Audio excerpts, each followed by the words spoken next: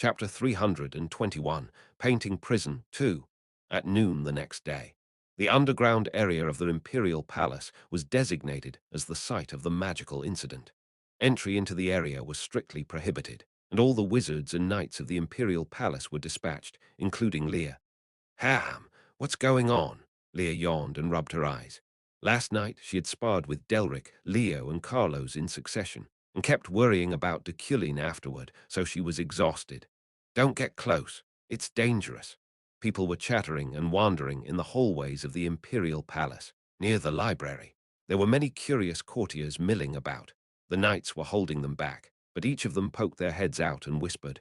Leah approached the knights and asked, "What is it? What's going on?" "Don't even be curious." "Oh, is it you, Leah?" Yes. Look over there." The knight beckoned to the Imperial Palace library. "It's a magic attack." "A magic attack?" "Yes." Was it the altar? Leah glanced over the knight's shoulder. The library was already a mess. The bookshelves lay collapsed like dominoes, and the books were scattered about the floor. Everyone who has visited the library over the past 3 days is missing. Missing? Yes. You hadn't realized this sooner. The library isn't a crowded place. This came to light last night when a screening wizard and their escort knight went missing. But there's more to it than that. The knight cleared his throat, glancing sideways, and then he whispered softly, "The number of missing persons in this palace are increasing." Really? The palace was wide. Many people didn't know, but there were tens of thousands of people living here. Not only high-ranking officials and courtiers, but also palace knights and wizards, their attendants, and hundreds of houseguests from abroad. Therefore, it was difficult to dismiss rumors that had already begun to circulate. "Is it time for me to step forward?" The knight grinned at Leah. "Do you want to go in? I think it'll be dangerous even for you." "It's okay." "All right." So she was allowed to enter. Leah slowly looked around the people investigating the site. There were too many gathered here. From the court wizards scattering mana here and there, men and women in suits from the intelligence agency, the deputy commanders of the Imperial Knights, Isaac and Lawain and Delric. "What's going on, Knight Delric?" she asked Delric. While talking to the agents, he noticed her approach. "Oh, is it you, Leah?" "Yes." Delric was kind, but the reason he smiled when he saw her like this was probably because of Deculein. No, was it thanks to Deculein? Yes. Selection wizards, knights, and librarians were pulled in. Where are they getting pulled into? This canvas. Delric pointed to the blank portrait lying in the middle of the library. The culprit seems to be this. But we're investigating who put this canvas here. Why? Are you going to join them too? Is that okay? Of course. Wuong, then something vibrated. Delric pulled a crystal ball from his cloak. After staring at it for a while, he cleared his throat. "Everyone, get ready. Count Eucline will be here soon." "Yes." At Delric's words, everyone, including the intelligence agency, stood straighter. Was he really the most powerful person in the Empire? Leah felt uneasy about their loyalty, but she decided to wait for Deculein with them. Stomp! Everyone in the library looked back, and Leah gulped. Her heart fluttered, but she took a deep breath to calm herself and erased her expression. "Welcome, sir." Delric saluted. So did the other agents, while Lawin and Isaac maintained their sullen expressions. There was no loyalty from those two. Perhaps Leah could use their help. "A magic attack?" Deculein asked. "Yes, that's right," Delric replied. "What is presumed to be the mediator?" "This canvas." The canvas. Deculein stared at it for a moment, then walked closer. "Oh, Count, it's dangerous." "Don't get too," despite Delric's warning, he removed the canvas without hesitation. He scanned the sheet of paper, turning it around. "Did you find out anything?" Isaac asked. Deculein nodded without saying a word. "What is it, this time?" Leah asked. Deculein looked down at her quietly. "She will come down from the floating island." "Yes." Everyone looked bewildered. Then Deculein hung the canvas on the wall and said, Ephren Luna. Looks like that girl is doing something strange." Now she was being chased by the floating island officers. Her crime was being the seed of disaster that could destroy the continent. The biggest threat was the altar, but the floating island was only trying to chase Ephren. He could understand. It didn't mean he sympathized. However, the floating island had nothing to do with the continent, so the biggest harm to their organization was an existence that had the potential to undermine the foundation of the current magical system. In a word, Ephren, you mean that Ephren? Yes, there have been a few missing reports recently. Delric looked at the intelligence agent beside him. The agent explained quickly. 103 cases inside the Imperial Palace and 830 cases outside. There were quite a few disappearances. Leah was also surprised to hear it was so extensive. Deculein lost himself in thought for a moment, then twisted his lips into a sneer and muttered, "It's foolish." They didn't know what was foolish, but as he turned around quickly, Delric asked, "Sir, where are you going?" "I'm going to look for Epheren. The floating island must have probably gone to find her." Leah asked him, "What are you going to do when you find her?" Deculein looked at Leah with cold eyes. His sharp voice hung like a blade over her head. "I will kill her." Deculein left without looking back. From the look of his back, Leah was almost convinced. The current Deculein was dangerous. I was running. My two legs were faster than a horse or a car. If I used the mirror passage placed in every corner of the continent, I could cross vast distances in moments. Ephren's canvas. It was clear what she was trying to do with it. I think I could tell, since she once did something similar in the distant future. No, she would do something similar in the future. She was preparing herself for the continent's destruction. She was thinking of saving the life of this continent with her magic on a scale worthy of being called an archmage. However, it wasn't that girl who I came to today. I wasn't able to find the girl who hid quite well, no, the girl who was no longer dependent on time. Etheric Deculein. Instead, I was facing Ephren's hunter on Floating Island, this heavy cloaked man. "Did you hear the news, Killer Maeve?" he asked me. I looked around. We were at the foot of the Empire's mountain, at the hut they built. I still didn't know what they were up to.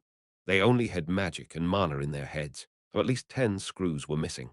"By news, you mean the disappearance?" "Yes, Ephren is doing something strange." Something strange. Maeve's face wrinkled into a frown as he continued. "We've definitely told you that Ephren is an extremely dangerous wizard. This is the price. Just explain what's going on." "Ephren has gone crazy," he said. I was disconcerted. Indeed, was it enough to be mistaken in that way?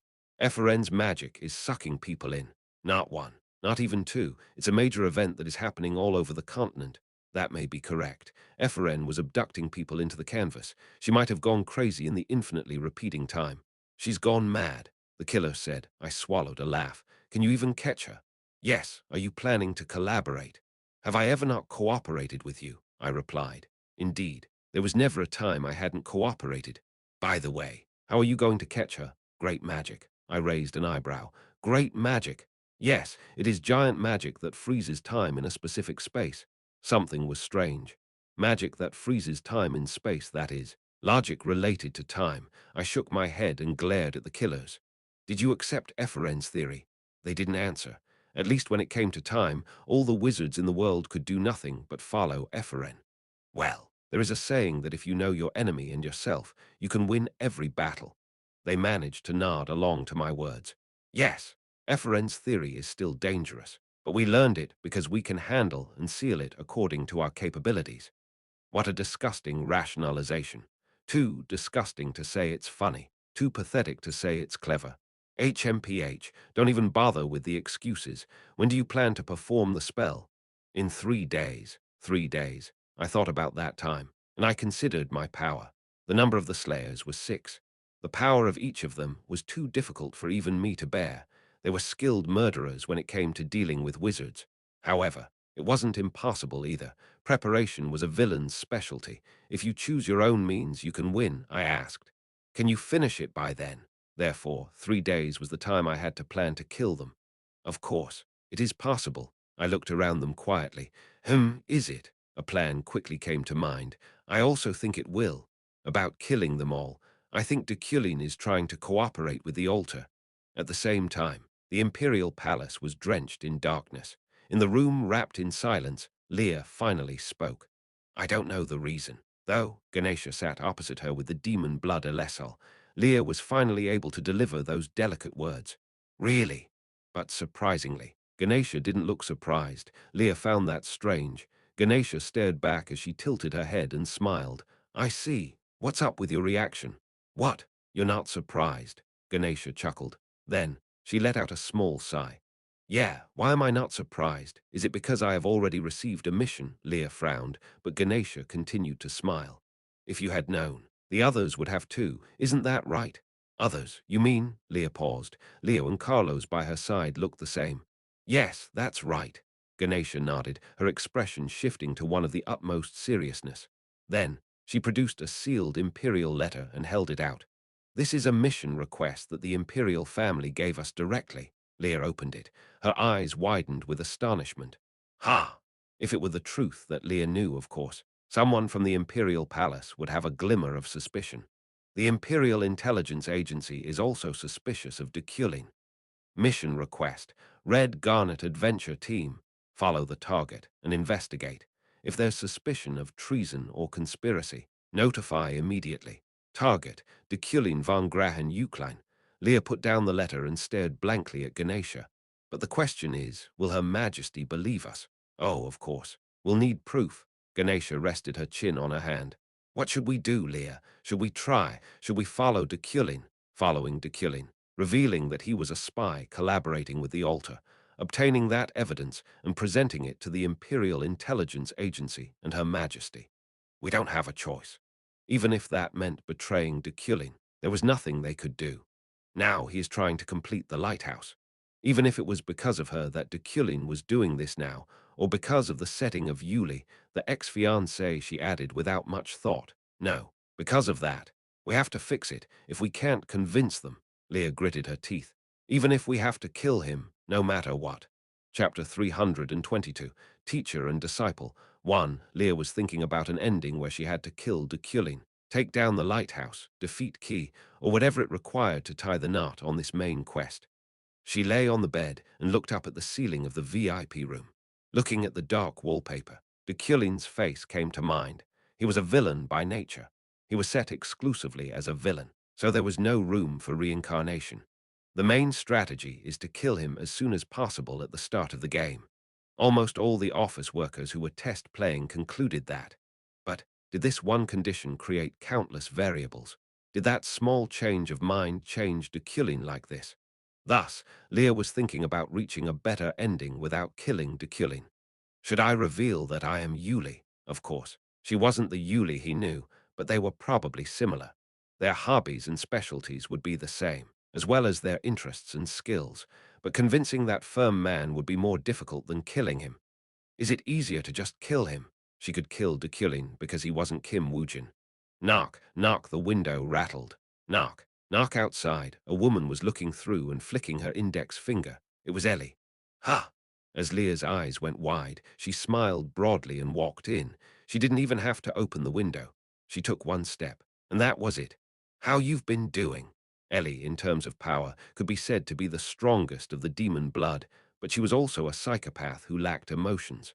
As Leah went back and forth from the desert, she passed on information to them and ended up growing closer to Ellie. Ellie, what's going on? The elder told me to stop by. In other words, that meant Alessal commanded her. Leah nodded. Is it because of Deculein's case?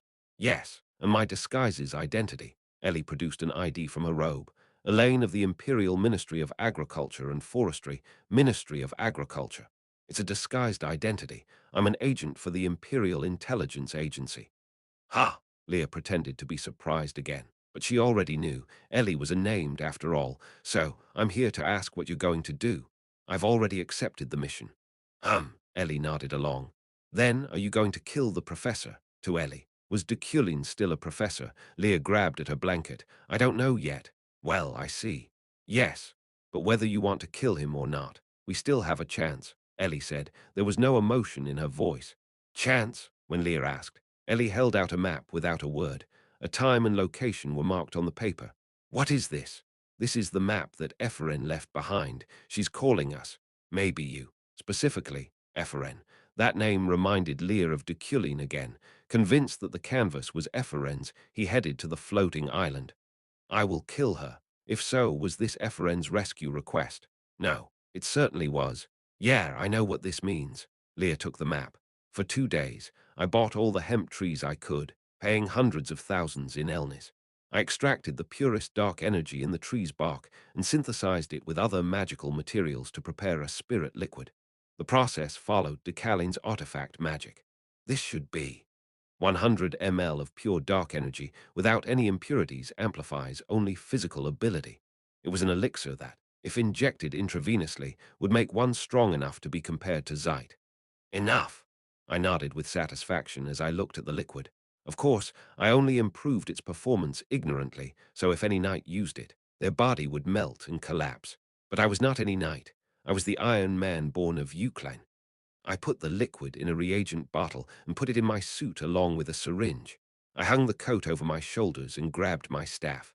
So, when I was about to leave the annex, bang, the door opened first, and someone wearing a dissatisfied expression appeared. She looked at me and yelled, "Hey!" A fearless woman who dared to call me by hey. Uriel, what's wrong with you? Why did you buy so many?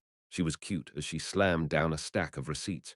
She kept yelling about something, but a smile tugged at the corners of my lips as I watched her. What are you smiling at? Why did you buy so many? She wasn't yelling out of anger. She was just concerned. She looked around the inside of the annex with hawkish eyes. Uriel. What? Uriel asked with a sullen look. The promised day will come soon. Promised day, Uriel frowned. Did she forget? Or was she pretending not to know? I said, looking at my watch. The day you will become the head of the family.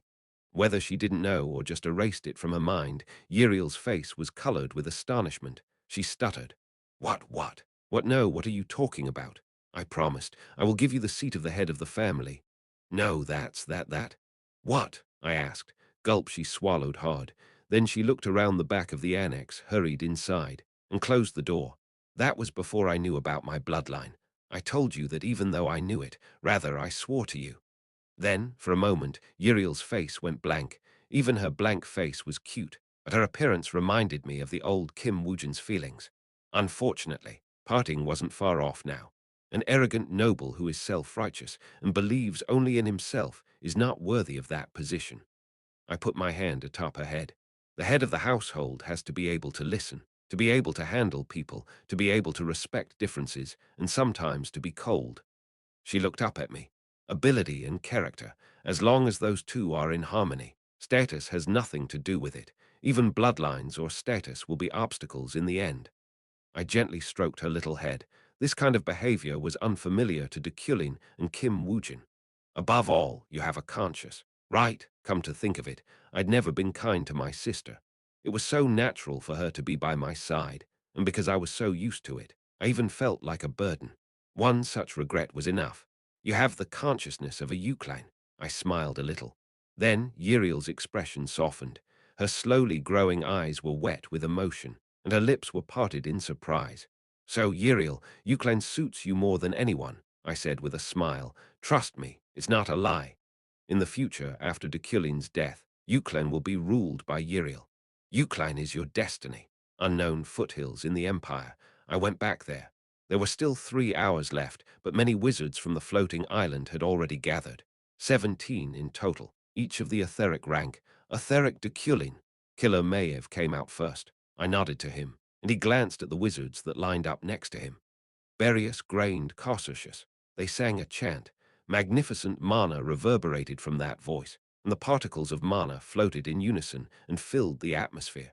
The medium for the realization of magic was the entire base of the mountain. It was a sight worthy of being called giant magic. There is no weak spot, I said frankly. There were none. The knowledge and magical power of the floating island were certain and perfect. Indeed, I've never once doubted their capabilities. Yes, the trap is certain. We will lock Epheren in time, and we will kill her, Maev said. I pondered for a while. Should I beat them all to death before this great magic was even completed? No, I didn't have to, even for Epheren. As her professor, I also had some things to say. When do you start? Soon, and then the Archmage will also come down. Archmage, that was a pretty bad name to hear now. Archmage, eternal rank. Archmage Adrian. Since this is a large enough event for an Archmage to step forward, we asked for cooperation from the floating island, and they accepted. Archmage Adrian. As such, my bad premonitions weren't always wrong. Where is she? I don't see her. She's watching from another place. What do you think? Epheren cannot escape. Maev said scornfully. Adrian was a very uncomfortable variable, but I felt I roughly knew what she was thinking in accepting their cooperation. Because it seemed to be fun. I could practically hear her voice as I rubbed my head. Woo-woo. The dust at the foot of the hill rose softly as the whole mountain shook, and leaves fell from the nearby trees. We will start now, Maev signaled. I also took out the reagent bottle from my pocket. Maev glanced at me. What is this? I answered without expressing any emotion. It's a drug. With this, we can win. Is it? Maeve walked away without another word and ascended to the source of their magic. He probably had nothing to worry about since Adrian said she would help. Etheric Deculein, please let me know if the theory is wrong. Of course, it is perfect even without your help. 1 in 10 million. Don't worry. Let's get started. The roles they had entrusted to me were inspection and coordination. In terms of an orchestra, I was like a conductor, but it also meant that even on the floating island, my magical insight was recognized. Get ready. Maeve raised a hand. Woo-wash, the wind kicked up. Now, there were a total of 17 seats in the core concentric circles of their spell. Each of the killers stood there and quietly closed their eyes. Boom! That was the start of the circle's operation. Pure mana rose from their bodies, and the air flowing from them quickly spread throughout the foothills of this mountain. Like the embers of a forest fire, the particles were blown away by the wind. Berius gracious, they chanted. There was no special meaning to it. Instead, the purpose was to harmonize their intent and mana by reciting the same sounds. And grained cautious. This great magic wasn't manifested loudly. It was rather quiet. It seemed as if all things had stopped. Even the wind. Crucius, that was the last chant. With that, the time at the foot of this mountain was fixed. We will move now, Maeve said. However, I didn't think there was any need to rush. Etheric Deculein. I looked over, following the scent of that girl. Follow me. I went over in that direction. The killers followed me. Stomp I moved, but the world was stationary. The earthen ground dug out by my heels stopped forever in that state, and no object radiated kinetic energy. At the foot of the mountain, where time has stood still, at the edge of a cliff, I found her. Is it you? I called the girl. No, it seemed that she had grown up too much to be called a girl now. Her hair was always frizzy since she would trim it with magic to save money, but now it was moderately long. There was a brightness in her eyes, which always seemed blank. If she didn't say that she was Epheren, most couldn't even recognize her. The killers warmed up their mana, and she spoke. Yes, it's me, Professor. Even her voice had changed quite a bit from before. However, was it because she'd grown up too quickly? She looked like a leaf just before crumbling, like a seed that had been lost in the winds. And my heart ached. That's why I thought, it's been a long time. She still needed one more lesson.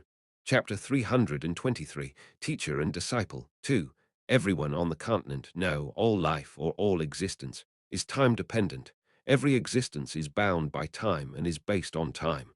Life is about getting time, and death is the end of that given time.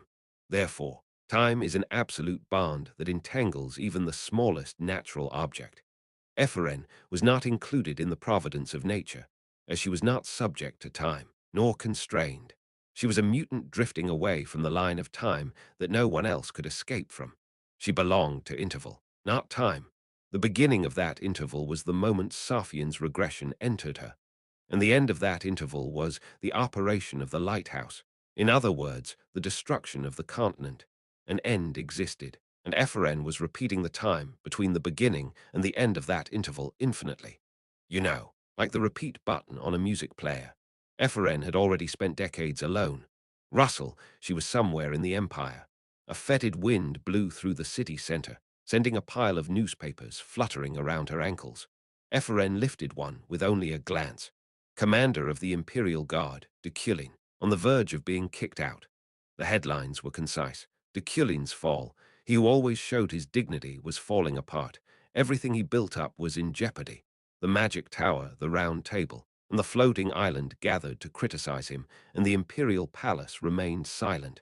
Epheren had no choice but to just observe. Taking her gaze away from the newspaper, Epheren moved again.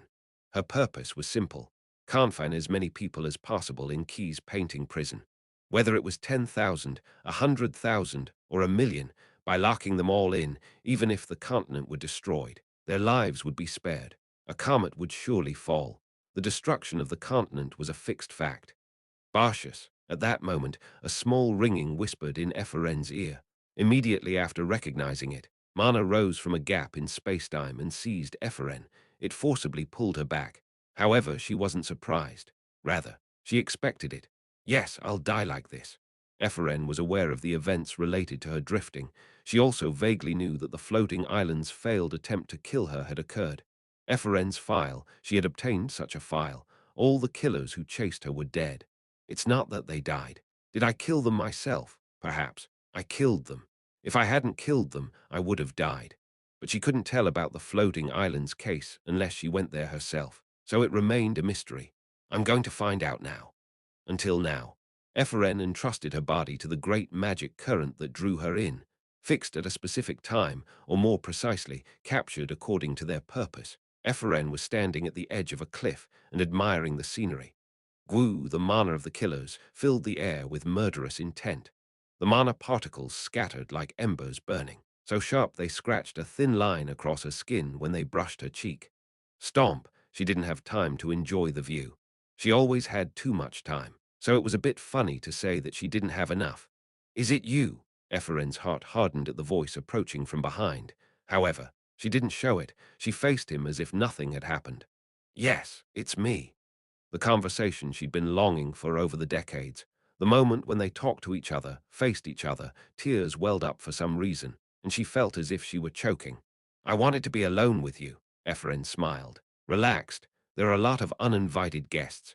Their murderous intent was endless. How was it possible to exude such hatred for a fellow human? What did you call me for? Ephraim asked, even though she knew everything. Deculein also answered, knowing everything. Are you responsible for the unusual kidnappings taking place across the continent? Yes, Ephraim didn't hesitate. Denying it to those who already knew everything wouldn't change anything. For a moment, Deculein's brow furrowed, and he raised a hand to hold back those raising their mana behind him. Deculein asked, Why? Because the future has been decided. Saying that, Ephraim took a step closer. She wanted to be close to him, even a little more. Is the future decided? Deculein asked, as always with an arrogant look with a face that said, How dare you? Someone lower than me. She missed even that. Yeah, I can only go back and forth between the future that exists. I can't go to a future that doesn't exist, and there is a future that does not exist. For Ephraim, time was based on probability, and it was about staying in the time with the likeliest probability. However, that future was cut off after the lighthouse's reconstruction, with the shockwave of a comet hitting the continent and the final light washing over the world. Ephraim's future disappeared. The continent will perish. That's why Ephraim's will was firm. Ha! Still, Deculein snorted. He didn't believe it. The continent will not perish. It will perish. Who do you think you are to say so with such confidence? Because I saw it with my own eyes. Ephraim pointed to her eyes. Deculein twisted his lips into a sneer. Your eyes must be wrong. This is ridiculous. The killers here consider you a greater danger than that destruction. Deculein pointed behind him. Then he struck the ground with his wooden staff. Boom! A vibration spread through the mountains. Because of your foolish delusions, people who do not even know magic are trapped. Ephraim clenched her teeth. I missed you so much. I wanted to talk to you, but how can you make me so angry when we meet? Was this the reason I killed all of them? You're still suspicious. You still don't know. Doubt is the virtue of a wizard. Ephraim stared down Deculein. It was incredibly unfair, but he was still Deculein. As expected from you, Professor. Deculein nodded, as if that was the signal. The killer's mana formed a sure weapon as a magic circle glowed below them. They were enhancing their bodies for hand-to-hand combat. Ha! Ephraim sighed. Then she shook her head and gathered her mana. You cannot defeat them. Ephraim, Deculein said. No, I can beat them. The reason is, Deculein asked. I saw it in the future. Your eyes must be wrong. He said the same thing again. Now it was just funny. Ephraim's eyes widened. What else did you see? Ephraim watched his movements carefully and answered, You'll fall. Is that so? He took off his coat. So far, it was normal, but the next thing was surprising. He threw his coat to the ground. Of course, time at the foot of this mountain had stopped, so there wouldn't be any dirt on it. But the reason is, you'll be betrayed, first by the floating island and then the magic tower. Then, Deculein took off his watch and tossed it beside his coat. Why will I be betrayed? That must be something you know. You don't know? I want to tell you too, but if I get too close, a contradiction arises. She wanted to tell him. She wanted to change that future. But even that was part of the contradiction of time, and it was unavoidable. She was helpless. Deculein nodded. Don't be so sure if you don't know the details. And as he said that, Ephraim felt a painful headache. Was it born of anger or frustration? The future, you see, is only a phenomenon. Deculein rolled up his sleeves and loosened his tie. He lifted his hair without leaving a single strand behind. The most important thing is you, who interprets the future, Epheren. Deculein's words touched a certain part of Epheren's heart. Epheren, you said you kidnapped people into the picture because the future was already decided. But that's not the right answer. It was such a stupid answer that I was shocked. Deculein pulled a vial from his pocket. Epheren looked into his eyes. Everything around them didn't matter now.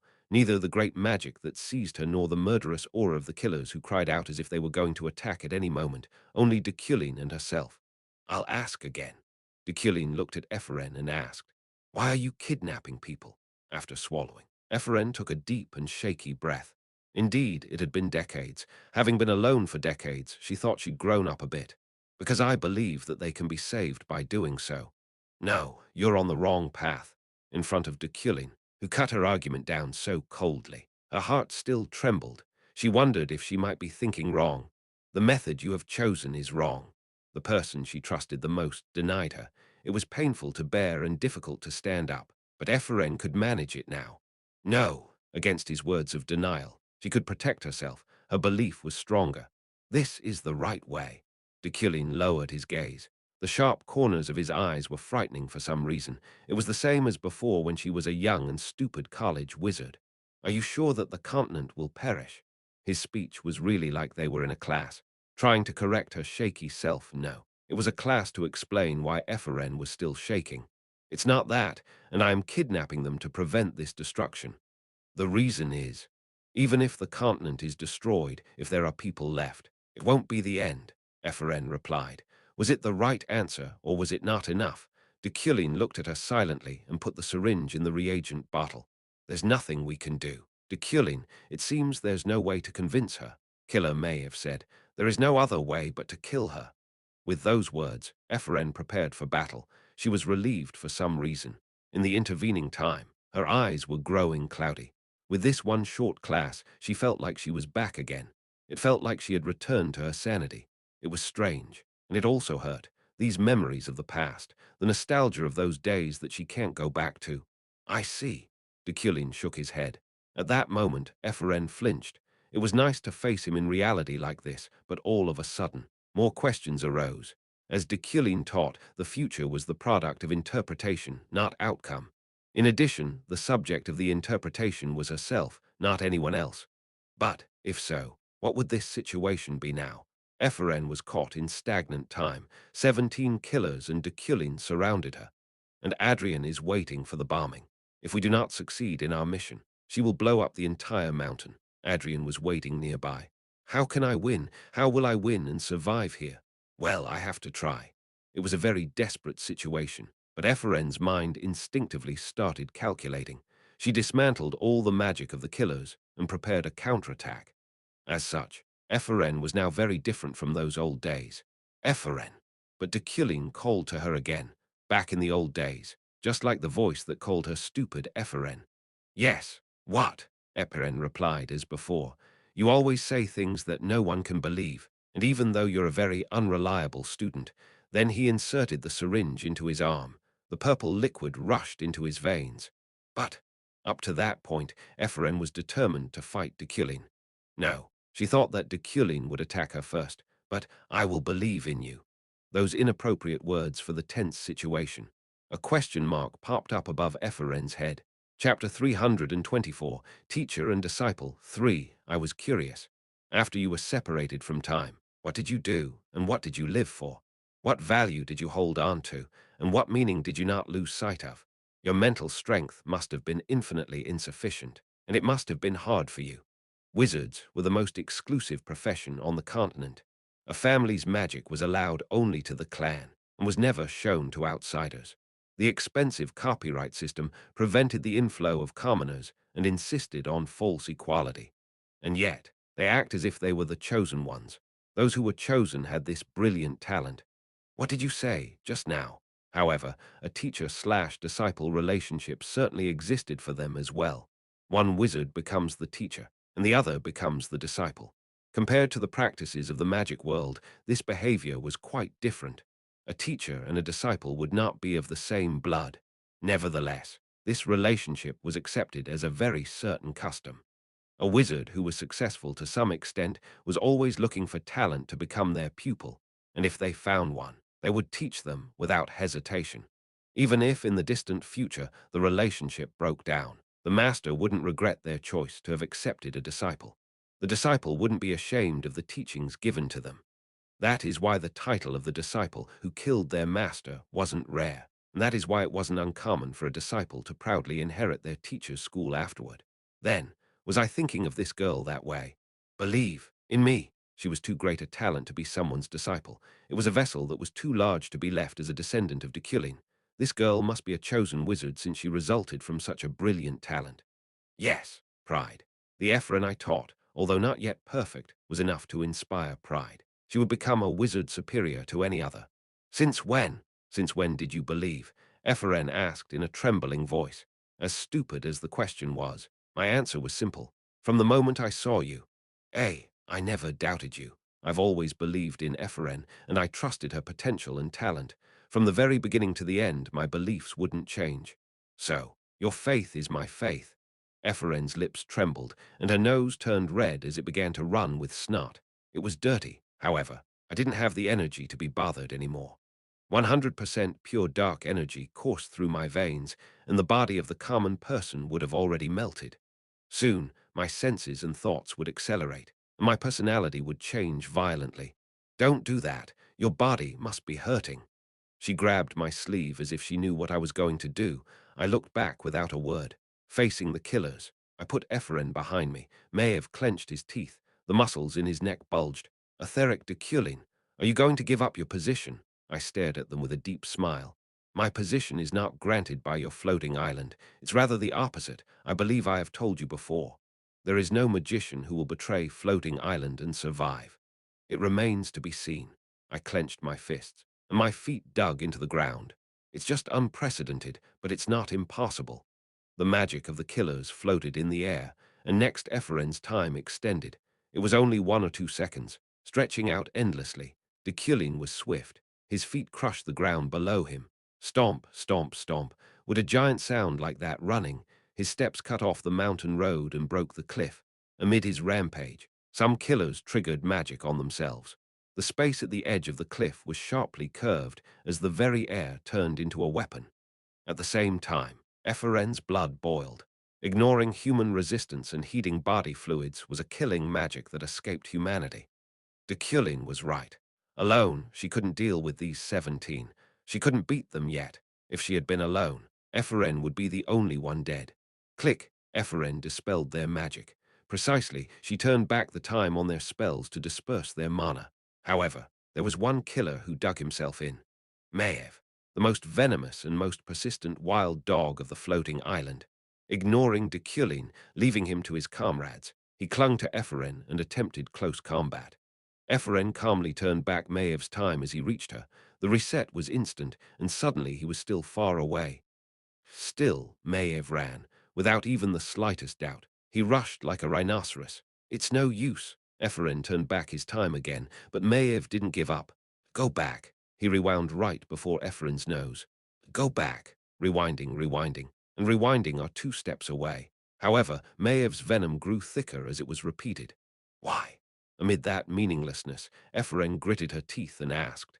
The murderous intent Maev was emitting right now, the incomprehensible tenacity, gave Ephron a certain question and at the same time an opportunity for enlightenment.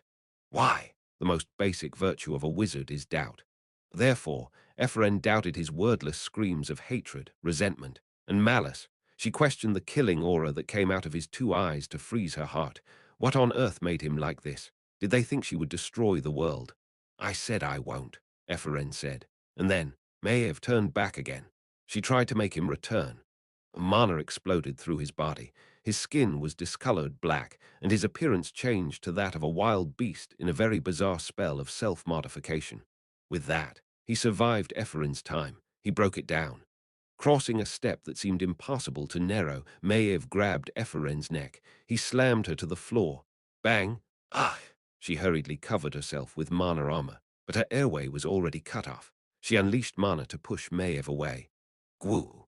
Gravity amplified 100 times over pushed on Maev's body. However, he lost his reason, blinded by madness. He endured even as the increased weight crushed him. Boom! Epheren was thrown to the ground.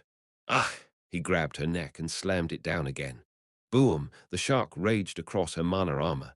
She felt like the back of her head, and her back had been torn open. Maev lifted Epheren again. And ah! A scream. Neither Maev's nor Epheren's, just the sound of terrible pain. Caught by her neck and thrown into the ground again, Epheren stared up into the sky for a moment. Through a haze, she could see Deculein covered in a purple mist as he hunted down the killers. Crash! As his fist collided with one's stomach, they exploded in a burst of red like a tomato. Then moving to the second killer, Deculein grabbed his head and pulled it out. Splash! The splash of blood hung in the air.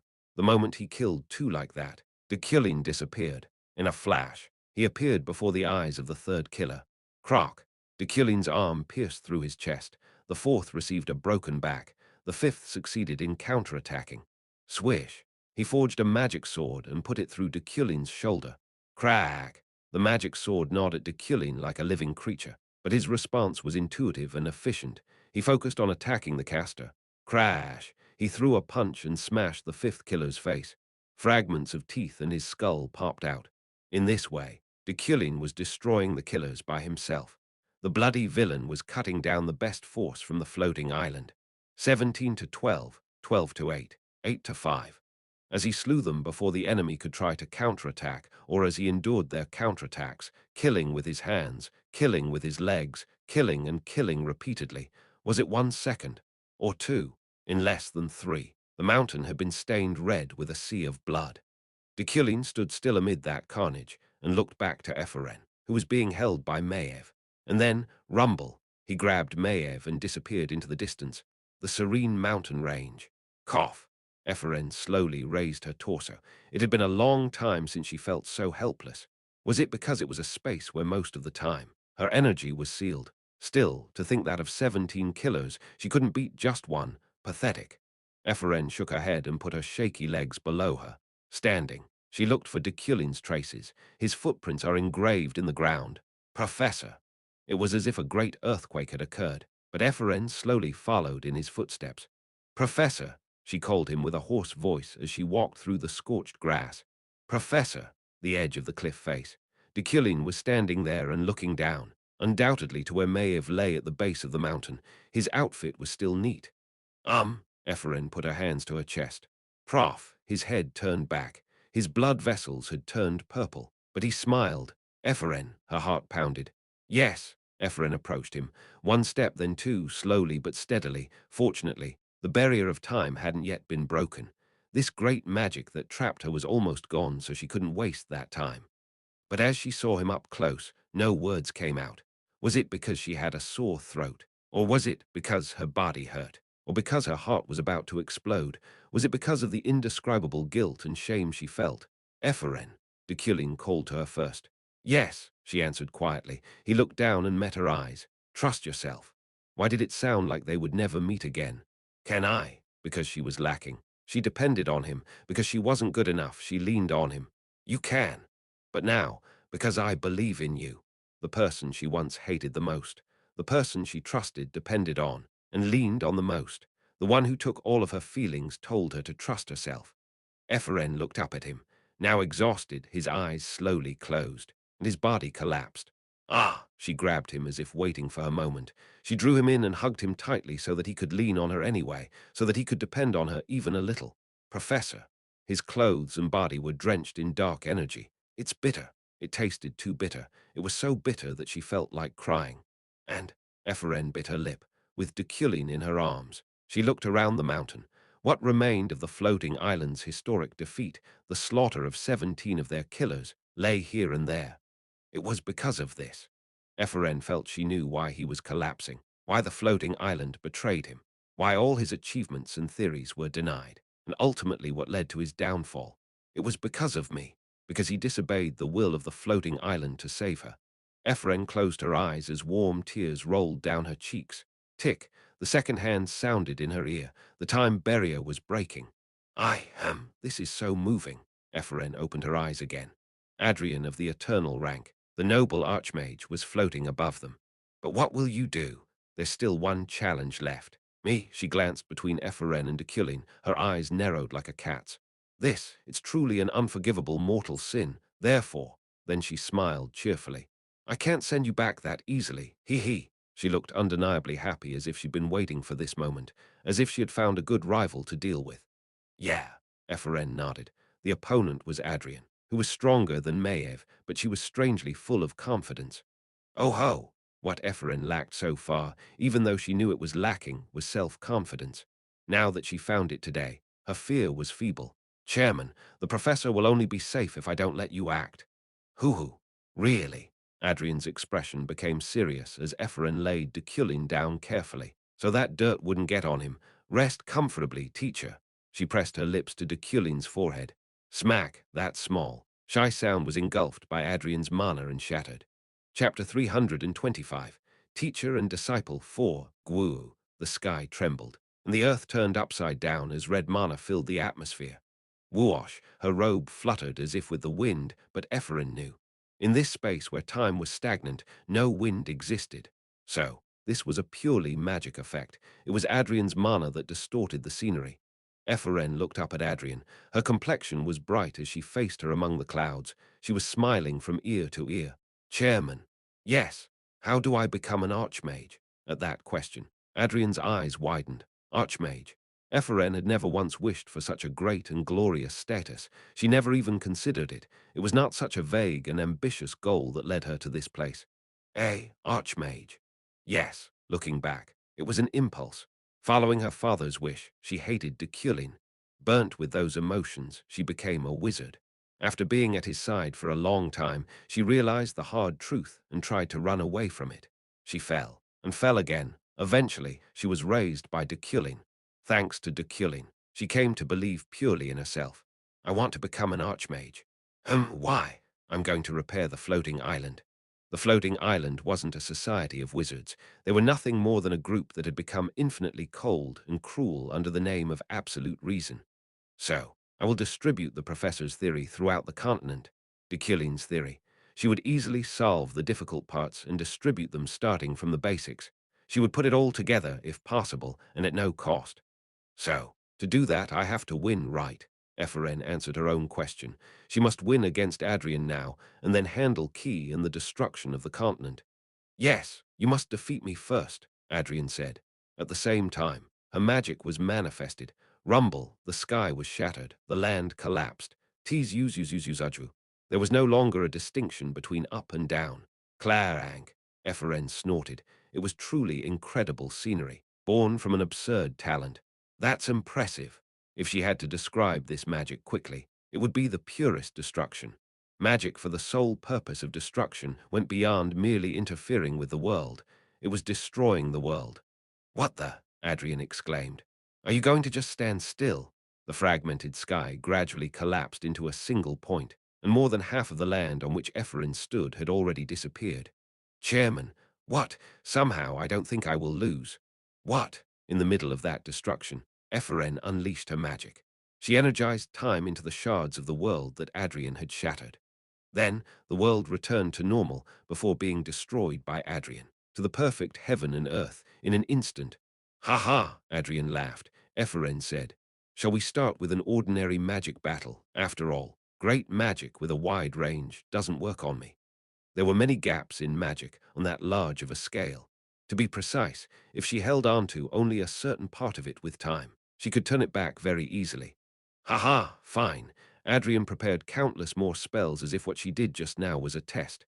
As soon as they were ready, they fired. Boom! Meteor drop, hell fireball, earth decomposition, wind fury blade, moonlight shard. Enormous destructive spells were woven in an instant and fell upon Ephraim. But, exactly, as Ephraim snapped her fingers, each of the spells vanished. As expected, I'm good at judging people.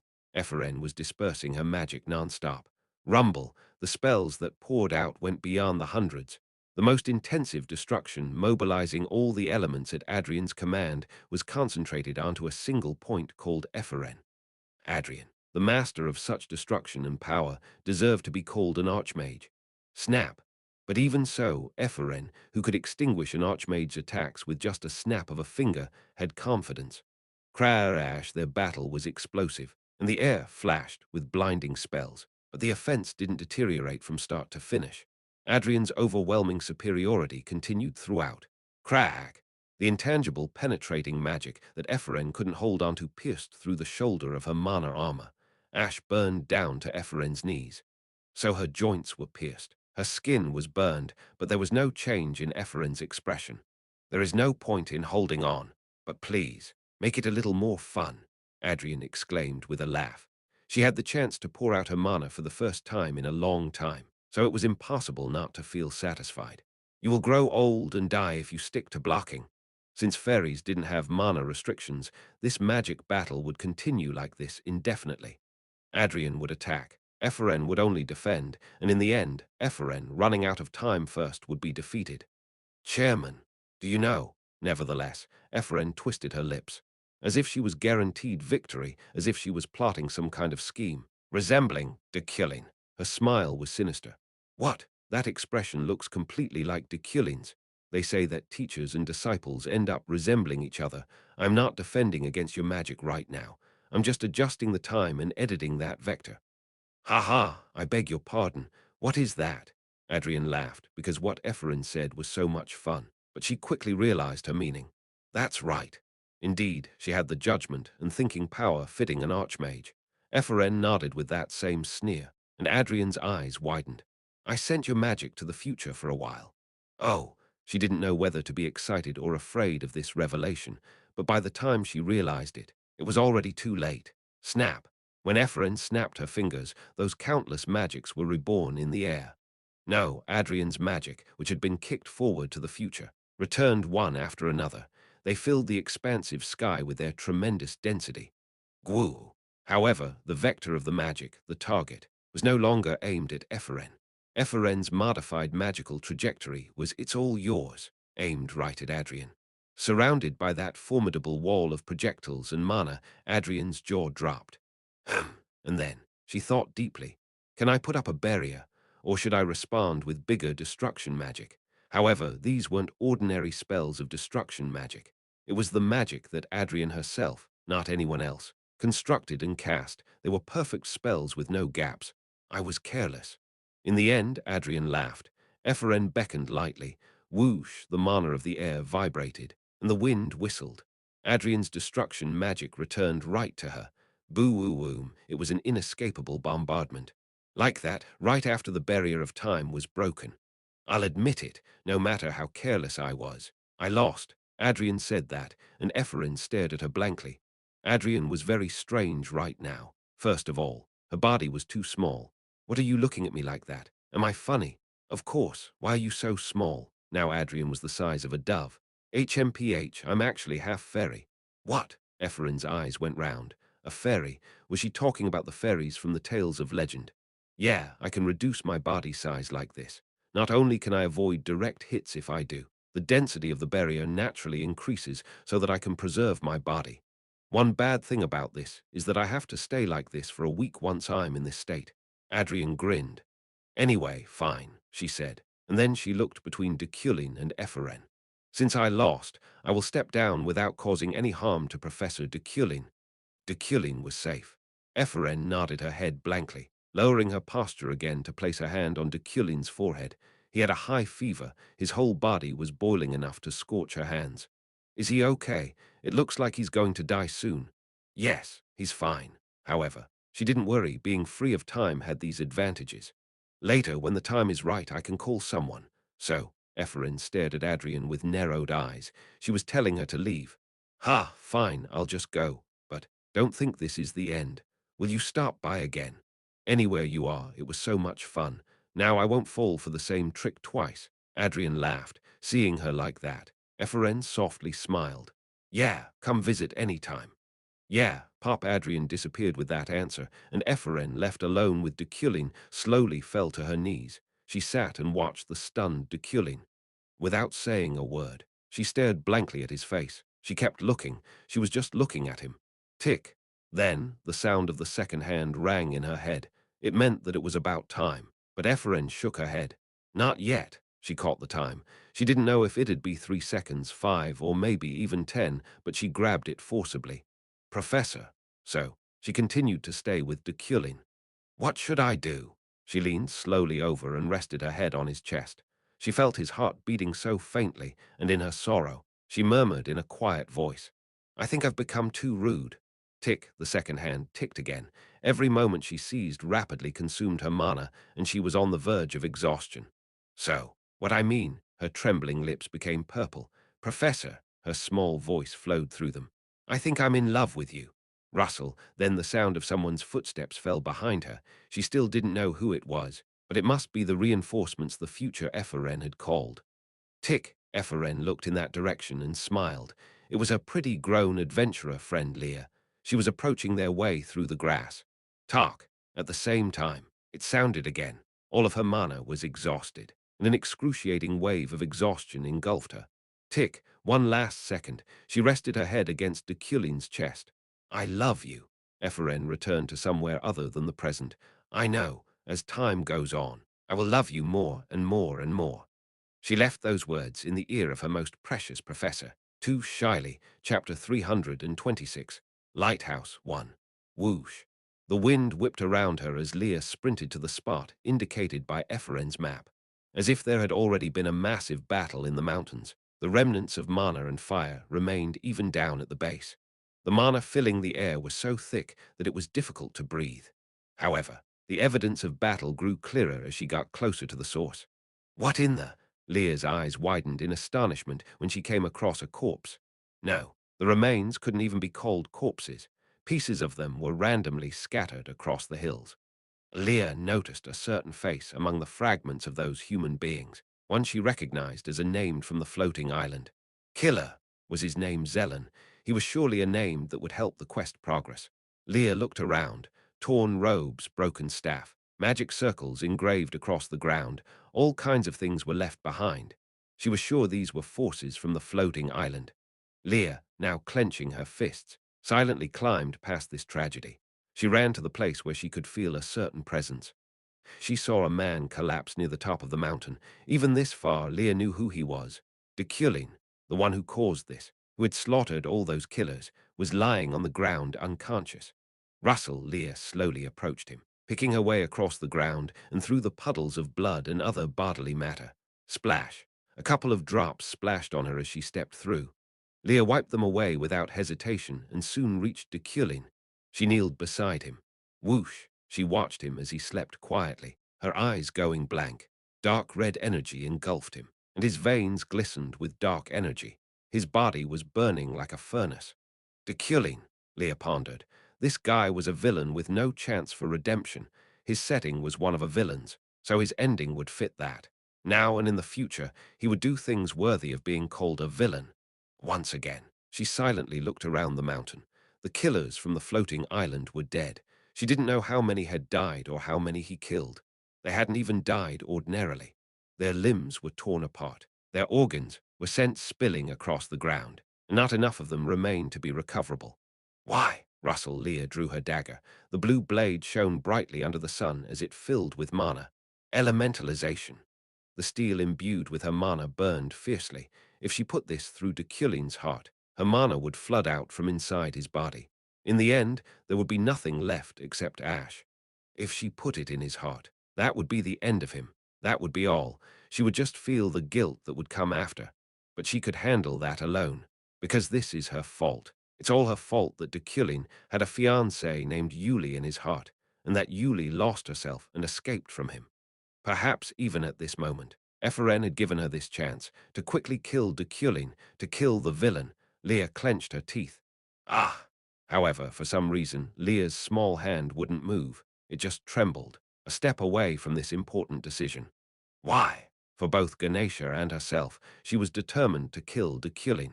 But when she looked at Deculein's face, and that face that resembled Kim Woojin, her heart ached. Why did you have to look like him? These old memories that she couldn't forget no matter how hard she tried. Deculein only resembled him. He was just a character that used him as a base. But even though she knew that, Leah couldn't move. Her heart denied such an action. Nevertheless, her hand tightened around the dagger's handle. Once again, She repeated to herself. Deculein is dangerous. He is trying to complete the lighthouse and destroy the continent. Even if it is because of the pain of losing Julie and the non-existent ghost named Yuli, he must be stopped. The opportunity to do that was right in front of her. Deculein was lying here. Leah raised the dagger, the tip trembling. Woo-ah, she had to grip it with both hands to bear its weight. She made a sound that even she didn't know if it was a cry or a scream and lowered the dagger. Right at that moment, a man shimmered in front of Leah's eyes. He looked at her with a wide smile. Kim Woojin. Thud, the dagger fell, piercing Deculein's heart. Drip, drip, drip, tears welled up and rolled down Leah's cheeks. Ha, ha, it felt like her heart might explode. Leah looked down at Deculein's chest, twisting the dagger she held. Suzusu, however, the fate she prepared for wasn't there. The dagger had stopped right above Deculein's suit. She couldn't tear, break, or burn the magical fabric he wore. It was just at the edge of it. It was just scratching at his side. The reason was simple. The elementalization imbued in the dagger had already dissipated. Ah! Before swinging the dagger, Leah had let it drop herself. However, she didn't know why. Maybe it was because of an instinct she wasn't aware of, or maybe it was because of those feelings she hadn't let go of yet. As she remained confused, thinking of the man named Kim Woojin that came to her mind over and over again, a hand wiped the tears from her eyes.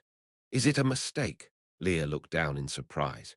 Then she fell on her back, startled. Ah! Deculein was looking up at her.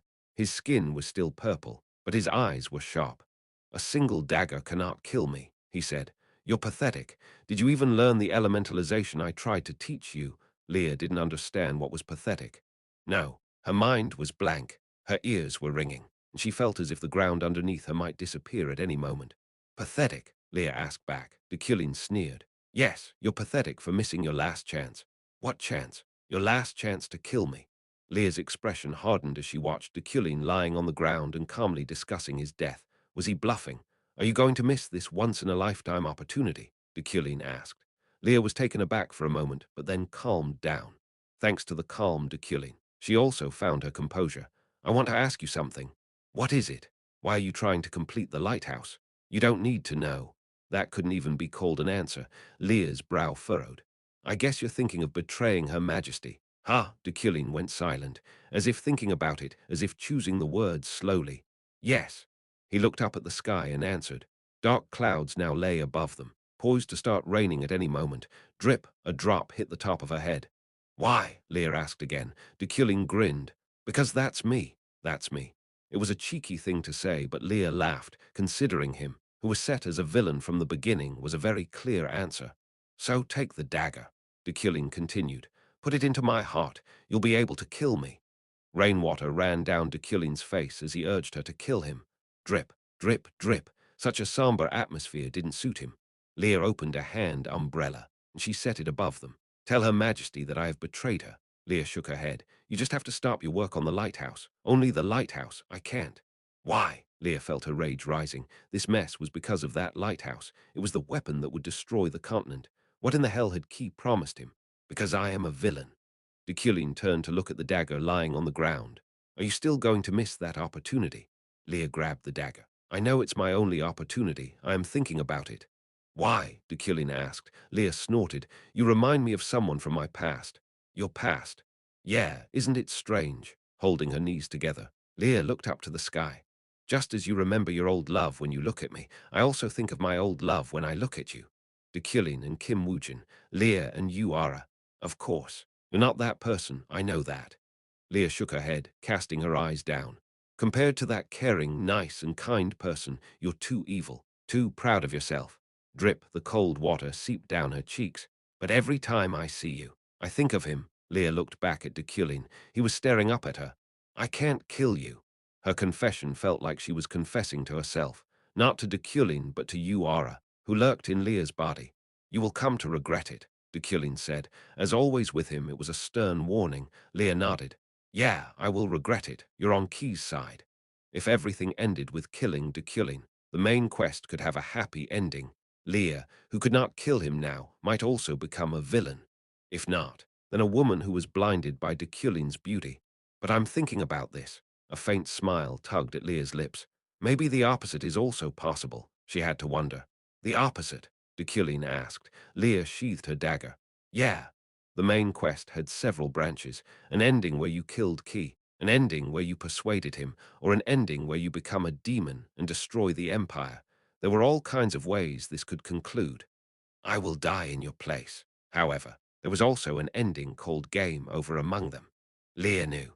As one of the team members involved in development from start to finish, she knew that ending's existence. Deculein didn't say anything. He stared at her as if it was absurd or he was dealing with some kind of idiot. I know, I look stupid. Right, I can't just kill someone because they resemble my old love, so I'm preparing to die instead. No, I think you're stupid for your overestimation.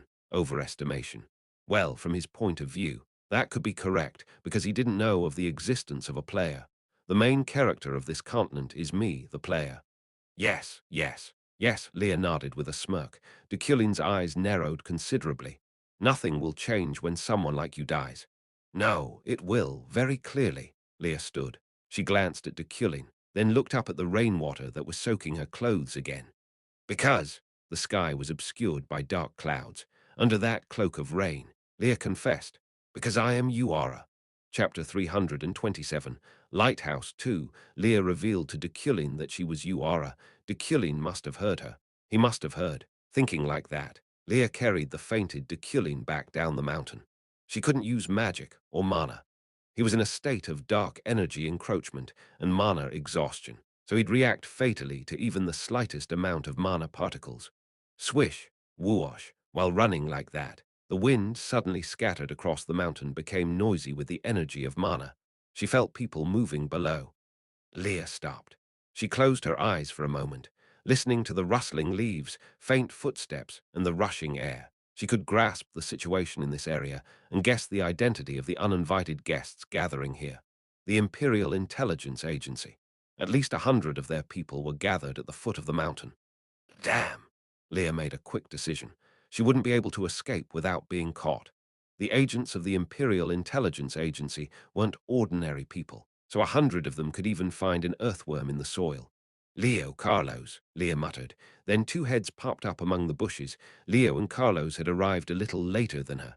What? What? Their answer was the same, but the expression and intonation were different. Leo was smiling brightly, and Carlos looked displeased. Divert them. I'll hide and follow you a little later.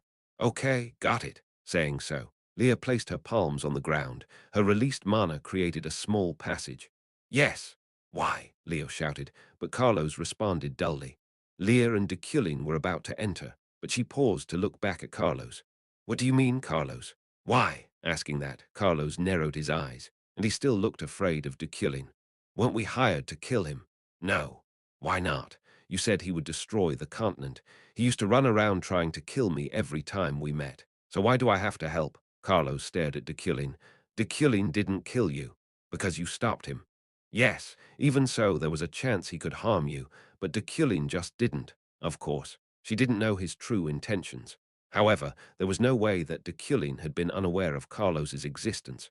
You know who Deculein is, huh? Judging by his power, he would have been able to find us any time after hiring some adventurers. Leah's eyes filled with warmth as she watched Carlos think. Carlos? Okay, so I just have to run around with Leo. He's so stupid that he can't do anything but run anyway. Carlos pointed to Leo. What? I'm not stupid. Leo was furious, but Leah nodded. Yes, just do that. Okay, Carlos pouted as he warmed up. Leo joined him in stretching. I will follow you soon. Leah went down the tunnel with Deculein, and Carlos and Leo ran opposite directions. It was raining. A steady drip of water tapped against the window. In this way, nature was the fairest. In the noble inner chambers where the emperor resided, in the dark alleys where thieves wandered, in the humble prison where criminals were bound, the smell and the sound of rain would spread and seep in the same way. Now, Safian, enjoying the rain, was calm. Quietly, she looked out the window and watched the rain but didn't say anything. Your Majesty, will you be okay if you don't ask if it's true? Ahan asked. Safian rested her forehead against the window pane, enjoying the cool glass. Her eyelashes trembled as she closed her eyes. She had already received the news. It was reported by the floating island, and it was confirmed by the Imperial Intelligence Agency. Deculein annihilated the killers from the floating island. It must be true. Safian requested cooperation from the floating island to destroy Key and the altar. The power of the floating island would be indispensable. Therefore, the killers of the floating island were going to be mobilized for war shortly. Surely, that was the case. But why would the professor do such a thing? Ahan bit her lip. The floating island is furious. I know, but they wouldn't dare reveal the reason because of their pride. 17 killers, all the floating island's pride, had been killed by only Deculein.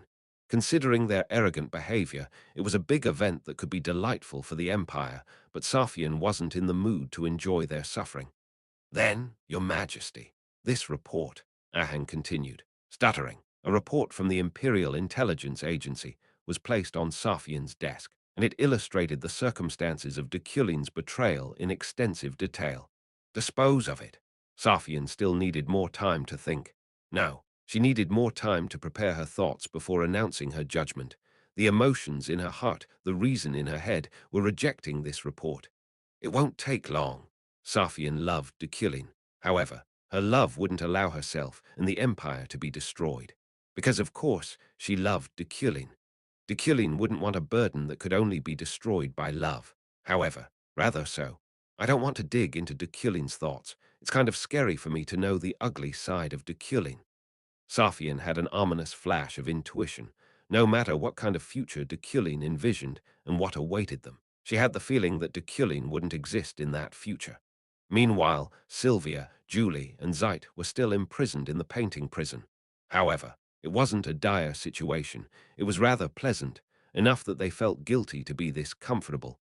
Silvio, you have the talent to become an archmage. Of course, it was thanks to the 3 primary colors of Iliad. With powers approaching authority, she went beyond transforming this empty picture prison into a livable space. To think you would draw the world. I can only admire it. She gave shape to the world. Zeit couldn't help but think of his hometown, seeing the great Sylvia like this. He couldn't help thinking of his family. For Aiden, it was purely thanks to this archmage candidate that Zeit wasn't impatient. The talent needed for Freyden was this close. It must also be the fate for a wizard to save the knight's holy land. The one who could solve the Ice Age in Freyden was right here. Zeit looked at Sylvia, and his eyes twinkled. So Silvio, be quiet. Okay. And it's not Silvio but Sylvia. Oh, Zeit pursed his lips. He mispronounced the name of a great wizard. You're impressive. Sylvia. Then Julie chimed in. Her eyes were twinkling as she looked around the landscape created by Sylvia. This space has completely turned into Sylvia's world. You are so right. Zeit played along with her.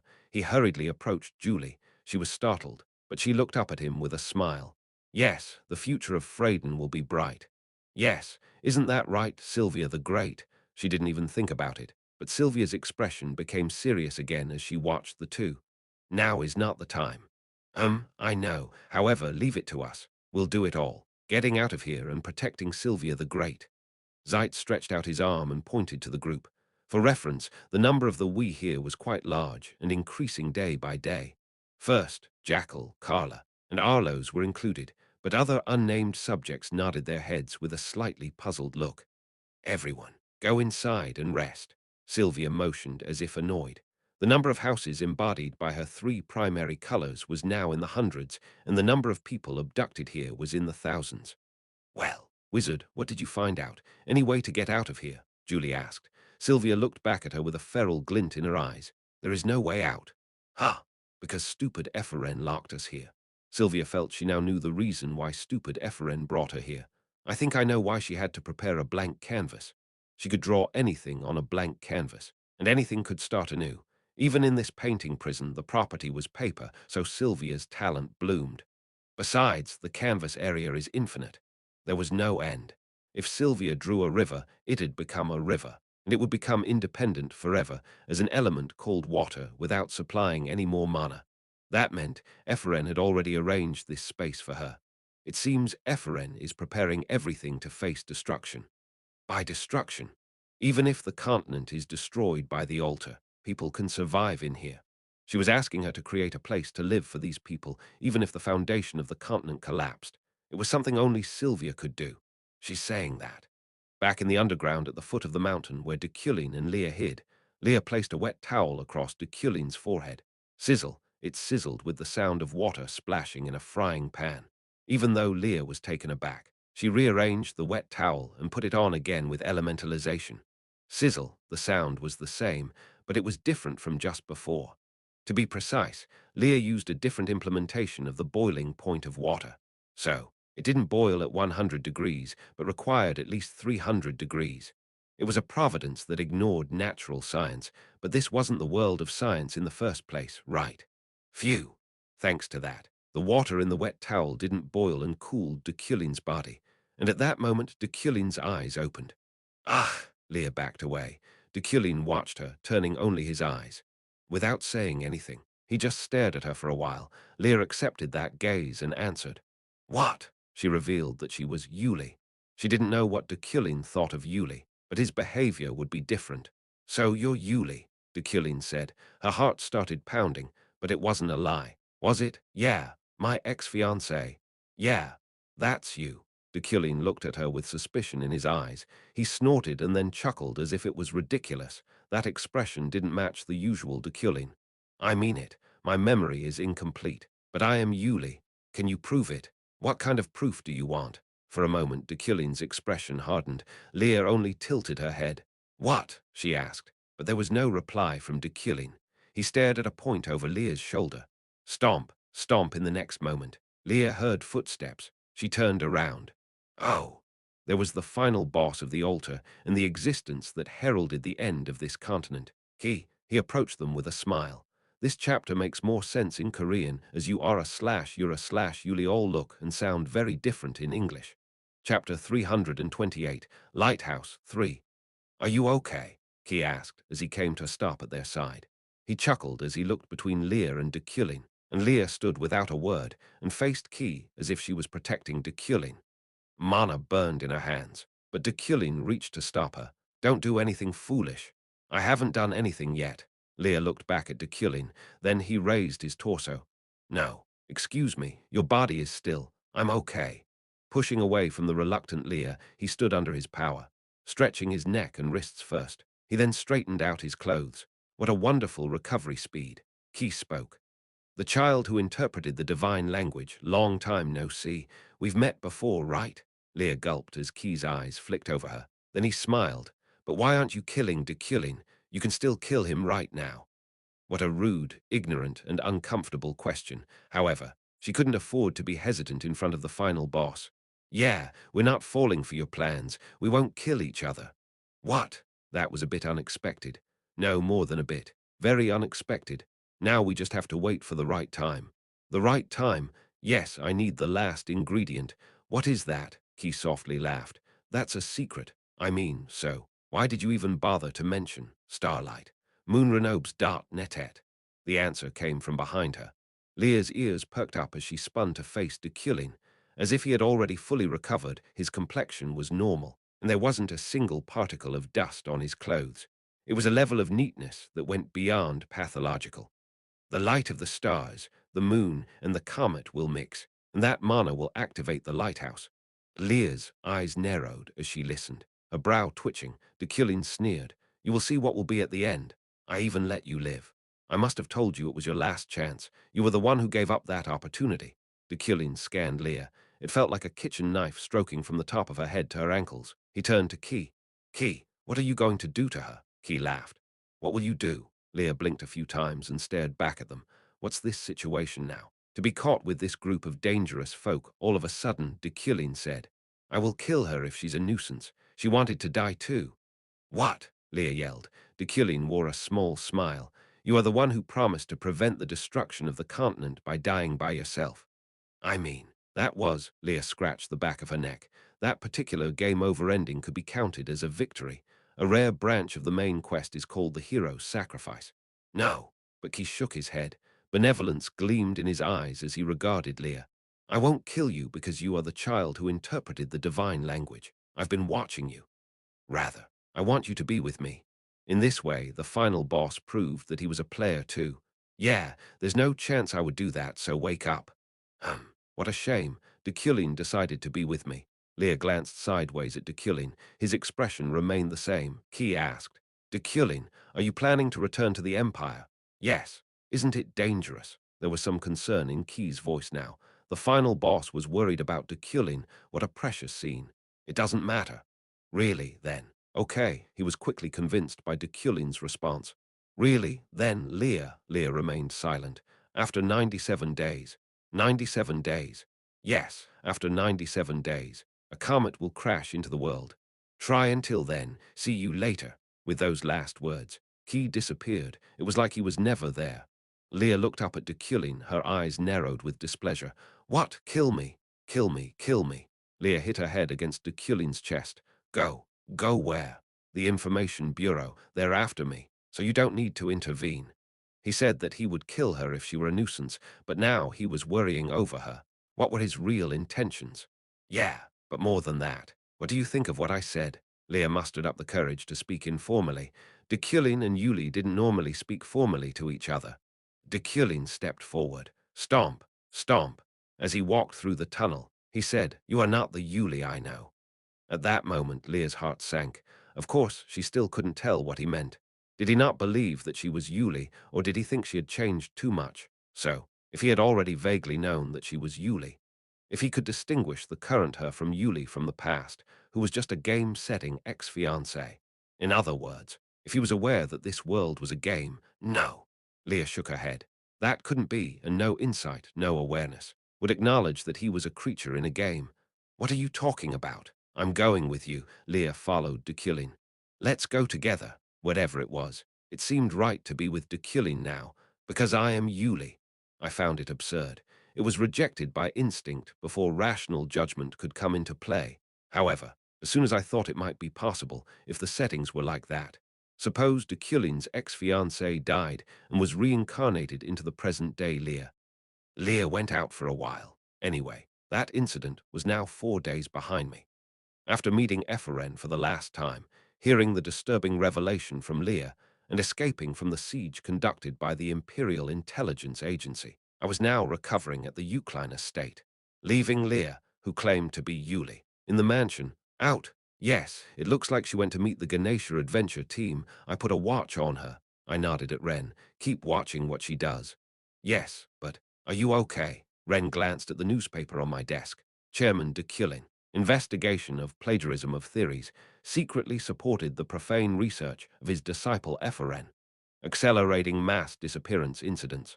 The suspect is Deculein's disciple, Epheren. The newspapers were all gossiping about me. Of course, it was all the work of the floating island, but there was no mention of the massacre of their killers. They must be embarrassed about that incident. I'm fine. However, Count, this Epheren case, it's not your fault. Ren carefully added one more confidential document to the pile. It seemed to be information he obtained on his own. The intelligence service is now trying to frame you as an accomplice. Mass disappearance.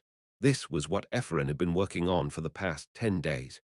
Compared to when it started, the frequency now was so rapid it affected society as a whole. Thousands of people went missing every day. You will be in trouble if you respond too late. If you appeal directly to the Imperial Court, it will be accepted. Why should you overturn the deeds of Epheren's arbitrary? There's no need to. I cut off Ren and burned the document he handed me. At this point, the floating island should also realize what kind of monster their arrogance created. It wasn't a lie to say I was an accomplice to the mass disappearance, given there was now only 93 days until the comet arrived. So, now was the right time to get started. Perhaps Epheren was also adjusting the time according to her plan. Being time-independent, of course, she was free to do whatever she wanted, but she must be in sync with us to offer help. Ren, pass it on to the Imperial Palace. Thanks to that, I could help Epheren too, living up to the ruthless prestige of Deculein of Deculein in a very sure and efficient way. I thought of a good way to use this mass disappearance case. How? The demon blood execution. All we have to do is send them all into the canvas, since they seem to be overflowing the concentration camps. At the same time, someone was looking at the scene beyond the window of the Deculein mansion. That is, as Deculein became an enemy to everyone. Epheren, sitting on the branch of a long Zelkova tree, watched only Deculein's back. Professor, she kicked her legs and mumbled, I didn't know before. The confidential document Epheren had seen with her own eyes, agenda for punishment of demon blood. Deculein proposed to the Emperor. That rekindled the spark of demon blood discrimination. Deculein would continue to try to force countless people into the canvas. At the time, I thought you were just trying to use my magic for your ends. Ephraim knew about that future, but the emotions she felt now were quite different. I thought that was the case. She thought that Deculein, driven to the edge, was going mad. She thought he was trying to kill all his foes by driving them away. She thought he was trying to defend his position. Seeing it now. Now, she was ashamed of herself for having thought that way. I'm so ashamed. And I'm so sorry. Even now, I want to run and lean on your back and speak to you. You knew everything. Deculein had said from the beginning until now he believed in her. Thank you, as he promised. He would help her from start to finish. He would become the most reliable helper, a teacher who gave generously, and that lighthouse would illuminate the way ahead. Even if that's the way, he was hated by everyone. Even if the process was too wrong, only the result should be right, in a Deculein-like way. But, Professor, do you know that? Ephraim softly muttered. I always think I can't like you more than I already do. You know, she could only see his back. She couldn't even look into his charming blue eyes. But it wasn't like that. Ephraim continued to watch. She didn't want to waste a single second, so she didn't take her eyes off him. As time goes by, I like you more and more. Ephraim lowered her head. She was barely holding back the tears. Ha! As she noticed movement from the corner of her eye. Ephraim's eyes went wide. What? Night Julie, who should have been in the canvas, watched Eucline's mansion. Did Sylvia take her out? Ephraim watched her while muttering like that. Join us on Discord. There will be a huge announcement and a significant giveaway by the end of April. Chapter 329. Julie won a week ago. In the painting prison created by Key and remodeled by Ephraim, Julie was polishing her swordsmanship. She was sparring with strong warriors such as Zeit and Jackal and receiving their instruction. She developed her skills. Like this, she perfected Deculein's moves into her very own swordsmanship. On the other hand, Sylvia was engrossed in how to communicate with the outside world. She worked with intelligent wizards such as Arlos and Carla to find a way out of this prison. In the process, she envisioned a 230-page formula full of crazy spell ideas. This is the best. What do you think? It's connected. Right, but was it because this prison was a miracle that went beyond magic? The three of them still couldn't develop a way of destroying this place. The only technique they devised was bypassing. Yes, there seems to be a connection. The key was Arlo's and her dolls. Although Arlo's was now imprisoned here, there were still many dolls made by her on the continent, and some of them could be called masterpieces born of her heart and soul. Of course, remotely controlling them was possible. Move it, Sylvia told Arlo's. Arlo's closed her eyes for a moment of deep concentration, but then she shook her head. It will be difficult. Their view is shared, but it is very difficult to make it move. I see. Sylvia let out a small sigh. The method they had now chosen was mana thread. There was no way to escape from this place using ordinary magic, so Sylvia devised a way to borrow the doll's eyes and body by letting her mana out in a thin line. Your spell doesn't seem to be enough, Arlo's murmured. Sylvia glanced at her. Not enough. No, it's using the same method as Key, but you can't do it with your resources. This was the same one used by Key. Key, which existed outside the world, controlled the continent's dolls with magic very similar to this thread. If you hadn't made a doll for Key in the first place, this wouldn't have happened. Sylvia pouted as Arlo smirked at her. If I hadn't made a doll, he would have found another way. He wouldn't. He would. You are underestimating him too much. He wouldn't. He would. He wouldn't. He would. Ignoring the two repeating themselves, Carla intently stared at the blackboard. A magic circle with all kinds of lines and circles intertwined like an earthworm painted the board. I think there is a way, Carla said. A way. A way. Arlos and Sylvia questioned her just before pulling each other's hair. Carla nodded.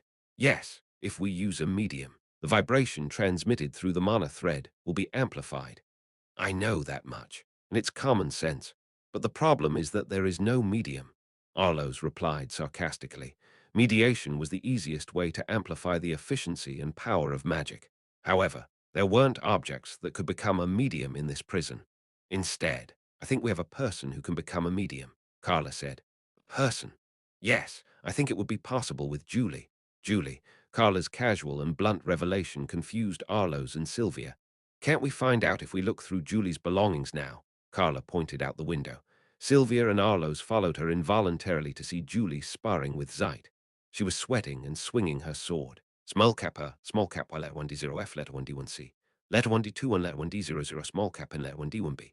Letter 1D1B, letter 1D0F. Small kappa, letter 1D07, letter 1D00, letter 1D05. Letter 1D0D, letter 1D0F, small kappa, letter 1D07. Letter 1D0 for small cap H, letter 1D0. Or letter 1D18, letter 1D1B, letter 1D07, small cap RS. Letter 1D18, small cap L, letter 1D07, letter 1D00S, letter 1D07. Letter 1D20, small cap I, small cap I, letter 1D1B. In 0, vel BI. Net, letter 1D1B, letter 1D0F. Letter 1D07X, letter 1D18, letter 1D07, small cap R, small cap I, letter 1D07, small cap in, letter 1D04, letter window 00. As letter window 1 letter window 07, small kappa. Letter 1D1C, letter 1D18, letter 1D0, 5, letter 1D00, letter 1D1B, letter 1D07, S, letter 1D18, letter 1D07, letter 1D07, letter 1D05. I think Julie has a medium. Perhaps. Julie was the most special person inside this prison. Even looking through the entire continent, it would be rare. She was someone whose memory and body were completely rewound by Ephren. No, Julie has a medium. Carla turned her doubt into conviction. Julie had an object that was connected to the continent. A diary. Oh, Sylvia and Arloes now understood. Carla softly laughed. We can use that as a medium. The result of that discussion, Julie was now looking up at Deculein's mansion. The doll's body was somewhat uncomfortable, and it felt like its life was coming to an end. But this was quite bearable. It was enough to endure. If only I could meet him again. Julie silently picked up the newspaper that had fallen to the ground. Now she was obliged to see and hear as much as possible.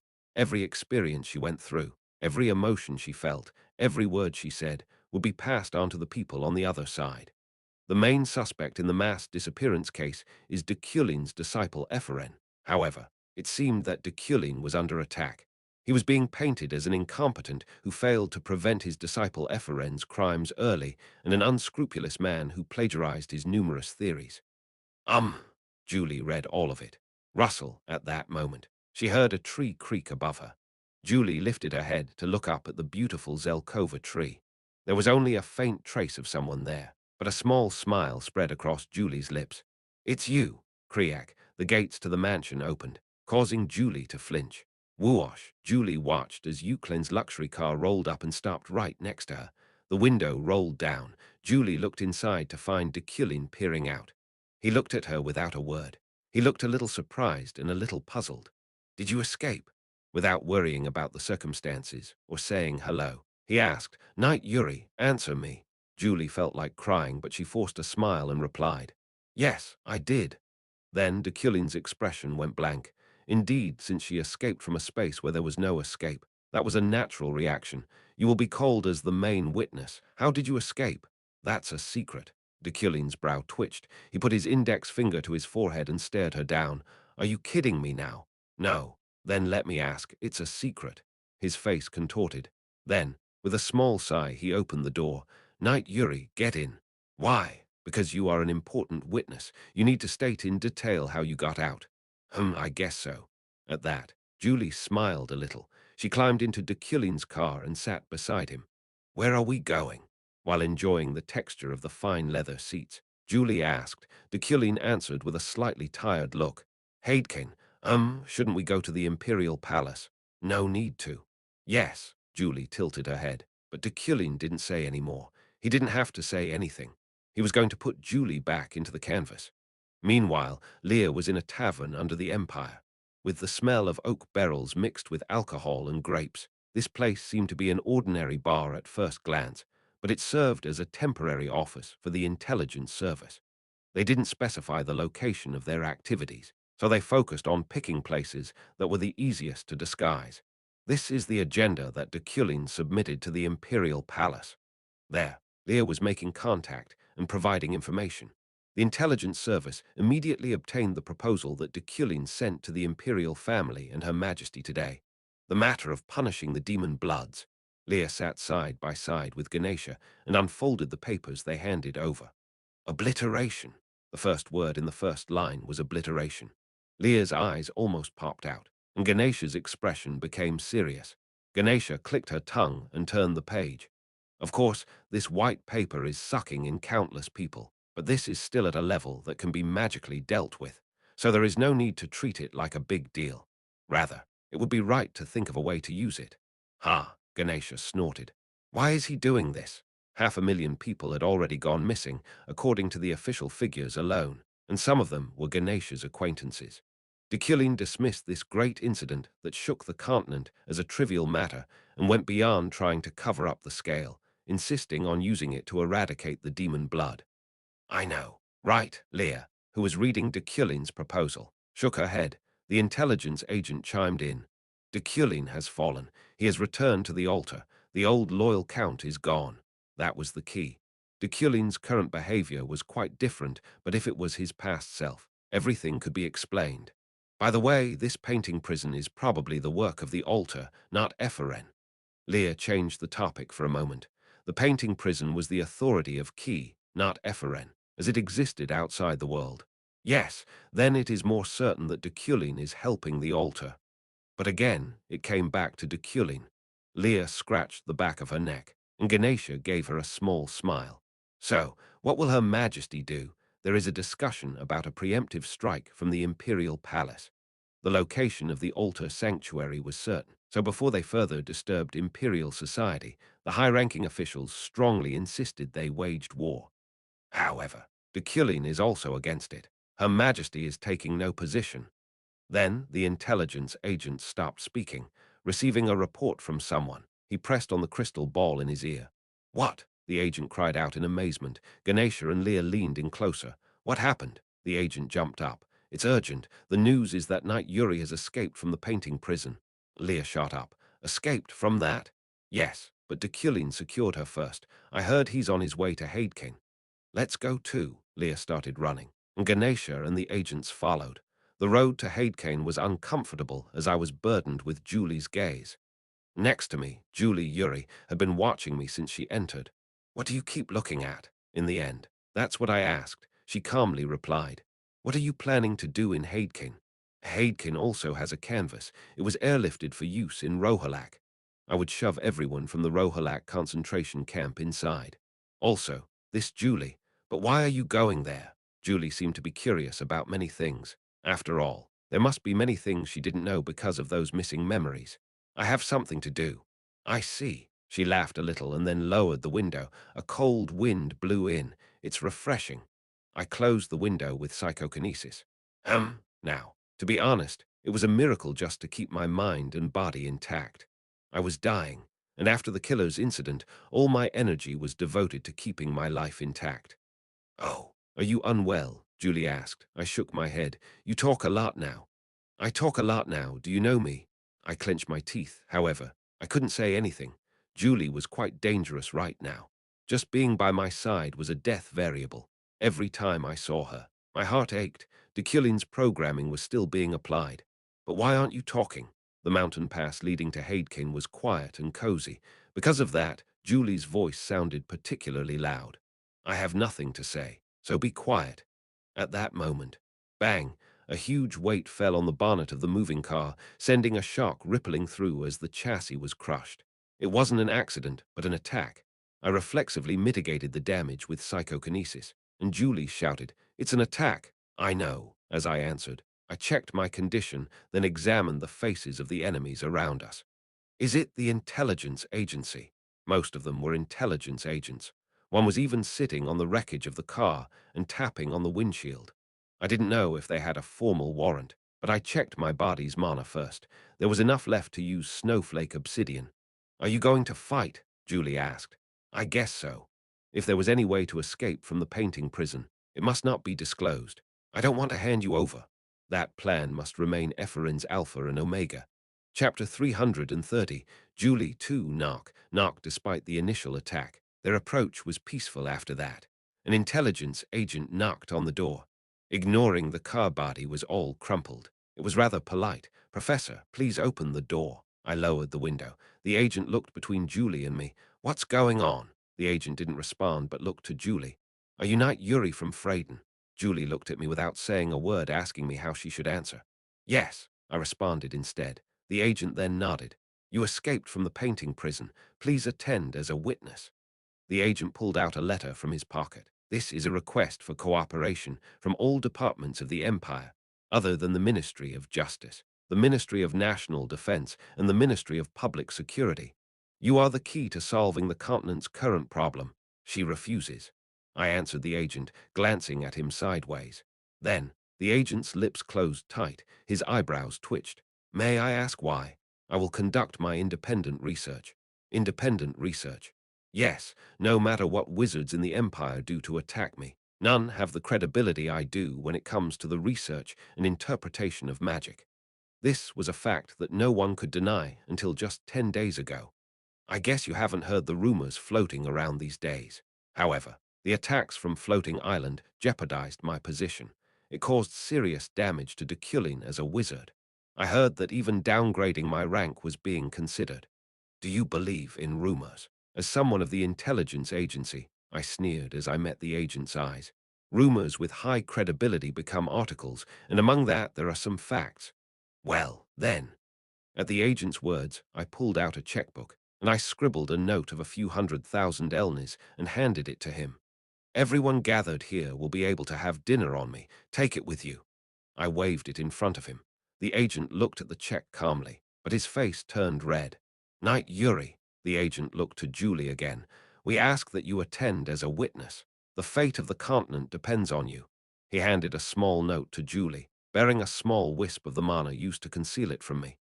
Julie didn't say anything. The agent bowed his head and left. He didn't go back the way he came. However, he'd probably keep chasing us from a reasonable distance. Let's go. I looked at Ren in the driver's seat. The car had already been restored thanks to the special effect of Midas' hand, the so-called self-healing effect. Yes. The car proceeded through the forest roads around Hadekin again. The world was dark, but the scenery was beautiful, and the moonlight beaming down warmed my heart. Count, Ren said, are you going to put all the demon blood in the canvas? I looked at Ren. As he gripped the handle tightly, veins bulging across his hands, he met my eyes in the mirror. Yes. Could you please tell me why, in this situation where there is a common enemy in the altar? You don't need to know. I dismissed it. Ren bit his lip, and Julie's eyes widened. Yes, Ren answered. He concentrated on driving again. Suzusu, the car continued through the idyllic landscape. I felt a haze fall over me as I relaxed. To be precise, it felt good. It was a feeling I couldn't handle with my sense of reason. I quickly forgot about the attack, and I just wanted this moment to last a little longer. I turned my gaze to the side, keeping my head faced forward. Only my eyes slipped over. Julie was looking at me with innocent eyes, that sculpted form that Deculein couldn't help but love the moment our eyes met. A small smile spread across her lips. What are you looking at? I realized why this mountain road felt so beautiful. It was thanks to her, thanks to Julie. However, even if this Julie wasn't the one I knew, her by my side made the world more beautiful. At least, that was how the world seen with Deculein's eyes became. No, it's nothing. Julie smiled a little and shook her head. She spoke in a voice full of trust. Let's go to the place you want. There were several facilities in Hadekane's permanent residence. The Knight's Order Barracks, magical facilities, the official offices for each department, and the evidence storage. Hadekane even had independent police and a knighthood, so all evidence of the crimes they solved was kept there. So, the canvas would be here too. Evidence storage. Without saying anything to Uriel, we arrived at the evidence storage room. When the knights guarding the entrance saw me, they startled me and straightened up. Count, I nodded, open the door, I have something to see.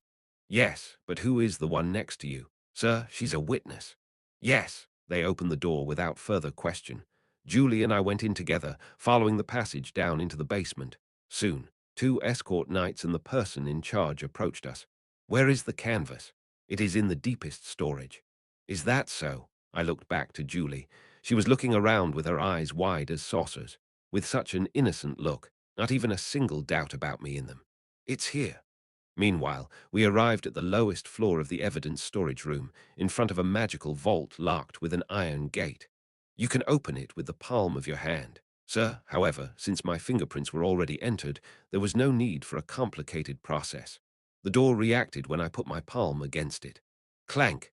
The iron door opened, and I glanced back at Julie, who was about to follow me in. Wait here. Yes, why? I need to prepare. If I opened the canvas without thinking, there was a risk that even I would be dragged in, to put only Julie in. Some adjustments to the technique would be necessary. Yes, if that's what you want, I'll wait. Okay. I stepped through the iron gate. Julie's gaze followed. Was it because of that? After a sudden thought, I looked back.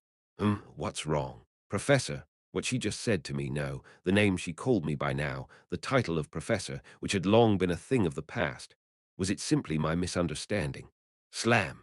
As I pondered, the iron door closed, and the light was turned on. A space wider than a sports ground greeted me, with only one single piece of white canvas laid out. I quietly looked around this wasteful space and observed the flow of mana that the canvas radiated with my vision. Left alone, Julie looked around. However, this iron gate occupied almost all the space in this dark basement, so there wasn't much to see. Um, Instead, she pulled out a note. It was the paper that the intelligence agent handed over. Deculein is dangerous. He's cooperating with this painting prison from which you escaped, and you're in danger too. Deculein will take you near the canvas. There, he will try to imprison you again. Get out of there right now. Again, Deculein is dangerous, but we are on your side after reading it. It crumbled into dust. Julie gently nodded. What do you think? A voice came from somewhere above her. Julie raised her head. That's true, it's not a lie, standing with her feet on the ceiling. Ganesha smiled down at her. Julie asked, You mean the note?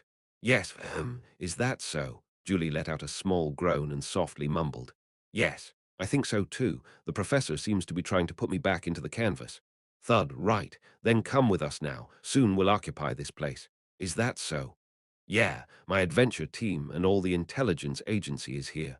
By the way, even Vice Captain Isaac. If those three got together right now, Leah, Leo, Carlos, and Isaac, there would be no escaping. All because of the witness named Julie. Ganesha smirked. But how did you come out? What do you mean? From inside the painting prison? Yes, looking at Ganesha with a smile, Julie responded. I didn't.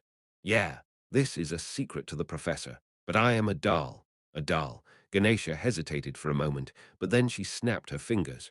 Oh, you connected only your consciousness to a doll from that prison, right? It's similar. But no. But Julie shook her head. Ganesha squinted. I never went into that prison. She had never been inside the painting prison. Therefore, she never came out.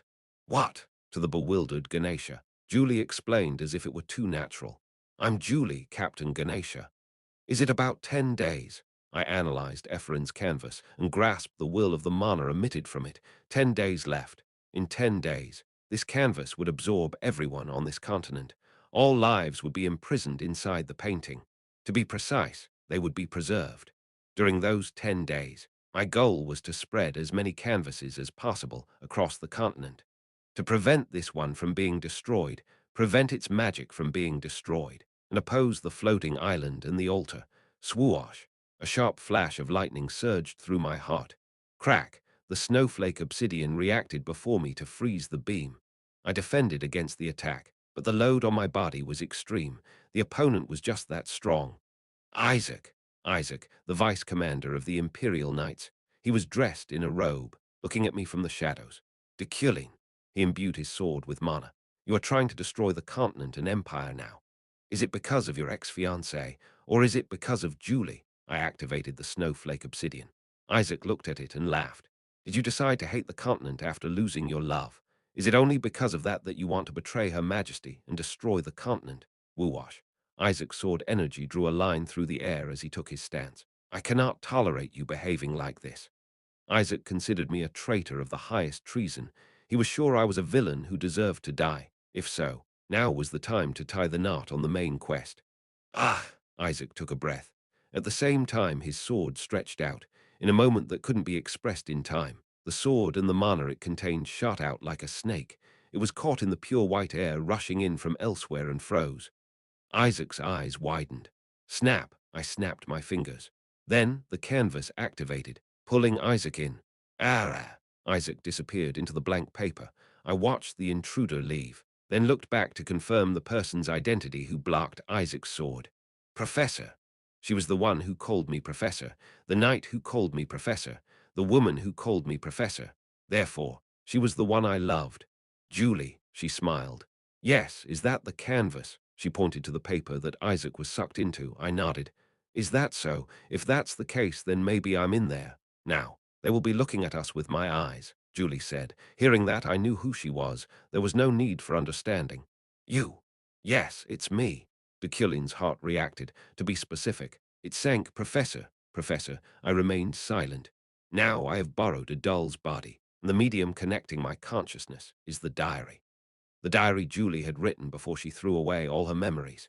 Now those memories were returning. Chapter 331. Julie 3. Magic, developed to conduct surveillance in the world outside the painting prison magic string. It unfolded in a slightly different way than Sylvia expected. She thought of it as the connection of consciousness by simply inserting Julie's mind into Arlo's doll.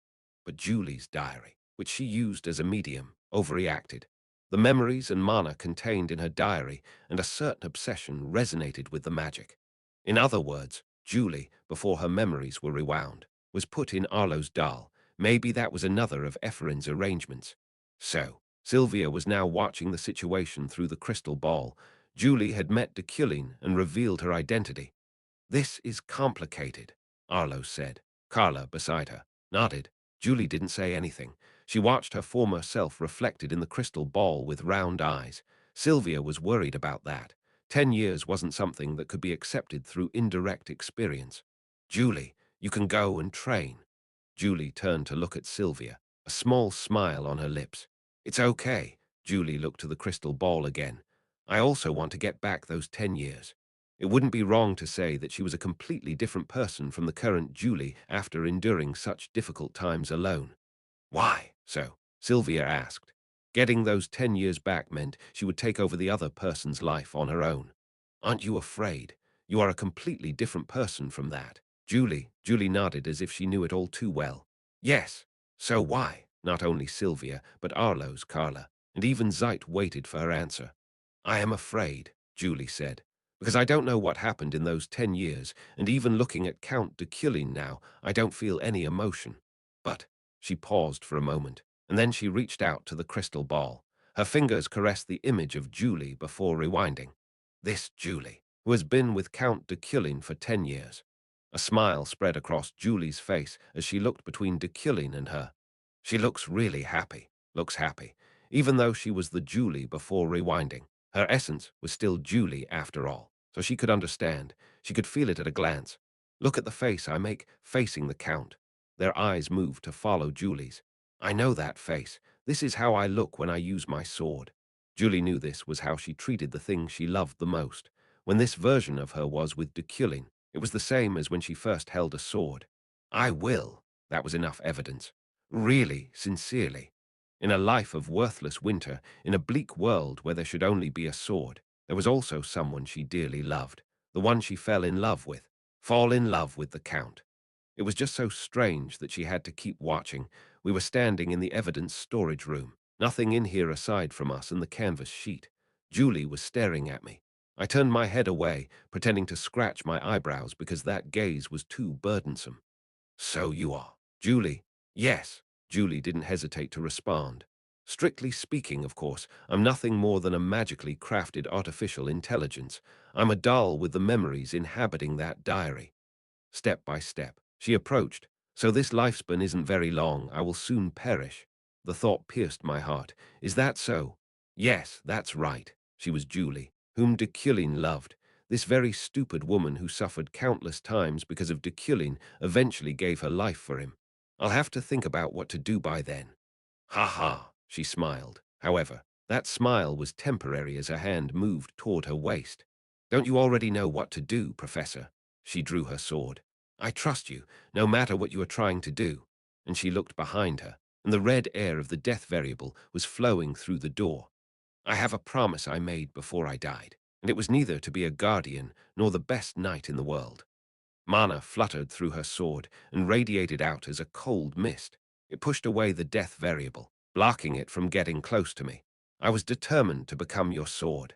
Indeed, it was a promise that fit Julie. I smiled. Is that so? Yes, that's right, Julie nodded. Then, I picked up the canvas with psychokinesis to prevent the destruction of the continent and preserve people. I had a lot of work to do. On the other hand, there was no time to convince anyone. I had to walk my path. Let's go. Of course, I didn't feel lonely in those moments. But even Deculein, who was programmed to be an eternal villain, because he was Deculein, I entrust my life to you. I couldn't refuse Julie's help. I didn't want to refuse. Yes, it's an honor. Professor, Julie laughed. Her voice was softer than I ever heard it. Before that, I approached her. I gently wrapped a hand around her shoulder, and the other rested on her sword. Oh, Julie's cheeks grew red. Where did you get this? This lump of steel doesn't suit your dignity. Oh, I was in a hurry. I'll change it. I put the magic called forging on the sword. Whoosh, all of my magic had the properties of the snowflake obsidian, so Julie's sword was soon quenched blue. Clink, iron and mana rubbed against each other. Each weakness was filled by the snowflake obsidian's power. Meanwhile, Julie observed the process in a daze. Confused, she gazed down at the metal her sword had been transformed into. But there was one more process. I tied the last knot. Midas' hand. I added a characteristic that suited her by consuming all my remaining mana. Done.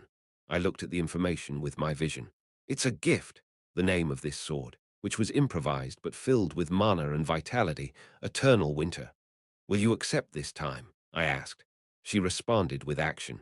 Julie's hands tightened around the grip, almost at the same time. The iron doors exploded open. Your Majesty, this is an urgent report. At Ahan's words, Safian calmly sank into her chair without expression. The intelligence agency was destroyed. They said they would go to find evidence of Deculein's crimes, and they all returned as cold statues. All but the Red Garnet adventure team were frozen. Oddly enough, they weren't dead, they were frozen alive. At this point, I think we can presume that the professor has betrayed us. Safian's eyes widened. Ahan hurriedly bowed and shook her head. I'm sorry. Enough. Have I ever blamed you? If so, Your Majesty, about the professor. Don't ask. Safian buried herself deeper in the chair. Blue starlight leaked through the window and cast pale light across her face. Long ago, Rohakon said, in her head, in her heart, Rohakon of the past returned, that I would kill Deculein. His majestic prophecy asks her to move away from Deculein. Yes, he did. Certainly. Rohakon is not a quack. Safian had the gut feeling that prophecy had the potential to be fully realized, not by anyone else but by Safian herself. However, Your Majesty, will you be okay? You mean my feelings? Yes, Ahan cautiously answered. Safian loved Deculein. There was only one person in this world who made her feel love, and that was him. So if he died, Safian had no reason to live. Safian herself vaguely guessed that fact. She would fall into idleness and boredom again or kill herself. It must be one of them. I can't be okay. Right, Safian smiled. Your Majesty. Ahan's heart sank. Charon's statue moved little by little in protest. It's okay. If I kill Deculein, it'll be because of his will. Get out now. All of you. Ahan silently stepped back and left the room, and Charon cancelled his form like a statue. It's a lonely night. Safian closed her eyes for a moment and thought of the not-too-distant future. With logic that transcended humanity, she slowly anticipated everything Deculein intended and the motives behind his actions. Your Majesty. At that moment, a soft voice called out to her, Deculein's voice. Safian turned and looked down to a small hand mirror placed on the desk. It was her favorite thing when she was young. The Deculein contained, and it was looking up at her with a very shameless attitude. It is you. Yes, Your Majesty. Just looking at his face was enough to make her feel sorrow. Your Majesty, I have something to tell you. She still didn't know what this guy wanted to say, or maybe she wanted to pretend she didn't. Deculein, why don't you play go with me? Wasn't that how they became close in the first place? This is my final command as your emperor, the emperor's orders. With me here, let's play a match. No, this was the request of the human Safian. Chapter 332, Julie 4, Hadekin's Frontier. At a villa in the forest leading to Marek, I faced Safian through a mirror. This is my final command as your emperor. The emperor, reflected through this transparent glass, looked like she was from the distant past. The young Safian struggled with regression, repeating her endless death. Let's have a match here. With me. She wanted to have a match like when we could still be relaxed with each other. Like those days when we didn't have to worry about the continent's destruction. With a tone too weak to be a command, as if asking me for a favor. Your Majesty. But I didn't give any reply. I dryly conveyed what I was trying to say. The intelligence agency's guess is correct. Safian clenched her teeth and glared at me. Correct. Yes, I will betray your majesty. She closed her eyes for a moment. Then you will be a traitor. Your family will be traitors, facing the most tragic end. They will be wiped from the history of the empire. Even if I betray your majesty, Eucline will be your strength. The name Eucline, they're members of the realm. And my sister Yriel had importance to the current me, not only for Deculein, but also for Kim Woojin. You dream too big. If you, the head of the household, become a traitor, Yriel will oust me first. Yriel, yes, she's someone that can lead Eucline. Keep her by your side and use her. Sooner or later, Yriel would become the head of Eucline. Yriel would lead the family instead of Deculein. Knowing that was my wish, she wouldn't get caught up in any personal feelings. Safian didn't say anything. She stared at me, letting out an angry breath. Your Majesty, those who have received the altar's grace will soon prevail. In the Empire and throughout the continent, the elixirs the altar were spreading had reached most of the magic towers in Knight's Order. Numerous were fascinated by the irresponsible and convenient powers they offered. Even the nation called Riak was plotting to return to the altar's control. It's not just wizards and knights. Even the low and wretched seek to turn to the altar to gain strength and overthrow the class system. The faith of the altar invaded the pyramid of class, and all welcomed the power without cost given by the guard key. They had become addicted to the fruits of temptation, which could make them strong without effort or talent. For some reason, I hate to see bastards like that, I told Safian, so I will rally them. They probably fell for the altar's temptation because they were tired of the oppression of nobles like me. I will rise again, on top of those scumbags who fled from reality. So I would rise above them. From their apex, I would reign again and wisely inform them. As long as you live on this continent, as long as you serve evil, you will never be able to escape from the name of Deculein. It will be the most orderly evil. Safian silently watched me. I will become your enemy. However, her complexion was different from before. She lowered her head with her eyes drenched in sorrow. So, prepare for war now. Get ready to advance on annihilation. If you do not do your best, your majesty will be defeated. Defeat. The moment I mentioned that word, Safian's mood changed. Defeat. She sat up straight again. She stared at me with her characteristic arrogance. The altar bastards seemed to be confident. I smiled a little. I will wait for your majesty in ruins with wood blocks. The full moon rose above. Leah, who was sitting on a tree in the forest, looked to Julie, who guarded the entrance to the villa, and swung her feet in the air. She won't step aside, Ganesha smirked. Yeah, it seems that Deculein even put a barrier around it. We can't even spy.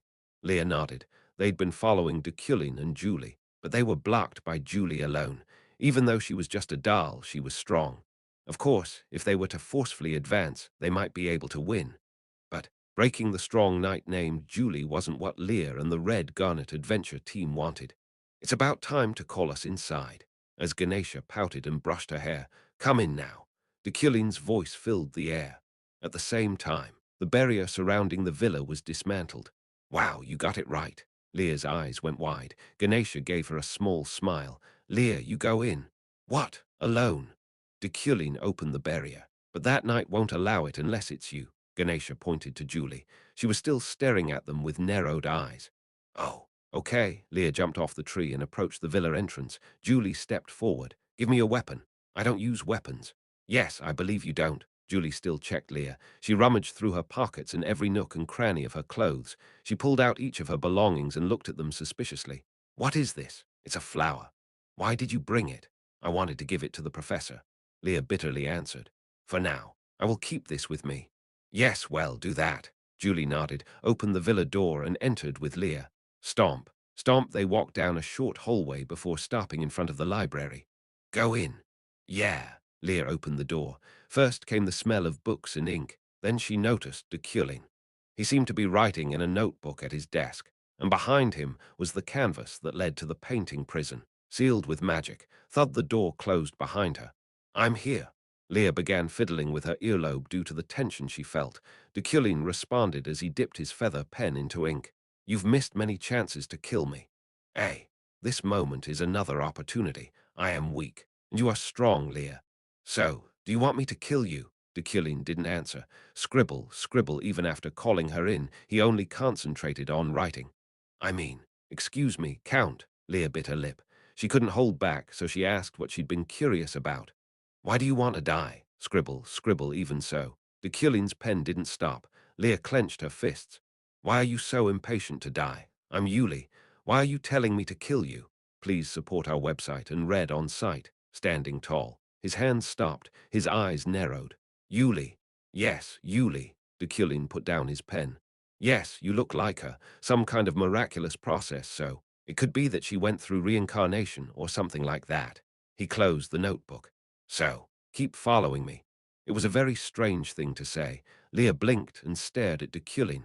I will betray the Emperor. I will work with the altar to complete the lighthouse. The sight of him declaring his guilt made it clear to Leah something wasn't right. Oddly enough, his figure seemed to overlap with someone else's, someone familiar. Go back to the Empire. Take me down. After the Red Garnet adventure team left, I sat in the library of the villa reading a book. Not far away, Julie was wiping her sword down with a cloth. Rustle, rustle, rustle, rustle. That sound felt comfortable. Julie sat next to me and did nothing special, talked to me sometimes, and sometimes looked at me with a blank gaze, but just that alone made my heart feel cozy. Do you like that sword? Julie looked back at me and smiled. Yes, it's a sword that you made, so I like it. I got familiar with it pretty quickly. A smile tugged up at my lips, but it lasted only a moment. How much time do you have left? The current Julie couldn't stay with me for long.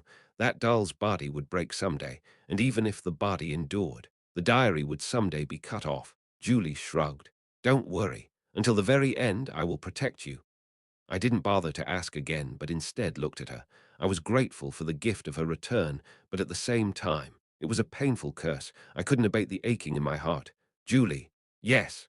I'm sorry. She smiled a little.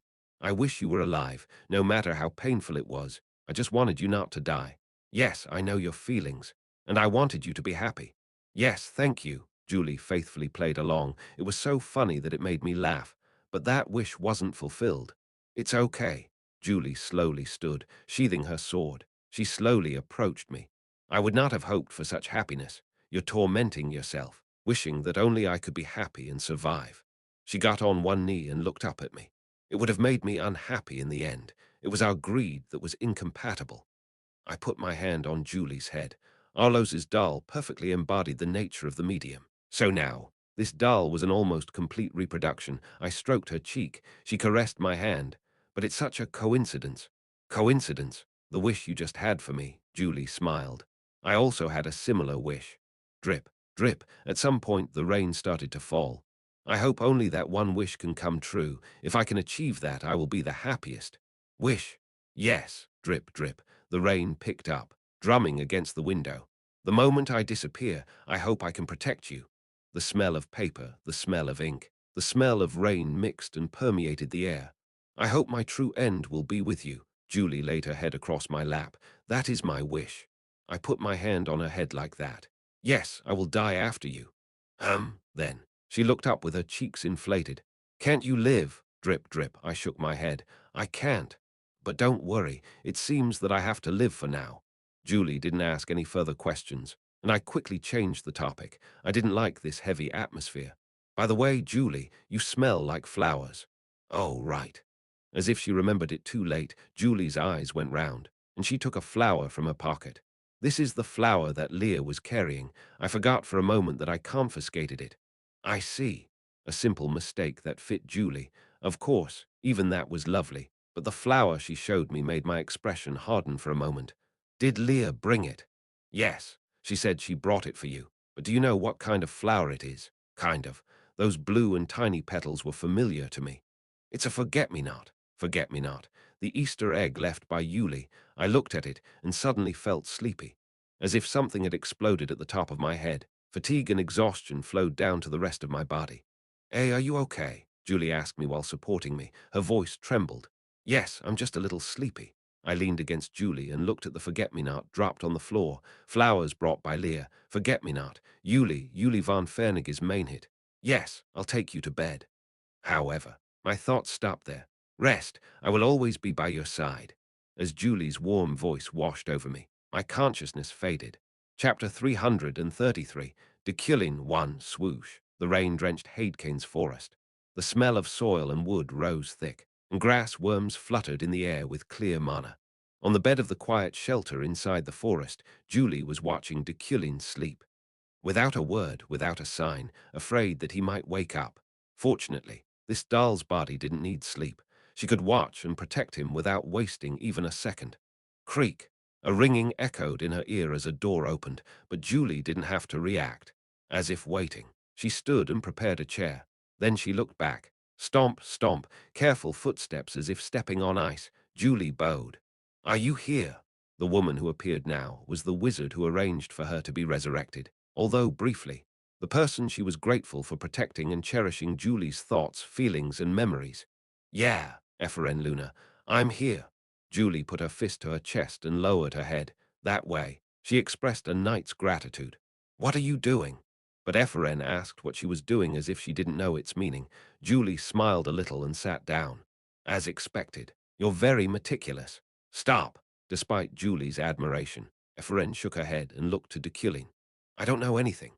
The present Eferen didn't even know that Julie could be revived as a doll like this. She was just a fragment of Eferen's flow. "I just do what time allows. I'm only adjusting what's going to happen, to make sure that what is going to happen will happen." The relationship between the future and the past had nothing to do with Eferen. "Now that I've seen Knight Julie come back to life like this, if I go back to the past, I will now preserve your diary." Julie admired and respected Eferen. No, she looked at her with longing. No matter what she said, Eferen was the benefactor who saved her life twice. "As expected of you, Master Wizard." Suddenly, the title changed to the Master Wizard. Eferen smiled softly and stretched her hand to Deculein, then stopped. She clenched her teeth, contemplated with a sad look, and retracted her hand. Now she wasn't allowed to touch anyone. Even the slightest touch would cause a warping of time that could disturb causality. Julie, noticing, quickly changed the topic. "By the way, is it okay if I talk to you?" "Yeah, Knight Julie, it's a typical problem." "Typical?" Eferen looked to Julie, then she pointed to her chest. "The Knight Julie, the talent in your soul, can freeze even time. It's still working naturally, so everyday conversation is fine." "Oh." Julie put her hand over her own heart. Eferen smiled. "Uog." Eferen stretched and mumbled. "Today, there will be one more guest beside me." "A guest?" "Unlike me, she is someone who can touch the professor." Stomp just then. Something landed on the other side of the window. Eferen pointed. "Her Majesty the Emperor." Julie looked over with wide eyes. A long, flaming red-haired existence stood there in the pouring rain. "Why, Her Majesty," after she confirmed it was Emperor Safian, the moment she looked back to Eferen.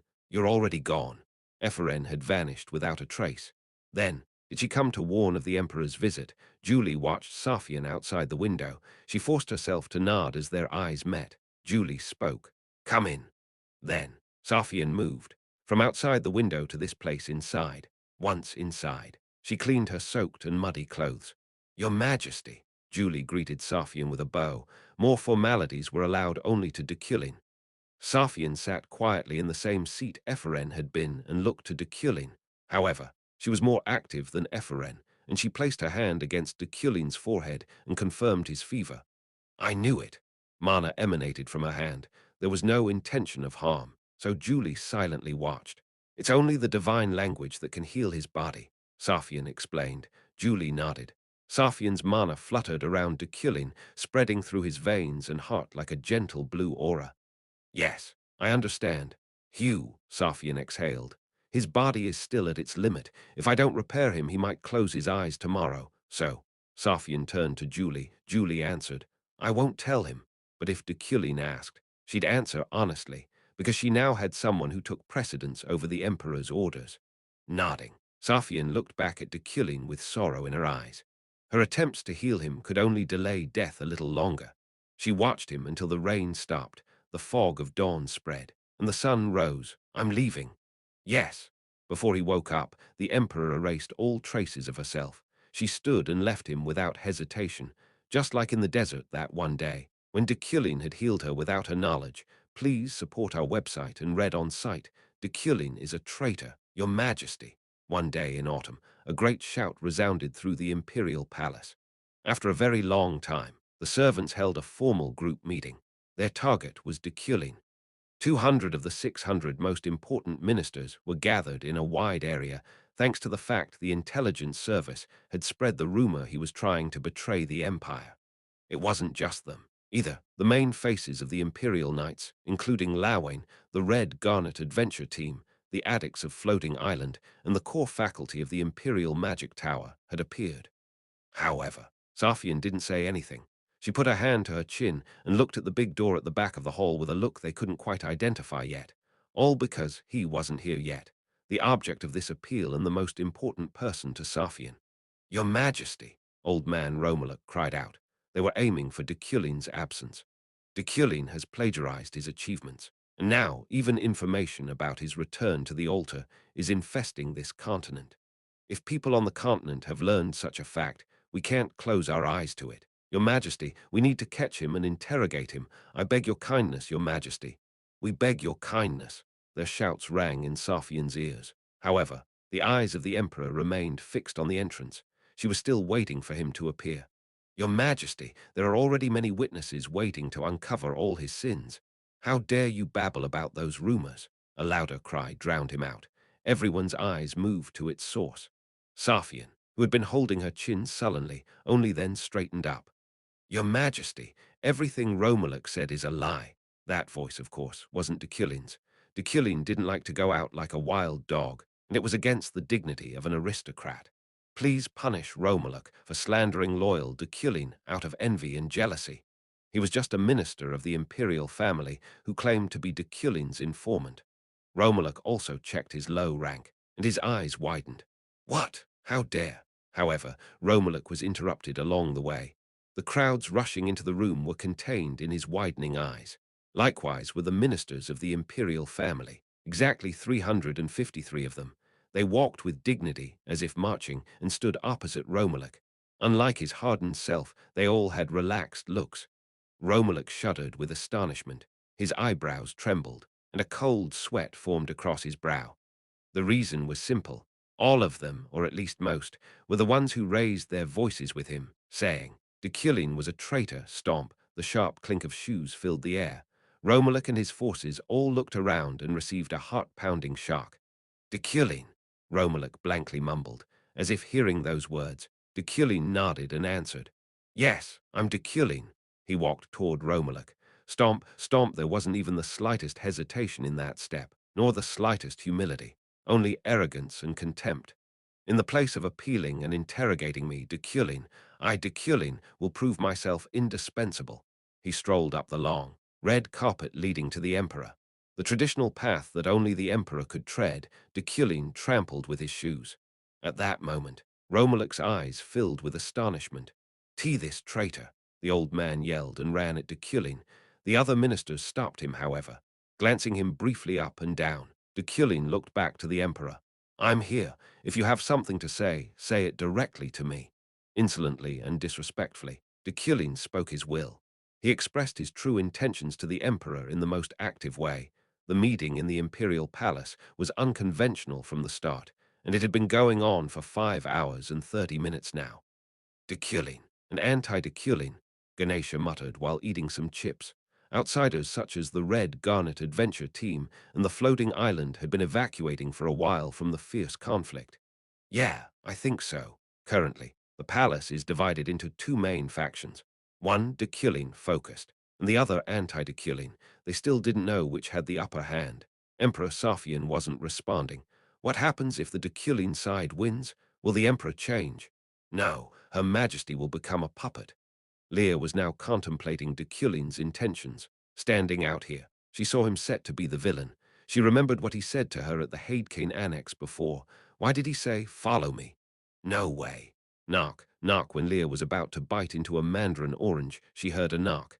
Yes, come in, Ganesha said without much thought. The door opened. Is the meeting finally over? Leah and Ganesha looked up. Knight Lawain, the honest knight called the conscience of the Imperial Knights.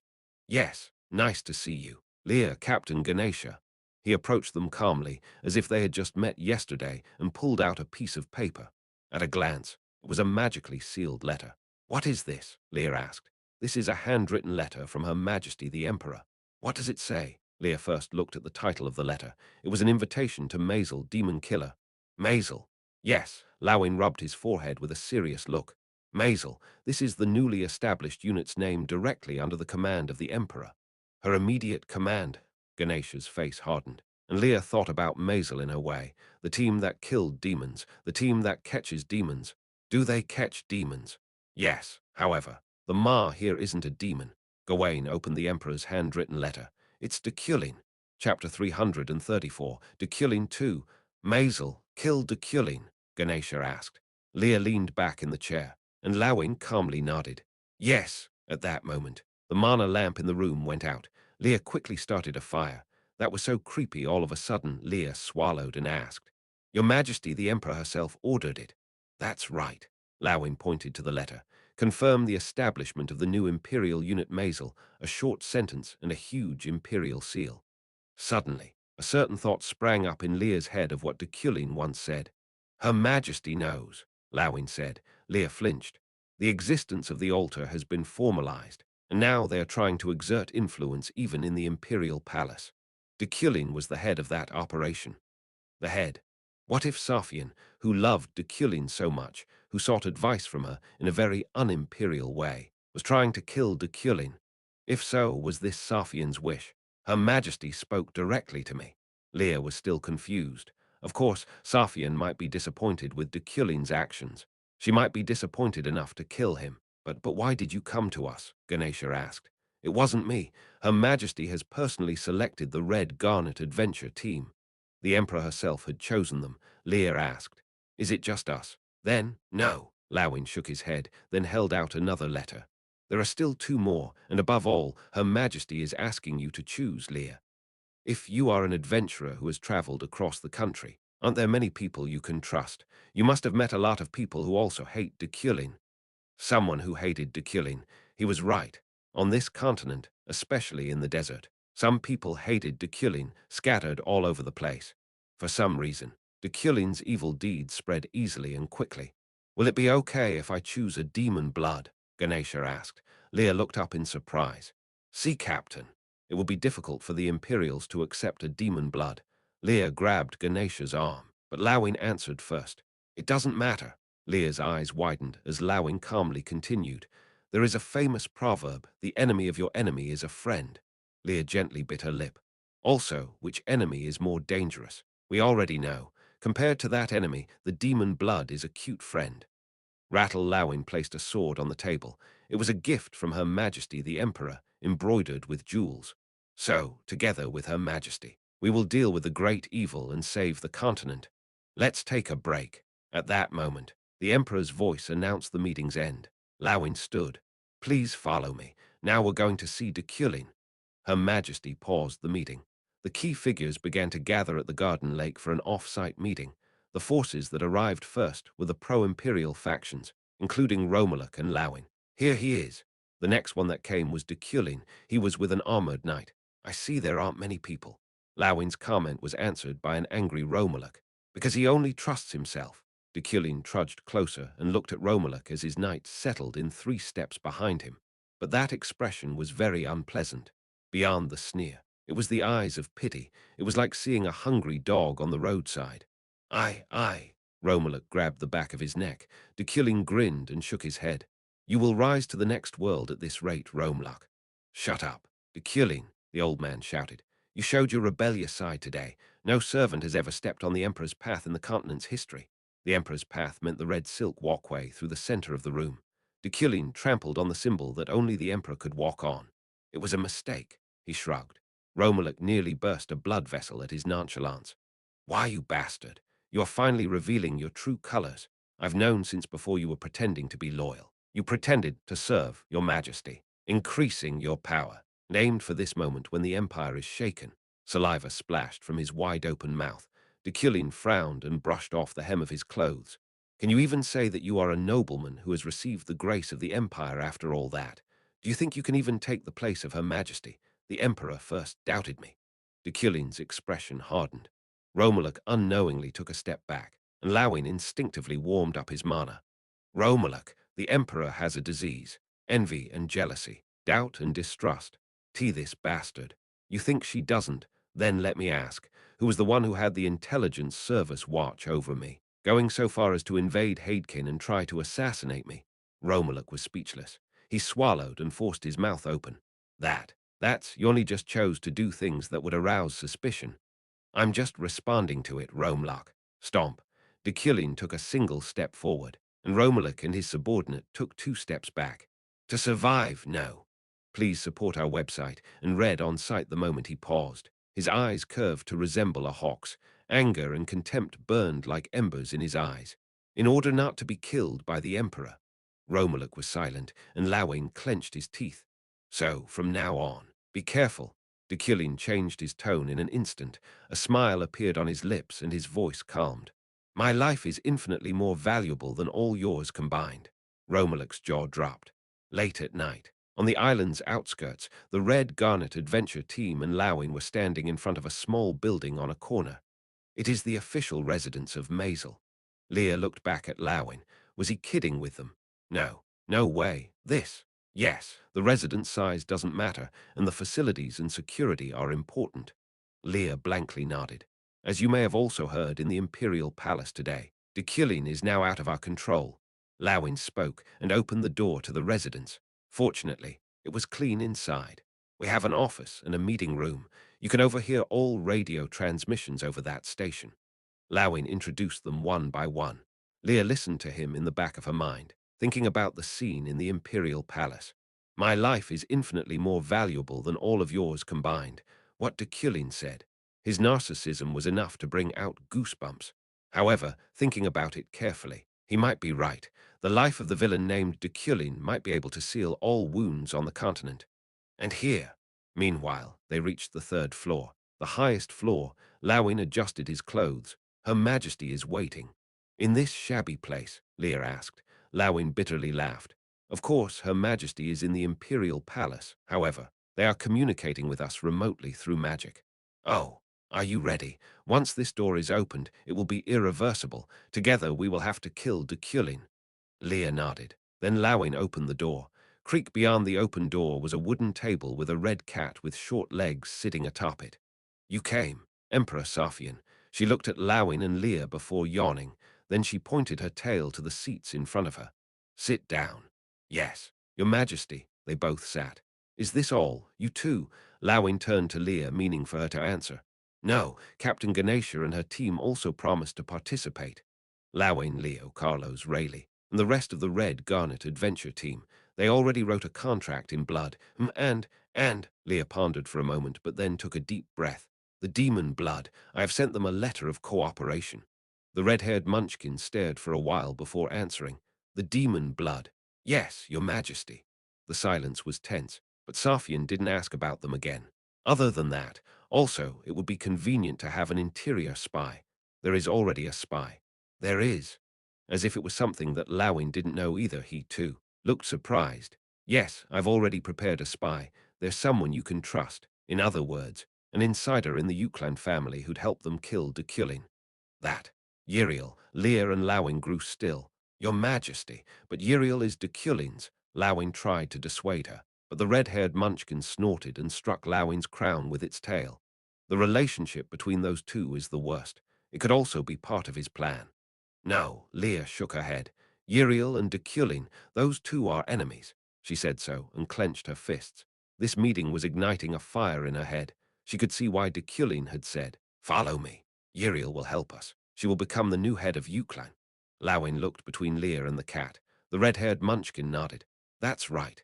Uriel has already reported to us about Deculein's schedule. Soon he will cross into annihilation. Leah pondered. The assassination of Deculein in cooperation with Uriel and the demon blood.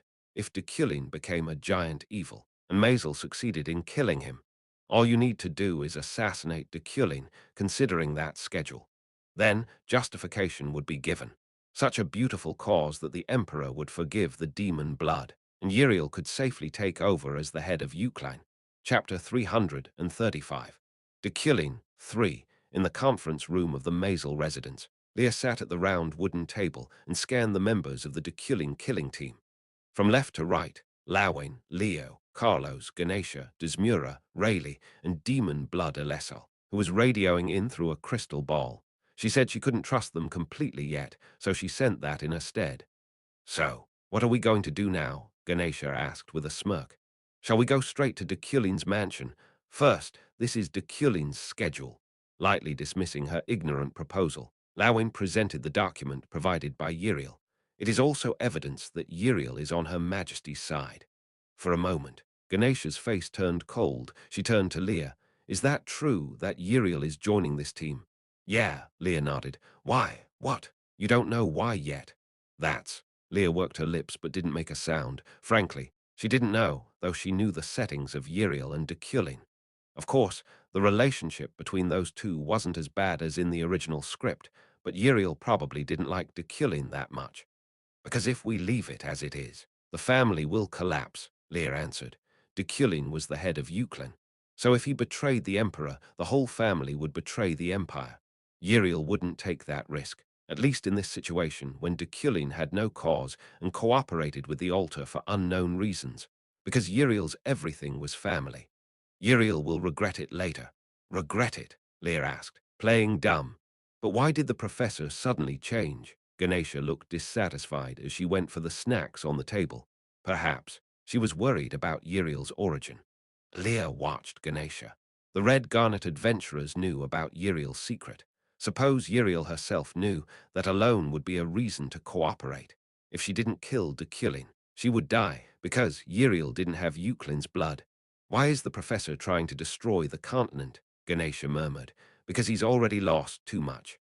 At that moment, the door swung open, and a majestic voice resounded through the room. "He has lost too much." Uriel, the second daughter of Euclin and Deculein's little sister, looked at them with venom in her eyes. Her voice dripped with resentment. "It's not just his fiancée." Uriel walked over and sat down, opening up one of the newspapers on the table. All of the headlines were gossiping about Deculein. It was part of the Floating Islands offensive, framing him as a plagiarist and condemning him as a false wizard.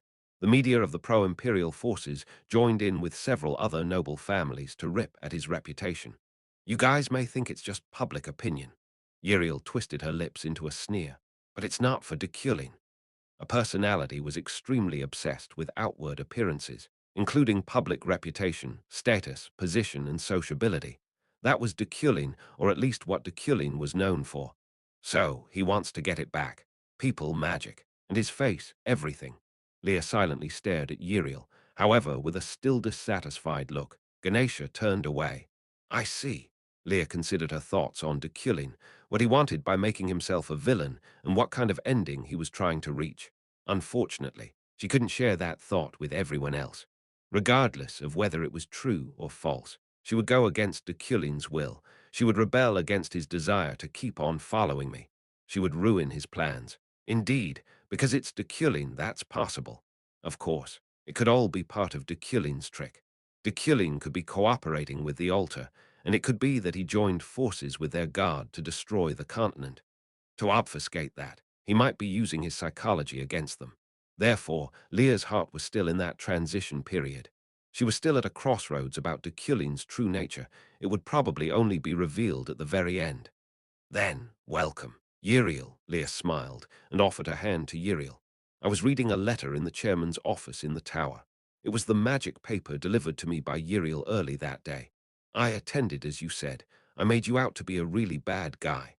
Things were going as we thought they would. Uriel knew me well, so she didn't go against the flow. She didn't rekindle useless familial affection or say she didn't want to do it.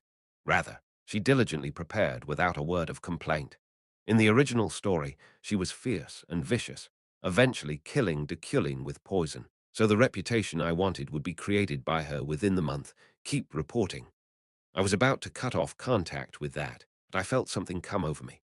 I took the quill I was about to put down again and added, "Do not doubt yourself. You are doing well, Professor." I turned over the note and looked at the crystal ball on my desk. "Professor Luna and Wizard Ihelm are on the move," Julie reported. "Please support our website and read on site." Is that so? At the moment, she's still in college. Julie was acting as the Imperial Knight named Yuri. Yes, the two have nothing to do with the altar. Rather, they are poking around the tower's basement to investigate. The new faculty members are also with them.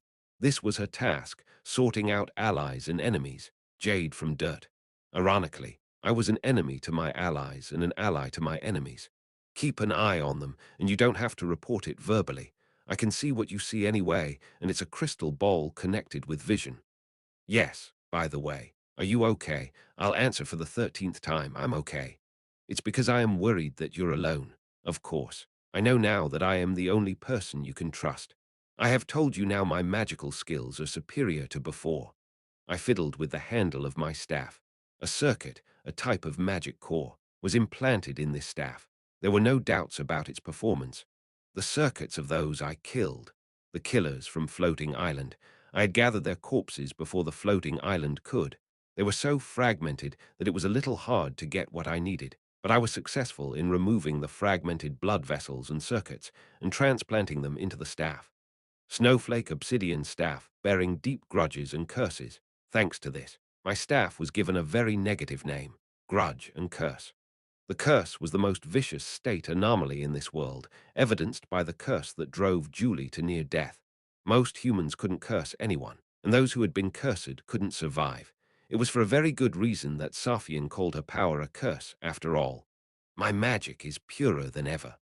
Of course, more than 90% of that was due to my equipment. But anyway, let's briefly list the effects written on this staff. Quality of mana operated through this staff is increased by 1 grade. Magic volume 6666/6666. 66% increase in magic operation speed.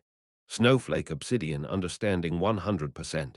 As a staff, its mana capacity was larger than mine, and it understood and calculated magic on its own. Anyway, aside from all that stuff, I couldn't even beat the first ability. Using this staff, I was able to use level 2 mana, which was on the same level as Adrian. The cost of obtaining all these tremendous effects was only 1 curse. The user suffers from the abnormal status, curse, and grudge. Of course, as I said earlier, a curse was the worst condition in the world, but since that was the price, such a tremendous effect was possible. Also, the curse was a curse of the mind, not the body, and my mind would never lose to a curse. Die, die, die, die. I just had to ignore these whispers. Not all curses were simple like this, but this was the limited part of the curse that could pierce my mental power.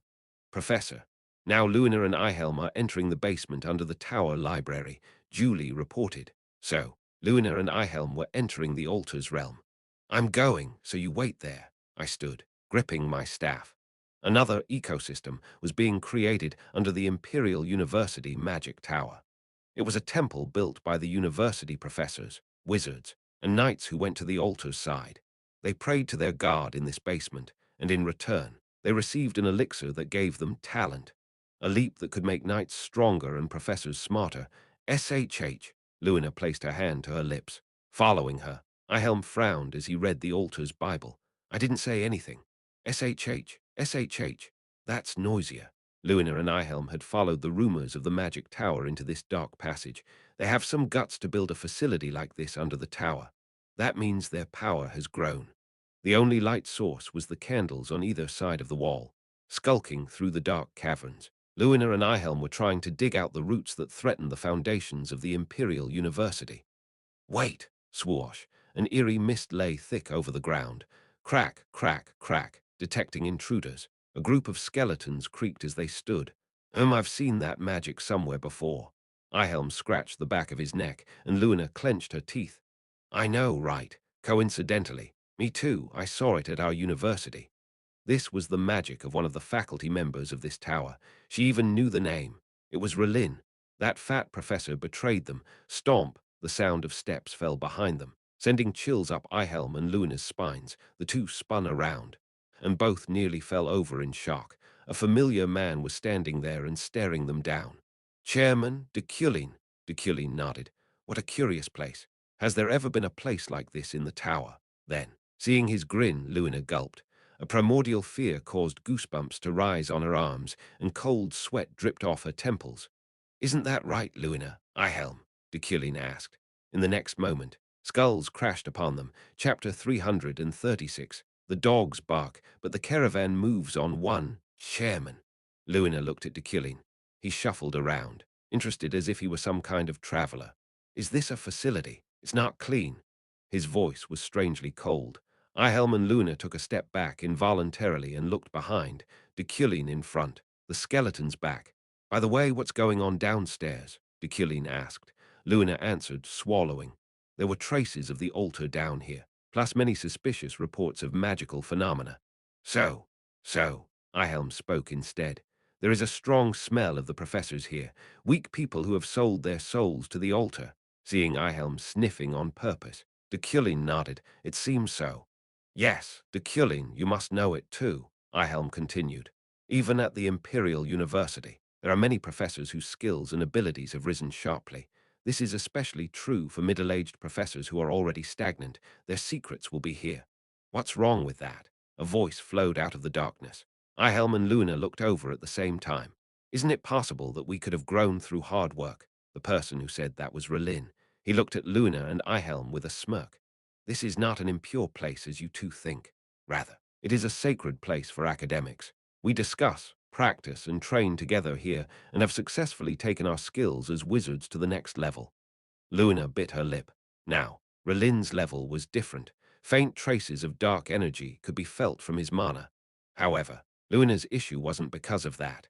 As you two think, Luna looked at Relin. The two that Relin spoke of were probably only herself and Ihelm. If so, the person not included was, but the surrounding needs to be tweaked a bit. Relin, Deculein murmured as he approached and placed his hand on Luna's shoulder. Relin replied with a smile. Yes, we will do that now. Luna clenched her teeth. What are you? At that moment, thoughts about his life came to her mind like static electricity. Deculein's life wasn't long for this world. If she had to guess, it would be at least a year. Whenever it was, it didn't matter when the rest of his life would end. If Deculein was collaborating with the altar, that deadline was enough motivation. If he returned to the altar and submitted to their self-proclaimed god, he could escape from death. Why are you looking at me like that? Deculein sneered. No way, you. She took a step back and warmed up her mana. Don't try to do anything you will regret. At that moment, the mana of the snowflake obsidian scattered and froze Luna and Ihelm. Crack! The two wizards were frozen, their eyes locked open in terror. Relin looked at the two and giggled. Then, he bowed his head to Deculein. Put them in the basement, alive. Yes, Relin's eyes widened. He again became the servile Relin as he smirked and begged. Isn't it better to kill? There is no reason to kill. Yes, no, these two are pretty dangerous. To keep them alive, Deculein looked back at Relin, a murderous aura burning in his eyes. Relin, since when did you question my orders? At the university, at the altar, even at the Imperial Palace. You are infinitely below me. Every word weighed on Relin's shoulder. Keep in mind, you seem to have run away from me because you didn't like me. Deculein placed his hand on Relin's shoulder. You can't escape. Deculein went on, looking straight into his eyes. Until you die, no, even after you die. Deculein smiled, his lips curling up into an open display of malice. The name Deculein will be engraved in your heart. Yes, Relin answered, bowing his head further. Meanwhile, Uriel was looking up at the night sky from the roof of the Mazel residence. Twinkle, twinkle, the brightly shining stars looked sad for some reason. The light they shed was like tears. Brother. When she was young, she couldn't call him brother because Deculein didn't like it, and now she didn't because she didn't want to. No, it's not that she didn't want to, it felt like thorns were growing on her tongue. Brother, calling him once more, Uriel licked her lips. The thorns didn't sprout, but instead, a needle pricked at her heart. Uriel grabbed her knees with both arms and buried her face. She knew everything, what Deculein wanted and what he was going to do, what would be at the end of the path he walked. There was no way she wouldn't know. That was why it was even more painful. Deculein was trying to sacrifice himself. He burned himself like firewood to protect this continent. I know all of that, even though she knew the truth. Not being able to tell others was painful. Knowing his motive, it was extra sad to accuse him of being a bad person. What do you know? Suddenly, a voice came from under the roof. Uriel looked down in surprise. Lawain, Leo, and Carlos were looking up at her. I mean, I already have a clear view of what Deculein is up to. Uriel glossed it over like that. Lawain nodded, and Leah threw a crystal ball at her. It is the demon blood's crystal ball. She said she wanted to say something. What? Uriel accepted it and glanced at the four. She was telling them to go away. Yeah, let's go. Guys, the four of them left, and the night became silent again. Uriel looked at the crystal ball. Ahem. She cleared her throat to relax. After that, she spoke to her kin. What? What happened? It was Alessal's voice. She couldn't hear and speak, actually, but she could with a mechanical sound thanks to her magic. What do you mean? Why are you here? Alessal already knew. Perhaps only Alessal on this continent knew about the real relationship between her and Deculein. What are you planning? What do you mean? I'll help too, to kill Deculein, Uriel said. Deculein must die. Even Deculein himself wanted it. Uriel didn't want to, but she couldn't break Deculein's stubbornness. No one in this world could change his will. But please support our website and read on site. It's because of that, right? At Recordac, when you threatened us. Is it because I'm the same as you? Uriel wore a sad smile. It was all a lie. Alessal was silent. Uriel continued speaking with a trembling voice. If I changed my mind, it'd mean trouble. It'd hurt our position as Euclan. That was in the paper that Deculein left her. Even though he knew I was a demon blood, he just let me be, pretending to love me all because of family. As she said that, tears welled up in Uriel's eyes. They flowed out naturally. If that were the case, he could have killed you long ago, Alessal said. Uriel smiled a little. Even my death would be a scratch on the family, but probably not now. From now on, Deculein will try to kill me. I have already found the evidence. To become a true villain, Deculein would move, like a tsunami, like a volcano. So you be careful. Uriel stared at the crystal ball. Because Deculein hates demon blood. Drop by drop, her tears flowed. Deculein, he will kill you all, and he will save all of you. Unable to come to the end of that sentence, Uriel silently wept. I get it. Alessal understood Uriel's appearance differently, that she was crying because she was betrayed by her older brother. Rest. We'll go there soon. Alessal hung up, however. Uriel didn't stop crying. For a little while, she pondered her past and future and suffered from the thought of Deculein falling. Gosh, this is driving me crazy. The sky brightened a little until the dawn broke, and the blue mist rose. She cried and cleared her mind. In the tower basement, in a space directly built by the professors of the magic tower who turned to the altar, the so-called chapel. There, I stared at Luna and Ihelm. They were staring at me with venomous eyes, their mouths and hands bound in ropes. Everyone, do you have any opinions? I asked and turned my head. Relin and Sire, who had made remarkable achievements with the help of the elixir, looked back. Killing is. It helps in many ways to keep them alive. Thud, I hit the ground with my staff. If you're going to rip out their circuits and make magic cores, the live ones are fresher. Luna and Ihelm's eyes widened with astonishment. However, there was nothing so surprising. The magic core was a part of the body, and a human was included in that. Do you have any intention of turning to the altar? I asked Luna and Ihelm. The two quietly shook their heads. Then, there is nothing I can do. The only choice is to make a magic core. Good attitude. These two were reliable. I didn't know I would end up trusting Ihelm. Though, put them in jail. Be careful not to interfere. Their lives will make good material. As I said that, I made a small scratch on the magic handcuffs so that they could escape or get evidence from here. Yes, Relin jumped up and dragged them away. 3 hours later, inside the prison, Luna was rubbing her handcuffs on the floor. Do you think it'll release? Ihelm, who had been watching her for a while, said as if frustrated. Hey, I'm asking if that will work. These are magic handcuffs. Do you think we'll be released by rubbing them against the floor? What then? Will we just die like this, with our circuits torn out? We can't, but that won't work. It looks like you're rubbing your body on the floor. What? Do you care what you look like in this situation? Luna wrinkled her lips and rubbed the handcuffs against the floor again. Ihelm muttered, clicking his tongue. That's that, but it's shocking. Even Deculein is going to the altar. I think it's rather because he's Deculein. What do you know about Deculein? Of course. I know him well, more than you. Ihelm frowned and took his eyes off her again. Luna said, Deculein will die soon. It's the deadline. What? Most end-of-life patients turn to religion. No one can say it's a weakness. Rather, it is too natural and too pitiful. Rub. Luna kept rubbing her body on the floor. Damn, I told you that's an artifact created by Deculein. Stop rubbing that at that moment. Click. Ha! Ihelm's eyes widened, and Luna looked at her arms in disbelief. To be precise, she looked at her wrists. It opened. Hey, release me too. Ihelm quickly turned his back to her. Luna stood up alone, barely looking at him as she went to the prison bars. SHH, there are a lot of people here from the altar, so for now I'll take a look by myself. Stay tied up. What? Hey, is this because of those things I said? Release. Yeah. What? Luina checked her own body. She had been frozen by the snowflake obsidian, but luckily she was fine. It seemed that Deculein's promise to use them as material for magic cores was true. Anyway, we were caught by Deculein and survived thanks to him. God, enough of that, just get me free. She thought she would die without being able to do anything. Luina, fiddling with her wrists, said, "All right, I'll release you, so let's move quietly." She cut off Ihelm's handcuffs with her mana. Click, they looked out of the iron cage. 2 sleeping guards and 5 skeletons guarded them. "Can you do it?" "Of course." The two nodded to each other and quietly prepared a spell. Neither could even imagine that Deculein was watching them from afar. Chapter 337. The dogs bark, but the caravan moves on too. I was looking out the window. However, there was no view from the chairman's office, only the sky.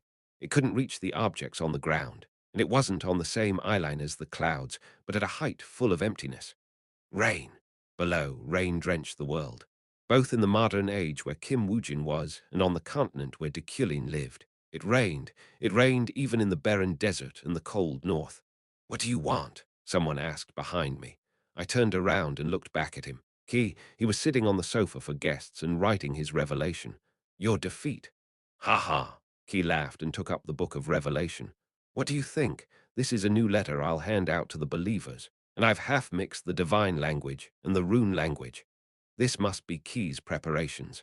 When the continent was destroyed, the world must be completely new. I took the book and interpreted it with understanding. A new beginning is with you. The new God blesses your births. As expected, your talent is impressive." Key smiled.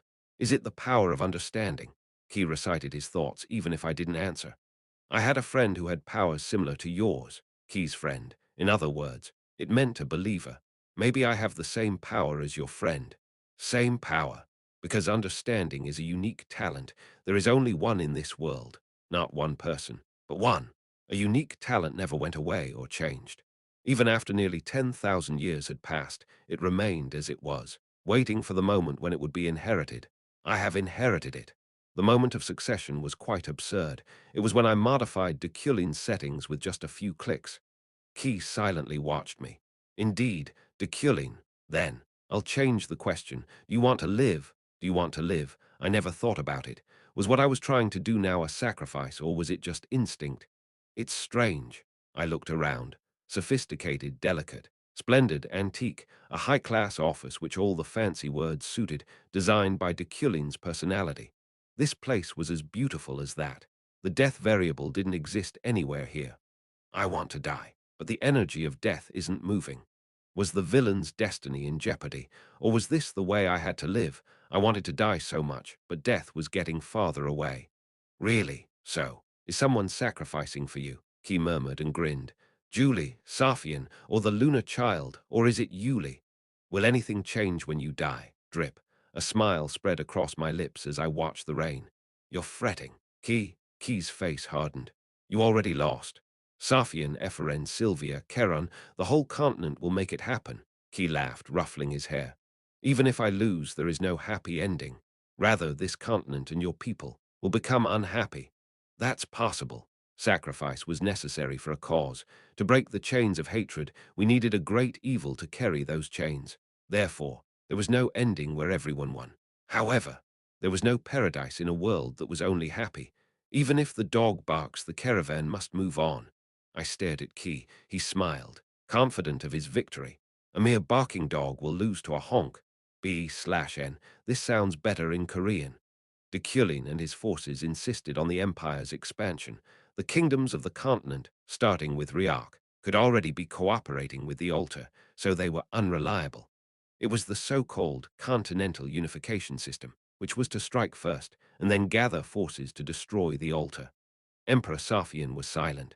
Whether she was reluctant to face Deculein's powers, or whether the might of those powers exceeded her expectations, she locked herself in her boudoir. Deculein didn't wait. Only by his will had the demon blood massacre resumed. However, it wasn't a direct slaughter, but an extinction through the canvas. Demon bloods from all over the empire were pulled up, and the Imperial Knights and the Knights of Hadekane marched into the desert and captured thousands more. While there, they found a ledger. It was a ledger containing the names of all the Demon Blood's allies. Nonsense! This was the residence of the old man Romalek. The mansion was too simple and shabby for his family's prestige, which had been the main pillar of the political world for generations. When did I get along with the Demon Blood? Do you think you will be safe even with such plotting? Lawin watched Romalek fight the knights, pinning him with sorrow in his eyes. How dare the wild dogs of Deculein enter here? Let go! Let go! The knights ignored him, throwing him in front of Deculein on his knees. This! Romalek looked up at Deculein with wide, shaking eyes. Deculein shrugged. I can't help it. Romalek, your name is written on the ledger. Why, you bastard? Bastard! Deculein froze, the saliva spattered from Romalek's mouth with psychokinesis, and continued. You can't find a loyalist like me in the Empire. Loyalist? Saying that you are loyal for Her Majesty. For the sake of this empire, I'm catching the Demon Bloods. Deculein looked around. All the knights next to him wore mad smiles except Delric. He wore a bitter smile, but now wasn't the right time. Riak has already gone to the altar. Romalek, the Principality of Urin, is obsessed with crazy ideas. It happened because they weren't attached to the Empire. Deculein, aren't you also a dog of the altar? Why would I serve the altar? I just want to find and kill those who will betray the kingdom to the Demon Blood and the altar. This. For a moment, Romalek's expression hardened as Deculein showed him the ledger. Your name is written here. No, not just yours. Romalek's breathing became rough, and Deculein's smile grew even deeper. There are several of your servants' names. Deculein ran his finger across the names one by one. This guy overlooked the Demon Blood's sins, and this guy made a deal with them, and this guy even sponsored them. Doesn't even your conscience feel guilty after doing this, so blatantly manipulating? Well, it's not manipulation, so I can't tell. Deculein grinned. Please support our website and read on site, detain them, all the guys on this ledger. Be content with me. Deculein, Romalek clenched his teeth. How long will this go on? You are out of control. Out of control. Yes, I'm sure you can see yourself in the mirror. Romalek couldn't afford to shout anymore. In a low voice, he begged Deculein for mercy. No, he was giving him advice. You also need a way out of this hole. It will be difficult to resist if Her Majesty moves. Even for a Deculein, do not underestimate the power of the imperial family. But Deculein laughed. Do I hear a dog barking? At that moment, Romalek's eyes grew bloodshot. He roared like a beast and pulled out a dagger. But a knight struck him in the back of the head with his scabbard. Romalek fainted. HMPH. Deculein scoffed and looked at the knight. It was Delric. That was useless. It was a chance to kill him. I'm sorry. As he bowed his head to Deculein, his eyes roamed over the fainted Romalek. Forget it. Let's go. Yes, Deculein left with the knights like some emperor, and Delric raised his face again. He stared at Deculein's back as he left. Delric, standing there with his eyes shaking, was special to Lawin. Ahem. However, before Lawin could even approach Delric, Leah stole the drop on him. Before he knew it, she stood beside Delric and handed a small note over to the knight. Then, she walked back and gave Lawin a wink. They needed to get going too. Okay, Lawin answered. Leah smiled and Deculein moved. That way the caravan was slowly moving on, back in the mansion of Deculein. When I got home, I looked around the study. This place was full of books, including tomes on magic, history, and my writings. The magic theory books I invented would be of great help to this continent. They were devoted to post-war restoration. I reached out, thud, and dropped a book while trying to get it out. My hands were shaking. I'd only used a small amount of psychokinesis, but now that was too much. At that moment, a certain warmth touched my back. I turned my head alone to find Julie hugging me tightly. What are you doing? Your back looked cold. My back looked cold. It wasn't cold, but it didn't feel bad, so I let her stay. Then I mumbled. It seems to be getting warmer. Julie buried her face in my back, wrapping her arms around my stomach and clasping her hands tight. The scent of forget-me-nots lingered in the air around her. She'd been wearing their scent ever since. Professor. What? I love you. Even with that confession, my heart didn't tremble. I just smiled. Julie asked, do you have 1 month left, or is it 2? I don't know. I didn't count. The lighthouse would soon be completed, and the caravan would stop there. My job was to lay the tracks for them. but I wouldn't be at their destination. I will be by your side until the end." Her voice contained no lies. This was the woman who could make Deculein act so irrationally. With just the merest glance, I released her hug and turned around. "I'm glad I'm not alone." "Is that so?" Slowly reaching out my hand to her face as she smiled. "The end." Sylvia turned off the crystal ball. Those watching screamed. "No, why all of a sudden? I think you can show us again." As Jackal and Carla glared at her, Arlo's cleared her throat. "Ahem, I must check the performance of my doll. To do anything, shut up." Arlo's moved her lips but made no further sounds. "Can't I watch?" Julie intervened, her face steaming like a bun. "Can't I watch?" "Don't even think about it." Sylvia shook her head. "But, don't be mistaken, that Julie isn't you. Do not equate yourselves. Everyone, go to work." Sylvia waved her hands to shoo them off. There were so many people in this painting prison now, too many. Thanks to Zeit, it was being controlled to a certain extent, but it required enormous effort to form a basic organization system. Of course, Deculein had even predicted their internal situation, sending new people to control the population. Though there was a sense, he sent the most capable bureaucrats first. "You're doing this because you're angry, right? I know it all," Arlo said. Sylvia glanced sideways at her. "Gosh, I'm going."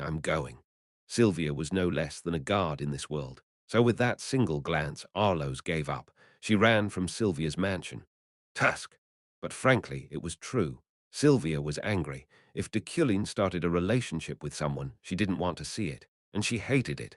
But she wanted him to be happy, even just a little bit, so all she could do was turn off the screen. But, however, Sylvia looked at Deculein now and made one promise. "You're not going to die that easily." She knew now what he intended, to become the greatest evil and break all the chains of hatred with his death. Because we don't want that kind of sacrifice. However, Sylvia's drawing of this prison served two purposes. One was to preserve the continent's life, and the other was, just like you saved me like you saved Epheren, and you saved Julie. Giving back even a little bit of what she received from Deculein, that was it. Chapter 338. The dogs bark, but the caravan moves on 3. The distant past rose like a mist. 1 year, 10, 100, then 1,000 passed. Those days couldn't be expressed in terms of time, those distant memories of the Holy Age. God was still alive then, and Ki was a devout believer. Since there was only one God in that world, everyone except God was a believer. What do you think today's divine revelation will be? Ha ha, I'll just write down anything and accept it graciously. The believers of the Holy Age received revelations from God and spent their days interpreting them. His body and mind were filled only with the revelations of God, a life in harmony with God, each creature dedicated solely to the one who created them. In that great era, Ki was happy. Every moment was full, and every fragment was insightful. Ki, this revelation is significant. A strange revelation came without any warning to Ki. The revelation was interpreted as follows: "Your indulgence will bring me to death." The indulgence of believers and the death of God. Ki was shocked. He belatedly toured this village, looking at the faces of the believers with suspicion. Eventually, he realized that they were different from him. The complexion of the believers looked tired. They seemed bored, as if something other than God had entered their hearts. Time had corrupted their beliefs.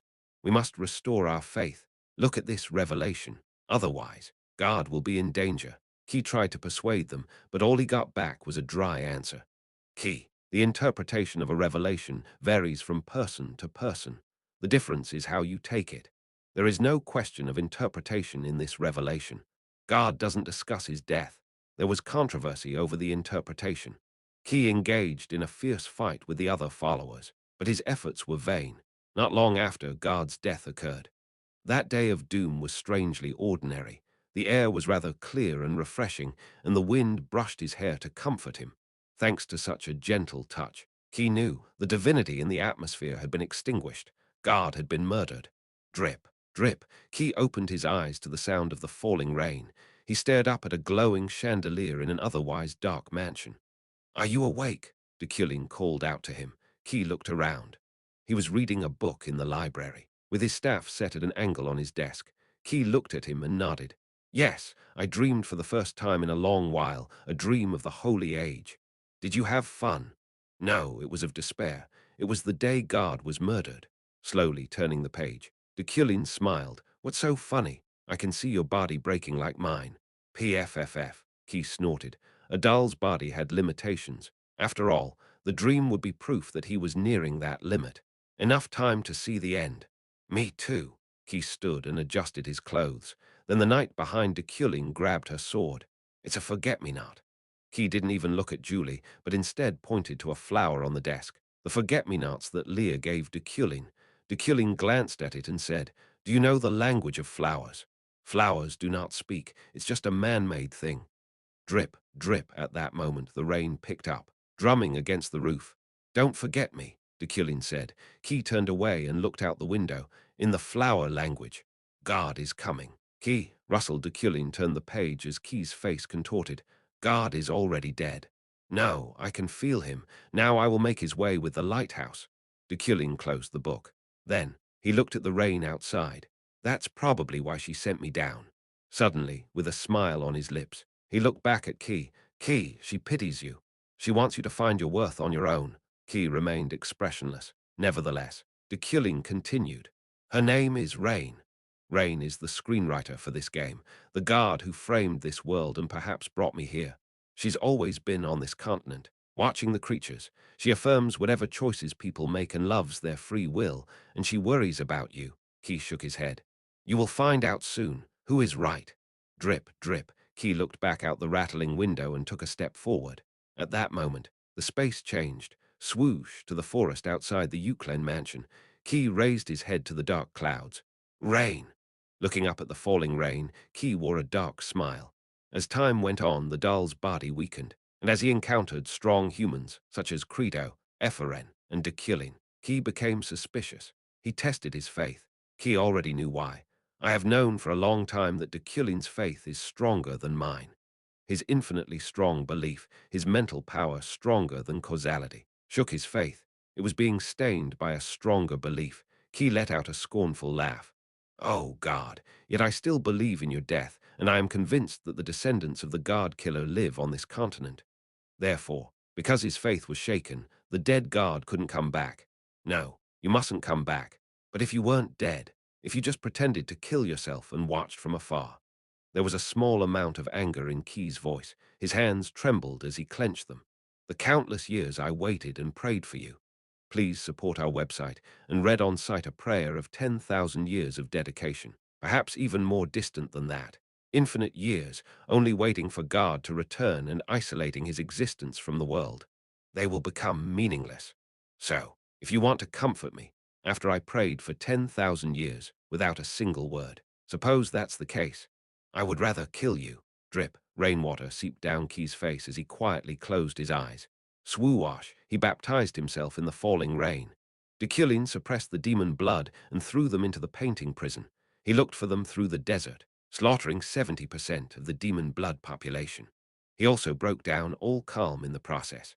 All those who could be called the pro-imperial powers judged everyone else to be on the demon blood side, torturing them until they confessed. In addition, Deculein wrote a statement of declaration of war on the kingdom closest to the empire. Some kingdoms who heard the news fell to their knees in surrender before the war broke out. In this way, Deculein became a triumphant general who won the war without even fighting. He simultaneously shoved aside the media that attacked him and officially warned the floating island. "There are many resistant forces in the kingdom, principality, and this empire," Ganesha said in the Maisel conference room surrounded by stacks of documents. Leah put down her newspaper and nodded. "Yeah, Deculein is a contributor." Deculein wielded the power and prestige of the emperor. It was only for the sake of the altar's destruction and their great empire, according to him. Not only the empire, but the commoners and nobles of the kingdom, everyone hates him. The evidence of the crimes he committed has been collected. Ganesha pointed to the papers. It was all evidence, but they couldn't reveal it right now. Deculein's prestige was overpowering the continent, so they'd have their heads cut off before even reaching trial. "Should we just wait?" "Yeah," Leah nodded. "The end is decided anyway." Leah already knew the last part of this questline. In the end, they would have to go to Annihilation and reach the lighthouse. Deculein will prepare his magic in his lighthouse. "Oh, let's aim for the moment he'll turn on that lighthouse. Is that what you mean?" "Yeah." Deculein would activate the lighthouse, and that was their chance. Safian and the Imperial forces, the demon blood survivors, and Maisel would preemptively attack them. There will be a chance to strike back, soon. Mew, the two looked up in surprise. The red-haired Munchkin was looking down at them. Your Majesty, leave that moment to me, the Munchkin said. I will pierce his heart, with a hardened face, her tail held upright. Annihilation was swarming with life, all members of the altar. They were bowing down, looking at the tall lighthouse built in the middle of their barren lands. Impressive, Crito said. I turned to him and nodded. Yes, it is. It's a building that will not be corroded by dark energy. The lighthouse was sturdy. The property of never break was endowed in its stones. No matter what happened, it would remain on this continent. What are you going to observe with that? I will make way for comets and observe God. The comet. Yes, the comet shall destroy the continent. Some devotees behind me trembled. Then the continent won't prosper. Things that can perish will perish, not me or you. Crito silently smiled. I purposely hardened my expression.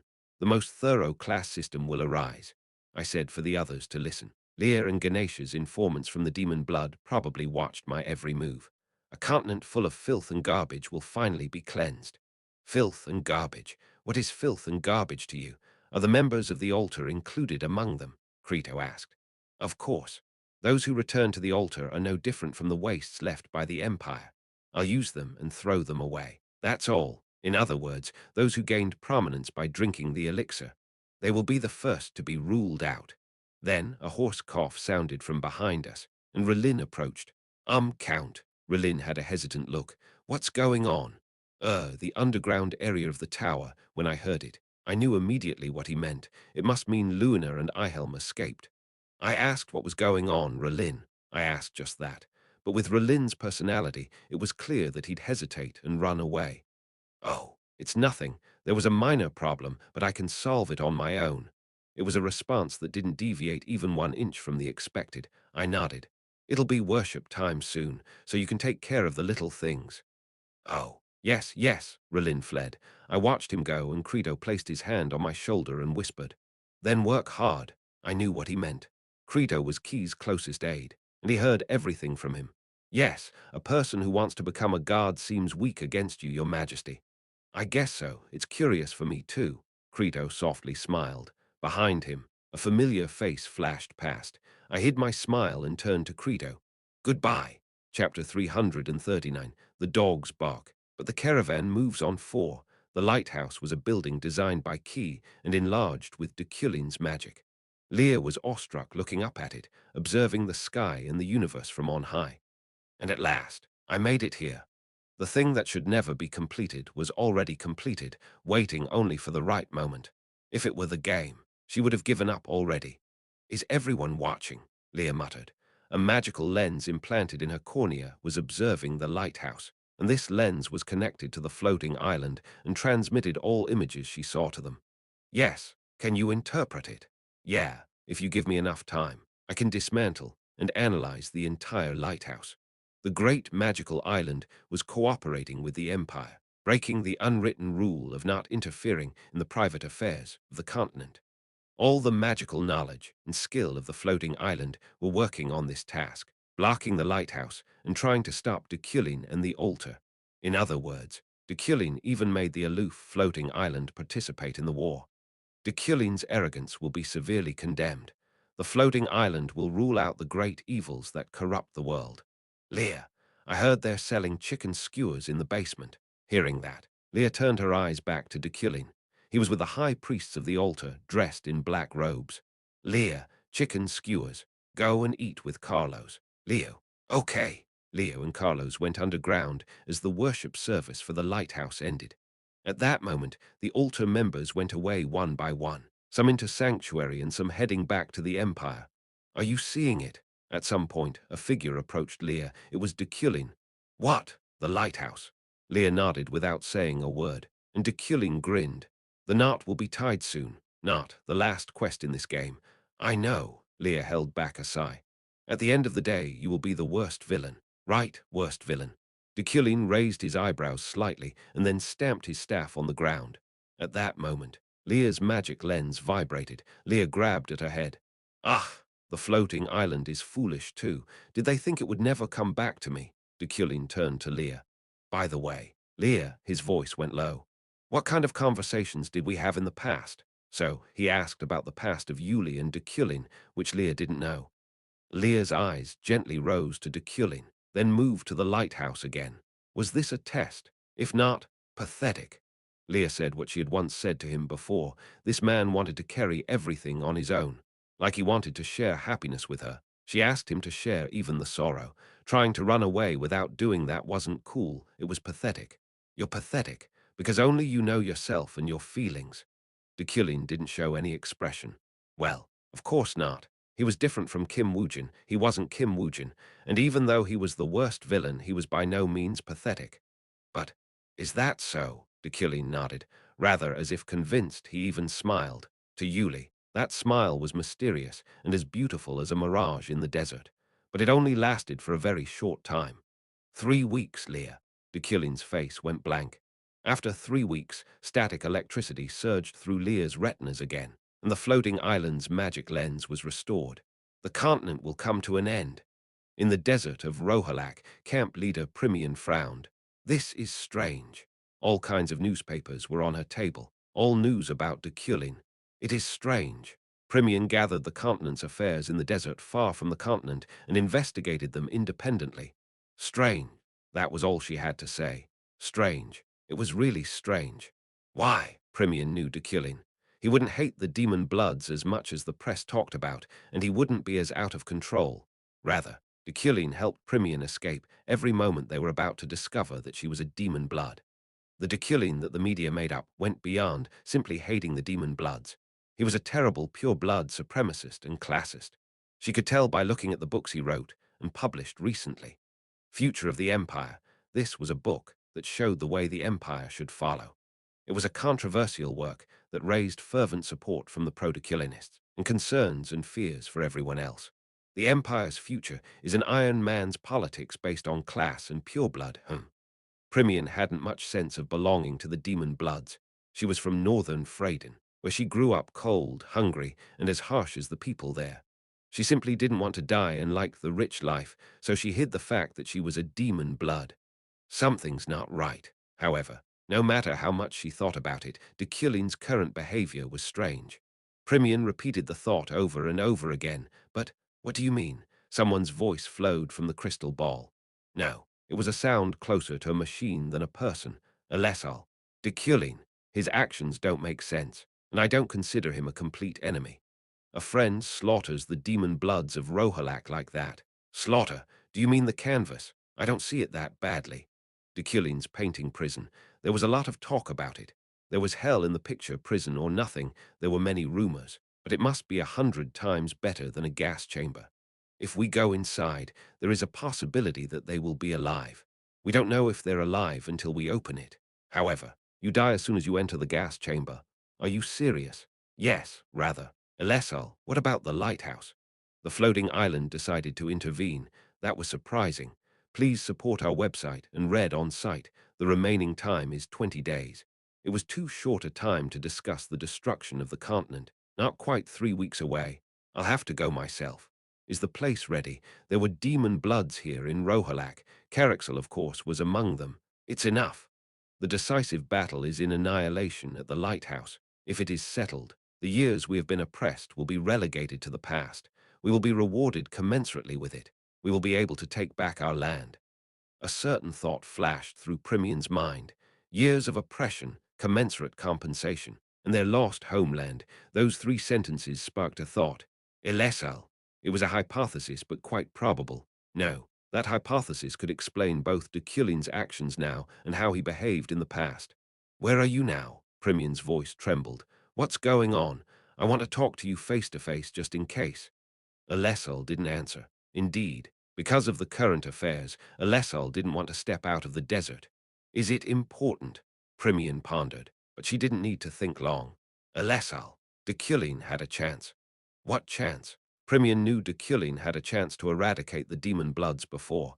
By receiving information from the demon bloods informant, he could have killed all of them. Well, however, Primian's belief in Deculein wasn't only because of that incident. A chance to kill a demon blood child. Primian pulled out a journal from the drawer. It was confiscated from a child held in Rohalak. But it was an item that caught Primian's eyes just before it was burned in the garbage dump. No one had read it, and there was nothing special about it. But in the diary, there was a paragraph like this. Today, I met the general of the Imperial Guard, who is the scariest. He had medals hanging on his chest. It was amazing. At first, I thought I saw it wrong. I thought I would be caught and immediately taken to the camp, but he left without a word. He just told me to be careful, so I thought I was mistaken. But later, I checked his face again in the newspaper. It was real. His name is Deculein, Primian said as she closed the diary. He wouldn't kill even a child of the demon blood. The floating island, the upper part of Medjason, where all the advanced magic and records of the great wizards in the world were gathered and stored. There, all the top minds of the floating island gathered and were working hard. This lighthouse is a medium. The altar intends to attract comets to this lighthouse, and Deculein's magic amplifies its performance, including the addict Astal. The etheric-class wizards who obtained the privilege of living on the floating island thoroughly examined the altar and Deculein's goals. But whatever the altar is trying to do, our purpose is simple. They didn't normally get involved in the world. Therefore, the motive that drove them now was nothing more than a personal grudge. In other words, it was Deculein. We'll annihilate Deculein, the addict Astal said, and listening to his words, the wizards of the floating island immersed themselves in the development of a technique designed purely for Deculein's annihilation. I'll say it again. We'll kill Deculein. The addict Astal spoke again. We'll kill Deculein. He said it again. We'll kill Deculein. And again. Only then did the wizards realize that something strange was happening, and they raised their heads one by one to look at Astal. We'll. Astal was repeating himself. We will. Astal repeated that, and his movements slowed. We'll that way. He went completely still as his voice continued. No, time stopped. A silence fell over Medjason, laying thick and heavy only to be shattered by a single will. I'll make some corrections to what he just said. Click, click, high heels clinked off the ground as a figure appeared in the shadows of Medjason. Yes, it's me. Epheren looked at each one of them. It's impossible to destroy Deculein. She spoke with a sneer, resembling her former teacher. No, you can't, as long as I'm here, she beckoned lightly. At that moment, time ground to a halt. Everyone on the upper floors stiffened with their mouths open. HMPH. Click, click. Epheren scoffed and sat down beside them, turning only her head. She examined a record on the wall. Lakrelin, Kaidizite, the floating island record of Lakrelin and Kaidizite. Looking at it, Epheren recalled the old days. I think I'll see you again soon. To be honest, she still didn't know what had happened that day, but she had a gut feeling that day would come soon. Until then, I will do my best, Professor. Epheren softly muttered and looked around. Crack something began to creak. Oh, indeed. They were tough. There weren't many wizards who could resist her magic. But well, it's better that way. Epheren, who had already endured an infinite amount of time and had risen sharply in her skill, had enough self-confidence to face them. Everyone, bring it on. I will deal with you myself. Now, she believed in herself more than anyone else. Chapter 340, The Emperor and Safian. 1. The time of floating island has hardened. The tiny air currents of mana, the particles of dust flowing in the air, and the expressions of the wizard's eyes all lost time. The one moment stuck. Epheren made it that way. Click, click, she walks in the middle of it, grabbing with one hand any materials about Deculein and lighthouses which were being studied by wizards on the floating island. But not far away. While reading the contents, she murmured in a low voice, then burnt it. I don't believe that's the end. The great cause the professor desired perhaps his death, the end of the villain who embraces everything and disappears. But Epheren cannot accept that end. She did not want to admit it. It won't end there. Epheren remembers that day. The day her younger self and Deculein met with herself, who was older than she was now. Although the memory was dim and faint as if submerged in water, her sad face at that time still remains like an afterimage. Because I'm not happy without you. To be truly herself, she has to be honest with her desires. So Epheren wants it. Life with Deculein, to be precise. That time, jig, a sheet of paper is printed out from a magic machine that looks like a fax machine. Lee, who was sleeping on the couch in the office, was first in opening her eyes, followed by Ganesha yawning. Gawain picked up the telegram. Everyone, look here. His face stiffened as he became serious. It's urgent news. Urgent. Leah raised herself up. Gawain sighed as he looked at it. It's news that the entire floating island has stopped. The entire island. Let me see. Leah hurriedly looked at the urgent news. Sudden news. Suspension of floating island for an unidentified reason. Suspension of floating island operations. Both outside and inside are presumed to have been subjected to magical attacks. Loss of communication. No outside access. First step. I think something happened on the floating island. But is this also Deculein? Well, Leah fiddled with her chin and remained silent. This was an event that wasn't in the quest line. It was a terribly big event. If the party responsible for bringing the floating island to a standstill, that has never ceased for hundreds of years, the power of a wizard will not be enough. He's a great wizard in his field, but he's not enough. No, therefore, it is not Deculein. He's not that arch-wizard, so it's not enough. Maybe it's someone else. Who else could? Ganesha flapped her pigtails at Gawain's question. You mean Ephorine? Knock, knock, the sound of a sudden knock. Who? The door that opens before Leah even finishes asking who it is. Two dressed in robes, no. A wizard. Leah's eyes widened as soon as she saw their faces. The head, Professor Luina. And Iheim what? Why don't I get any honorifics? This Ihelm grumbled as he looked around the interior. Is this Mazel to kill Deculein? He mumbled and laughed. It's shabby. Ah, all the clean bastards want to stick to Deculein. What happened? She ignored Ihelm and asked Luina. Luina gave a wry smile. We were close to dying. We were imprisoned in Deculein's dungeon, and the Knight Delric saved us. Knight Delric? Yes. Luina shrugged her shoulders as she hung the robe on a hanger. It's a long story. We were almost a magical nucleus for Deculein. Anyways, what's that? Oh, this is urgent news, urgent news. Yes, Leah handed it to Luina. The floating island has stopped. Stopped? The floating island? Yes. Luina's expression on reading the urgent news becomes serious. Jig-jick, jig-jick, jig-jick. Meanwhile, there's a magic machine that looks like a fax machine spat out the paper.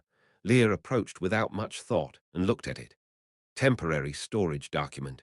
In the event that the existing Deculein or lighthouse documents are lost on the floating island, copy will be delivered to the department directly under Mazel. Please continue your research. What is this? Leah opened her eyes wide. Luina and Ihelm looked back at her.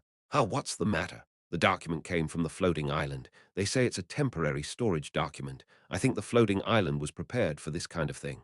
Temporary storage documents. Can I see it too? Luina asked cautiously. Leah answered quickly. Even if you glance at it, you can see it's the complete document, yet I don't even know how to read it. Of course.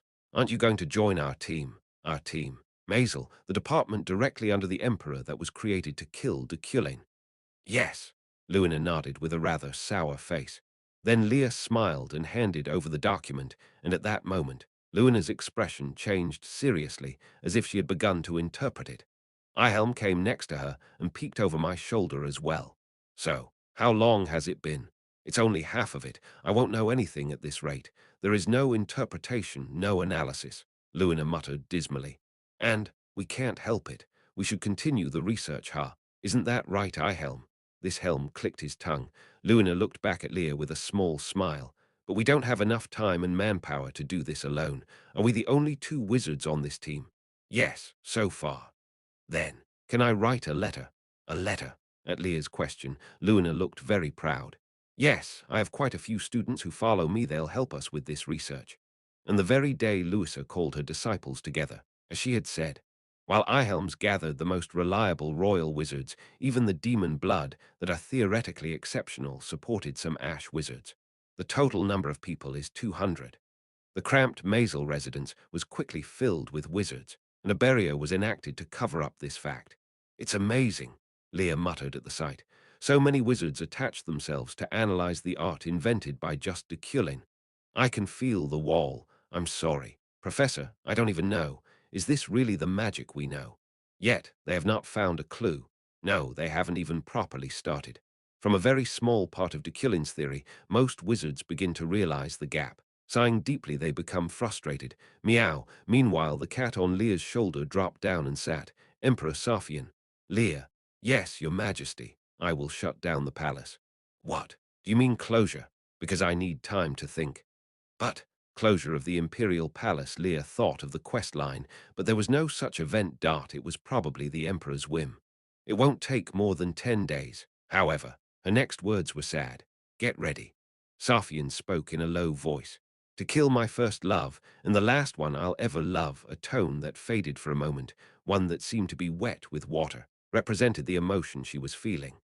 The most obvious reason to kill him, the islands, the Eucline mansion. I'm looking up at the night sky today. Please support our website. And read on site. Suddenly, a roar resounds. The stems of the power of magic are engraved in the dark sky. Light is born, the light that is born spreads, and the light that spreads dies. Fleeting death, thunder, and lightning, a shower of rain combs across the street, soaking them within the darkness. I don't think I'll last a month, Julie said. She was talking about her body, but I put my hand on my heart.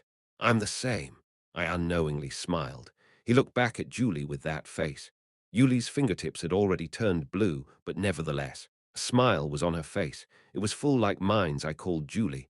Julie replied. Yes, I said. I couldn't save you, Julie replied. Don't worry about it. I will protect the professor, I have decided. Is that so? I reached out to her. Julie reached for me too. It was cold. The chill from my fingers touched her heart, a doll on the verge of breaking. No, it's already a broken doll. However, Julie is just enduring by freezing her body with her own cold, over and over again. I'm sad. I said so, and took her in my arms. Yes, so am I. Julie put a hand on my back. She caressed his arms and shared her chill. Two-duck, two-duck, two-duck, two-duck, two-duck, two-duck. The sound of rain permeated the world. It's not even the rainy season, but it's raining a lot, Julie in my arms said. I let go of my hug with a faint smile. I looked out the window at the rain again. It means God is coming. God, Julie retorted, looking at me. She pouted. The God who made you suffer so much. Yes, I want to kill that God. I smiled at the cute complaint. It's impossible. I think God knows my end. Deculein's end. God may have made me Deculein for that end. This encounter, this pain, this sadness, this breakup, this happiness, I may have been a preparation ordained for only that moment. But don't worry. I put my hand on Julie's cheek. I caressed the chill gently. I will not lose against God. Yes, I know. But to do that, I need your help. I know that too. Julie smiled and buried her face in my heart, like this. Even her tiny gestures come as an infinite joy to me. It gives you an irresistible tremor. Deculein's final bliss. A woman who is like a gift on the path of this life. Yes, they're needlessly smart, and they'll soon notice.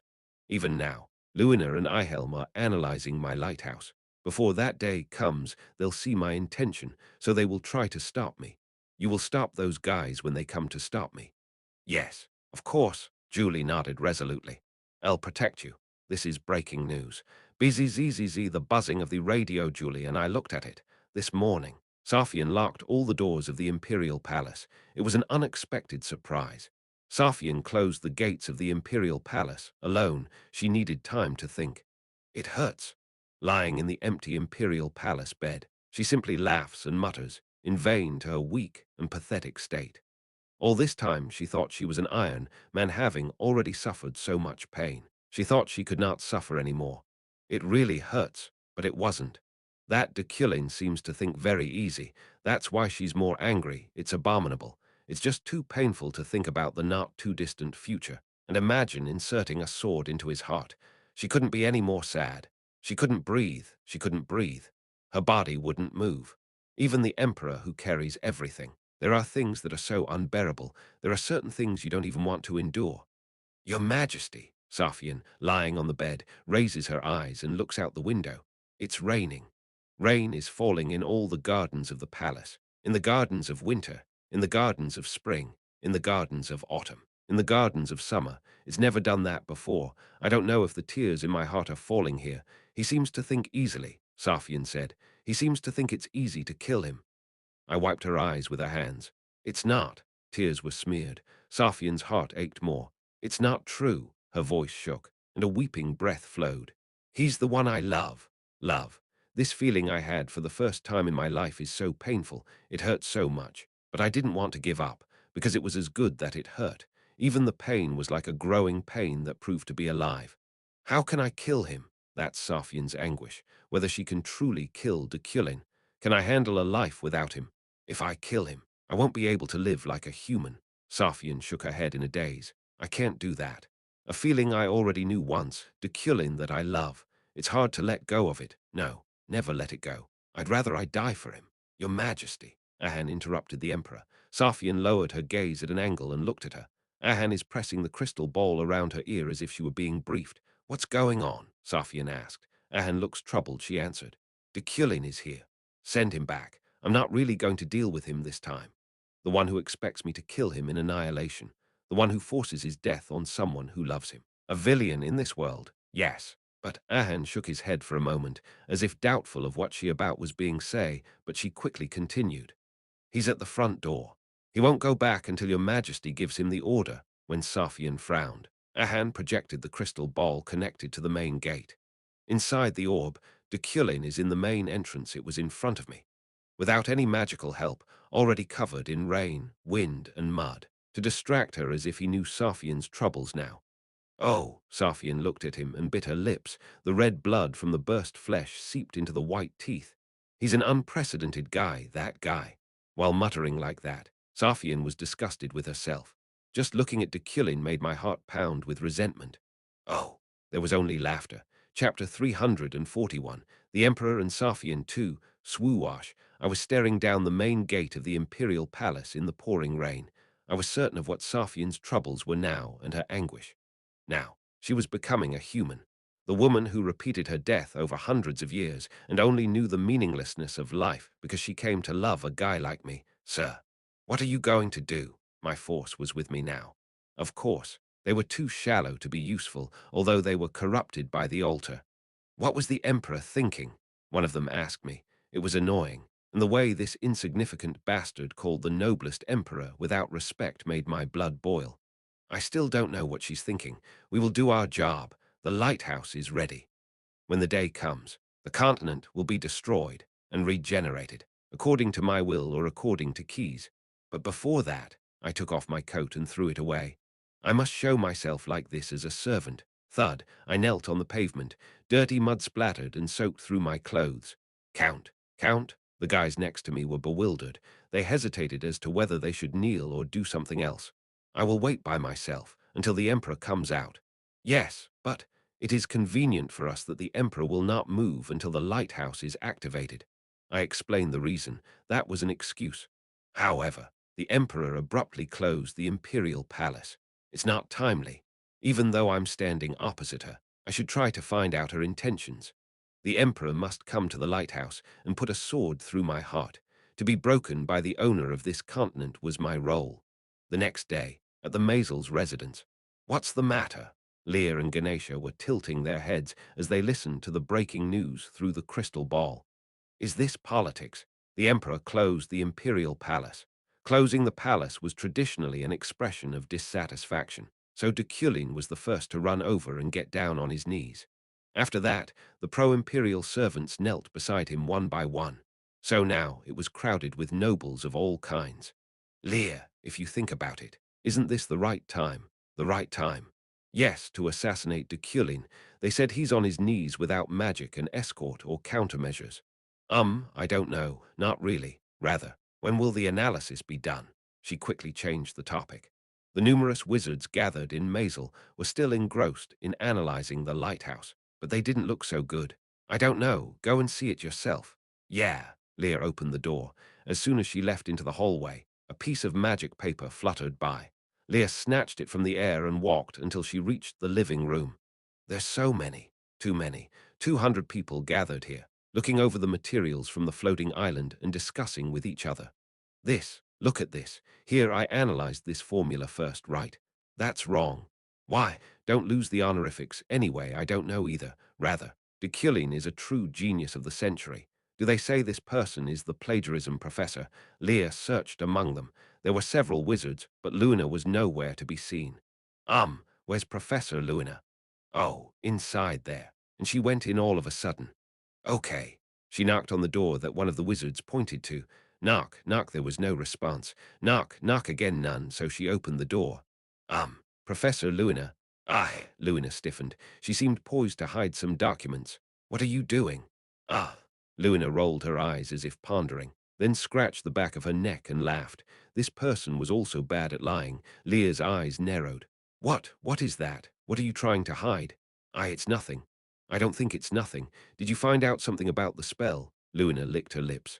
Oh, you did right. Ha, Luina nodded, and she sat down with a look of despair. Yes, I figured it out, sort of. What is that? Luina raised a stack of documents. This is Deculein's lighthouse formula decomposed into 300 parts. 300? Yes, well, I didn't do anything. My disciples put it together one by one. The purpose of this lighthouse is, so I think I can tell the purpose. That purpose is. Suddenly, Luina's mouth shut tight. She sighed as she rubbed her eyes and nose. Maybe the continent's destruction. Luina's eyes widened. Leah had known it for a long time, but Luina and most hadn't heard of the altar's purpose. No, perhaps even the members of the altar didn't know its purpose yet. That's right, the continent's destruction. This lighthouse is trying to attract a comet and drop it on the continent. Luina got up and tapped her telescope. We have already observed what the comet is. Oh, you don't seem very surprised. Yeah, I kind of expected it. Really, after all, you are the adventurer chosen by Her Majesty, right? Luina smiled bitterly at her. However, Leah's and Luna's expectations were slightly different. According to the questline, Leah expected that it would be like this, while Luna had composed an empirical prediction through magical analysis, research, and observation. Thus, there was evidence of Luna's predictions. She could officially announce it to every corner of the continent. What is that comet? Well, we haven't decided on a name yet, but it's half the size of our continent. Please support our website, and read on site this was confidential, but Leah knew science and engineering. So, she studied Earth science a long time ago, and she knew that if even an asteroid a tenth the size of that crashed, the planet would be destroyed. There's one thing I haven't figured out yet, but that could be unnecessary. Right, we already know their purpose. So why are you here instead of revealing it? Even if I reveal it, I don't think it can be stopped. I think it would only cause chaos, Luina explained. I was just learning their intent. I don't know how to stop it. I can't. It's flawless. Luina waved the papers. It's perfect. I was amazed while reading it. Honestly, how was Deculein able to create something like this? She admired the enemy trying to destroy the continent and even blushed as if fascinated by his magic. But why would he use his talent for something like this? Luina muttered like that and put the paper down. Deculein's spell flowed down from her fingers. It's okay. Picking it up, Leah shook her head. I don't know much about magic, but it certainly has flaws. Flaws? Luina turned to look at Leah. Yeah, a perfect spell like that is tricky, isn't it? So only the wizard who invented the technique can handle it. Right. Luina's eyes widened. Leave this document as evidence of Deculein's war crimes, and we just need to take advantage of the moment he decides to turn on the lighthouse. Then we can kill him. Deculein was hoping for that too. Yes, okay, now Deculein is a really bad villain. Luina said so and grabbed the paper again. Then, she immediately resumed her studies. Leah tilted her head. What are you doing? You said there was one part that I haven't figured out yet. I'll analyze it again. In the basement of the Imperial Palace, the library, Safian was walking there, reaching out to the bookshelf, fumbling through the covers of countless books. Among the texture and smell of paper, leather, and ink was Deculein. She picked out only the heavily stained books with Deculein's traces and held them in her arms. He did read a lot. Hundreds of books held his scent. All were first editions of rare books kept only in the Imperial Palace. Gosh, he was a book lover. Russell, Safian read the books he had read. Russell, The History of the Imperial Palace, Records of Magic, and Tales of Ancient Times, Evidence of Divinity.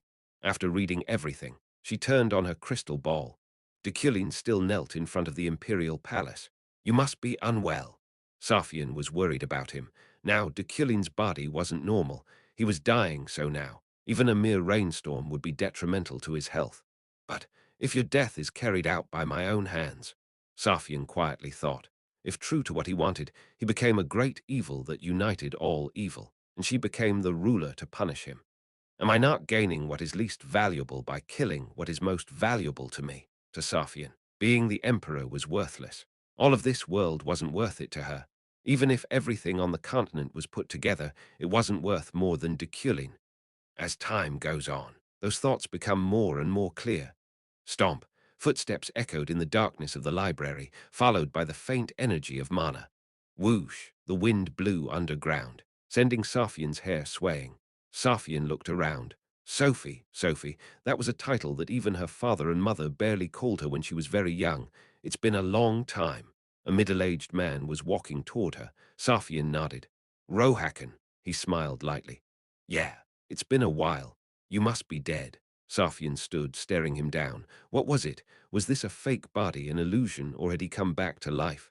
Ha ha, I'm already dead, but I'm not fake. Before I died, it was easy for me to fragment my consciousness and leave it like a time capsule, Rohakan said. Then, without hesitation, he sat across from Safian. Sit down, there isn't much time. Safian stared at him, motionless, and Rohakan just smiled. Didn't I tell you I saw the future? I knew you were going to suffer at this moment, and I knew what you would be thinking, so I left my will. And I have something to talk to you about. Suffering, thinking. Safian twisted her lips, sneering at Rohakan.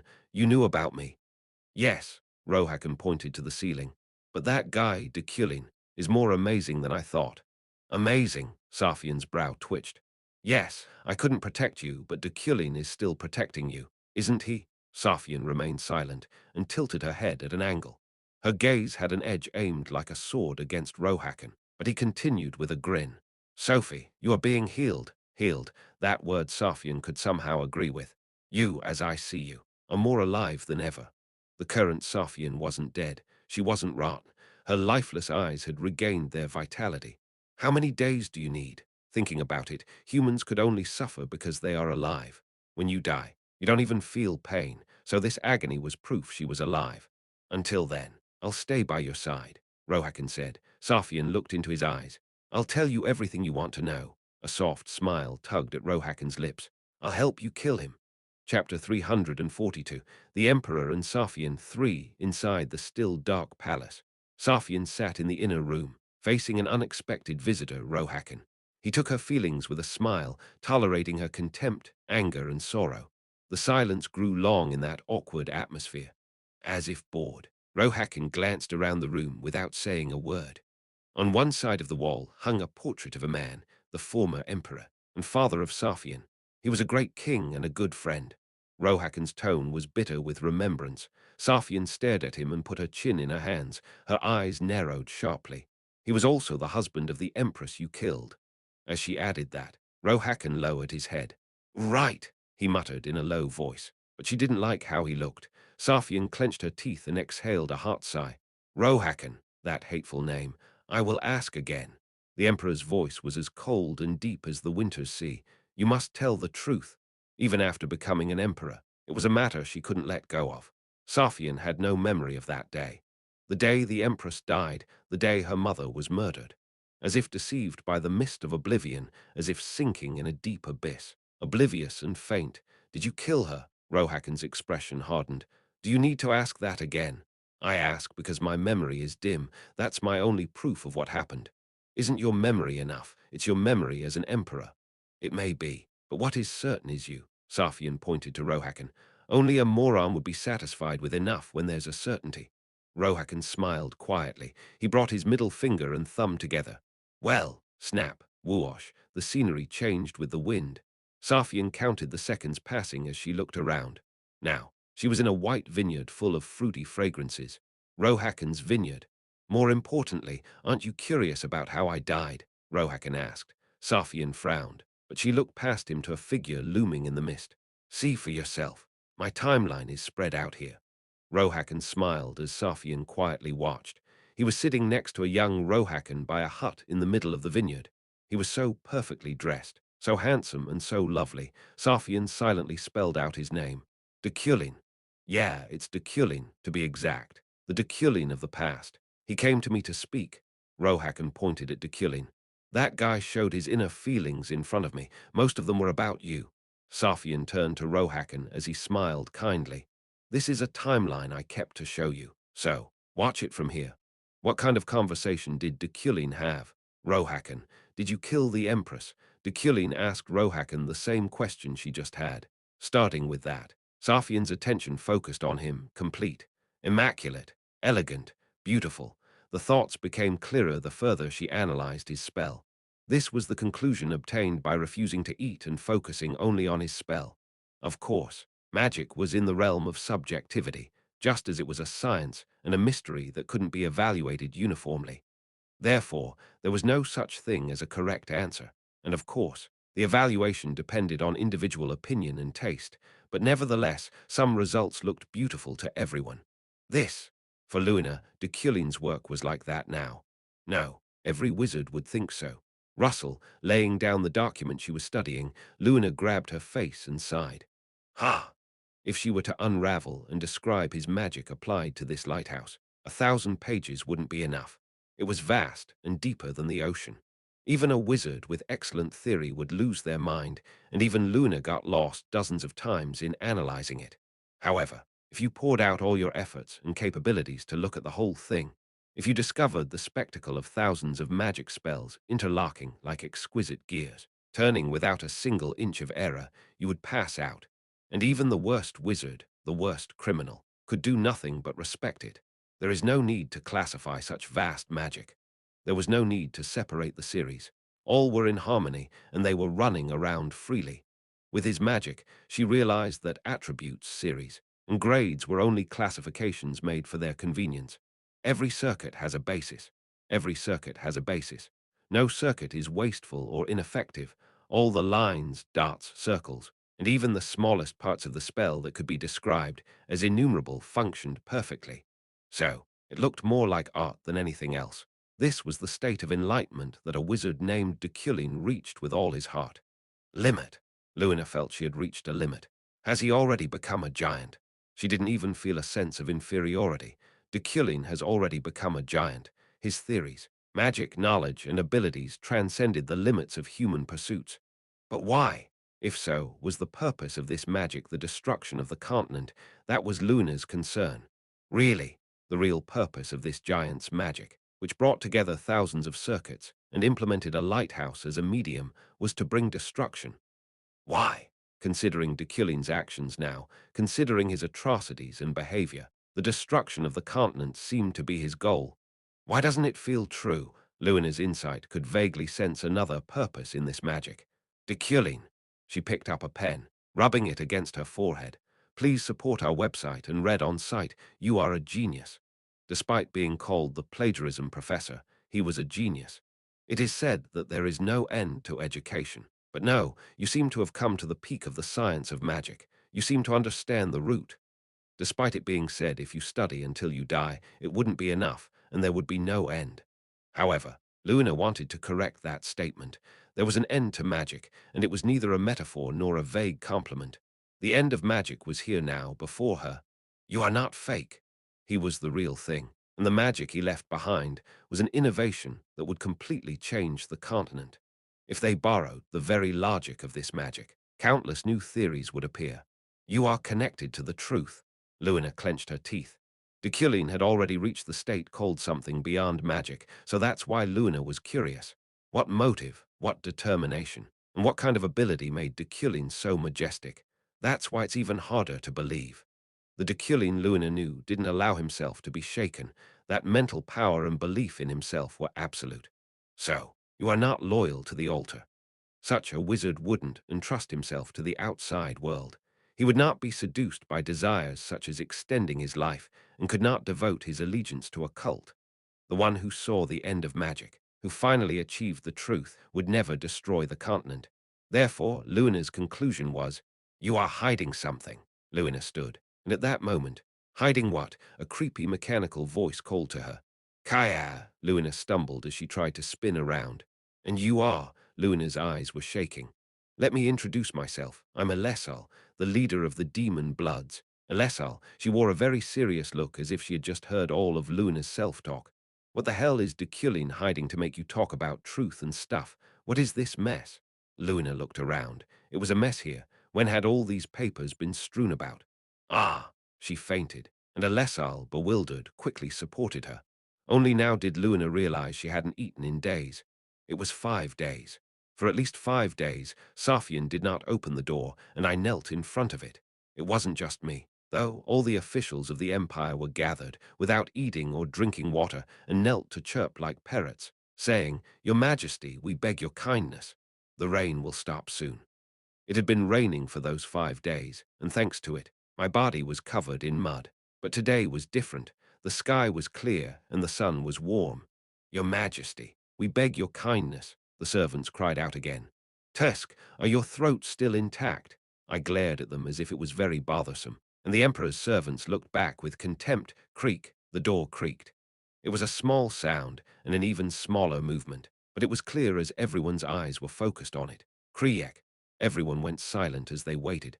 Gulp, the seconds trudged on. Tick, rattle, the gates of the imperial palace opened. Everyone raised their heads and looked beyond it.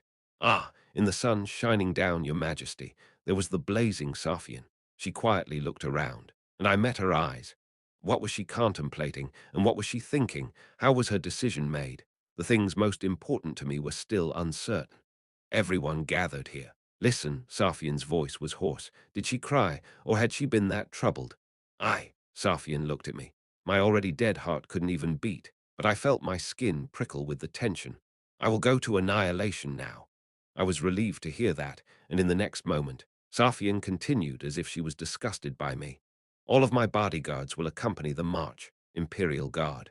The moment Safian mentioned it, everyone's eyes focused on me. "Did you hear me? Deculein." It was because I was still the commander of the Emperor's bodyguard. "Yes, however," I answered and stood. I wiped the mud off and looked straight at Emperor Safian. "Your Majesty, can you trust me?"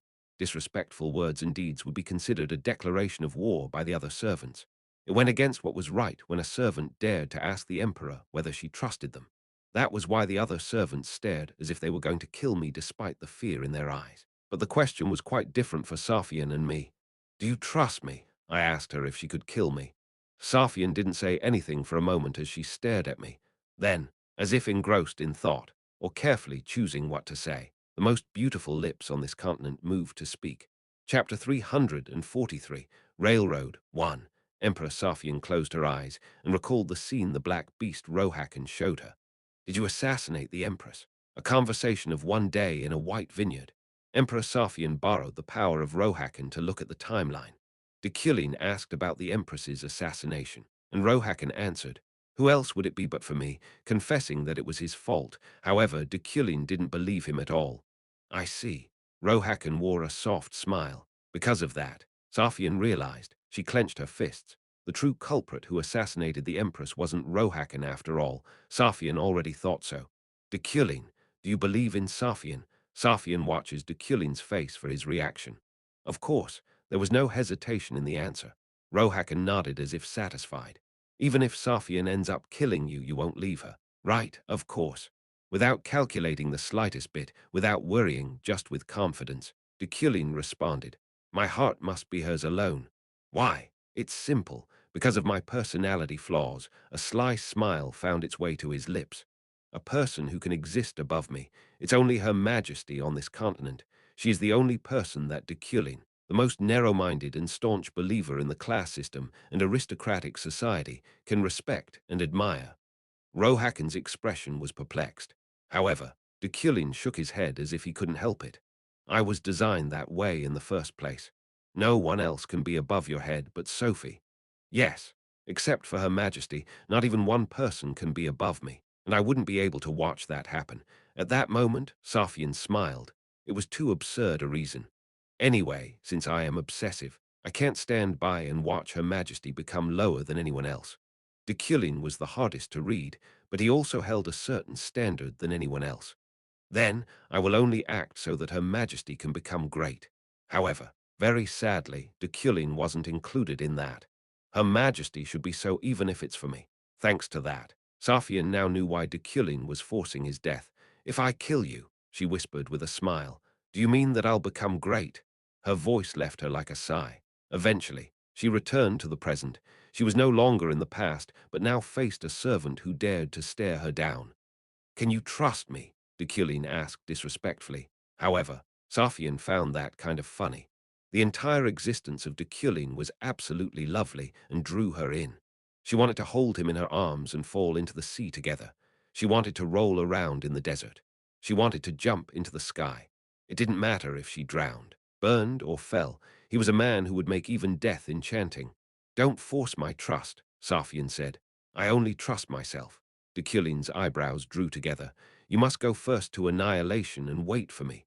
There, I will doubt your loyalty. All the servants were surprised. Telling him to go to annihilation first was the same as an exile, and saying she'd doubt him was the same as calling him a rebel. At that moment, Deculein asked back, will you be able to handle it? The moment was too unconventional for a conversation between the emperor and her subject. However, to Safian, his words sounded like, can you kill me? Safian sneered. Of course. 2 days later. Hugh. In the common room of Maisel's residence, Luna was taking a deep breath. She'd just woken up and been sighing ever since. Ihelm asked, looking over. So, was there anything hidden in that spell? I don't know. Ihelm shook his head. Anyway, whether the spell has any other meaning or not, it is correct to disclose the analysis results. Luna turned to regard him. Where? Deculein must be chasing us now. Deculein will be kicked out soon anyway. Didn't you hear the news? Ihelm rubbed the back of his neck. Finally, Her Majesty has moved. She told Deculein to go to annihilation first and wait for her. Ah, so we don't have much time. There is no time to analyze hidden goals. The comet will fall soon. Ihelm pointed to the sky outside the window. Luna's eyes widened. It's visible. Right, the comet is now visible to the naked eye. Although still very small and faint, it twinkled like a star in broad daylight. Ihelm picked up a bunch of documents to analyze the lighthouse. Let's open this to the public. If we reveal this madness, many will be on our side. Most of the wizards still don't even know what the lighthouse was built for. If we do that, we can bring down Deculein. He will become a public enemy worse than a black beast, Ihelm said. Luna pondered for a moment. Something about Ihelm's words that Deculein would become the continent's enemy was confusing. Oh, right, what about the demon bloods? Demon blood. Yeah, Elessal. She's outside waiting for you. She said she would escort you until you reveal it. Luna fell into thought, but Ihelm urged her. What are you going to do? Are you going to reveal it to the continent or not? What would happen to the wizard who completed the spell? Something that could define Deculein as a great evil. Let's do that. Please support our website, and read on site a certain voice supported Luna's decision. Luna looked behind her at Leah. Her Majesty will want it too. On the 66th floor of the Imperial Tower, Relin's office, Chairman Deculein has to go to annihilation. Now, Deculein was preparing to head to annihilation. Safian called it the advance guard, and his purpose was to establish a camp and report the movements of the altar. But in reality, it was exile. Of course, the central events could be heard through the altar's network, but the difference between being there and not was huge. But those things didn't matter to Relin. His attention was focused on two people, Luina and Ihelm, who escaped from their prison. They were holding on somehow, but if Deculein ever found out, he would die. Did you find them or not? Relin yelled into the crystal ball he clutched. We didn't. The morons from the altar couldn't find two wizards. Relin squeezed his head. Fuck, find them quickly. Quickly, I mean. Chairman Deculein is on the 99th floor right now. After saying so, he pressed down his crooked hair and raised his glasses with trembling fingers. This garbage. I told him not to lock them up in the first place. At that moment, as he voiced his resentment, Professor Relin, someone called Relin. Relin startled and stood up straight. He straightened his posture and readied to salute. Slam, however, the door opened, and the person who entered was an undergraduate. Relin frowned. What do you want? I'm Assistant Leffand. Are you my assistant? Yes. Oh, yes, it's been 6 months. Why did you come, you cheeky bastard? Relin calmed his heart that was about to explode and took off his coat. The teaching assistant promptly held out a wizard board. Look at this. What is this? The true purpose of the lighthouse the altar built. Someone anonymously revealed it to academia. As soon as the teaching assistant mentioned the altar, Relin felt chills. But these days, there weren't many wizards who didn't receive an elixir from the altar. Relin cleared his throat and took the wizard board. The real purpose of the lighthouse. Yes, the lighthouse isn't just for the altar to worship the cult's god. Cult, you talk a little harshly. Yes, nothing, SHH. Quiet. Relin placed his hand to his lips and began to read. He was curious, too, if the purpose of the great lighthouse was just worship and prayer. To be honest, Relin had no interest in the secret faith of the altar and cooperated with them solely because of the elixir. Relin shot up. The flow of this spell, which Luna summarized, was well organized and analyzed so that even an incompetent magic professor could understand it. So, in an instant, Relin realized its purpose. The comet, by attracting. Suddenly, Relin turned his head and looked out the window. Next to the moon was a small pinpoint of light. That was, this is crazy. Relin ran through the hall and slammed the buttons on the elevator. His destination was the chairman's office, the top floor of the tower. I was preparing for my last trip, with the light of the moon and stars above. I was picking what to pack for Julie and which clothes would suit me best at the end. Anything goes well with you, but still, this outfit is the best. As expected, Julie chose a suit with Midas hand applied to it. I smiled slightly and nodded. Okay, I wanted to wear something a little different in the end, though. Which one? Those flashy ones. I pointed to a bright suit. The lining was red, the outside was blue, and the tie was checkered. Julie looked at it and smiled. You're lying. Yes, it was a lie. Clothes that even Kim Woojin wouldn't have worn. I smiled a little and grabbed a vase that held the forget-me-not Leah gave me. Julie nodded happily. That flower is growing well. It isn't a flower that has a long life. It's not dying because I'm taking good care of it. The lifespan of forget-me-nots wasn't long since it bloomed between spring and summer. But why did Leah give you this flower? I looked at the flower, without saying a word, smiling a little. Well, you'll find out soon. How do you know that? Julie asked with an innocent expression. I looked into her eyes. Because I'm going to ask her myself. Oh, when Julie smiled a little ding, an elevator reached the top floor. At that moment, Julie put on her helmet, and I put the vase in the preservation bag. Chairman, a professor rushed in as soon as the elevator door opened. It wasn't one. Relin, Sire, Fatal, and the professors who cooperated with the altar rushed into the chairman's office without fear. Chairman, this is terrible. The professors forgot their dignity and made a fuss, but they weren't the only ones. Listening closely, I could hear countless more vibrating through the floor. I smiled a little. Finally, the time had come. Look at this, Relin said first, holding out the wizard board. The altar deceived us, I took it. They still didn't know what the real purpose of the altar was. After all, they must have willingly cooperated with Key because they weren't aware. The altar. The real purpose of this lighthouse is to destroy the sea continent. I know. Yes. At that moment, the professors were stunned. And to them, who had their mouths open like stupid pigs, I calmly continued. I made this spell myself. It's a lighthouse that I built. It was a confession that made me feel better for some reason. Chapter 344, Railroad 2, because it's the spell I made and the lighthouse that I've built. Everyone went silent at that moment. They stopped even breathing in the dark office, but all eyes were on me. The emotions in their gaze were clear, so honest that it was disgusting. Why? They asked in a voice that might as well have been a death throe. I stood from my chair as I responded. It is the will of the altar. Key was to destroy the continent from the start. No need to be surprised. Isn't that what you were prepared for? I believe you've read the scriptures at least once. Key's Bible held countless parables and metaphors for the destruction of the continent. There's no way you didn't know.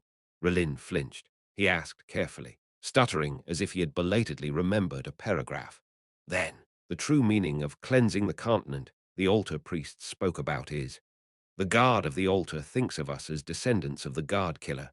That's why the purification of the continent is destruction.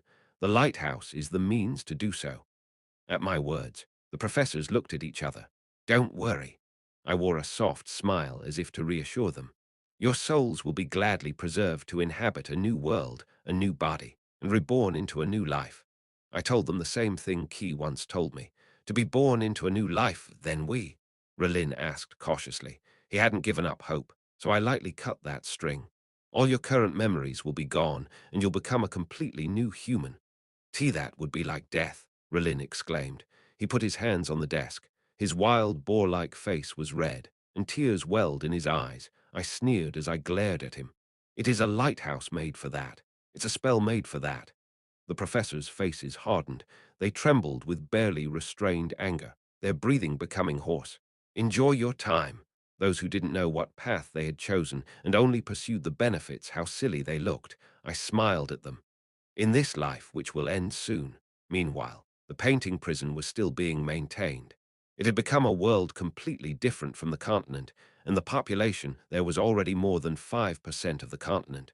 People from different countries, empires, principalities. Kingdoms and different eyes and skin colors were living in cooperation. It was preserved by Ephren.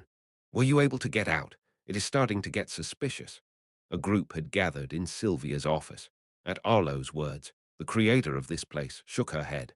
Without paying any attention to the puppeteer, she continued her writing. Hey, you always suspect. That's why Deculein doesn't trust you. What do you mean? Did you forget about what happened on Voice Island? The ones Deculein believed in were Eidnik and me, those days when Sylvia overcame herself and cherished Deculein's love to the fullest. Of course, she remembered. What the? He believed in me, not you. In the end, he believed in my decision. Sylvia's pride flared up. She was proud of her decision to kill the one she loved the most and destroy the artificial paradise where she could be with him forever. So, Sylvia would save Deculein no matter what. As he saved her, no, the problem is that more people are satisfied here, and I mean in this fake world. Food, clothing, and shelter were being solved with Sylvia's magic and mana. They didn't need to hunt, they didn't need to farm. They didn't need to worry about where to stay, thanks to the omnipotent creator named Sylvia. More than that, how did you prepare the doll? Sylvia asked. Arlo straightened up. Although I've managed to connect with the puppet of the outside world, the transmission of higher-order consciousness is impossible. Arlo's was outside this painting prison. In other words, she succeeded in connecting with the dolls spread over the continent. However, it was difficult to precisely manipulate the consciousness transmitted. This manual manipulator is a must. Arlo's showed her a square machine, a long board with several sticks that looked like something you'd see in an arcade. Through this, I can move and talk. Is this enough? Sylvia stared intently at Arlo's and the object. She examined it slowly, as if she was figuring out the mana and the spell, and then nodded. Yeah, this much is fine. Okay, a hum. Arlo's cleared her throat. She glanced at Sylvia and asked carefully, Are you going to help Deculein? Why do you ask? Sylvia asked back quietly as she scratched at the magic paper. Deculein doesn't want your help. That was true. Deculein didn't want help. Therefore, she intended to save him as she pleased. Rather, good intentions will get in his plans. Sylvia silently stared at Arlo's. Arlo's glanced at the magic formula placed on her desk. This was a spell to save Deculein. What exactly is the purpose of this spell? Arlo's asked. Sylvia let out a small sigh. I'm going to paint a portrait of him. A portrait. I will keep him in it. Arlo's was a bit confused. She glanced at the top of Sylvia's head and shrugged. Okay, do it your way. I'll just control the dolls. The lighthouse of annihilation. In the place where the altar was worshipping, Key admired his paintings.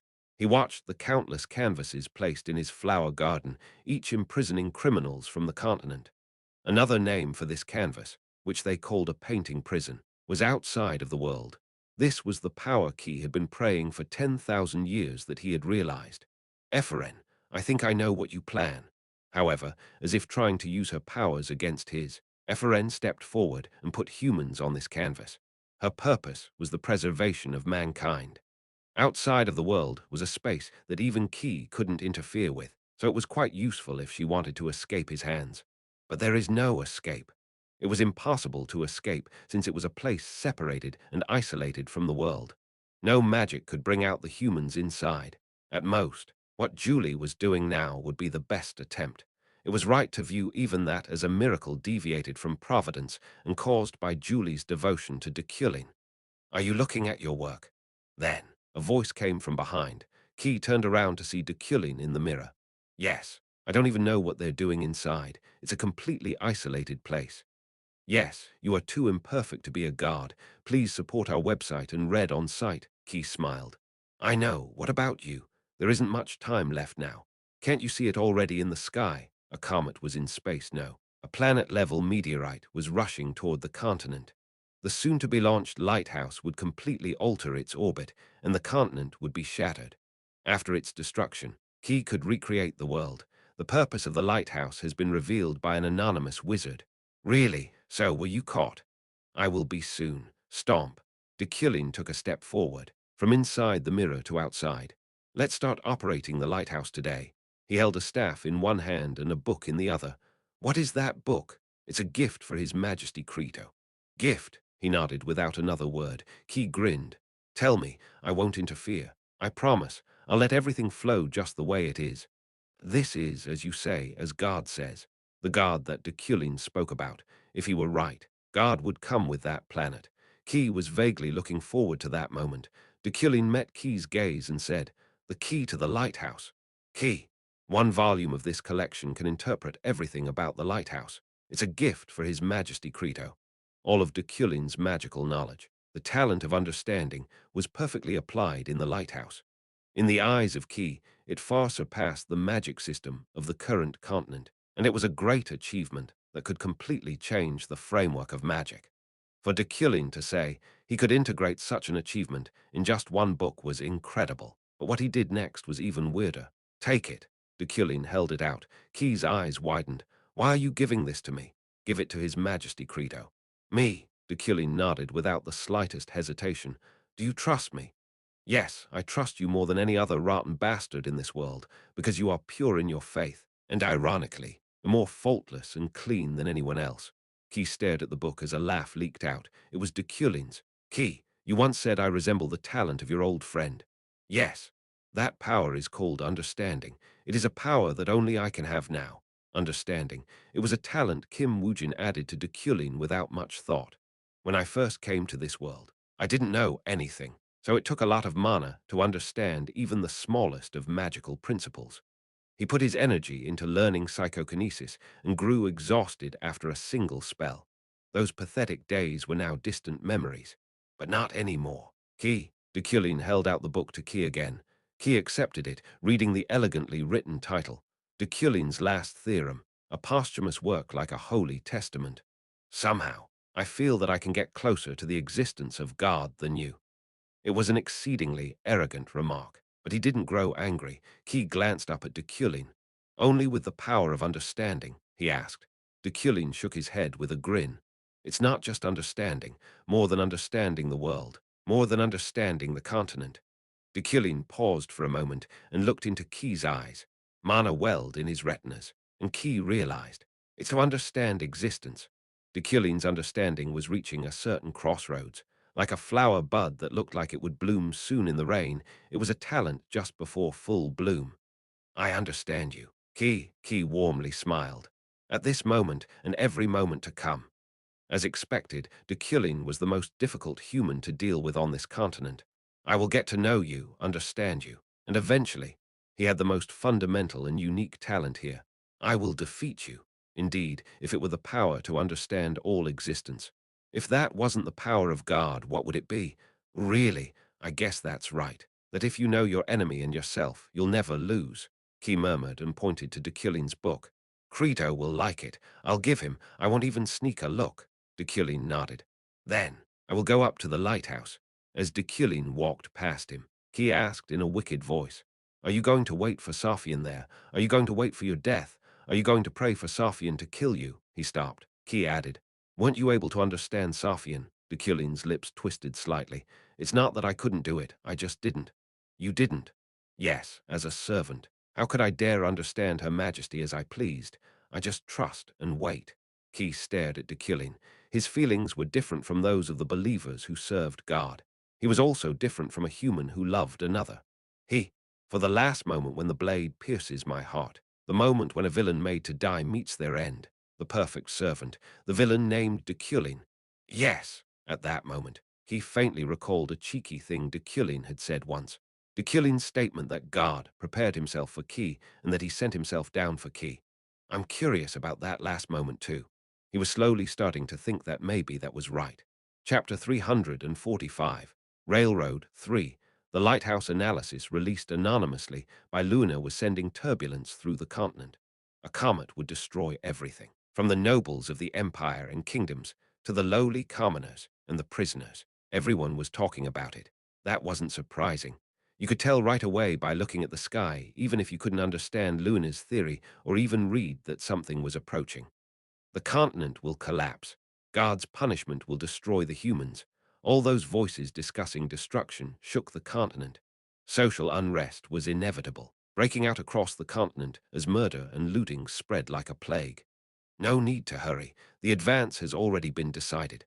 However, in the innermost chamber of the imperial palace, Saphion was calm. She practiced Go while meeting the ministers of a certain country who had visited. She put the black stone down first, and then the white stone with her other hand. Again, she placed two down. So, at the end of a match against herself, Your Majesty the Emperor. Maho opened her mouth. Safian raised her head and glared. When I was staying at the Imperial Palace, we talked.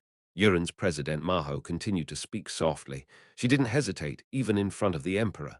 But now, Your Majesty has become Emperor, and I have become President of the Principality. And, Safian asked, Maho's expression turned serious. The continent is in danger. It was another way to say this wasn't the time to sit around and play Go. However, for Safian, Go was more important than anything else, even destruction. Wait until I'm done. The last match with Deculein, for that to defeat that guy who had never been defeated. However, Your Majesty, Safian handed a letter over, quieting Maho. Take it. These are the ones I've personally selected. These are the faces that will be sent to annihilation. Maho read it, including the Red Garnet Adventure Team, Lawain, Delric, Yiriel, and Your Majesty. What are these names? Maho's eyes were fixed on a certain paragraph. Desert's Ellie, Elessal, and Caraxel. They were the names of demon bloods. Among them, Elessal was a wanted woman. Safian responded while fiddling with the Go stones. With a comet coming, won't the continent perish? There is no need to ignite human hatred when the greatest evils are right before our eyes. Maho swallowed hard, more nervous than ever. Your Majesty. Now she felt that this emperor was incredibly admirable. She broke the chain of hatred going on for hundreds of years as if it were nothing. Yes, you are very right. Safian put the black stone down. But Your Majesty, this anonymous lighthouse analysis. She carefully put down the book she produced from behind her. Safian grinned. I know, I've read it. Oh, is that so? Maho cleared her throat.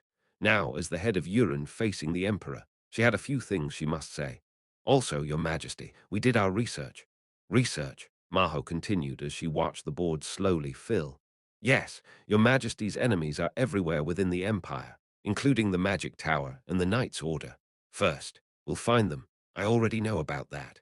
Maho tilted her head. She forgot her dignity for a moment as her eyes went wide.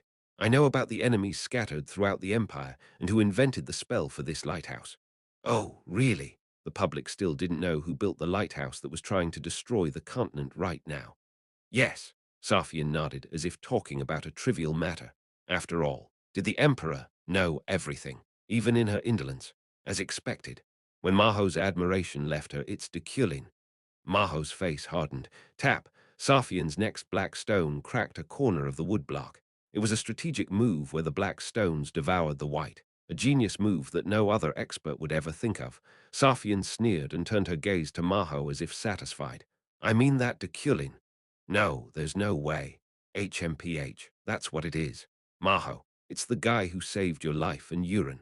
Safian rested her chin on her hands. With her eyes on fire, she stared down Maho. He's trying to destroy the continent. Maho held her breath, her hands tightening around her skirt's hem. The evidence is everywhere. Most of all, the professors who served him sent an anonymous letter. Safian slid a piece of paper over. A whistleblower document sent by Relin and the other professors from the Imperial University, handwritten and cowardly, stated the madness of this impending destruction was Deculein's work. You should read it too. Maho took it with trembling hands. And then, join the expedition. We will kill Deculein. I climbed the lighthouse. The interior was pleasant because of the nature of my snowflake obsidian, and it was beautiful because my aesthetic sense permeated every stone. From the top of the lighthouse, I looked at the sky and watched the movement of the celestial body descending into the world. Then, suddenly, I felt a pang of worry about the condition of the knight standing behind me. Julie, is this place okay? Yes, of course. Her complexion had improved. It's a space made of snowflake obsidian, isn't it? Please support our website and read on site. It is. In other words, this was the most harmonious space for Julie right now. The snowflake obsidian would embrace her with the optimal cold. By the way, how are you feeling? Julie took a step closer and asked. I looked to the sky again. In Annihilation's dark and murky expanse, the occasional twinkling stars and moonlight were beautiful. It feels like a clock pendulum is moving inside my body. Tick-tock, tick-tock. This heart had already lost its function, but something else inside my body, maybe something called the soul, was moving me. It's curious, right? I closed my eyes for a moment. I could feel the resonance in the air, the mana of the sky, and even the dust of the earth. All those little things were understood. It is said that a person attains the greatest enlightenment at the moment of death. Maybe I'm like that too. Of course, Rohakan had that brief rejuvenation before death characteristic. However, obtaining freedom at the moment of death wasn't something all humans had in common. Being freed from everything that binds one, the land they stand on and the sky beyond, the boundary from which they can't escape. Indifference to the world. Thought is freed from bondage, insight penetrates the essence of the world, and the mind is unique. I think I can understand the world now. I quietly closed my eyes. It seems the moment of transcendence isn't far away. Then Julie took a step forward. She came close and hugged me, wrapping her arms tight around my waist. You promised that you wouldn't go before me.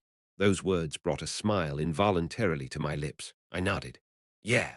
I put my hand on hers and slowly moved my mana. I didn't need that much power. Just the mana contained in my staff was enough. I thought I understood the principles of this world now, so there was no need to waste mana. Gwoo, the mana generated by the staff, permeated the lighthouse and began to resonate. The blue and white light that burst out like a waterfall doused us. In its trembling, the lighthouse gently radiated the way. The place the road would reach was far away, but the comet was quickly arriving. Julie, I looked back. Can you protect me for 3 days? The magic I sought would be realized in 3 days. The magical ending wasn't simply a planetary collision. However, it was a miracle that would be realized using the mana generated from the collision. Of course, Julie smiled deeply. As if she was genuinely happy, she knelt on one knee, clutching her sword. I, Julie, as your eternal sword, will no matter what. Looking at her, I laughed. In the end, Deculein wouldn't end up with Julie and wouldn't be able to reach that ideal called love, but I will protect you. Her happiness was mine. Guo at the same time. The lighthouse's call spread across the continent and in the ridges near Annihilation. Leah's eyes grew large as she glanced around. The Maisel team members sleeping around her were also waking one by one. Did you feel it? Leah asked. Ganesha nodded, and Lawin had already placed his hand on the sheath. What was it? Lawin asked. Leah raised herself and looked beyond the mountains. Oh, the lighthouse could be seen at a glance from this ridge. Look at that. Leah pointed up, and the Maisel team members followed. I see it's shining, Ganesha said. Rumble. At that moment, a huge roar shook the earth. In the next, a message formed across Leah's retinas. Lighthouse activation, 72 o'clock. The remaining time was only 3 days. Through elementalization, Leah peered into the distant lighthouse. Her heart began to pound. What? Deculein. Deculein was looking at her. He stared straight to where she stood, and when their eyes met, he smiled. It's okay. Ganesha placed her hand on her shoulder. Support will come soon from all over the world. Support from all over the world. Yes, everyone on the continent who wants to prevent the comet from falling would come here. They would kill Deculein and try to destroy the lighthouse. We will win, Lawin said with confidence. He looked at the blue and white tower, almost admiring its appearance. But that is the professor's taste. It's pretty. Yeah, the lighthouse was beautiful, not only its external appearance but also the road of light that it emits now. Leo, Carlos, Leah called the 2 children. The 2, watching with rapture, returned to their senses. Yes, what? Can you go in first? You guys won't raise suspicion from the people there. Leo and Carlos were also quite close with the altar, thanks to the children's unique innocence. Yes, okay. Using children as scouts bothered her, but they weren't weak enough to be treated so easily. But Leah, you know, if I meet Deculein first. Leah was about to run right away, but Carlos looked back with a somewhat bothered expression. Can I kill him? Leah pondered, but the answer came from someone else, a voice even with anger. The red-haired munchkin on the other side of Leah's sleeping bag spoke. It is my responsibility to kill Deculein, the wrathful traitor who betrayed me. In response to the Emperor's declaration, everyone simply agreed. Chapter 346, Destruction. 1. Luina was still analyzing Deculein's lighthouse. Of course, his spell was so perfect that it had already penetrated the essence of the world, so the best Luina could do was admire it. But because of a wizard's sixth sense, she was sure it held something deeper, something more ambitious. Like a mosaic, this gigantic spell's tiny fragments were undoubtedly harmonious and beautiful. Are you still studying? Luina flinched and turned around. then tilted her head. Uriel. Yes, long time no see. Uriel nodded and sat beside her. Then she pointed to the magic spell Luna was analyzing. So, I heard that magic is Deculeins. Did you figure out anything? Luna hid a bitter smile. I did find out something, but I've revealed it all. The destruction of the continent. Uriel's tone was blunt. Well, this kid hated Deculein. Yeah, but, Uriel asked. Luna thought about it. She still didn't know what hidden meaning Deculein had placed inside the lighthouse. Since she didn't know, it was best not to say something carelessly. Nothing. Luna smiled and shook her head. Uriel clenched her teeth. What's nothing? Uriel placed her palms on Luna's desk, drawing Luna's gaze to her nails, as if she'd been gnawing them. There wasn't one intact among all 10 fingers, and it looked like she bit into some flesh and her nails. Indeed, because of Deculein, Euclan's position would be shaken. I know that you hate Deculein. Still, can you not take it out on me? Then, a hot breath flowed through Uriel's teeth. Luna looked up belatedly. Sorrow and anger were mixing in Uriel's eyes. Euclan will be fine because you cooperate with Her Majesty. She assumed it was because of their family's fate. However, Uriel's expression remained still. Her body trembled with her face bowed, as if pushing down the words inside her throat with all her might. Luna took her hands in her own. Do you hate Deculein that much? Uriel shook her grasp away. Is there any reason for you to hate him? Thanks to him, I will be the head of the family. Luna nodded, as if she was convinced too. Indeed. Luna knew Uriel. From the days when she attended the academy, they shared a clear common enemy in that they hated Deculein, although they only stumbled upon each other 2 or 3 times a week to talk. You've been like that ever since before. Uriel always valued her family and did everything for them. She hated Deculein but loved Euclan. I understand. Rumble. At that moment, the heavens and earth shook. Luna felt it, her hair standing on end. She mumbled softly as she stared out the window with wide eyes. It started. What started? Uriel asked. Luna looked back and burst into laughter. That PFF. What? Why are you laughing? Suddenly, her mana went awry, and Uriel's hair stood upright as if struck by lightning. No, this wasn't the time. Luna cleared her throat. Ahem, Deculein's lighthouse started operating. Uriel's expression hardened. So, to go now to the lighthouse. Luna said so and took up her materials. There wasn't much more she could find out stuck in this office anyway. She thought she could get some inspiration after seeing the lighthouse. Maybe the real thing would be different. I'll go with you. What? Uriel asked. Luna looked slightly startled before shaking her head. No, it's dangerous. She put on her overcoat. Dangerous, don't be presumptuous. Presumptuous, Luna frowned. Yeah, you were just being presumptuous. All the time. What do you mean? Anyway, you stay here. Who said I hate him? Uriel's words caught Luna as she was about to leave.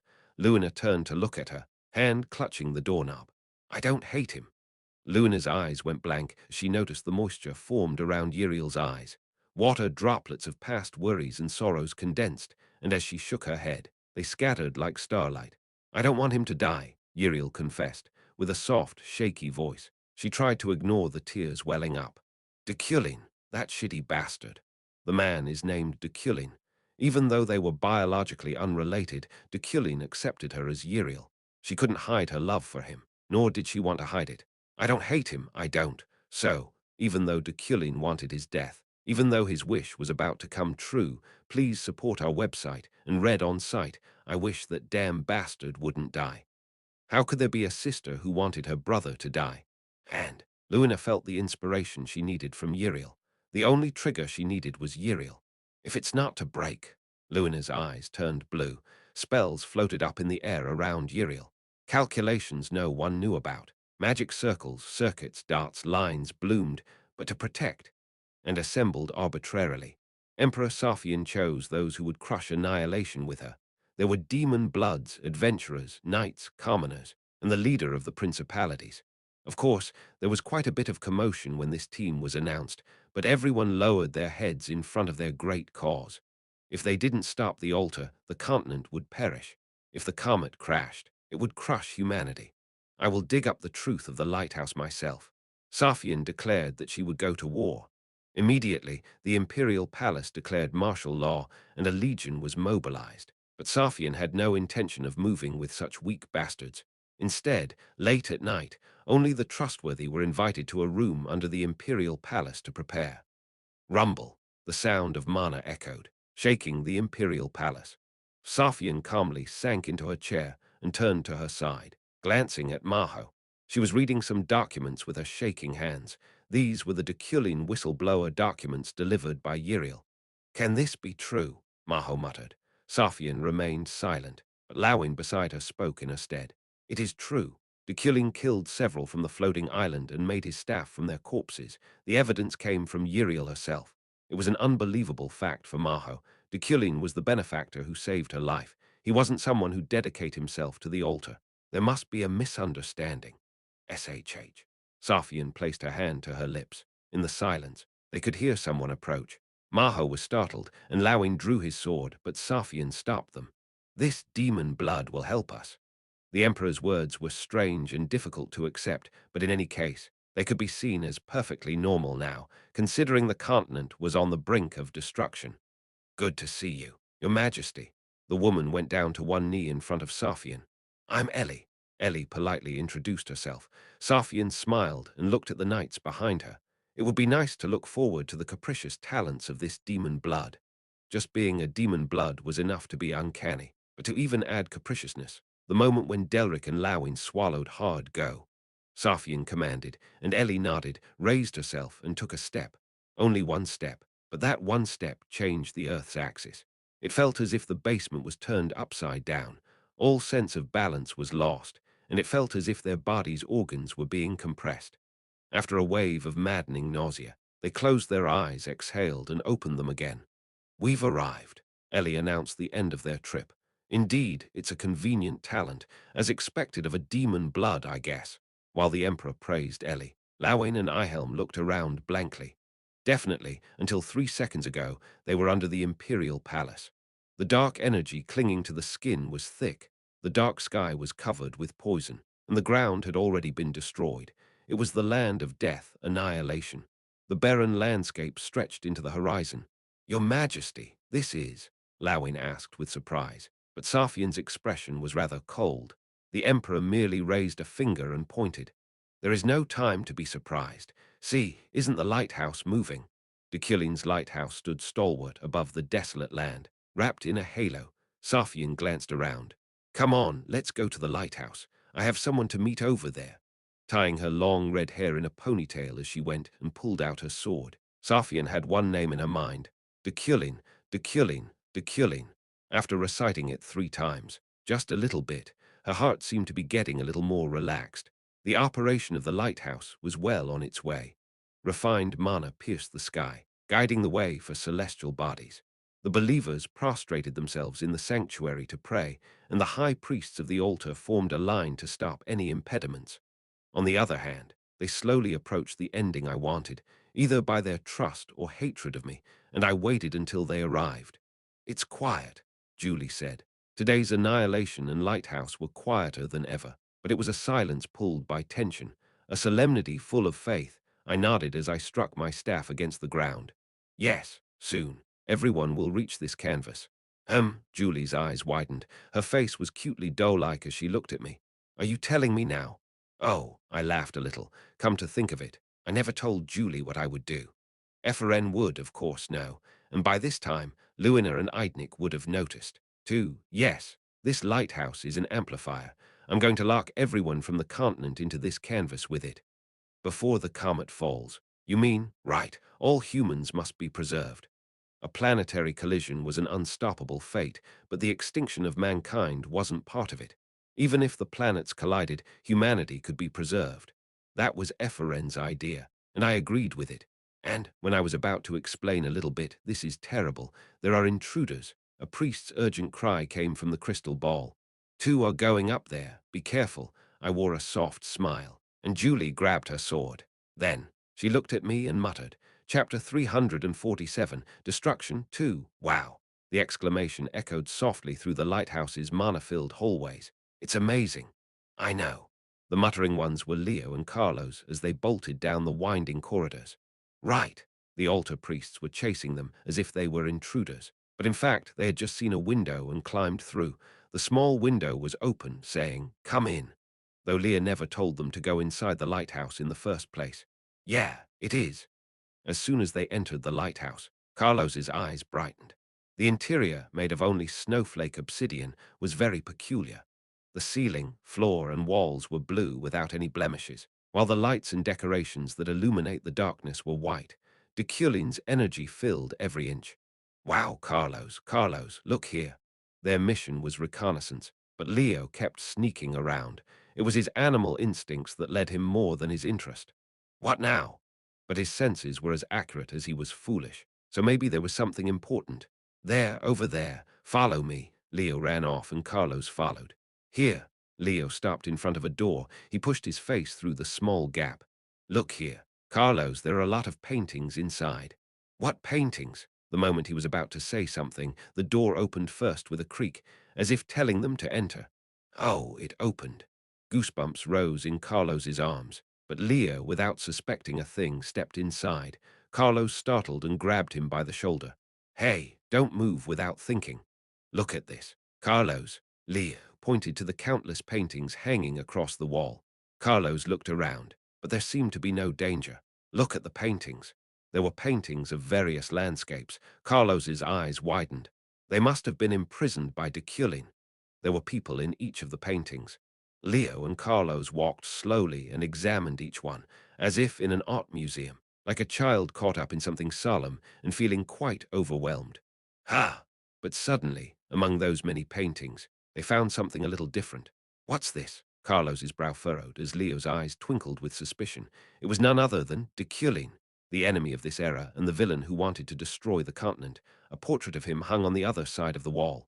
What are you doing? Leah's sharp voice emanating from the crystal ball pierced their ears. Get out right now. You can't go in there yet. No. Why did you go in as you pleased, Leah? It's amazing here. Leo cut her off. The image of this gallery was reflected through the crystal ball. I think people are locked up here. Ha! Leah let out a sigh and said, You did a good job. Wait for now. I'm going in too. Click communication was cut off, but it wasn't intentional. A large hand came down from above their heads and took the crystal ball away. Ah!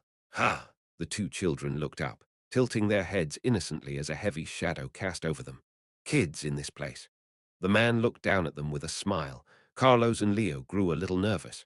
Nice to meet you. I'm Jalan, a knight who was called a giant of the continent, but was imprisoned under the imperial palace after he cooperated with the altar. Even though Leo and Carlos were young, they were familiar with his name and knew his strength. He was self-proclaimed to be the next strongest after Zeit. Sirio, what should I do with these guys? Jalan glanced at a blond knight leaning against one wall of the gallery. Iliade's Sirio flicked his blonde hair back. What should I do? Sirio asked someone else. Someone was in the darkness of this space, and Carlos and Leo looked around for them. There he was, his eyes resembling a bird of prey, barely more than a skeleton with only skin attached to bones. His name, which had lost all his old ambitions, Glython. Got it, I got it, finally got it, I got it, am I a genius or what? Luna was shouting Eureka over and over. What did you get? On the other hand, Uriel screamed back while holding the steering wheel. Vroom, the Euclid sedan was running through a dark forest road. Oh, I'm so excited, hurry up. I'm stepping on it, but what did you figure out? Step on it. Damn, vroom, the sedan rocketed up a steep hill. Thanks to Midas' hand given to the sedan by Deculein, it was agile and fast, even for a car. You don't think it will take long, right? Luna asked. Uriel nodded.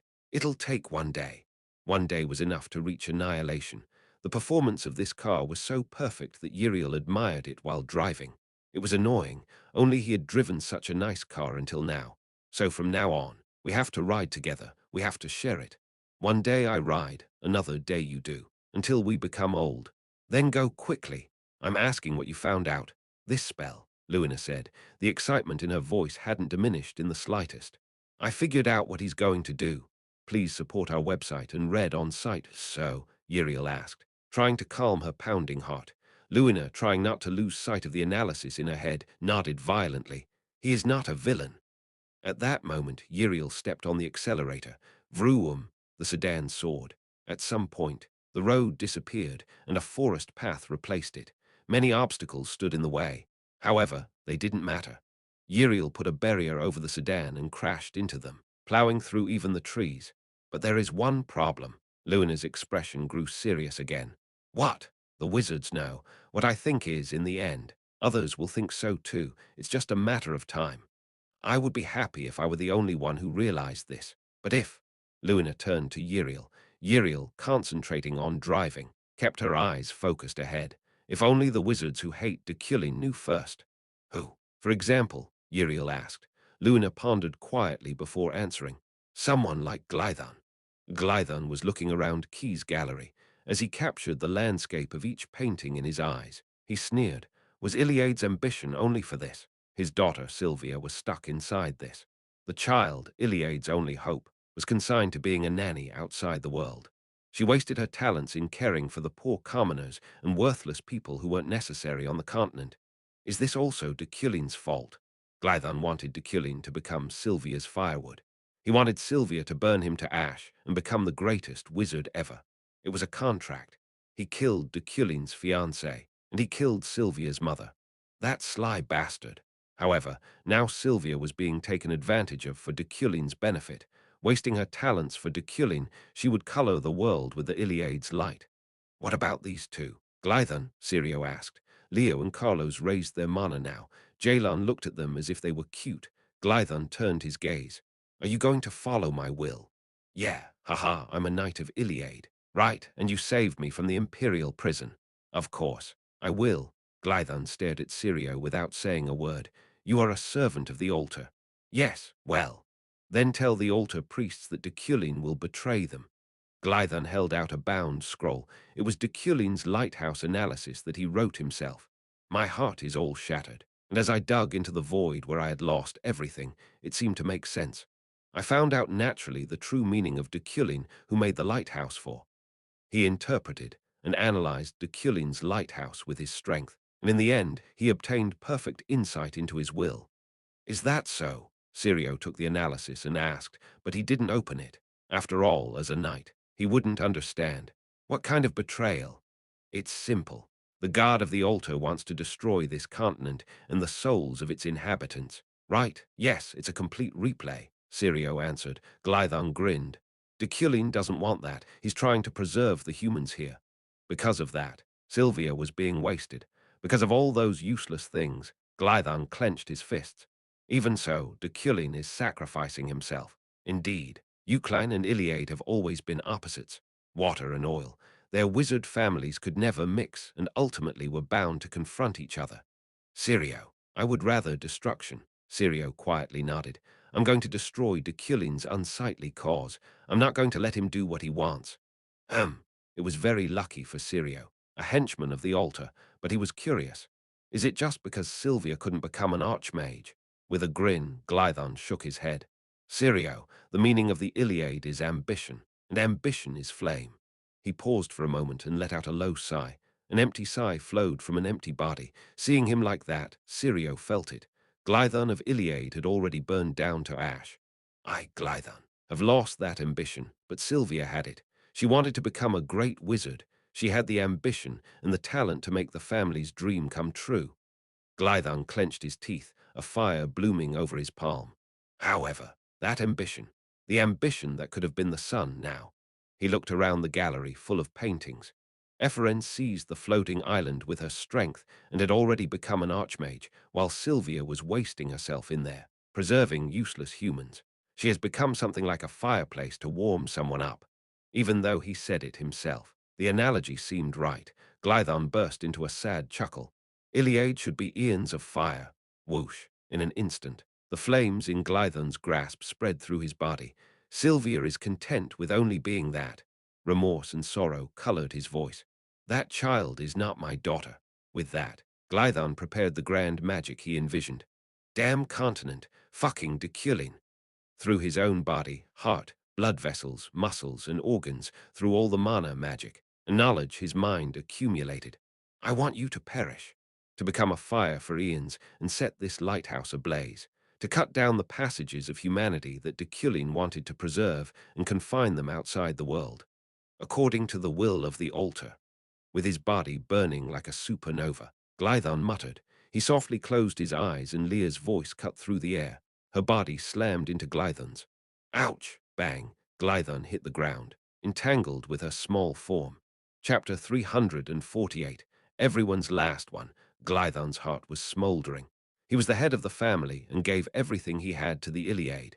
He was a torch of ambition, willing to burn himself to fulfill his dreams. In his youth, when he tried to reach the status of Archmage by any means, his passion and obsession erupted like a volcano, and he couldn't control himself. However, he eventually withdrew without being able to grasp his dream. Glython still remembered that day when a child named Sylvia came into this world. The day the last embers germinated in his ripe heart. Her soft cheeks and pure white skin, brilliant blonde hair, and fidgety hands and feet.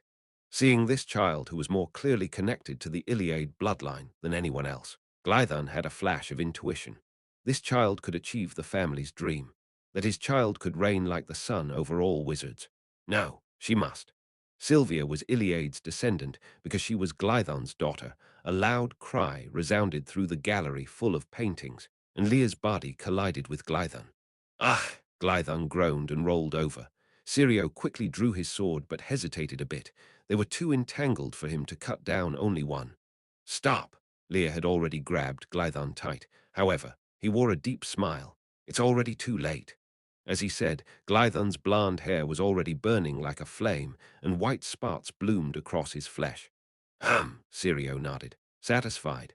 Gigantic magic was taking place inside Glython's body, a magic spell that would give off the heat of a supernova. Yes, you've worked hard, Glython.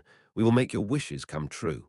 Sirio retracted his sword, and he signaled to Jalan. Jalan, let's go to the priests. Why? It was disappointing for Jalan not to fight, but Sirio waved the binding that Glython handed over. We have to give this over, and we shouldn't get involved in family affairs. Family affairs? Jalan looked at Glython with narrowed eyes. His body was already inflated with that wave of mana. He was about to explode, so staying here would mean death. Okay, let's not get involved. Agreeing, Jalan left the gallery with Sirio, leaving Leo, Carlos, Leah, and Glython inside. Bang! He locked the door from outside.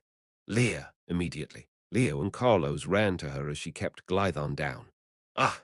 His skin was searing her, but she neutralized the heat with elementalization. Kaijik, nevertheless. Leah's skin reddened against the flames. Carlos was startled by the smell of burning flesh, but Leo moved instinctively to cling to Glython alongside Leah. Ha! Who are you to be so stupid? Glython was disconcerted by the two kids hanging off him. However, it didn't matter. He just had to burn them all down. You think Sylvia would want this? Leah asked, but Glython just snorted her. It was to cliché a line. The problem is that she doesn't want it. My child's ambitions have faded too much by the plague called Deculein. His magic grew stronger by the second, surging wildly. Glython wasn't human, but a monster with incandescent lights gushing out of his eyes and mouth. He was becoming magic. The ceiling shook with a thump. His mana was raging. Damn! Leah clenched her teeth. She squeezed out all the mana of her power source and manifested elementalization. Her goal was to decompose all of the mana Glython emitted into their base elements. Chijik, mana and magic collided with sparks. However, the difference was clear. Glython's mana devoured Leah's and swarmed the room. You guys run. At that moment, Leah felt a pang of worry about Leo and Carlos. This was giant magic that the wizard named Glython sacrificed his lifespan to manifest. If so, she should risk her own life to stop it. Lee poured out all of her mana and talent. The moment she was about to activate her special move, TSSSSS, a strange sound permeated her ears as if fire and water were colliding. Did her elementalization work? Leah's eyes went wide. TSSSSS. Glython's mana was being neutralized. His body, which had been burning bright, gradually lost its heat. Glython's magic was being put out. Wow! Leah was amazed. Leah was perplexed, but she quickly pushed on with elementalization so that not a single drop of her mana would remain. Whoosh, then, Glython's heat vanished. His spell ruined, his body crumbled. Even so, Leah didn't let her guard down. But Glython was strange, specifically his eyes. His gaze wasn't on Leah, Leo, or Carlos, but on someone behind them. You, stomped someone striding closer. You, Glython's teeth clenched. He stared at them, shaking with the fiercest combination of anger, contempt, and resentment. Leah realized it wasn't her who suppressed Glython's magic and stopped his explosion. Until the end. If so, To whom was Glython expressing such resentment? Who was the one who dismantled that magic instantly and stepped forward calmly? Leah swallowed the lump in her throat and looked back. How dare someone like you? Glython reached out to her, waving his already burned arm with a curse. However, she showed no emotion as she regarded the three children. The professor is waiting for you upstairs. Then she took off her robe.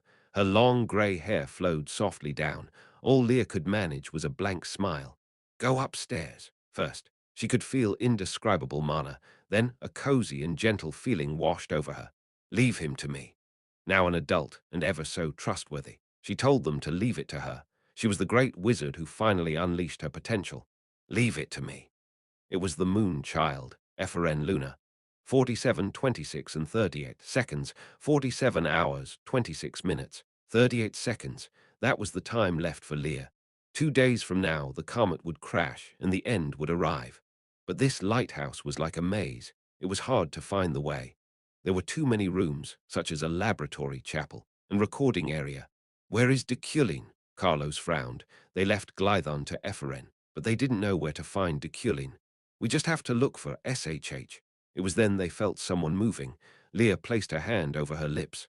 Hide! They ducked behind the wall. A moment later, several altar priests ran down the hallway.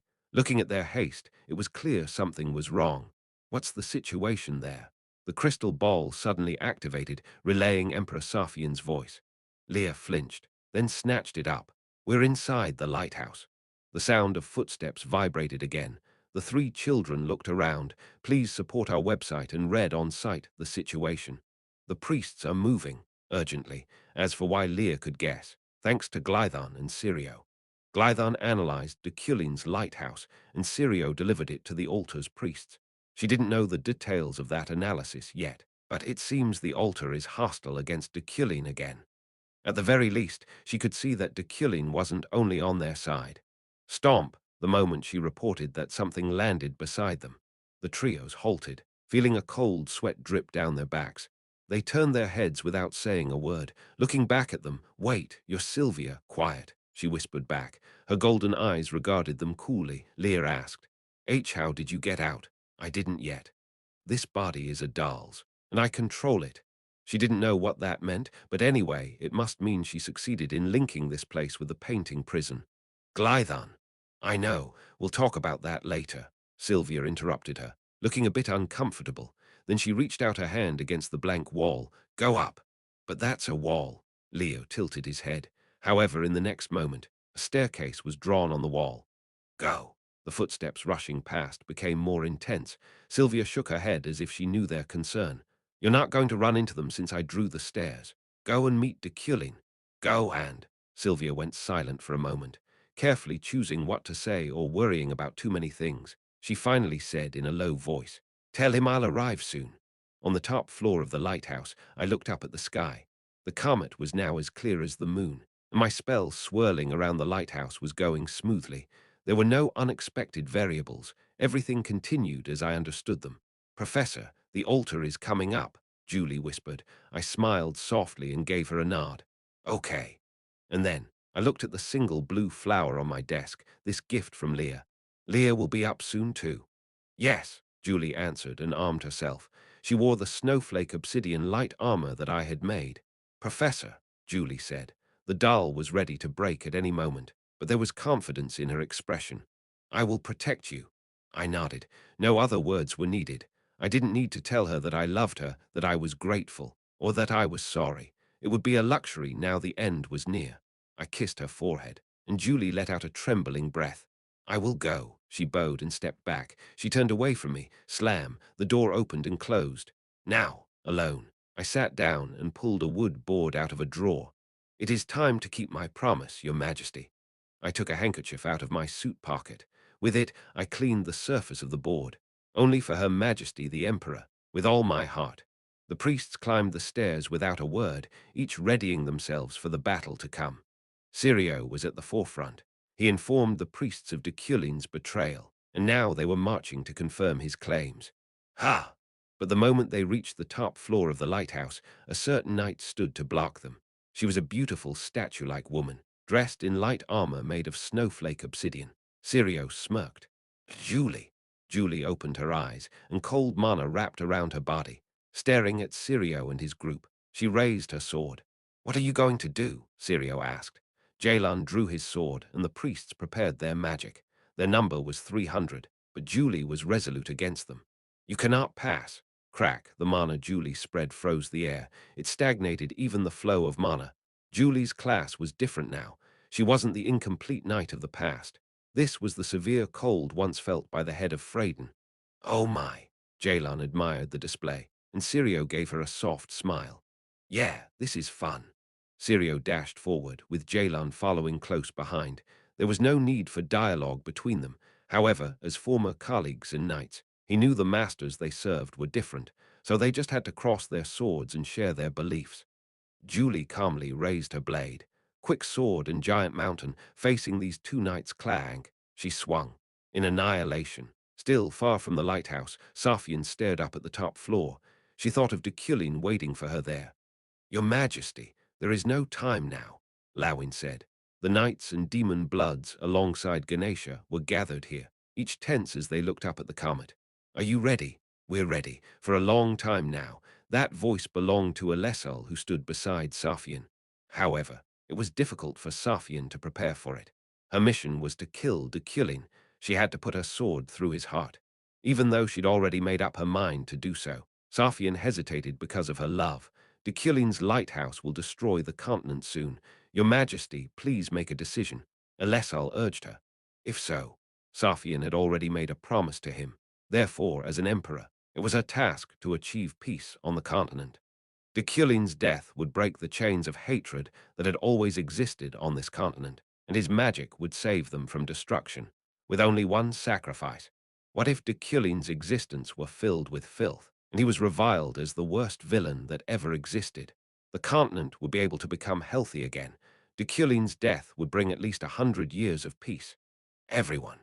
Safian looked around at the dozens of carefully selected wizards, knights and demon bloods. Looking at them in turn, Safian's heart calmed down. "Advance." Everyone nodded solemnly, placed their hands over their chests, and paid their respects to the emperor. "I will go."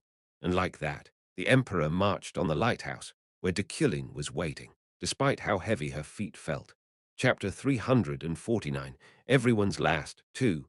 The celestial body descending from outer space was causing abnormalities in the continent's mana. As a result, gravity was disturbed, and the restraining force of the world loosened. The closer the celestial body grew, the more serious this phenomenon became. Glython. At the end of the century, Ephren manifested herself. She fixed herself in a specific time axis for a short time, because now was the only moment she could break free from the restraints of causality. "Can you hear me?" Ephren looked at the exhausted and crumbling Glython. Glython's gaze was fierce. His eyes, as frightening and ferocious as a beast's, were the same as when they chased away the Lunar family. But now, Ephren wasn't afraid of him. She felt rather sad. "Your magic hasn't been dismantled. I postponed it for a while." Ephren didn't know if it'd be of any consolation, but even so, she explained, the gigantic magic that Glython embodied at the cost of his life, although it was only pitiful for Ephren. Glython said nothing. Were his vocal cords torn? Ephren quietly looked around at the paintings, the passageways leading outside the world that Glython tried to set ablaze. Ephren was still researching how to let the people inside escape. "But I have a question," whispering. Ephren turned her gaze back to Glython. "Why did you hate my family and me so much?" Euclan and Iliade could be said to be rivals, but Luna wasn't. To put it bluntly, it was a relationship between a wild beast and its prey. "I didn't hate Ha." Glython grinned, a creak leaving him. "Luna's child, I didn't hate you." He looked up blankly. "Then what?" "I was afraid." His answer was too honest. "I thought your talent could outdo my daughter's." Ephren waited for him to continue. "I was afraid of that." Glython turned to stare at Ephren with melting eyes. "Ephren, you two are being used by Deculein." However, the moment he spoke of Deculein, anger appeared in his voice. "Don't trust Deculein, and he will ruin you. Like he ruined my daughter." "Ruin you." Did the dictionary meaning of to ruin change without her knowledge? Ephren pondered for a moment, then whispered, "What's the matter? Sylvia did what you wanted." "What I wanted?" Ephren sat next to Glython and answered, "Yes, Sylvia wants to be the sun." What Glython hoped for was for her to be an archmage who reigned in the sky above all wizards, where even the lofty, floating island could only look up. She's already become the sun. However, Ephraim stretched out her finger and pointed to the paintings. She pointed to the countless people preserved inside. Just as life cannot survive without sunlight.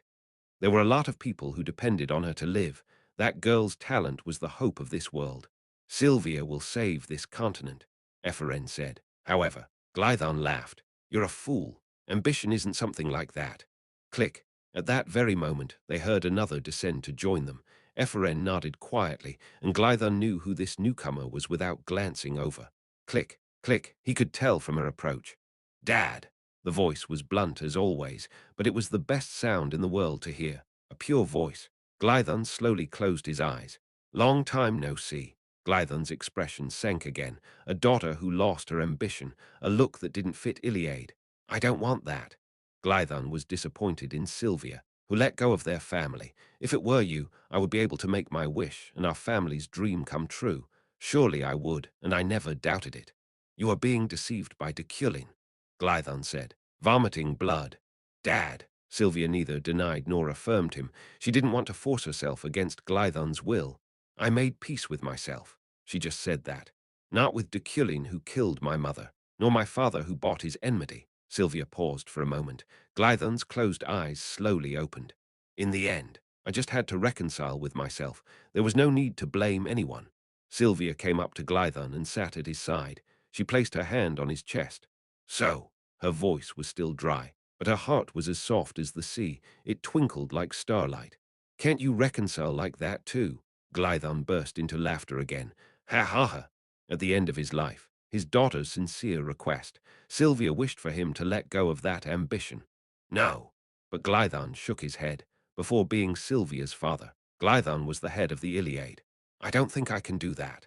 Glython looked directly into Sylvia's eyes. He stared resentfully into the golden eyes of a child he had previously mistaken for being more Iliade than anyone else. I'm still disappointed, very disappointed. My dear, Glython's heart still trembled with flames. However, seeing her father like that, Sylvia felt proud. Yeah, I understand. She wrapped her arms around Glython. Because that's you. Please support our website and read on site. They went silent. Glython and Sylvia looked at each other without saying a word. Crackle. Glython slowly realized the reason Ephraim said Sylvia had already become the sun. Yes. It was very different from what Glython had hoped for. Too strange to fit a descendant of the Iliade, too lacking and infinitely pathetic. You look like her. Not me, Glython admitted it. She wasn't of his or Iliade's bloodline, but her mother's daughter. Yeah, Sylvia accepted it as well. She didn't let go of Glython's hand. And Sylvia. Glython closed his eyes. That broken body and exhausted mind were now reaching their limit. But before that, before the end of his life, I truly loved her. To ignite his ambitions, Glython killed his wife, but that didn't mean he didn't love her. However, ambition took precedence over love. So, Sylvia, Glython smiled. He continued to speak slowly, chewing over each word. I am disappointed in you for your lack of ambition, but... Suddenly, Glython's pupils darkened. His blonde hair crumbled into ash. However, he didn't let go of Sylvia's hand. I still, even at this moment. I love you. He left that will behind. Crackle, somewhere, a fire burned in someone's heart. Each time Julie swung her sword, a cold wind rose and flowed past. The magic of winter slowly subsided. The priests of the altar, Sirio, and Jalon could hardly break through the absolute zero territories Julie had manifested. They couldn't even get close enough. In that way, she protected the path leading to Deculein. Even when facing hundreds, she didn't fall back. However, a sudden attack couldn't be allowed. The enemies were trying to provoke Julie and lead her out. They deliberately showed gaps to bait an attack. However, Julie's purpose wasn't to attack. She only guarded, until the comet crashed and her body ran out of time, until her soul died, and her mana dissipated. Julie felt happy at every second she gained. If only she could earn an extra like this. With that alone, she was indescribably happy. Clank. Every time she wielded her sword and unleashed mana, her body shattered further. But she didn't care. It was her wish to die like this. Clang. Julie deflected Jalon's sword and froze Sirio's blade. Her battle was still going on. I don't think we can break through, Sirio said.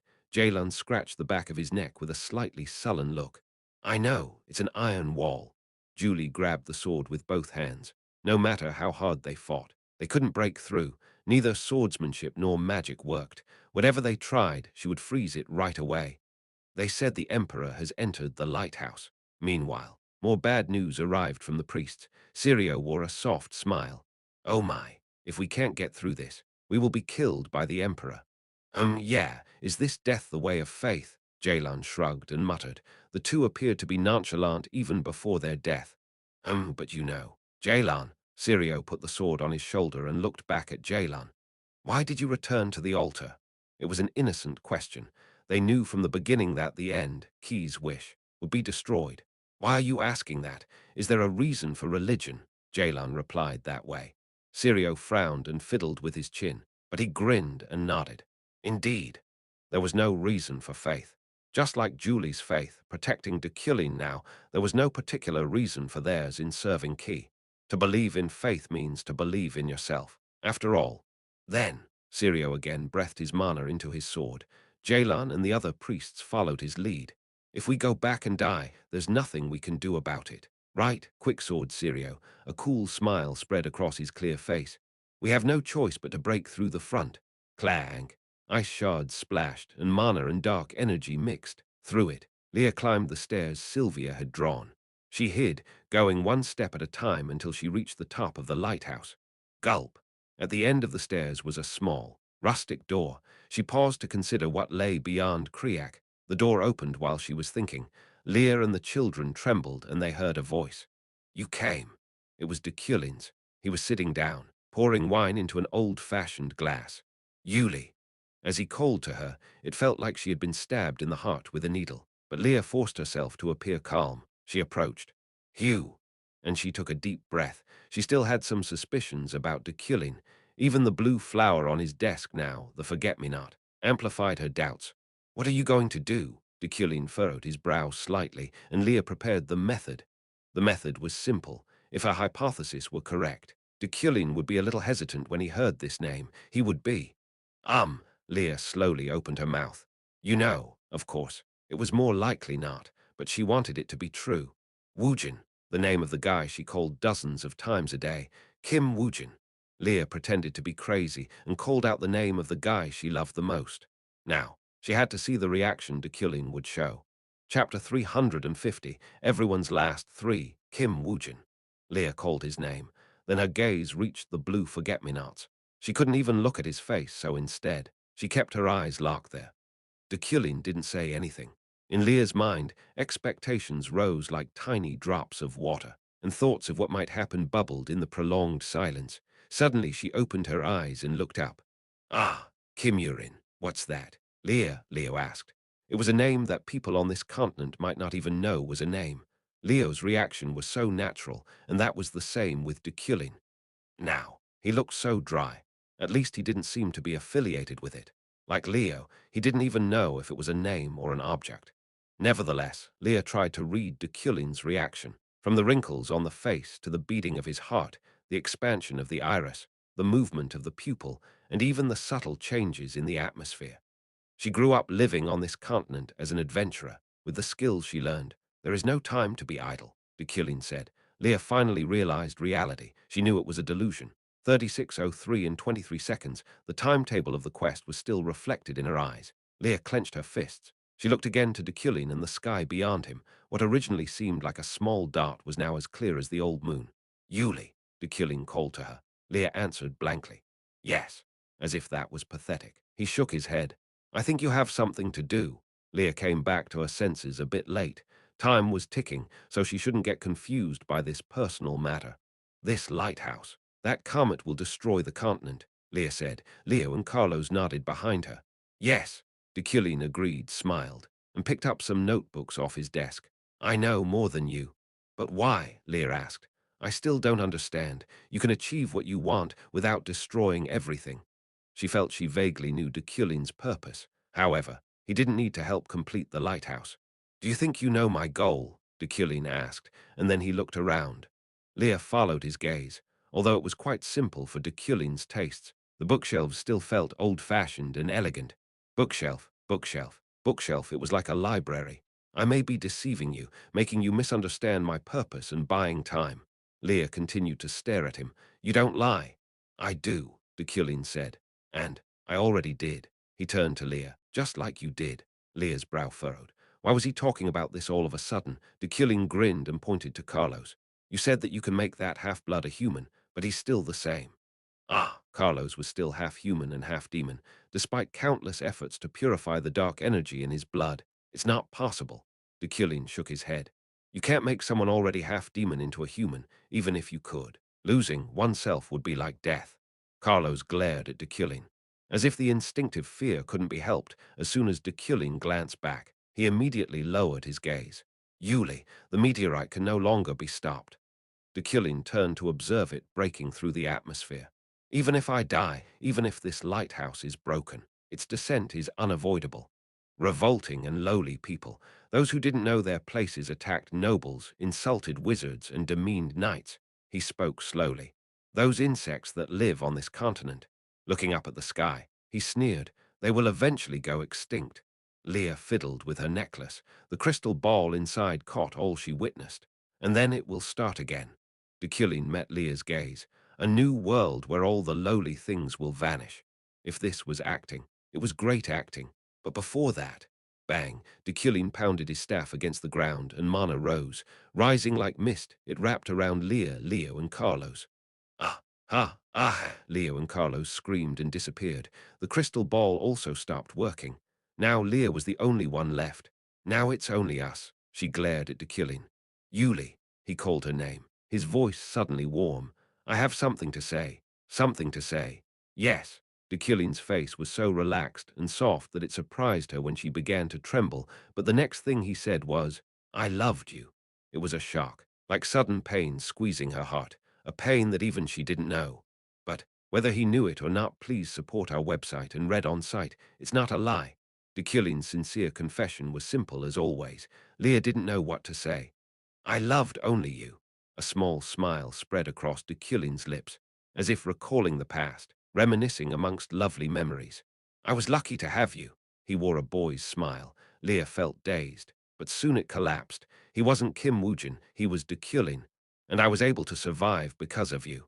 It wasn't Kim Woojin saying that to Yuli. I thought about it a lot, wishing I could see you again at least once. It was Deculein saying it to Yuli. Yuli bit her lip. Her heart was pounding, and her gaze was already hazy with tears. She couldn't control these emotions she didn't even know she had. Even though she knew he was Deculein, hearing it made her happy, sad, and jealous. Yeah, Leah answered like that. No matter how much she thought about it, she couldn't betray Deculein's feelings, so she acted like Yuli. But do you do this knowing that? She asked, playfully rebuking him. Because I didn't know you were here. Deculein's reply immediately left a bigger mark on Leah's heart. Her face contorted as tears rolled down her cheeks. If I had known you were here, I would have cherished this body more. Saying so, Deculein handed the notebook on his desk over. Leah wiped her eyes with her sleeve, then took it. What is this? Read later.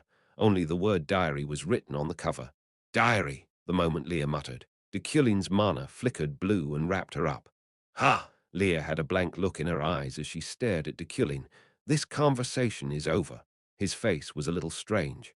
No, it was too strange. Why? Why was he smiling, with the happiest expression she had ever seen him wear?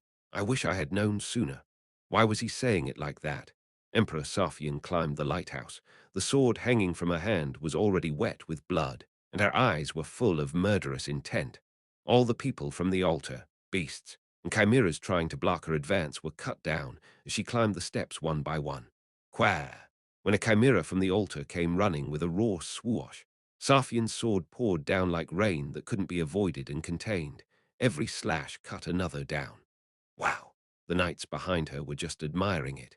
The great emperor demonstrated a level of swordsmanship that transcended all others. Knights without requiring their help. We have no time to admire. Hurry up! Maho exclaimed. Clutched in her hand was a map of the lighthouse. She was guiding the emperor with it, which she obtained from somewhere. Yes, Lawin answered. Delric followed as they climbed the lighthouse stairs.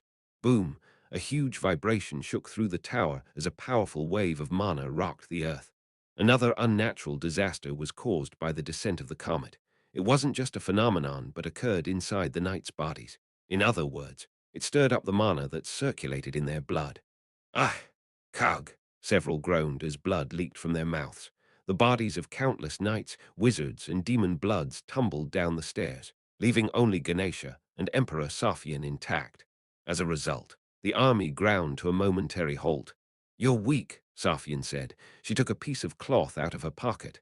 "There is little time left," she said as she wiped away the blood from her sword. However, her loyal subjects said nothing. Because of the pain the comet inflicted, their words died upon their lips. HMPH. The Emperor stared at them, standing still with eyes dyed red. "Do you think it is useless?" "Yes," one of the knights answered blankly. The Emperor asked in a colder voice, "Don't you think that the comet has come too close to be stopped?" There was only silence, as she said. The end was already approaching. Would the comet disappear if they destroyed the lighthouse? Could the continent escape from destruction? "It doesn't matter." Nevertheless, Sophian spoke with full confidence. "Just trust me." She looked up at the roof, to him waiting at the top of the lighthouse. "You only have to do what you have to do." What she had to do, and what Deculein would do, and what she would do. "I will do the rest." Sophian knew what Deculein wanted and what would happen to this continent. "I will take care of everything." Knowing that Sophian said so, because she was the noblest born emperor on this continent, and because she was the one who took on the greatest responsibility there was. "Leave it all to me, and you only need to follow." The same words were spoken to the pathetic knights who had fallen from this place and the beloved man looking down at them. "I will devote myself to you," Sophian promised. Chapter 351, Everyone's Last For. The top floor of the empty lighthouse held only bookshelves, desks, chairs, and books under a dark sky, broken only by the celestial body radiating brilliant mana. The shaking ground, and the meaningless rustling of the wind. I stared at the place where Leah, no, Uara, had been standing. "It's not even funny," I snorted. Looking back, the hints were everywhere. Her appearance, which resembled Uara, her habits, her reckless personality, and above all else, this flower. The blue flowers are on my desk, and I carefully ran my hand across the petals. There's no way I would know. The thought that there were other people on this continent other than me, and even that it would be her, I couldn't have considered it. It's not that she was meaningless, but rather that she was too precious. "You are a." Only because you had the slightest courage to call my name was I able to find out at the last moment. "You're still the same," I smiled. My feelings for her were still clear. She was the person who occupied the largest part of Kim Woojin's soul, who shared half of his life. Still. No, the days without her disappeared from Kim Woojin's memory. So, she must be no different than Kim Woojin's whole existence. "It was nice to see you." I looked at the forget-me-not. "I'm glad I got to know you, but I can't be happy, I can't rejoice, I can't say I love you. Now, the end will come. Even for you, this is the last thing that must be concluded." Whoosh! Suddenly, the wind kicked up. Was it a signal, or was it some last bit of consolation? I gripped my staff tighter. At that moment, Euclane's mana arose and resonated with nature's mana. A quiet thumping sound filled the air as mana and magic fused. Now my spell gently bloomed from the very bottom of this lighthouse. Up, up, up, up, and finally, at this summit, I would implement my great magic. 24 and 0 seconds, only 1 day left. There was no need to worry about the spell being ruined. Until then, my night would hold up. Swoosh, a spell of harmony was engraved in the air with a flash of light. I quietly closed my eyes and mumbled softly as I adjusted the lighthouse's mana. Kim Woojin and Deculein. Which part of the two was I? I thought for a moment, but the answer came quickly. It was too easy and simple, and there was nothing to think about, and no need to waste my understanding. "I think it was thanks to you. I am Deculein, and at the same time, I am Kim Woojin. Deculein got help from Kim Woojin, and Kim Woojin got help from Deculein. Deculein acknowledged Kim Woojin, and Kim Woojin also acknowledged Deculein. They were embracing each other. Whoosh, the wind swirled around my feet. Crack, cold energy froze my suit pants. I opened my eyes and looked at the door. Julie, the one who broke Deculein's heart. My sword was guarding me there. Julie's life was pure white. All the trajectories she went through and walked were dyed pure white without any memorable color, making it impossible to distinguish which memories were joyous and which ones were scars. Julie knew the reason why. It was because she couldn't accept positive things like joy, and she couldn't accept sad things as sadness. So, maybe her heart wasn't meant to be pure white, but had been bleached. Julie! Sirio was calling her name, her former companion, but now an enemy who had turned to the altar's side. He was looking at her with sorrow from somewhere. You're being broken. It angered her to hear, but it was hard to deny. The doll's body was already broken. Now that even her consciousness was blurring, she could barely hold on. When all of this was over, will you be okay? Sirio asked. Instead of answering, Julie tightened her grip. There was no need for that. This sword Deculein had tempered was already the same as her body. Even if this body broke, she wouldn't fall. I asked the wrong question. Sirio scratched the back of his neck, then glanced around. You worked hard. We were almost winning. The priests of the altar and the demon blood's chimeras and even their high-ranking apostles were frozen now. So, Sirio chuckled. Was it okay, asking like that? Sirio gently swung his sword. Whoosh, that light sword strike disturbed Julie's posture. Julie, the situation was already over. A day and a half was the time Julie endured. What do you mean? The answer came back suddenly. Sirio's eyes widened. What? Can you speak? When asked if she could speak, she closed her mouth again. Sirio grinned. Anyway, I mean your life. Every time I saw you, I felt sorry for you. Compassion or sympathy was how Sirio saw Julie. No, everyone would think of Julie like that. Since you joined the Knights. When the other cadets were resting, Julie held her sword, and even when the other cadets were eating, Julie was still holding her sword. Julie held the sword when other cadets were secretly dating or visiting their families. Her life was only her sword, to the point of pity. There was nothing you wanted to do. It was always just training. Julie remained silent. By the way, are you going to die like this, after being bound by a knight's morality, devoting yourself to developing a knight's swordsmanship and living without liking or loving anything? In the end, to protect Deculein. Sirio's voice trembled. Was it because it was too absurd, or did he feel sorry while saying this? It's Deculein you hated so much. Sirio pitied her. Julie sacrificed herself for Deculein, who filled her own life with hardships. Julie did it herself without anyone's coercion. Did you work that hard to meet this kind of end? Sirio spoke, as if he was genuinely worried. However, Julie showed no reaction except icy calm.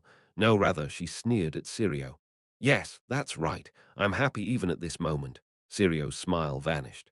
Sirio, as you say, I've always lived my life for the sword. Her world of no colors was only black, blanketed in white snow.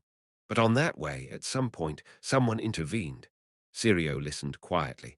He didn't know when that moment was, but he knew who that someone was. Deculein. Yes, please support our website and read on site, but is that good? Your path was polluted. Julie smiled. The person named Deculein occupied a large part of her life. At one time, he was the biggest obstacle, the enemy she wanted to kill, and now the person she wanted to protect the most. Bad. Julie still didn't know the feeling of love, but wouldn't it be okay to call it love if it were this much? He is the person who became the biggest color in my world, which was only white. Without Deculein, Julie might have become a guardian knight, and she would forever protect the Empire. However, Julie now knew. Without him, I would be a pointless person pursuing the most pointless goals. A knight without a target to protect served no meaning. Even if you become the most honorable knight in the Empire, saying, serve the Empire, there was no meaning in protecting someone you had no reason to protect. Thanks to him, I now understand. I found the reason for life. Humans need a reason to live, and knights need a reason to protect someone. Thanks to Deculein, Julie realized there was a value that could never be understood as a simple justification or duty. So, mana poured like a waterfall from Julie's broken body. I will protect him. Her mana spread slowly, very slowly. It crept at a speed that could be followed with one's eyes, but neither Jalan nor Sirio could approach her recklessly. This is dangerous, Jalan said. With one arm already frozen, he prepared for the battle to come. Bang. He broke off his frozen arm. Sirio grinned. I know. I thought we were about to win. Julie's mana froze everything without exaggeration. First, the air in the atmosphere froze, making it impossible to see, and then the space froze, blurring all sense of distance. What kind of monster is this? Sirio's smirk also had frozen. The mana that Sirio was emitting, his movement, and even his blood cooled down. And in that way, the very time in this space slowed to a crawl, then halted completely. Eternity in a never-ending winter. Silence reigned alone in the harsh cold. Feeling her consciousness sinking, Julie heard a whisper. Julie. It was impossible to tell whose voice it was, but Julie wished to think of it as Deculein's. I am proud of you. Then she thought she would be able to sleep a little more happily. She thought she could disappear without regret. I am also proud of you. Professor, Julie smiled. Crackling, Safian and her guards paused for a moment at the sound of crackling ice. Safian continued up the stairs without another word. At that moment, whoosh! A chill met them on the stairs, rushing forward as it froze time and space. Safian recited the divine language. Then, strangely, the cold air stopped moving and instead made way for Safian. Your Majesty, it's dangerous. Belatedly, Delric and Lawin stepped forward and blocked her. Safian slapped them across the back of their heads. It's okay, so get out of the way. Julie did this. Julie, she could tell by the mana. She could be certain it was Julie. Lawin asked, if it's Julie, the Culein's knight. Safian answered succinctly and began her climb again after looking back for a moment. There weren't many left. 2 demon bloods, Delric, Lawin, and Ganesha, but this should be enough, had the others been devoured. Let's go. Crack step by step. The stairs resonated with the sound of crushed ice. How much time had passed since they started their climb?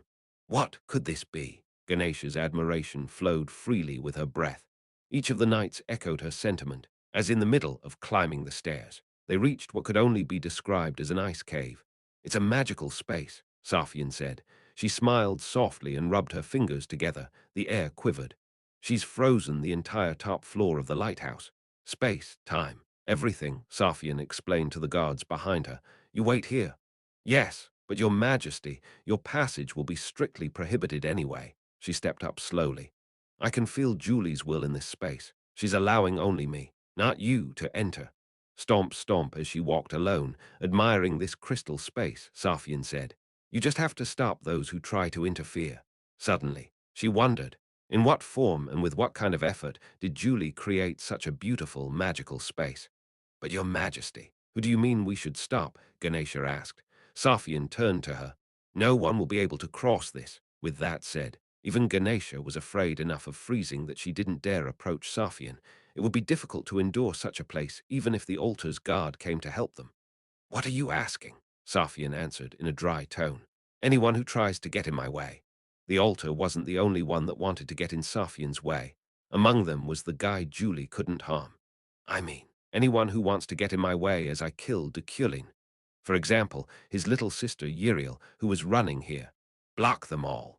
This was the surest emperor's order she could give her with that in mind. Safian went on her way, stomp stomp with every step, the expectation of seeing him mounted, and the sense of loss that she would never see him again grew in equal proportion. Stomp stomp Safian continued to walk. Chapter 352, Everyone's Last 5. Harem. On the top floor of the lighthouse, at the frozen cave entrance, Ganesha let out a yawn. How can you relax right now? Lawin glanced sideways at her. Ganesha pouted and pulled out a crystal ball. Then, what can I do? She told us to wait here. Rather, where are you and what are you doing, Leah? She didn't get a reply. It didn't seem she had died, so what the hell was she doing? More importantly, Ganesha looked around her party. Maho of the Principality, the head of the Demon Bloods, a faithful knight, and the palace wizard, the march, which began with around 300 men, though now fewer than 10 remained, was still evenly distributed from all races and origins. Isn't it curious? It's very mixed. Ganesha looked at the Demon Blood's captain. Alessal replied, race doesn't matter in the face of great evil, even outside this lighthouse. Several Demon Bloods are fighting for Her Majesty. Okay, work hard. Ganesha flapped her pigtails. Then she looked beyond the lighthouse. I can't see anything. There was nothing to see, and just staring made her feel dizzy as even ideas froze. By the way, even if we kill Professor Deculein, will that meteorite disappear? That hoarse voice was Maho's. The princess of the Principality was still here, but it seemed she still didn't know much about the world. Then, you mean to keep Deculein alive, the one who called that? Ganesha asked with a smile. Maho wiggled her fingers. I'd rather persuade him. We'll need a wizard to stop the meteorite. Ganesha shook her head without saying a word. Lawin wore a similar expression. For now, we will keep Her Majesty's orders. Saying so, Lawin drew his sword, not letting anyone go inside. Vroom, then, suddenly, the faint sound of an engine rose from the bottom of the lighthouse. A car or something, no. An actual car was climbing the stairs. Vroom. While they were puzzled, the engine noise grew louder. "Isn't that a car?" Ganesha muttered blankly, as she said. A car was coming. It was climbing the stairs with a barrier wrapped around it. Everyone was dumbfounded. Soon enough, the faces of the two women driving the car became visible as Yriel and Luna. "Wait, wait!" They looked so strange, shouting like that while confusion spread through their minds, wondering how they brought a car up here. Screech. Yriel and Luna's luxury sedan landed, soaring like dolphins jumping out of the sea. It parked safely with an artistic drift. "Whoa!" Ganesha applauded involuntarily. Maho and the other demon bloods were stuck repeatedly blinking. As she climbed out of the driver's seat, Yriel waved the analysis paper she was holding. "I have something to tell you." The space was frozen, and the road stretched long. Time was frozen, and the road felt far away. Safian, walking through, couldn't perceive the passage of time or the scale of the space around her. So, she was just walking, only to him, only to meet him. "This reminds me of the past." Rohakan's voice echoed in her ears. She quietly thought about what he had told her.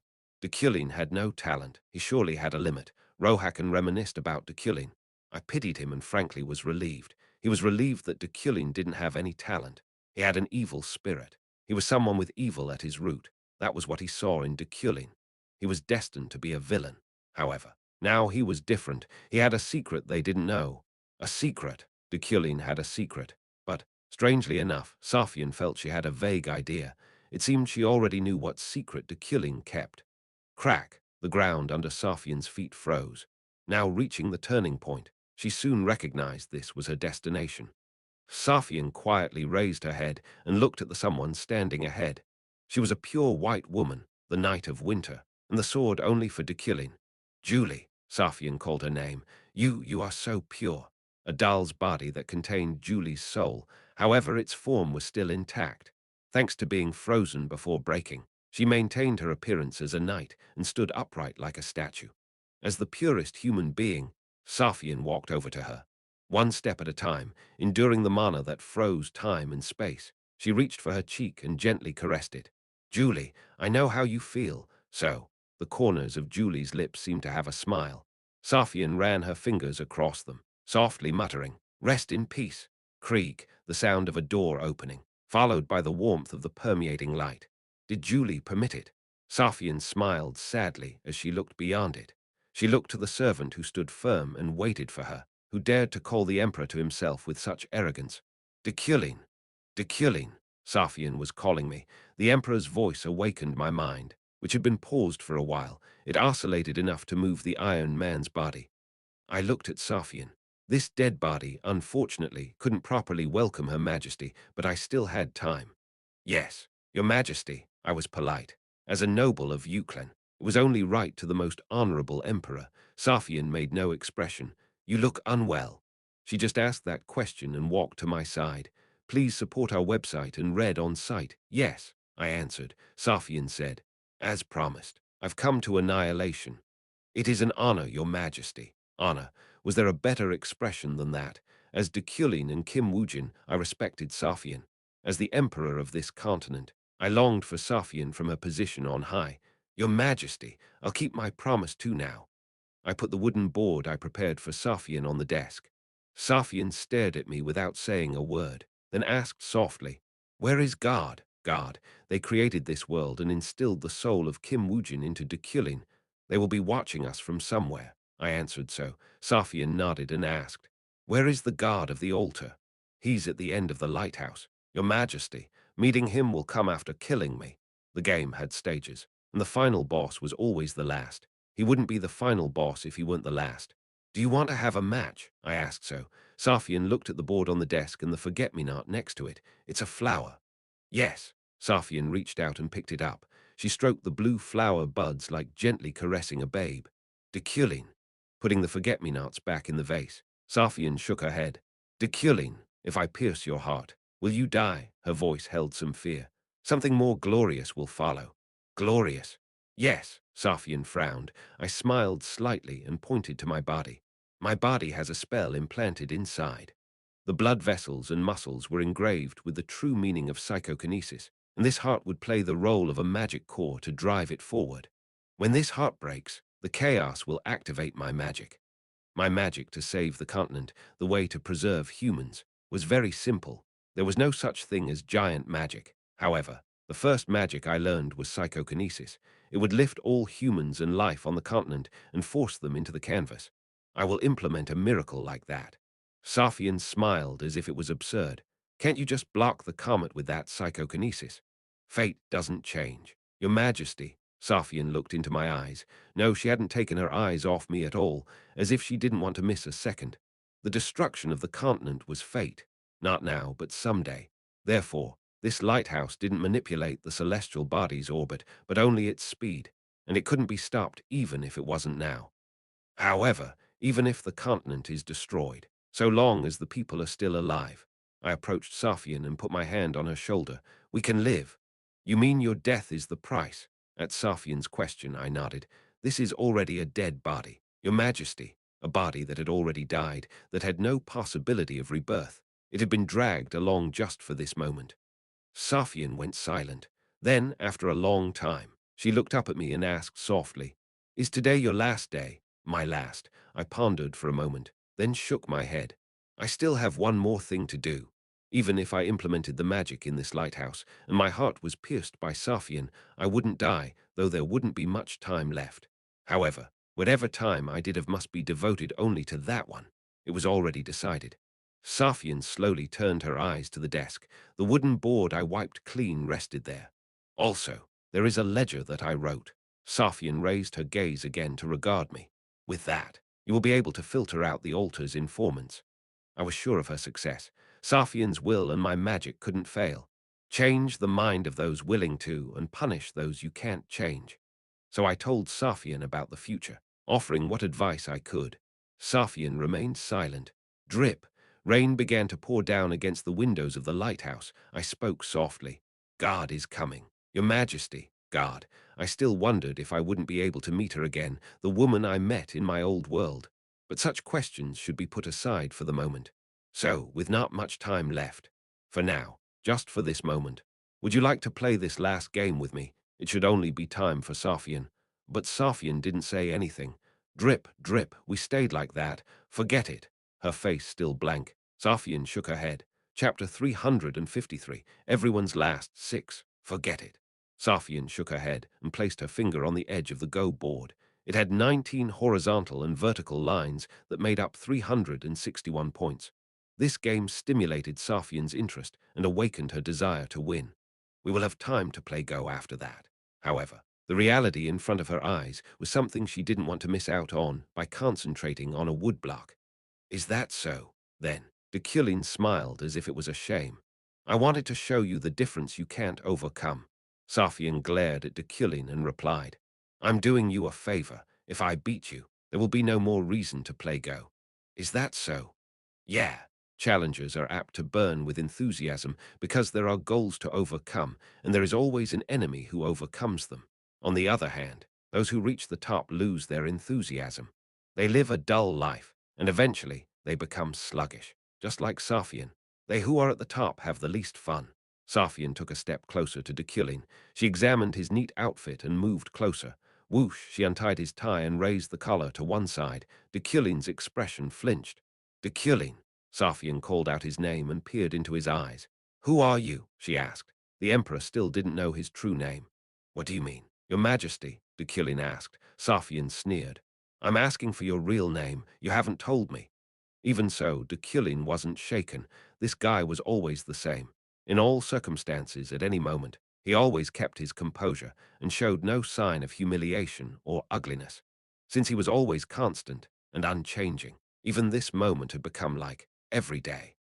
A daily life that seemed like it would go on, just a normal daily life where there is you and me, and we won't disappear, but it seems like I can tell even if you don't say.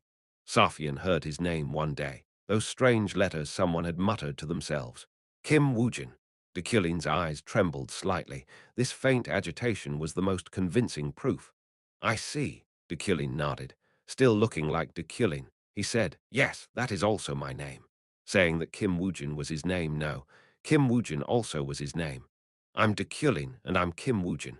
There is no real and no fake. Those two selves, both souls, both respect and like your majesty. His tone was enough to disconcert Safian. She went silent for a while. Meanwhile, pattering rain sounded overhead, and mana slowly filled the space. Deculein's magic was in motion, so there wasn't much time left. Even after hearing that, Safian managed to open her mouth and speak in a trembling voice. "Do you think I can survive?" To survive for her meant to continue living. However, for Safian, the meaning of life wasn't the continued existence of the continent, but a specific someone. Only that one person.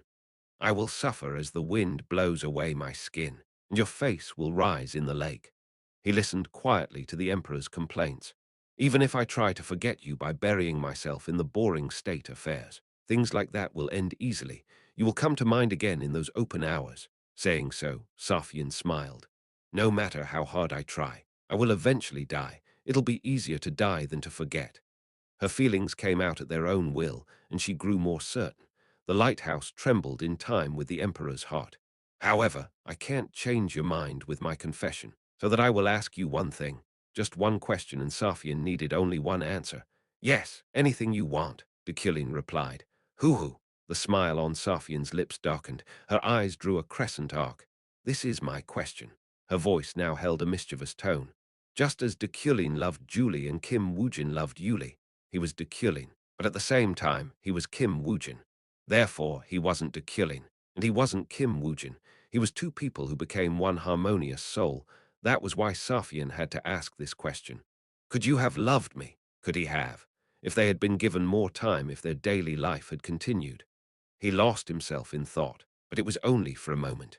Rather, he soon put on a more confident look, looking down upon her that way, and slowly, "I know." Safian raised her hand to cover his mouth. She shook her head. "I think it's better not to hear the answer." She couldn't help it. Either way, it would be sad and painful. "Yes." He also accepted Safian's whims. Safian looked up at him and smiled. "Then I guess it's over now." "Yes, I guess." It felt long, but looking back, it wasn't. "That is true indeed."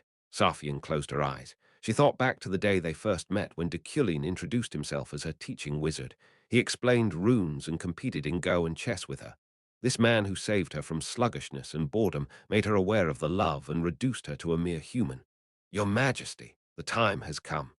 At that moment, she could feel the magic particles gathered in the air. The spell's mana caressed her skin. Safian instinctively grabbed her sword. "Deculein."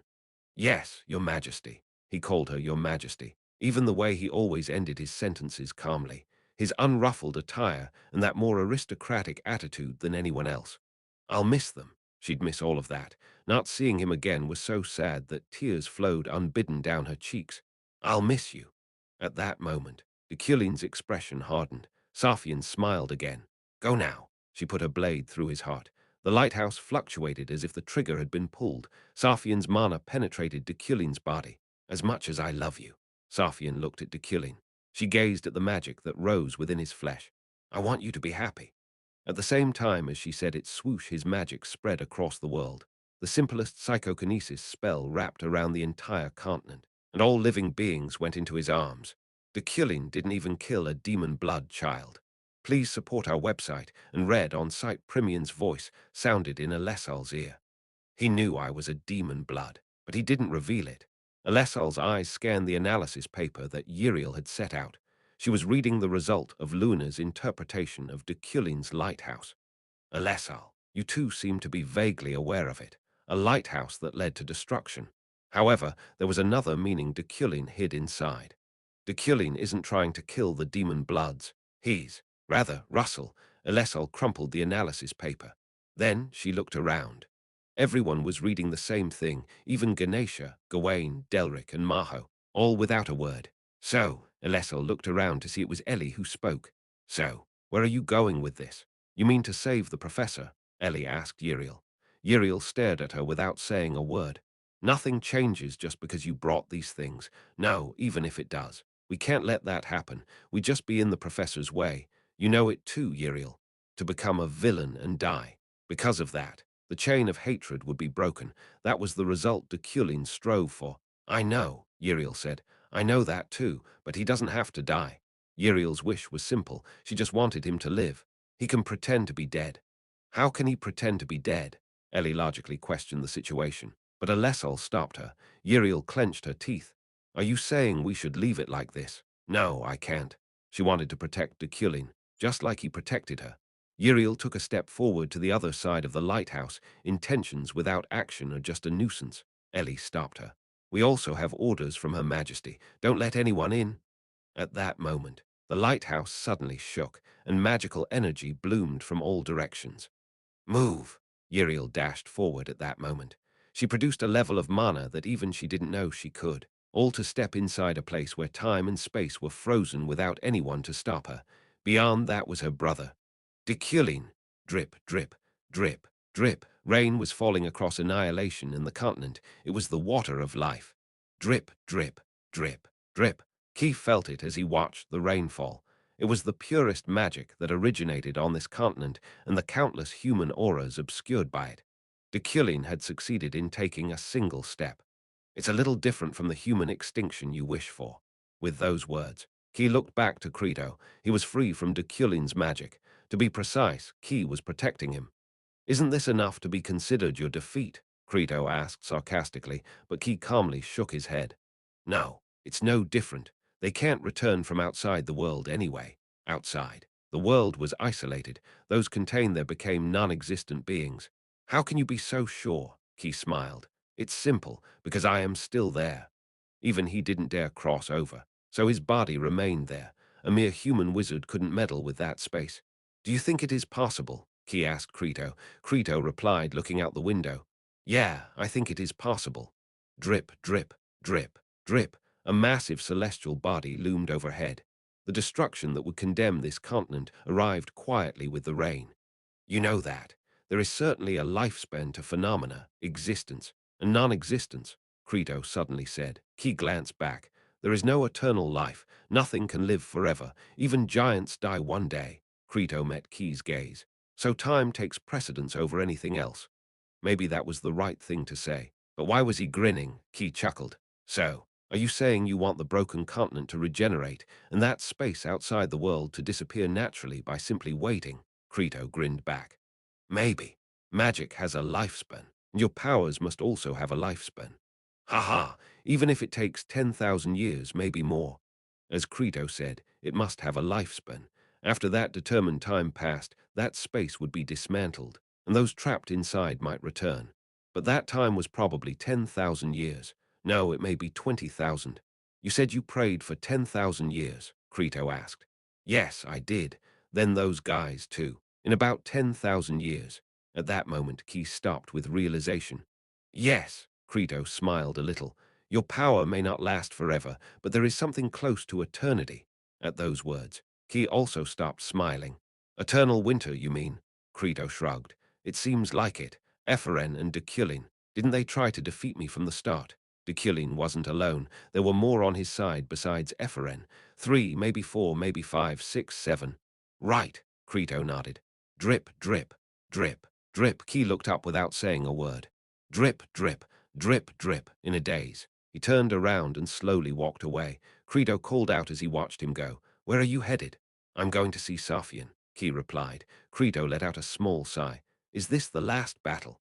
Yes, we have to compete now on whose faith is stronger. Saphian would be waiting for him somewhere. Deculein and Epheren's plans were based on the belief that Saphian would beat Key. As a guard, I have to break them. Chapter 354, Everyone's Last, 7. It was the purest magic, the simplest but the closest to the root.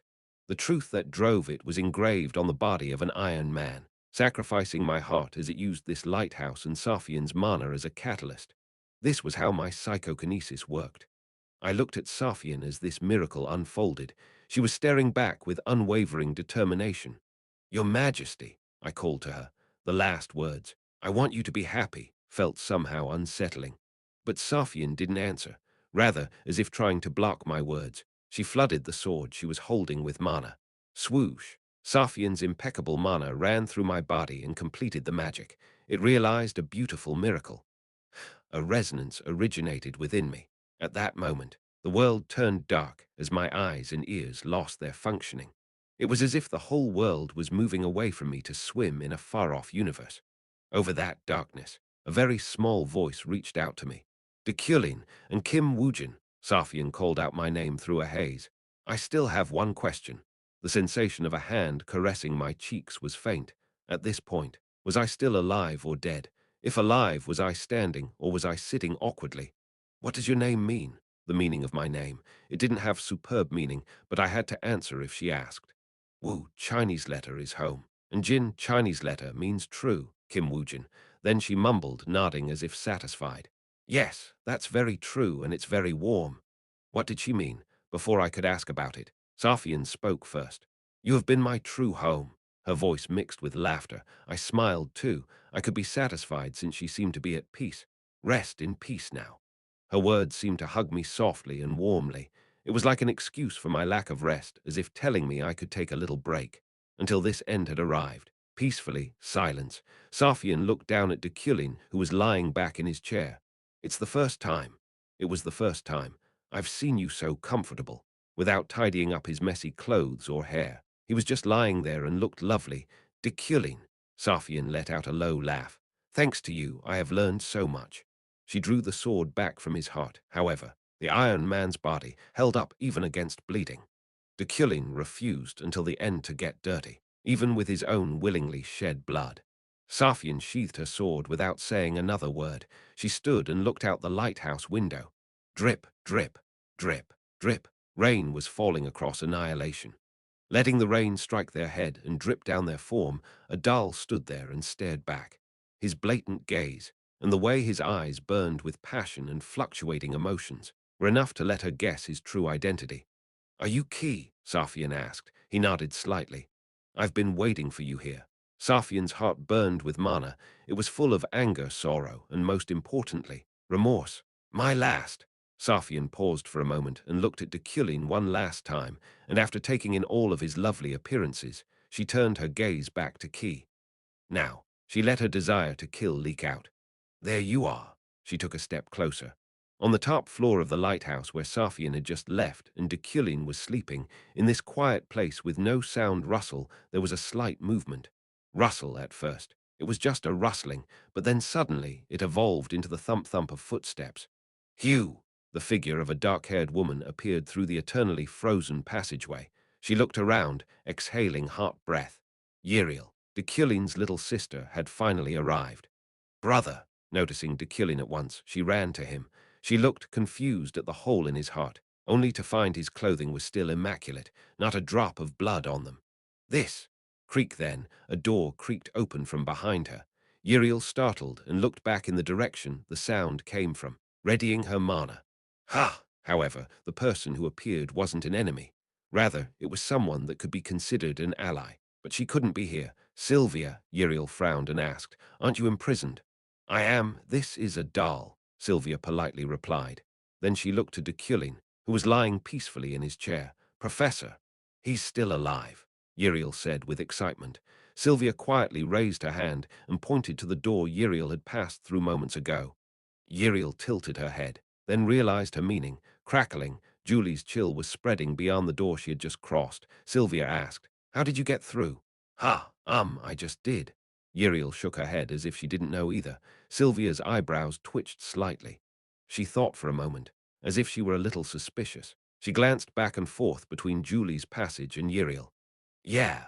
She smiled a little as she walked up to Deculein again and sat down on her knees next to him.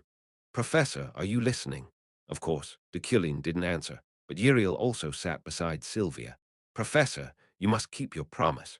Sylvia continued after waiting another moment. Uriel didn't know what kind of promise it was, but she felt like her heart was burning. Sylvia spoke a bit slower. You told Julie. You said you wouldn't die before her, so. Sylvia turned to Uriel. I have a request. Crack in the meantime. Julie's chill was slowly approaching and freezing this space this time. Please support our website and read on site Uriel. Please stay with the professor. Crack. Sylvia's hair froze in the spreading chill. However, Uriel couldn't feel even the slightest chill. Take the professor to the center of this cold and freeze him. Sylvia, already half frozen, smiled. so that the professor can keep his promise. Yriel, please help him. Drip, drip, drip, drip. Key looked up at the sky through the pouring rain. He stared at the water drops hitting his eyes, then wetting his face and shaking down his shoulders, seeking some answer. Drip, drip, drip, drip. It's raining, Key said. Stomp, someone stopped next to him. As Deculein said, will God come to me? Key slowly lowered his eyes. Saphian, this woman with long red hair burns like a flame. The rainwater evaporated from the mana she radiated before it could touch her, and the sword hanging from her hand was filled with a thick killing aura. Saphian, have you ever seen the Holy Age? Key asked. I've experienced it in a dream, Saphian answered. The whitish memories and the unusual scenery of the temple reflected in her dreams played in her head. It was a place of revelation and worship that recorded the language of God. Yes, that's right, Key smiled. I showed it to you on purpose, because your body was originally mine. Drip, drip, drip, drip. In the still falling rain, the two were opposites. Key was dripping wet, and Saphian was burning away the water. Saphian, you are my creation. At Key's words, Saphian nodded. To him who dared to call the Emperor a creation, she accepted it without being shaken or denying its truth. I know. Yes, I guess that's what a creature's life is like. Key grinned. Water ran down the corners of his twisted lips. Trying to kill the one who created you. How insolent and ungrateful. Key's expression tightened. Like the humans who are glued to this continent right now. Saphian silently watched Key. Even the believers in the Holy Age killed God without knowing his grace. They committed an unforgivable sin by killing the one who created them. At that moment, the Emperor's mana faded away. Rain seeped down Saphian's body. Saphian, now you are trying to kill me just like they did. Drip, drip, drip, drip. Saphian's lips slowly rose into a smile. No, God died by himself. That was the revelation she interpreted with Deculein one day to Key. For the sake of human freedom, Key quietly shook his head. That's the wrong interpretation. You humans always know. Saphian interrupted him. She took a step forward and lowered her sword. You don't know, drip, drip, when you care too much about someone. Drip, drip, drip, drip. The clouds above gradually thickened, and the celestial body was already larger than the moon. Soon, it would destroy this continent, but Saphian disregarded it as she focused on Key. When you love someone so much, she spoke with the Emperor's voice, thinking of him now full in her heart. You could die for them. Whoosh, a wind full of mana blew past, and it took Deculein's magic, psychokinesis, to be able to accept that fact so willingly.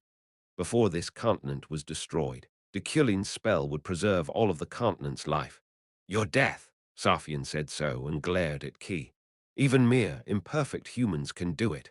For some reason, it made her feel better to say it aloud.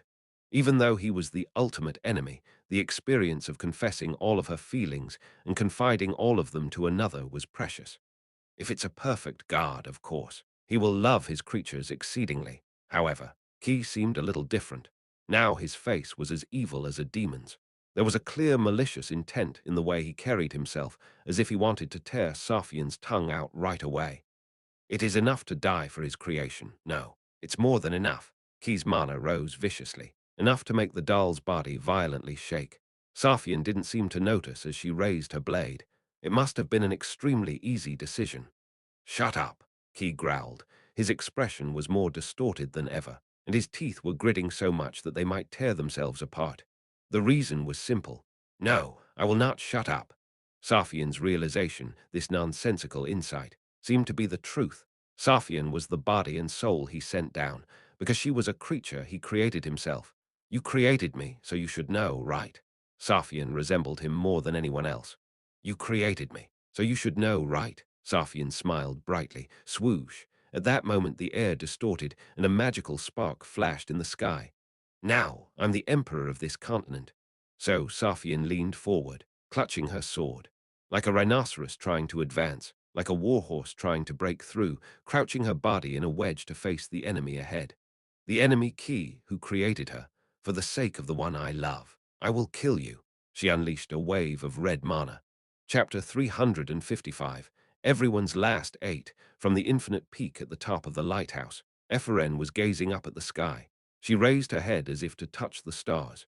Swoosh! Her eyes contained the celestial body descending from above. It sank like a pebble in a pond. She'd be lying if she said she wasn't afraid of it.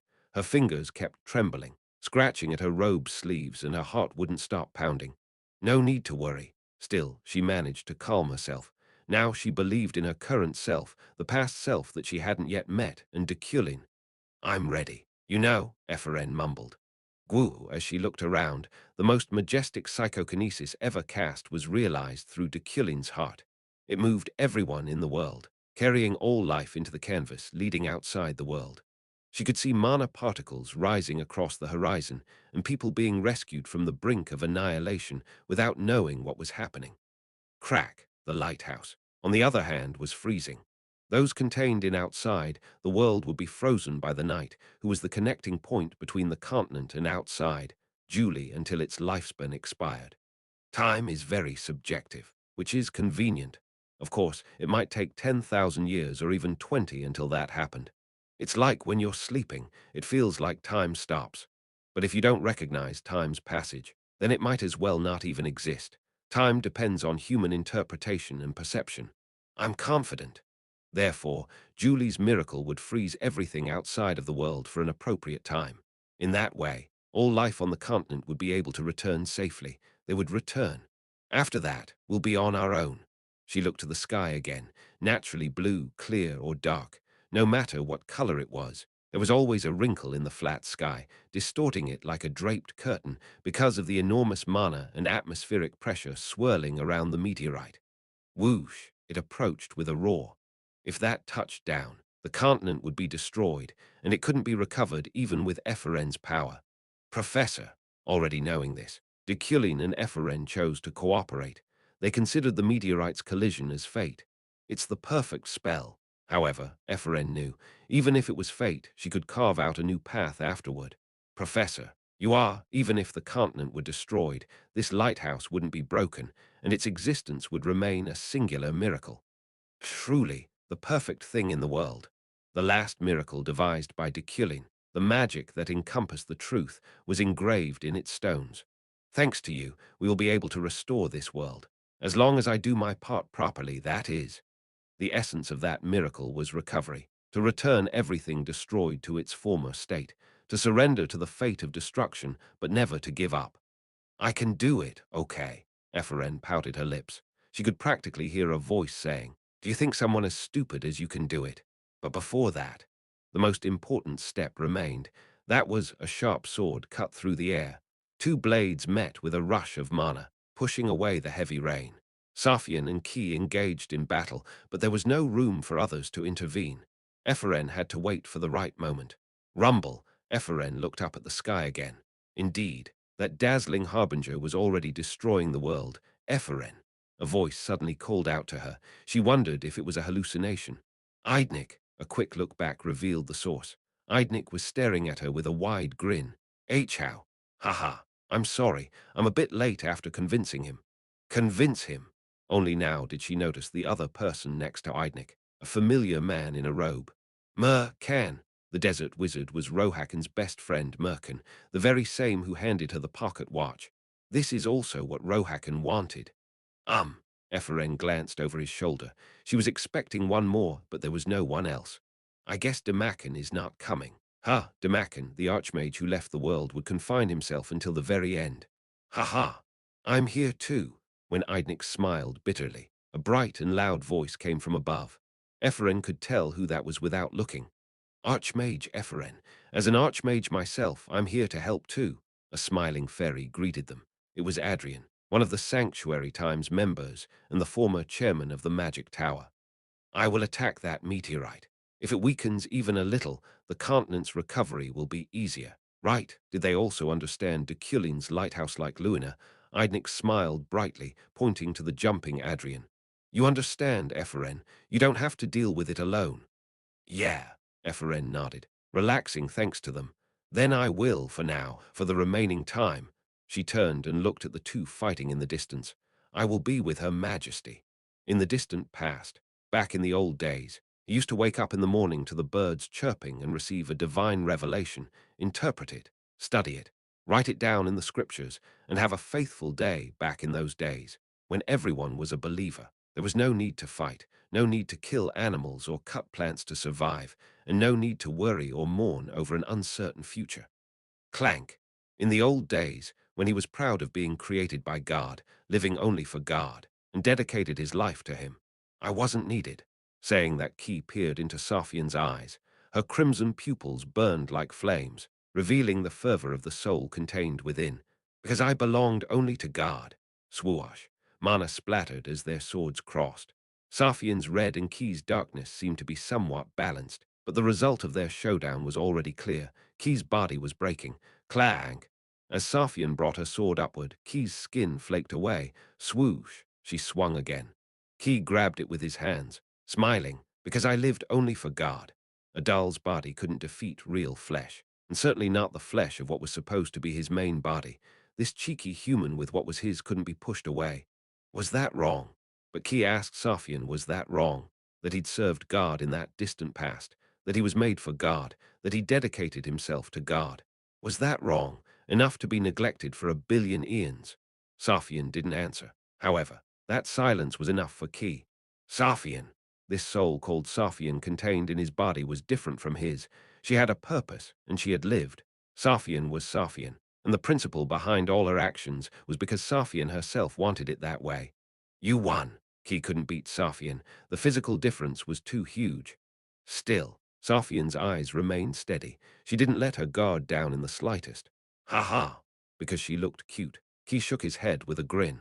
But what you said, Deculein, is wrong. Rain ran down Key's eyes.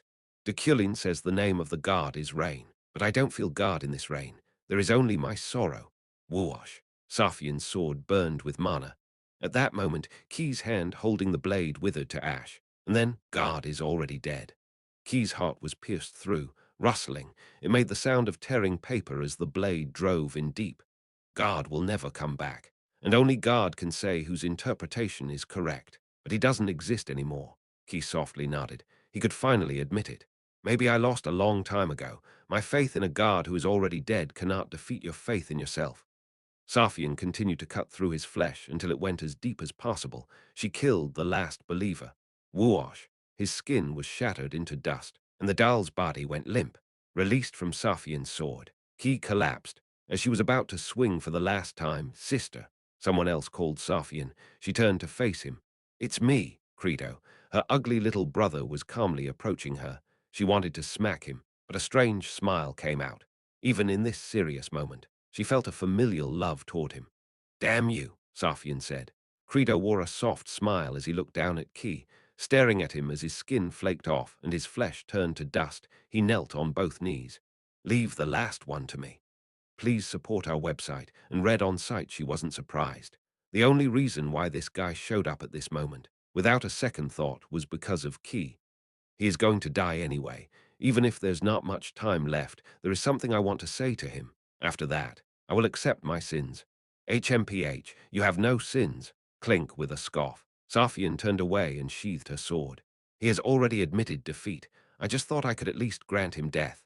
There were more important things to Safian than caring about losers, like the immense heat and mana gushing out of the sky above her. Woo-woosh, soft footsteps approached. Enter the lighthouse. Your Majesty, Safian gave a soft smile. You got a bit cheeky now, huh? She didn't say anything. Her head must have grown too big. Child of the moon, do you still have my power? Do you want to return? Ephraim asked. Safian shook her head. No, since it is originally mine, shouldn't I retrieve it? You don't have to. It's already prepared for you. With that said, Ephraim pointed to the frozen lighthouse. Frost had already begun to creep up the outside walls. Your Majesty has triumphed, and soon a miracle will come true. You mean Deculein's magic? Yeah, the professor's final arrangement. Ephraim answered proudly. She beamed with the respect and affection she felt for her master. Safian could somewhat relate to what she was feeling. Rather, this kid also had similar feelings toward Deculein. Are you okay? Yeah, I'm okay. After the continent is restored, Night Julie will freeze everything. Of course. Me too. Well, will the Imperial Palace be safe? Of course. It'll be the way it has been, as if only a night or two has passed. Because Lakrelin couldn't disappear. Ephraim muttered next. I see. Safian quietly looked up to the universe. The meteorite, which had already broken through the atmosphere, was brighter than the sun. Your Majesty, we'll just hibernate for a while. Ephraim's tone was mixed with a little concern. Yes, I know. Then Safian nodded as if it was ridiculous. However, I'm not that easygoing. Yeah, once this is over, if things end safely, certainly. At the end, Safian stopped and smiled brightly. It was a smile that resembled sunlight. Something very interesting will happen. It did shine. The whole world was drenched in the dawn light. Rumble, a shock that shook the heavens. The comet hit, and the world was consumed by the universe. The world, it was silent, as if the very concept of sound had vanished. Even at the moment of destruction, Ephraim and Safian still stood and watched each other with a smile. Stomp, stomp. Meanwhile, Uriel was walking inside the frozen lighthouse. Deculein was slung across her back, and Sylvia, who had been frostbitten, was cradled in her arms. Stomp, stomp, she diligently marched forward. Oh, but I understand, Uriel muttered. She repeated Sylvia's last words repeatedly, find the center of the extreme cold. She could understand what Sylvia meant by that, but where is the center? She had to find it.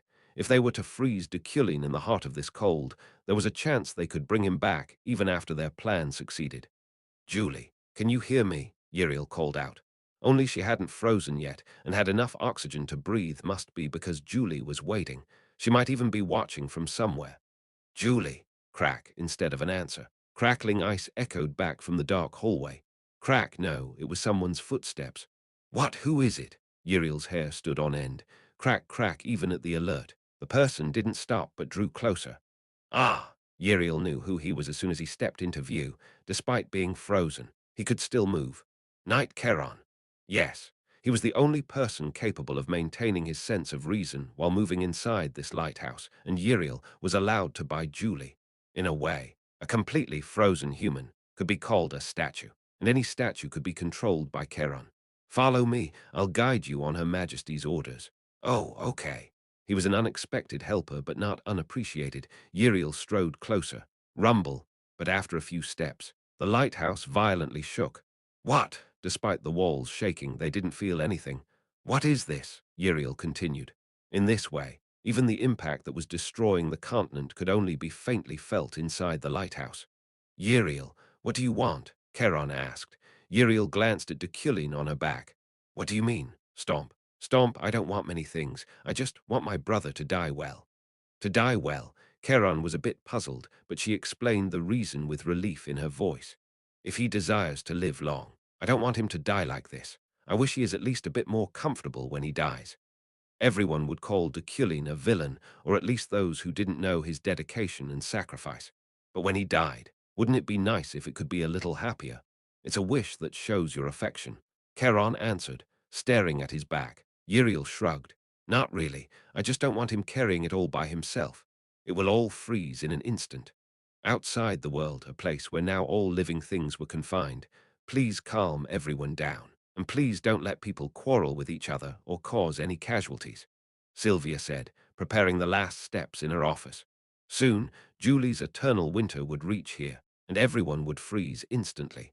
Although saying freezing wasn't right, perhaps hibernation might be more accurate. Zeit, I need your help. Ha, oh, ah, Zeit nodded. He looked between Sylvia and Julie next to her. The young Julie seemed to be thinking about something now with no emotion on her face. But Zeit felt a bit guilty as he watched her. Zeit, there is a spy from the altar here. That woke him up. Zeit replied bluntly, Ah, yeah, I'll tie him up. Don't kill him. He must be brought to justice. Okay, don't forget the promise, Iliad. If I cooperate with you, I promise, I'll put an artificial sun over Freyden. Sylvia's talent would help overcome the Ice Age afflicting Freyden. With only that promise, Zeit was satisfied. Okay, but there was one more thing that worried him. Zeit casually beckoned to her, and Julie was too lost in thought to hear them. I have a request. She seems to be very troubled.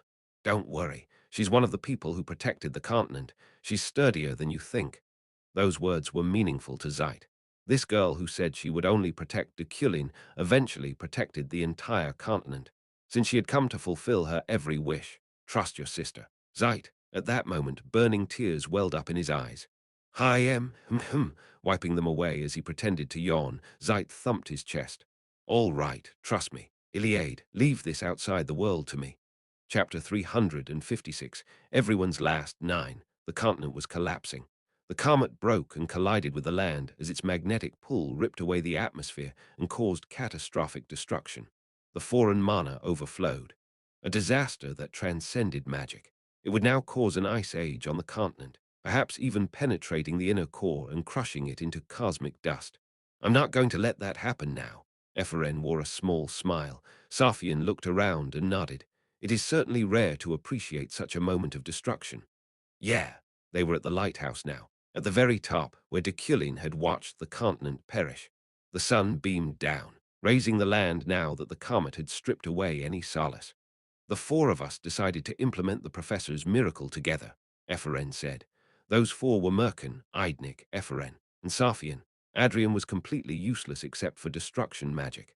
Merkin and Eidnik will take charge of the spell engraved on the lighthouse from the bottom. I'll take the middle and the most important bit.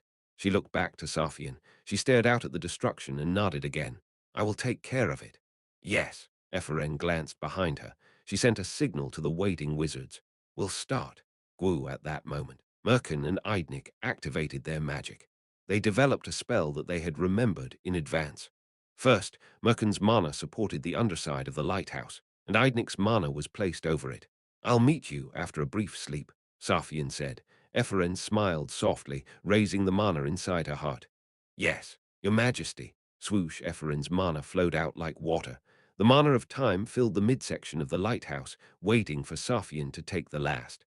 Safian closed her eyes, letting red mana burst out of her fingers and soak the top of the lighthouse. It wasn't insufficient or too much, but just as Deculein calculated. She implemented the miracle he prepared, and as the Emperor, she led the continent's path forward. Somewhere in annihilation not far away. In the corner of the earth, scorched by the comet's mana and staring out over the horizon that would soon disappear and crumble, Crito remained with Key. He was watching the continent perish with him. There's not much time left. My barriers aren't that good. Crito's magic wouldn't last long amid this destruction. A minute, maybe two. As someone who wasn't born exceptional, that was his limit. So, appreciate it. Isn't this what you wanted? With his arms and legs already completely disintegrated, Key looked up. He couldn't fully understand Crito, or whether he was trying to protect himself, or was going to stay together with him until the last moment. Humans are really. After watching him for a while, he softly said, stupid. Bits of skin peeled off whenever he moved his lips. The body of a broken doll wouldn't last long. However, Key continued. In the end, you'll be doomed, and you will not live forever, and eventually, you'll die. Why? Suddenly, a hand rested on his forehead. It was a gentle gesture to measure the fever of a sick child. Don't try to understand. This saying goes, you can sound water 10 fathoms deep, but you cannot sound the human heart. He spoke as if that was a reasonable thing to say, smiling all the while. Key sighed and closed his eyes. So, how were you in the Holy Age? Were you happy? Key twisted his lips in a grin. There was no such thing. He answered coldly and opened his eyes. Because we lived only for God. There was no need for personal happiness. Crito nodded without saying a word. Suddenly, a look of disappointment spread across Key's expression. But God left me here with no answer. The me who worshipped, believed in, and wanted only you. Didn't you say that God died? So how can he answer? Just keep with one story. Key stared at Crito, but his gaze was far away. Key, I know it's a bit random, but the collapsing land and the collapsing sky, the continent was mixing with the universe, and he watched as if appreciating a work of art. If I were God, I would be sorry for you. Crito paused a moment. To you, who has the strongest will, your faith has been the greatest ordeal, adversity, and hardship for humanity. Key's eyes trembled. Crito's figure was reflected in the doll's eyes, both bathed in the starlight of the universe. He felt like he had once. I think I would be sorry. I think it would be a bit regretful that I left without saying anything to you. A small smile tugged on Crito's lips. But that would be proof that even God was imperfect from any point of view. The existence of Key, ironically, already testified to God's imperfection. So, maybe you are the only innocent in fate's flow. He was created in the holy era, meaning he was no different from the origin of humanity. As a creature, he was closer to God than anyone else. Therefore, it might first be God's fault if he was guilty. So, Crito lowered his gaze and looked at Key. Silently, he glared back. But why? Now Key was a little puzzled, staring at Crito's face. A memory of a distant day came to mind. In a world so far away, in a time so far, the memories had been forgotten. Those days when he used to wake up to the chirping of birds every morning, thank the sunlight that wetted his sleepy face, and smiled innocently at the grasshopper's song, "Rest in peace." Creto reminded him of them. "Yes, please support our website," and Red on-site Key replied blankly. Creto scratched at his head, and then the rain scattered from the sky, whoosh at the moment of destruction. At this moment, when the atmosphere was burning, a drizzle that went against the providence of nature fell on Creto's barrier. "I think I can understand a bit, seeing that." Key was sure. "The reason you were born as Safian's little brother, of course. It might not be. He could be making a silly mistake, since there was a problem with the body he inhabited. I don't think there is any particular reason I was born as the Emperor's little brother." He shook his head, then smiled. "Go back to the lighthouse. Creto wouldn't survive here, but Key couldn't allow him, the incarnation, to die in vain like this. At this last moment, he must not leave the child who passed on to him God's will." "Why?" "Because you are in danger." It didn't matter if this was an illusion. God's will was always vague, and the content changed depending on the believer's heart accepting it. "Go back and deliver my words to Safian." Creto was an incarnation, and God had sent him down here to hear these words at the end. To apologize to him, this was Key's interpretation. "What words?" Creto asked. Key looked up. Rumble red mana spread across the skies. "Safian, my creation. That I'm proud of her." Capturing that scene in his last memory, Key quietly closed his eyes, and rainwater flowed down them. The world went dark, and his consciousness grew distant. But Key no longer felt lonely. He was refreshed and happier than ever. "That I think I can understand a little bit now, his will."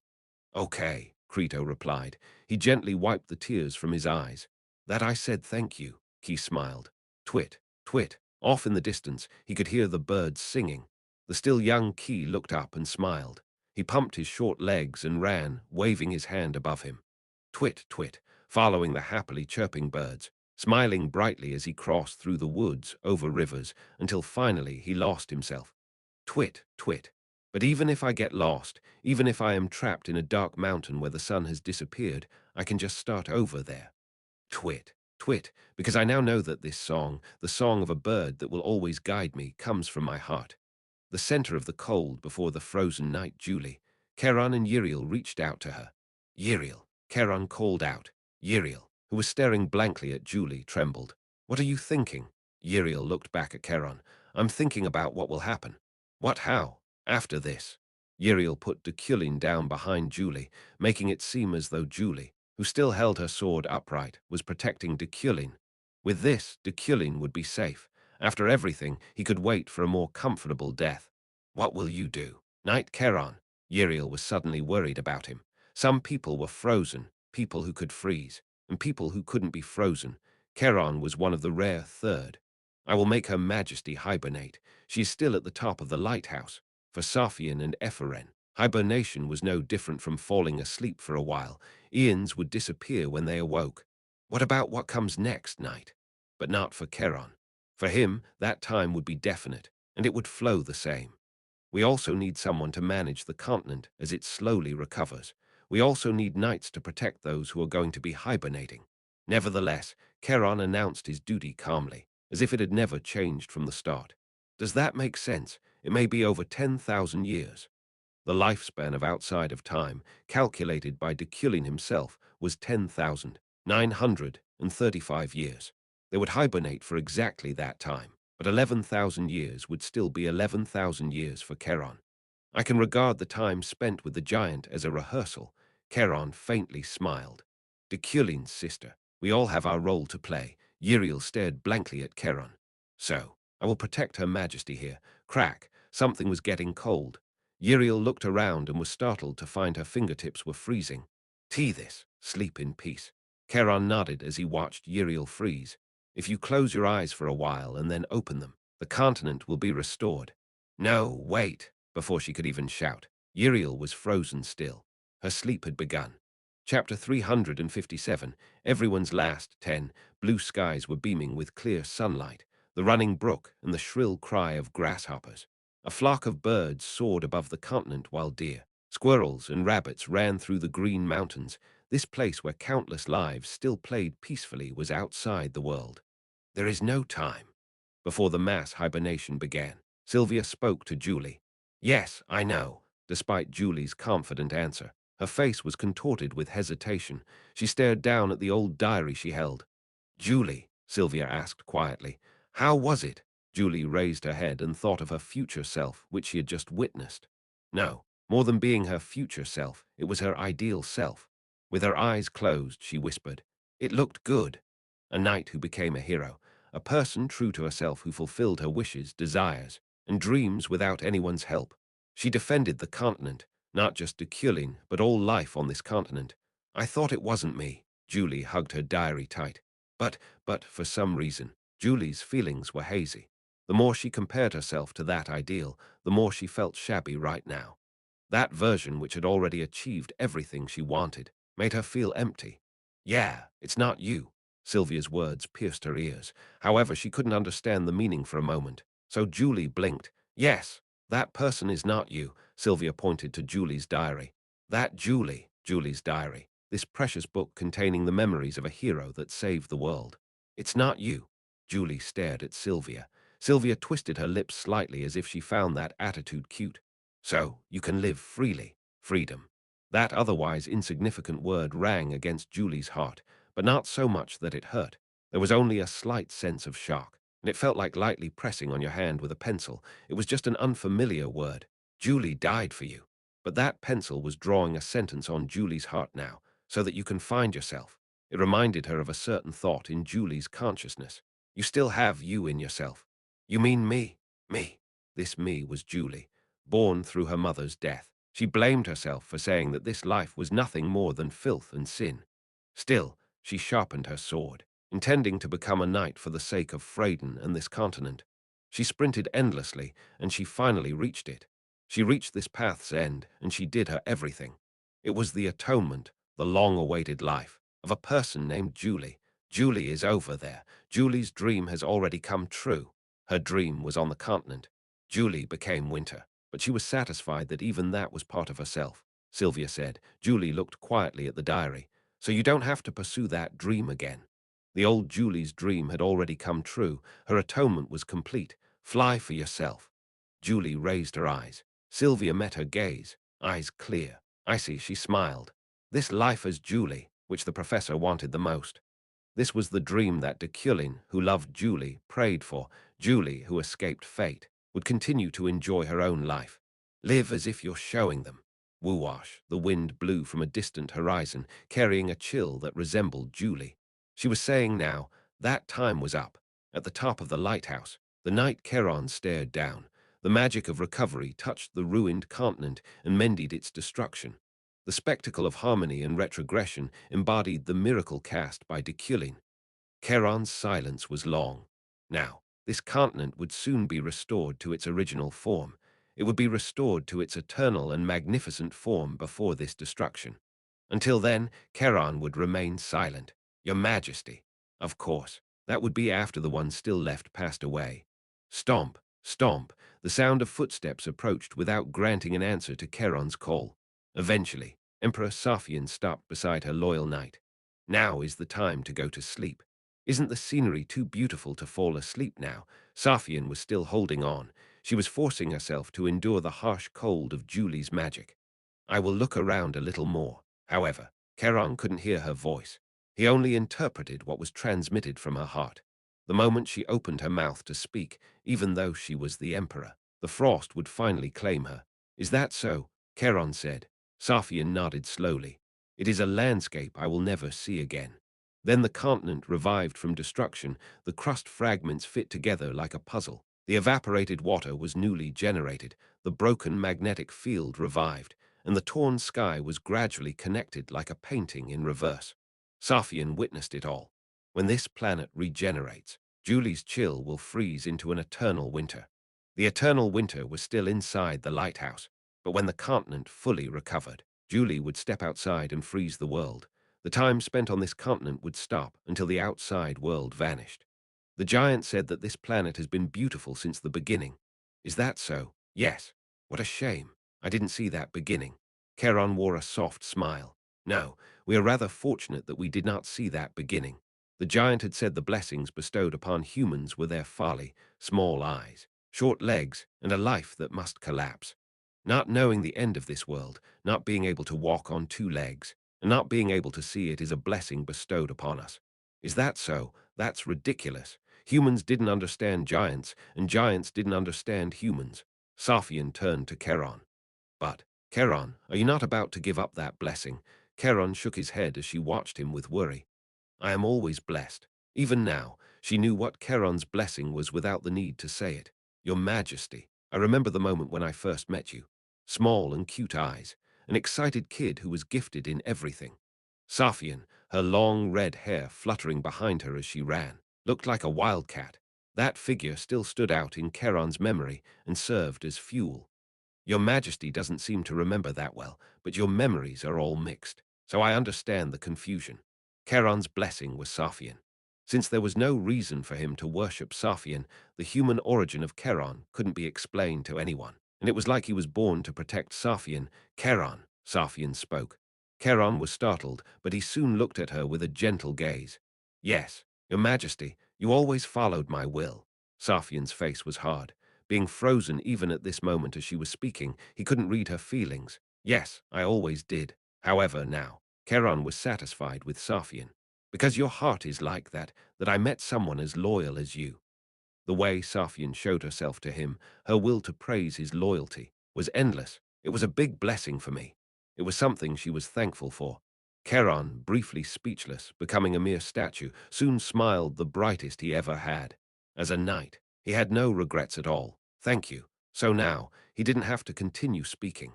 Sophian had already accepted Julie's chill, and her hibernation had comfortably begun. She waited for the day when she awoke, with the most Sophian-like blunt expression frozen across her face. I will protect your Majesty forever, so go to sleep. Go to sleep. Someone's voice rang in her ears. It woke Sophian from sleep, and she felt the vitality sprouting from within. Tweet, tweet, the birds were chirping. The sky was clear, and the warm air kissed by the sun embraced her. Whoosh, a gentle breeze swept by, and the fluttering leaves touched Sophian's cheeks. She opened her eyes. This was the top of the lighthouse, and what she saw was a distant land, a land that was no longer scorched, with greenery spread out as far as she could see. I don't know. However, since she didn't know if things went well or how many years had passed, Sophian blankly looked around. She examined the landscape of the continent thoroughly. Eventually, she finally realized, a fleeting moment. It was fleeting. The moment she closed her eyes and opened them only once. In less than a second for Sophian, the continent was restored, and her life was unharmed. Charon. He had become a statue. The 10,000 years that everyone on the continent did not feel. Only one person witnessed them all. Sophian looked up at Charon. You've become a statue. There was no answer. Charon's pupils were dilated, empty of light, frozen like a statue. He stood at the top of the lighthouse as if protecting her, staring toward the blazing west. I see, Sophian nodded. Indeed, it wasn't a time that humans could sustain. Even though it was Charon, his sense of self wore out and his body froze. In the end, he must have become like this. Like this. Sophian stretched out her hand without another word. She caressed Charon's shoulder. Even though his flesh was stone, it was somehow warm. Even you are leaving me, she grumbled with remorse and sorrow. If a single tear dropped involuntarily and touched Charon's feet, would he be resurrected like this was a fairy tale? Would the surface of the statue tear apart, and would he speak again with the voice of reason? She didn't know, but Sophian no longer shed tears. However, she acknowledged Charon's dedication. You've been through a lot. Clink, she drew her sword and placed it on his shoulder. Your hard work, I know it all. She turned her back, leaving the Emperor's treasured sword with her treasured servant. This continent, the world knows. She left her knight as evidence of this world's miracle. Now rest in peace. Several footsteps rushed up from the bottom of the lighthouse, and they soon reached the summit and found her. Your Majesty, first. Ephren, she looked at her with wide eyes as she shouted. My timeline is fixed. Now she no longer had to go back to the future or the past. They had moved beyond that. Sophian twisted her lips. Of course, even though the continent was frozen, the universe's time passed, and 10,000 years have already passed. Ephren couldn't go back and forth for that long. The power of time was weighed down. Ephraim had a strange expression like she didn't know whether to be happy or sad. More importantly, we still have work to do. The moment Safian said that, more people rushed up. Not only Luna, but Uriel, Lawin, Ganesha, the Demon Blood's captain, Eli Maho, and Delric. He wasn't among them. Deculein wasn't there. Listen well, Safian told them. From now on we will punish the great evil, the evil Deculein, the purpose behind their coming here. At the Emperor's command, they moved their mouths, but they could neither spit it out nor swallow it back. They knew what Deculein wanted. He chose to die on his own, push his power into a pit, and take on the role of a villain. And we will sew up the continent. Safian spoke of repairing the world. That was probably not too far off a story. Imperial Palace. Returning to the continent's highest palace, Safian first announced her future policy to all the people. It consisted of a total of 29 articles as follows. 29. After chasing down Deculein, the head of evil that started this whole situation, kill, they continued like this. While state affairs were operating better than ever, the great evil Deculein, now the altar's biggest supporter, was on the run, and the bounty had climbed to 5 billion elnis. In the inner chamber of the imperial palace, Safian yawned loudly and looked at Ahan. A radio crackled nearby with the news. It seems like there's still no news, right? Yes, Your Majesty, the professor is nowhere to be seen yet. Tusk, Lear and Ganesha, what are these certified imperial adventurers doing? Deculein's body wasn't found in the lighthouse. Thanks to that, she wasn't sure whether he had died. Of course, even if he still lived, he was destined to die sooner or later. Is it the same for Crito? Yes, Your Majesty. He had also disappeared. Whether he was with Key at the destruction of the continent or whether he'd run away and was living somewhere, either way, Safian didn't want to lose Crito too. But, yet again, it's been quite some time. After that day. Yes, that's right. After the celestial collision and destruction, the continent changed quite a bit. First, Deculein was reduced to the world's worst villain, but Euclan remained in their position of strength. Rather, they were flying more brilliantly with Uriel at their head. The Demon Bloods personally came to the Emperor and swore an oath of loyalty and reconciliation, and were allowed to enter the Empire. In addition, many citizens who received tribute from the altar, like Relin, were punished for setting an example, and the rest were mercifully forgiven. More importantly, what is Ephraim doing? Ephraim had gone up to Floating Island as an archmage. Now, with all of the Floating Island under her control, she hadn't been in contact with them. I heard she was doing something, but archmages are not bound by the Empire, so I don't know. Indeed, her head's gotten too big, as expected of someone's disciple. Mumbling like that, Safian pulled out a crystal ball. Before, it was connected to Deculein. After fiddling with it, she turned to look at the statue standing against the wall. Charon, do you know where Deculein is? After asking that question, she cleared her throat for no reason. Even after spending some time waiting, no answer returned. This guy had already become a statue. Tusk, when Safian clicked her tongue, Ahan cried as she received a report from the crystal ball in her left ear. Your Majesty, Archmage Ephraim has been found in the Riak kingdom. Riak, Safian frowned. What is the purpose of her visit? Oh, would you like to enter? Ephraim felt tense. Archmage Ephraim, the wizards beside her asked very carefully, but they kept glancing at her. It was kind of annoying, but none of it mattered. Right now, there was only this dome. This is Lakrelin, right? A crossroads of time named Lakrelin. Ephraim was in that magical space. Yes. As the Archmage, who now reigned over the top of Floating Island, Ephraim had directly ordered Lakrelin to shut down. To close down such a dangerous place, she come down directly to do so. You didn't have to come in person. No, I needed to. After answering like that, Ephraim took a deep breath. She put her hand over her heart, and after taking in a few breaths, she said, As of today, Lakrelin is closed. Yes, all right. In the future, no matter what magic you're pursuing, we will immediately shut down any objects or magical spaces that are too dangerous. Ephraim furrowed her eyebrows as if she was slightly dissatisfied with their response, but then she nodded. Yes, all right. Archmage, okay, you can go now. Yes. Then the wizards who escorted her to this place left, and Ephraim remained alone at Lakrelin. Gosh, I'm a bit nervous. But no matter how much she thought about it, she was too nervous. Eferen took out a crystal bowl from her pocket to prepare. Her friend should be in Freyden by now. Hey, what are you doing? No response. Eferen waited for a while, then pounded her chest again and spoke. Hey, Sylvia, I asked what you were doing. Talk to me for a bit. I feel like my heart is going to explode. At the same time, Sylvia was looking at the artificial sun from the top of Freyden's castle. Hey, Sylvia, I asked what you're doing at that moment. Epherin's voice came through the crystal ball. This sun will not go out now, Zeit asked. The crystal ball shook at his thunderous cry. Sylvia stared him down. Seriously, be quiet. I can't do it because of you. Oh, sorry. Zeit shut his mouth. Sylvia clicked her tongue. Now, there will be no ice age in Freyden. I can assure you of that. Ooh, finally. Zeit and all the knights of Freyden who lined up behind him let out a loud, victorious cry.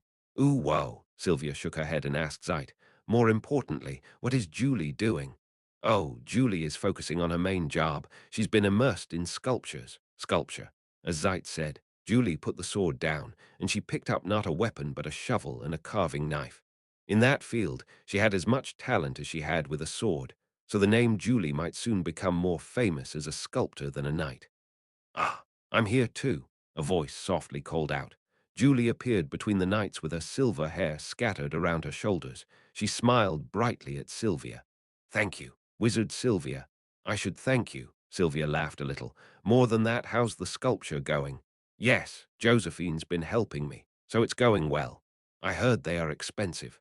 Yes, I sell them at a high price to the nobles and use their money to serve those in need. This Julie differed from Julie in the past, but she didn't deviate much. According to her personality, she had grown up to be kind and was becoming a beautiful person who sculpted the four seasons. But the problem was, what is that book? Sylvia pointed to Julie's book. She smiled bitterly and showed her the cover. Stocks that even beginners can buy. Stock King Premium. Oh, it's about stocks. If I learn a little bit of this, I can get money to do something better. Don't do it. Yes. If I tell you not to do it, don't do it. Sylvia frowned and stared hard. Then, the crystal ball vibrated again. I'm going in now, to Larkrillin. Epherin's voice flowed through. Sylvia pouted. This girl was going to Larkrillin to meet someone she wished she could. Still, though everyone has their fortune. Anyway, it's good to see you doing well, Julie. Yes, thank you, as advised by you. I've been living as myself. The emotion in her voice seemed so genuine and happy that Sylvia couldn't help but smile brightly. Yeah, okay, woo-whoosh. The occasional winter wind blew. The cold in Freyden was harsh, but the artificial sun radiated the same warmth. Woo-wash. This artificial sun, which Sylvia learned from Deculein's art sorcery, was finally completed with the magical core that she inherited. It will illuminate Freyden forever, just as my professor wanted. Ooh! The ghastly shouts of the knights of Freyden filled the castle. It was so loud her ears hurt. But anyway, yes, as long as you like it, Sylvia grinned. Then she looked up to the sky. It's thanks to you. It is thanks to you. Thanks to you for sacrificing yourself. Thanks to that wretched plan of becoming a villain. This world and this continent will change for the better and become warmer. Maybe as you calculated, or even better than you calculated. You're watching. Right, but Sylvia also knew that he was watching from somewhere. I know. The way we live, move, laugh, cry, and find ourselves as human beings, believing in ourselves and living together in love and dependence. The villain is still alive. Sylvia was sure he would be watching them happily. Chapter 358, Epilogue 1, Number 1. Euclan office. The head of Euclan, Uriel, was sitting in her office and sorting out family matters, moving her hands at great speed. There was really a lot to do. Reports on the success of the various enterprises of Euclan, the Order of the Knights, and the Tower of Magic, plans for the future, budget allocation, as well as fines and punishments. Uriel carefully checked all the information so that there was not a speck on Euclan's reputation, so that Euclan would preserve and increase their greatness. Oh, one word from me, one action, sets billions of Elni in motion. Uriel, no, the head of Euclan manages tens of billions of Elni a day, but she is very difficult to deal with. But she is always on edge, because she was always irritated. Her sensitive and demanding personality makes even the commander of the Imperial Knights, Delric, wary of her. People don't know that the world has been destroyed. Uriel had reasons for this. People did not know that this continent had already been destroyed once and reborn. For them, a world is nothing but a demonic technique that the dastardly Deculein used, and Sylvia is the sun that saved them from this prison, or something like that.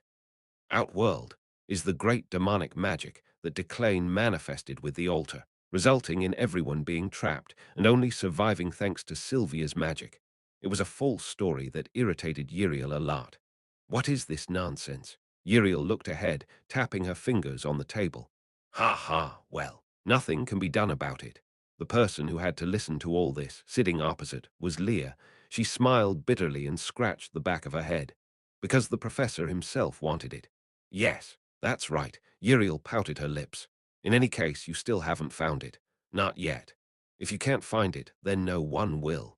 In the history of the Empire, only one team of adventurers, the Red Garnet Adventure Team, received official recognition from the Imperial family. Uriel and the Empress entrusted them with a task that would make them heroes of the continent. They had to find Deculein. Where the hell did he go? Uriel grunted and looked out the window. The most fertile land and the most commercially and scientifically expanded province with the second largest imperial metropolis after the capital, all thanks to Deculein's legacy, thanks to the knowledge he left on his lighthouse. If he died, he's alive. Leah interrupted Uriel's worries, glancing at Leia, who radiated such confidence. Uriel licked her lips. Then where the hell is he? What are you going to do if the professor is still alive? Leah asked. Uriel replied immediately. I have to protect his last moments. Uriel knew Deculein didn't have much time left. Even if he is now alive and breathing, his time is extremely limited. I want to be with him in these last moments. I want to show him that I didn't let him down and that the Euclid family is thriving. That's how. Leah smiled slightly, seeing her like this. Uriel raised her eyebrows. And you? What? Uriel pointed her finger at Leah. What will you do if you meet Deculein? Leah thought for a moment without saying anything and then suddenly stared into space. At least to Uriel, it seemed like a void, but a notification was displayed in front of Leah. Victory, the main quest ended with the disappearance of the final boss, and the ticket was the reward. What is this ticket? A ticket to an amusement park, a ticket to a club, or a restaurant? Or is it something that will bring her back to her old world? Leah didn't know for sure. I don't know. It's just that there are a lot of things that I want to do and that I want to ask him about. What? Uriel narrowed her eyes. Suspicion crossed her face. Leah was silent. She wants to ask Deculein why he gave her the diary. And also, HMPH. Okay, what will you do after that? Will you still be an adventurer? Uriel asked. Leah smiled bitterly without saying a word. Uriel blinked. Do you have other plans? Yes, I need to think about it. Leah spent quite a long time on this continent, however. Now she had a ticket, and she vaguely suspected what it was for. However, the problem is that there was only one ticket. Because the person I love may be somewhere nearby. In Leah's mind, Declan's image was still clear. His face, so similar to Kim Woojin's, flickered before her eyes. The person you love. Yes, if I find it, if suddenly he really is Kim Woojin, and if he really dies, then I want to give him something. She will give him this ticket. Number 2. Desert, a desert where winds blow endlessly, a place where thick sand binds the feet, a place where hot air with mana mixed in it warms the skin, a place where even human footprints remain only for a short time on the barren sandy hills. This desert was carelessly crossed by a man. Step by step, he moved further along the surface, which seemed to be melting from the heat. Without saying a word, he walked forward, but suddenly stopped and looked around. The distant sun and the same distant horizon. FSHSHSH. At that moment the wind blew. It was an air current containing mana. It flickered like starlight, revealing some hidden place. It was a hut, a small house made of wood. Are you inside? After asking this, the man opened the wooden door. TFR. The door creaked, and a pleasant interior, without a single speck of dust, opened up. The man hung his thermostatic robe and turban on a hanger and sat down in a random chair. You came. A voice came from outside. The man turned around and smiled. Before him was the worst evil of this era, a man in a black suit with glasses on the bridge of his nose, reading a book. An accomplice of the terrible altar, written in the textbooks as the enemy of the entire continent, a villain worthy of death. Long time no see. Deculein, declined von Grahen Euclein. No, he is no longer a noble, so apart from the name, everything else was superfluous. Yes, long time ago, Prince Crito, however, he still looked handsome and relaxed. With a body that is about to die, in a continent where everyone hates him, he was waiting for his last day, but he still looked nobler than any other person.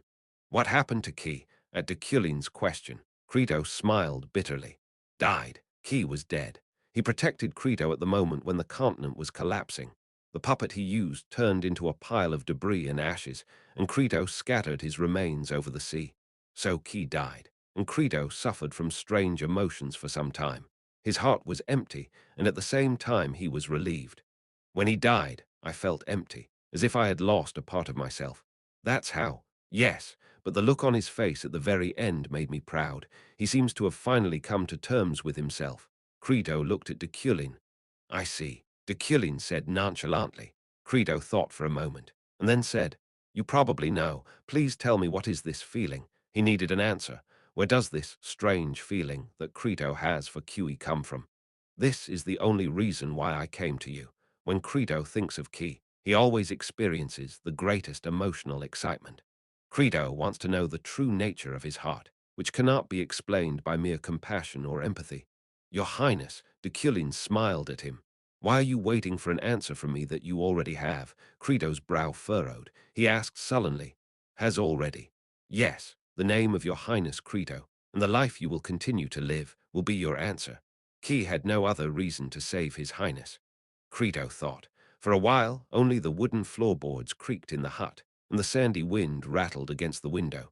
And then Crito chuckled. Ha ha, that's how. In fact, Crito already understood this to some extent. The name Crito, Creator, gave a big hint, and this continent already had a feeling similar to what he was now experiencing. If one day I have a child, and I lose it, will I experience the same feelings? Crito asked. Deculein shook his head. It's a feeling I don't know. Crito nodded and looked at the table where the wand with the spells engraved on it lay. Suddenly he remembered something. Are you going to Locrilan now? The promised day had arrived, and now Deculein had to go there. Locrilan's president, Locrilan, will let him in. After that, everything will happen exactly as everyone remembers. This knot will be tied without a single mistake. Yes, Deculein smiled faintly. Number 3, Locrilan Ephyren was in Locrilan. As an archmage, she had to get rid of Cadacite and spend 385 years in this limited space. That is, 140,525 days, or 3,372,600 hours. For such hardships, only one award was intended for her, or rather one meeting. In Locrilan, Ephyren met with her past Deculein and herself, who was too young to understand her feelings. She met a man she thought she would never see again. She saw his face, talked to him and hugged him. You can't dream of more. Thanks. Ephyren didn't know how many times she had already said that. Looking at the man who had stayed with her in Locrilan, where time stood still, she experienced the greatest happiness. Thank you, Professor. You don't need to thank me, Deculein said. Ephyren was struck by such nonchalance. Do you know how many years we will have to stay here? Who cares? That rude tone, and the way he behaves and acts, all this was the same as before. She missed him so much that tears welled up in her eyes. Where have you been all this time? No, what time period did you come from? You don't need to know that, Deculein said. He was still lurking in her time, but now Ephyren didn't care. Now he was here next to her. She followed on the heels of Deculein, who was busily heading somewhere. What are we going to do these 385 years? She asked. Deculein stopped and turned to her. We'll find a way to shorten that time. These words confused Ephyren. Of course, this answer suited Deculein best of all, but still, you're not really going to spend 385 years here, are you? Deculein asked. Ephyren silently pursed her lips. It's impossible, Ephyren. After saying that, Deculein smiled. Of course, Ephyren knew this. Together with Deculein, she will definitely find a way out of this time trap. From the old days, things that were impossible for her alone were always possible with the professor. It will be difficult, Ephyren muttered softly. Deculein is here now, and they've had 385 years. If you are with a person you love deeply, even such long years will only be a very short moment. Difficult, Deculein frowned. Yes, when it comes to disintegrating the energy of time, I know better than you. but even for me it is almost impossible. You're right. Alone. This is not possible. Deculein put a hand on Ephraim's shoulder. It was only the touch of a hand, but Ephraim's heart began to beat faster. Ephraim, I face the truth. Abolishing such a magical space is no joke, so I need your help. Those last words gave Ephraim some hope, which means even Deculein couldn't handle it alone. Calm down. Ephraim, you can't be here for 385 years. But Deculein brought her back to reality, which made Ephraim feel slightly nauseous. Why? Still. Time has stopped. We will never grow old and die. No, you will grow old and die. How? You will be mentally exhausted. As Deculein said, 385 years is a long time. No magician could easily endure this. To spend 385 years here means to be isolated from the world. If you spend 385 years here, will you be able to return to a world that hasn't changed a single second in those 385 years? Will you be able to communicate with the people of that world as before? 100 years is enough to turn a newborn into an old man. Newborns and the elderly cannot communicate with each other. Ephraim will be one who does not belong to this world. Like Demacan, she will degenerate into something not of this world. I came here so you wouldn't be like this. I came to help you. And yet, Professor, if I'm with you, timidly replied Ephraim. Deculein smirked. It's 385 years old. Ephraim, make no mistake. No man remains constant for 385 years. Your feelings for me will definitely change.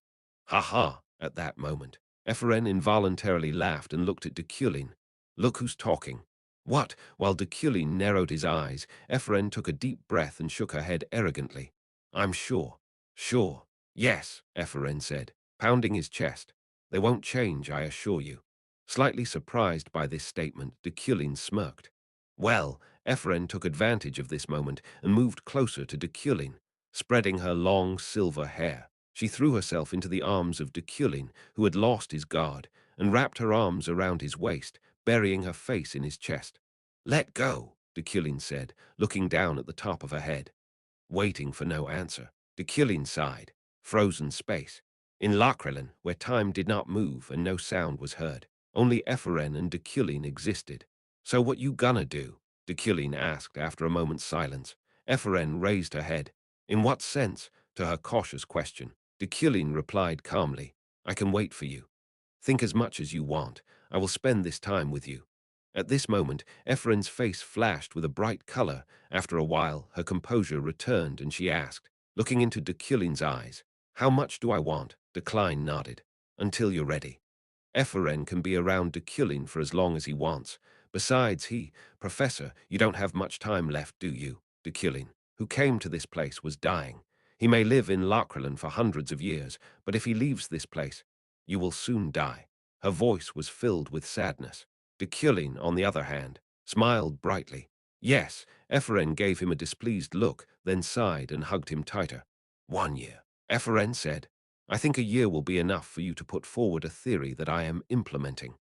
Let's start without delay. Let's make the most of this year. 1 year. Compared to 385 years. This is too short a period, but that is why these moments will become even happier and more precious. Deculein said, Yes, I think 1 year is enough for me, but are you sure? Of course. If I say 100 years, you will hate me. Ephraim smiled broadly. I don't want to wait until the professor hates me. She just wants to show a side of herself that Deculein might like, and she wants to be a mage that Deculein will praise. Instead, during that year, Ephraim has self-respect, so she doesn't want to beg for someone's love. I just want you to give me at least a little attention. Even if he doesn't love her like she loves him, she wanted a man named Ephraim to leave an imprint on Deculein's mind. Not as a student, not as a sweet girl, but as a woman. Is it possible? At Ephraim's question, Deculein sighed and smiled. Yes, I will try. Ephraim released Deculein and crossed her arms over her chest. Let's take a look at Lakrelin first. Let's take a little rest before starting the study. Chapter 359, Epilogue 2, Number 4. Rooms of Lakrelin. Ephraim lay on the bed and stared up at the ceiling. In a world where time stopped, there was no sound, no smell, no dynamics, so it looked like an empty space. Overflowing with the energy of time, Lakrelin simply froze. Tick-tock. Ephraim was busy only counting the time in her mind. If she doesn't do this, She won't be able to sense the passage of time. Tick-tock, tick-tock. Silence like this drives people crazy. There is a feeling that you are floating in the outer space of the universe. Even though you are breathing, sometimes your chest is tight, as if there is nothing to breathe. However, Professor, in a space where everything was frozen, there was still someone who could move. It is worth calling him as loneliness and silence disappear, and you can again breathe deeply. What? When he answered, Ephraim smiled softly. In the chair next to her bed sat another mage, contemplating a magical formula. Her teacher, Deculein. I'm curious. You've been hiding in the cabin all this time, haven't you? Yes, in the teacher's hut, Rohaken's hut. The professor, the first to awaken from his hibernation after the destruction, hid in the place left by Rohaken. In this magical hut, which in the morning can be in the desert, and in the evening already in the north. Ephraim laughed softly. Well, you need to hide somewhere from persecution, but don't you wonder how the continent has changed over the years? I don't think people have changed. Deculein replied with indifference in his voice. Such Deculein seemed to Ephraim a little unfamiliar. Of course, he was always cold, but this indifference in his voice was very different from before. By the way, Professor, do you know how many days have already passed? Ephraim quickly changed the subject by asking a random question. 108 hours, 13 minutes, 35 seconds. Deculein responded instantly. Even Ephraim, who kept track of time, was amazed at such accuracy. Oh, well, suddenly, an ominous sense of inconsistency swept through Ephraim's mind. Looking at Deculein with a very worried face, it felt some unexpected emotion, frightening anxiety. Professor. When she called him, he silently turned his head. He seemed to already know all about her worries. She hadn't told him yet, but he already knew. Professor. Ephraim. I have learned the truth, Deculein said. Ephraim shuddered. She lifted her head and looked into his eyes. At this point, her fears were confirmed. Now his eyes, the depth of the pupils of which is difficult to describe, shone with a kind of otherworldly brilliance. That ripple of energy that surpassed any human's magical power sent goosebumps all over her body. As you know, I'm dying. With the enlightenment I achieved at death's door, everything around me became easy to understand. As Deculein continued to speak, Ephraim's face darkened little by little. The pupils in her wide eyes quivered, as did her lips. The ability to understand the world and causality has become a force that develops on its own. On the other hand, a smile appeared on Deculein's lips. As if comforting Ephraim, he spoke in a gentle tone that he had never shown before. In the end, it will even absorb my ego, trying to understand everything around me regardless of my will. Then he extended his hand. His soft fingers ran over her lashes and caressed her cheeks. Ephraim, giants could not coexist with humans. You know why? He said it with warmth in his voice, but for Ephraim it was sad words. Yes, Ephraim nodded her head.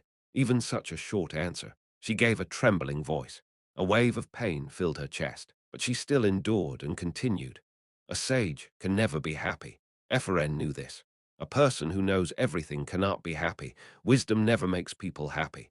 The happiest person in the world is the most ignorant, and the most miserable person is probably the one who knows everything. Right. Deculein smiled brightly as he replied. Means? Ephraim pursed her lips and grunted, pretending that she was just a little offended. Nothing happened. No matter how hard I try, it's useless. The professor is no longer. Love between a man and a giant is impossible. Just because giants can't love people, just like humans can't love ants. If so, is the woman named Ephraim now just an ant to Deculein? Not. Suddenly he shook his head. Knowing her feelings, he replied, I can still look at you with a clear look. I can look at you, my student. Who are you? Yes. Ephraim hesitated. She reached into the pockets of her robes and pulled out the wood steel, the blade that the professor once gave her, holding it in her hand. She asked, Then who are you? Who you are? Ephraim, after a long time, experienced a mild sense of shame. She had already grown and grown to the status of an archmage, but in front of Deculein she again became a young, stupid Ephraim, who at that time always made mistakes. Ha! Deculein chuckled slightly. I am what you see. Are you the one I see? Yes, what you always saw is me. You've been watching me all this time. Didn't understand what that meant, but she wasn't upset, because those words seemed nice. From beginning to end, Deculein added. From the beginning, when Kim Woojin was still trying to assimilate with Deculein, until now. when Deculein and Kim Woojin became one. Ifrin, you were always there. Ifrin is the only one who has been in this gradually changing life from beginning to end. So what you see is me. Of course, Ephraim didn't know the depth of Deculein's words, but she accepted them anyway. What do they mean to her? Just like Deculein said, she's the one who shared the beginning and the end with him. She is such a precious person in his life. Professor, do you remember the past? Ephraim showed wood steel in one hand and a wand in the other. These are the most expensive things for me, wood steel and wand in both hands. And this too. She also had a bracelet on her wrist. It was broken, but it was the memory of her father. Come closer, look. Pretending to show him better, she wrapped her arms around the neck of Deculein, who had come closer and buried her face in his chest. However, the professor did not panic. He just casually asked, I thought you hated him. How can you not hate the father who abandoned her, the father who used her? But it wasn't. I can't hate him. He is still my father. Ephraim now knew. The past is up to her, after all. All real things are in the present. How can I hate the person who gave birth to me? He is the father who gave me this world. Ephraim looked at Deculein's face, still hugging him tightly. There was clear confusion on his face. Was he holding back the power of understanding now? Or maybe it was a feeling that even he couldn't understand. Thanks to my father, he had an unusually embarrassed look that was cute, so Ephraim smiled happily. I can love you now, the way you are. Ephraim innocently confessed her love. Number 5. 1 year, 1 year. The promised time flew by quickly. The energy of time in Lakrelin was still frozen, but their time had flown by. Although I have become an archmage, I still have a lot to learn. Unfortunately, in a space where time stands still, there was not much to do. They couldn't grow things together here. They couldn't do something fun together, or could they? Let it be a secret. However, in a world where it was only the two of them, in silence where nothing moved, Ephraim was still happy. Her passion never faded. That's how, Deculein replied. Now the two of them were sitting side by side in the archives of Lachrelin's basement, writing down something. Yes, I can't finish my story. I don't know how Sylvia wrote her book so well. Ephraim started writing 3 months ago. It was a diary and a novel at the same time. It was sort of an autobiographical story. Wanna take a look? Professor, writing is an activity she could share with her professor. Thanks to this, she could share her thoughts expressed in the text with the professor. There is very little left, but I still can't do it, however. She had problems with the ending, with an ending that was well known to Deculein herself and everyone else. The final with the inevitable farewell. Eventually, she and Deculein would break up. The ending, which was obvious, was never written. More precisely, she had no desire to finish it. Are you neglecting the study of magic? Deculein said. Ephraim narrowed her eyes. Don't be like Demacan, as they say. There is a limit to achievements and enlightenment. The only people who say that are those who can't go beyond their limits, no matter how hard they try. I apologize. It's been a year now, and she still can't get used to being treated like this, like she was a child. Although that doesn't mean she was upset. As soon as she returns to the continent, she will again become an archmage, standing above others, so those moments were precious. HMPH. She snorted and grabbed a pencil, then asked with a smirk, Is your theory complete? Yes. She asked this to change the subject. However, Deculein responded immediately. As if expecting this, he handed her the already bound book. I finished last night. You can take a look. Ephraim looked at the cover. Particles of time in the eyes of other people. It was more like the title of a novel than a theory of magic. Yes, show me. But once you open the first page and read the introduction, you will immediately understand. Indeed, Deculein's intellect has already gone beyond the human. He became a giant. We will simply destroy these particles of time. The essence of his theory was simple enough to be summarized in one sentence, but it was so shocking and audacious that it turned the laws of the world upside down. It's a pretty simple idea. It was a little sad, but Ephraim smiled with confidence in her eyes. Good, Ephraim. Only your talent can do this. Only you can influence time. Deculein's theory was ultimately the maximization of Ephraim's talent. She will fragment and destroy the time energy of the Cadicite in Lakrelin with giant-scale time magic. Another miracle from a human point of view. Yes, I can do it, Ephraim said. She confidently stated this without even reading the entire theory. It will take some time to fully understand everything, but your theories are always perfect, so there will be no problems. At that moment, Deculein's lips twitched. He must have liked her self-confidence. So that, Ephraim rested her head on Deculein's shoulder, who was sitting next to him. Declan didn't protest. 3 months, she said carefully. Then she wrapped her arms around his waist. But again she felt anxious. It would be too selfish to spend this time waiting for reciprocal love. By then, Deculein's power may have gotten the better of him. No, a month, 3 months is a good time. She tried to shorten the time, but Deculein interrupted her. Ephraim looked up in surprise. Are you sure? 3 months, he smiled. I can handle, because you will be there. At that moment, Ephraim rushed to his lips. Like a warlike and aggressive rhinoceros. Number 6. 3 months for 3 months, Ephraim studied Deculein's theory, eventually fully understanding it. Since Deculein's theory was designed specifically for Ephraim, everything from the logic behind it to how magic is formed was easy to understand. Well, now they could leave this place. Ephraim, being an archmage in her prime, can realize this miracle. Hundreds of years will be reduced to just 1 year and 3 months. However, if we break up like this, Ephraim stood next to Deculein. She had a sad expression on her face, and she looked at him, not hiding her regret. Can I see you again? She already missed every moment they spent here and didn't want to let Deculein go. I can't just give up. A year and 3 months were imprinted in the heart of Ephraim. Professor, do you really have to die? Deculein looked at her silently. Looking at the face of Ephraim, who has matured, he replied. I want to die like a man. Like you, like me, like anyone else. He didn't want to be consumed by his own power understanding. He wanted to sleep comfortably like Deculein and Kim Woojin. Understanding his feelings, Ephraim wept softly as she took a step towards him. Professor. Ephraim lifted her head and looked at him from a distance where her nose almost touched his chest. Time is a man's friend. It helps a person to forget all sorrows. As an archmage who once dealt with time and still controlled it, Ephraim did not hate time. So, when many days and years pass and my hair turns grey, she suddenly remembered what Deculein had said a year ago, words that she shared the beginning and the end with him. Can I forget you? The same goes for him. He had been with her since her foolish youth, the teacher who taught her about magic, relationships, life, emotions, and who she is. Emotions overwhelm my heart when I just look at you. He had come to Lakrelin to spend time with her even in his last moments. The rest of his time he spends on her. Will I be able to forget you? He was her hero, the person Ephraim loves the most. Can I really forget you? Can time alone erase it? Deculein was silent for a while, and then he put his hand on the top of her head and said, You've grown a lot. At his words, Ephraim involuntarily nodded her head, because she has really grown since then. She is no longer what she was in those carefree days. Your thinking has changed, but you still seem stupid to me. Ha, Ephraim smiled involuntarily.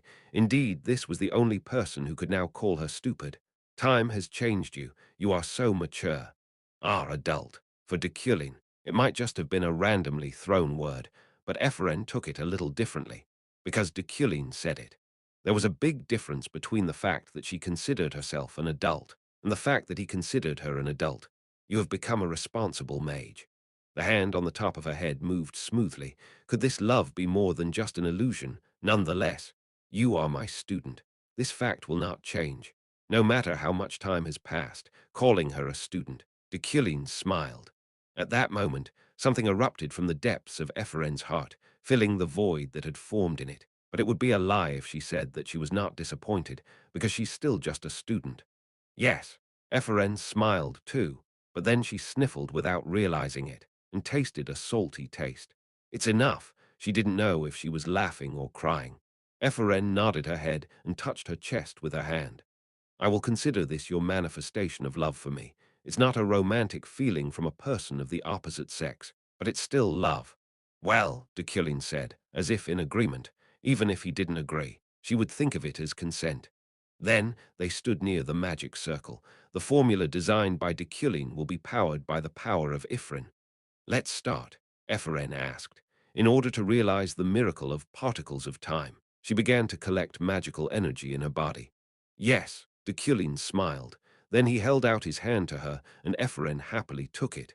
You've been a lot of trouble, he said with a smirk. Her heart sank at Deculein's words. Ephraim could not resist. KH, she threw herself into his arms, wrapping her arms tightly around his waist. She looked at him with her tear-stained eyes and said, "With you too, Professor." And then she buried herself in Deculein's chest. Number 7. Imperial Palace, Imperial Palace. Chambers of the Empress. Safian admired canvas and sculpture. The first is a painting by an unknown master, and the second is a sculpture by Julie. Both works of art were so beautiful that they could not be compared. Still, Safian put her hand to her chin, trying to find the flaws. At that moment, the echo of a magical burst came from somewhere far away. Safian knew what it was even before the report was presented to her. Lakrelin fell. The famous crossroads of time must have collapsed. And it was good. If Lakrelin had stayed, he would have been another seed of destruction. Then Safian smiled. Right now, the Empress knew what had happened in Lakrelin. However, she did not know what kind of feelings flared up between Epheren and Deculein, or what specific things happened there, so she was very jealous. Brother. However, now she needed to think about something else. Safian called Ahan. Ahan, who was pouring tea next to her, bowed quickly and replied, "Yes, Your Majesty. Contact Leah." Ahan was surprised to hear this, but still accepted the words of the Empress. "Yes, Your Majesty. What should I convey?" "Tell her," as she sipped her tea from a cup and nibbled gracefully at the snacks nearby. Safian smiled bitterly. "I think I know where Deculein is. Time to visit him." Chapter 360, Epilogue 3, Number 8. Collapsed particles of magic scattered through the air, sparkling like starlight. These were fragments of Lakrelin, which could not resist the miracle incarnate. It was such a beautiful and fantastic landscape that it still felt like a dream, so Epheren could hardly hold back her tears. "That's strange," she muttered. 1 year and 3 months. These 15 months will forever remain in the heart of Epheren. She will cherish every day spent next to him. Those were the happiest moments in my life. Ifrin was so happy. In Lakrelin, where everything stood still, and the concept of time disappeared, the days did not seem empty, because he was nearby. But now she felt as if she had woken up from a very happy dream. And now this dream will never come back. Holding her diary close to her, Epheren bowed her head. And as she stood there like that, a lot of emotions were awakened in her that can't be expressed in words alone. Her throat was dry and her heart sank.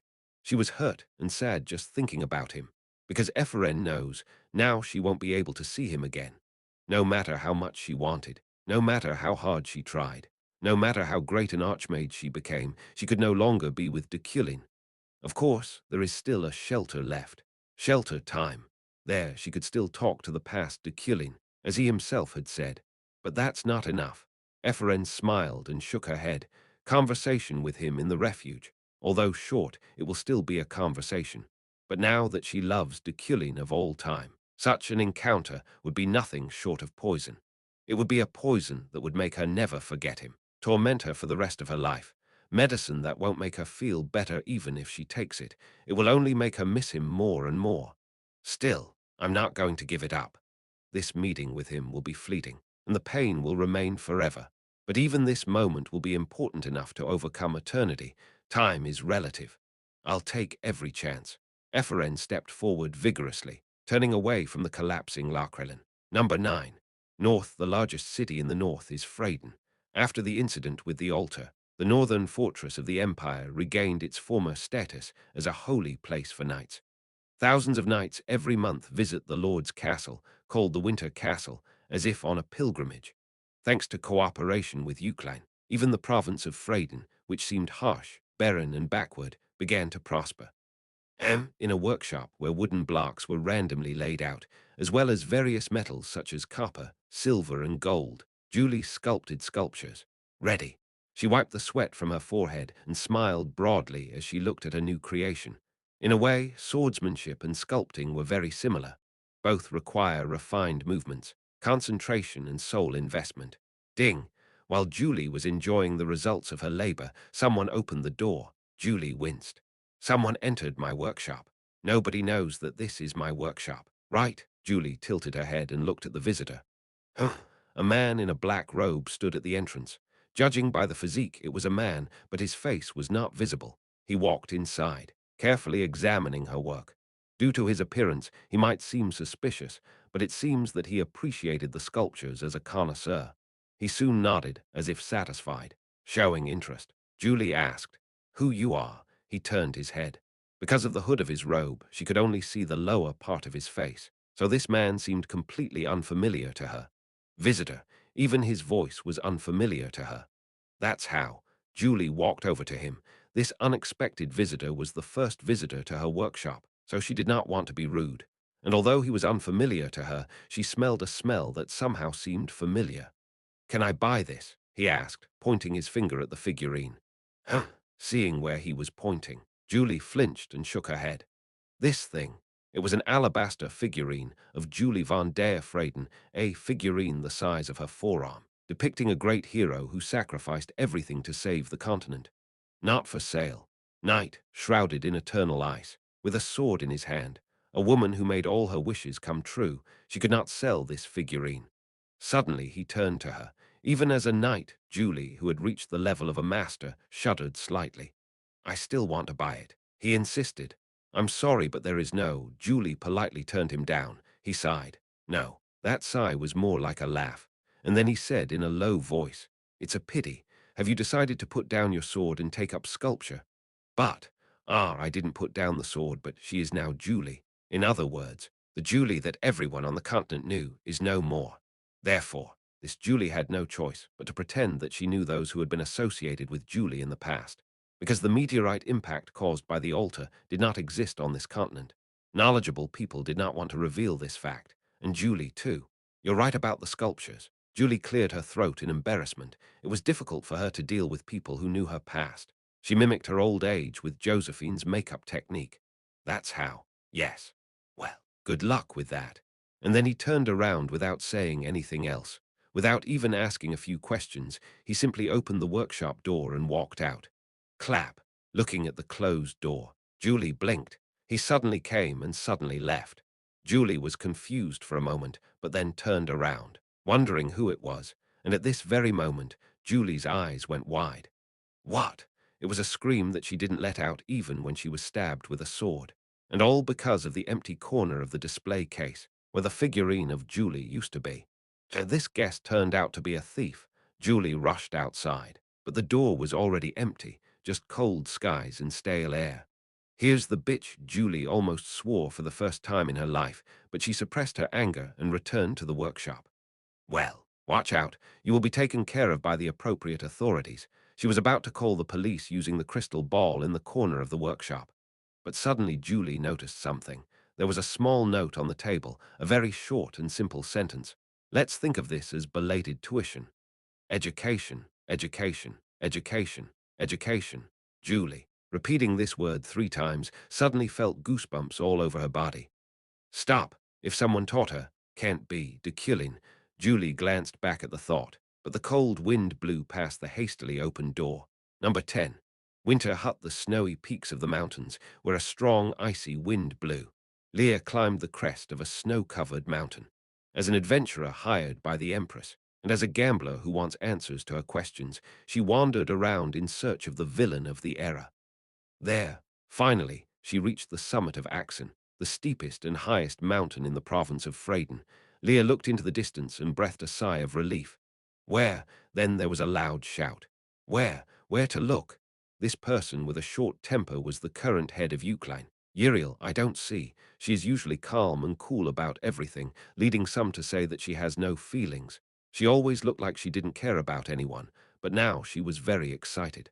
Come on. Where? Miss Leah. I can't see either. They also had with them a girl who was of great help in finding Deculein, the hero of the Redborn, Ellie.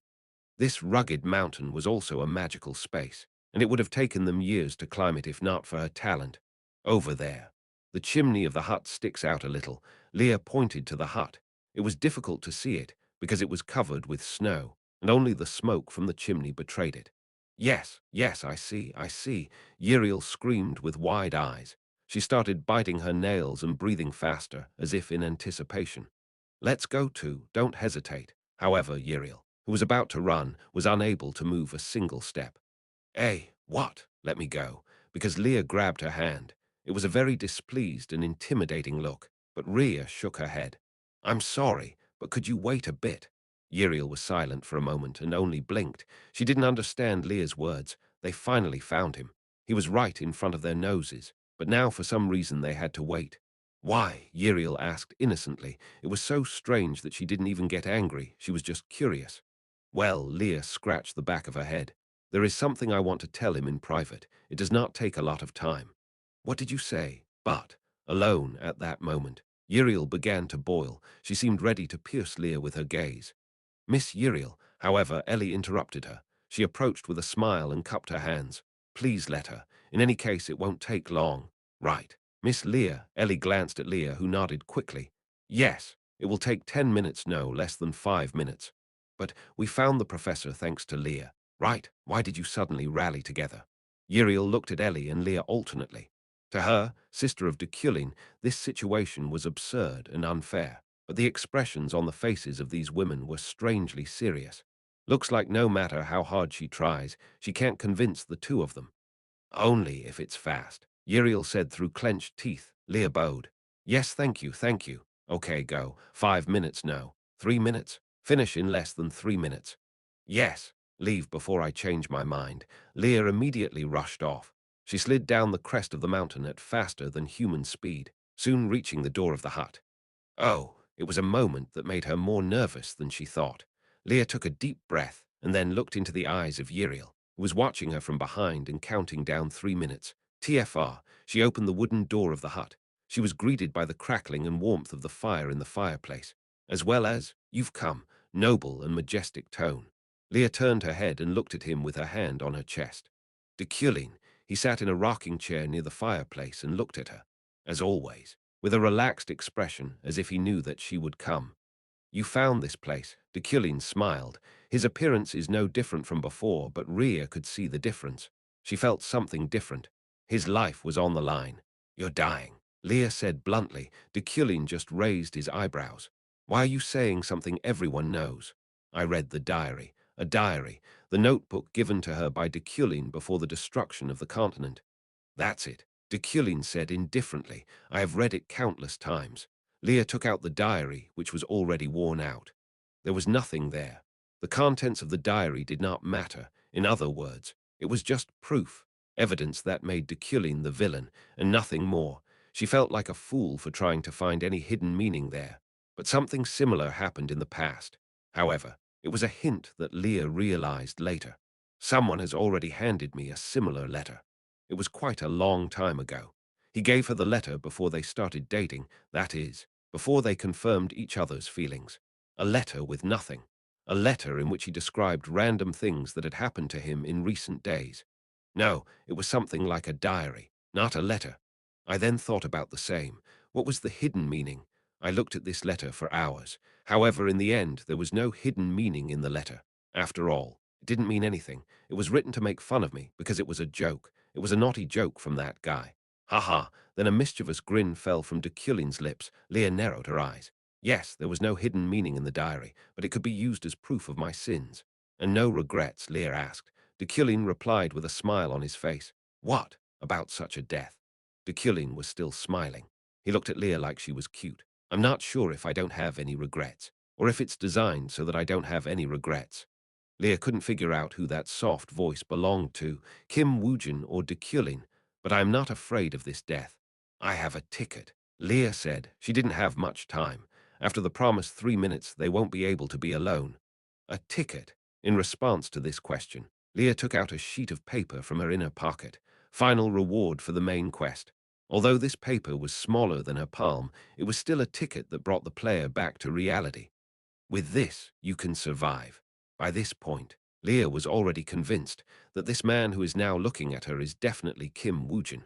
Go back there, Yuara. However, he gently interrupted her. He is yours. Why? Can you come closer for a second? My body is not moving. He beckoned her. As she drew closer, he whispered to her, because I loved you, without any rhetoric. He bluntly said that he loved her. However, his tone was full of sadness. If I'm alone there, it won't make sense. Was that his excuse? However, this did not please her at all. You know, Yuara said in a trembling voice. She put her hand on the pitiful boy's cheek. You were my world. No, he shook his head. Yuara narrowed her eyes again. This guy wanted to spoil the atmosphere to the very end. Your world is everything you see, hear and feel. He tilted his head and pressed his forehead against hers. It's not just me, you know it. The warmth of his voice spread through her body. Her heart fluttered like a fire in a fireplace. So that, at this point, their 180 seconds came to an end. Take care, TFR. At the promised moment, the door swung open. Uriel and Ellie appeared at the door.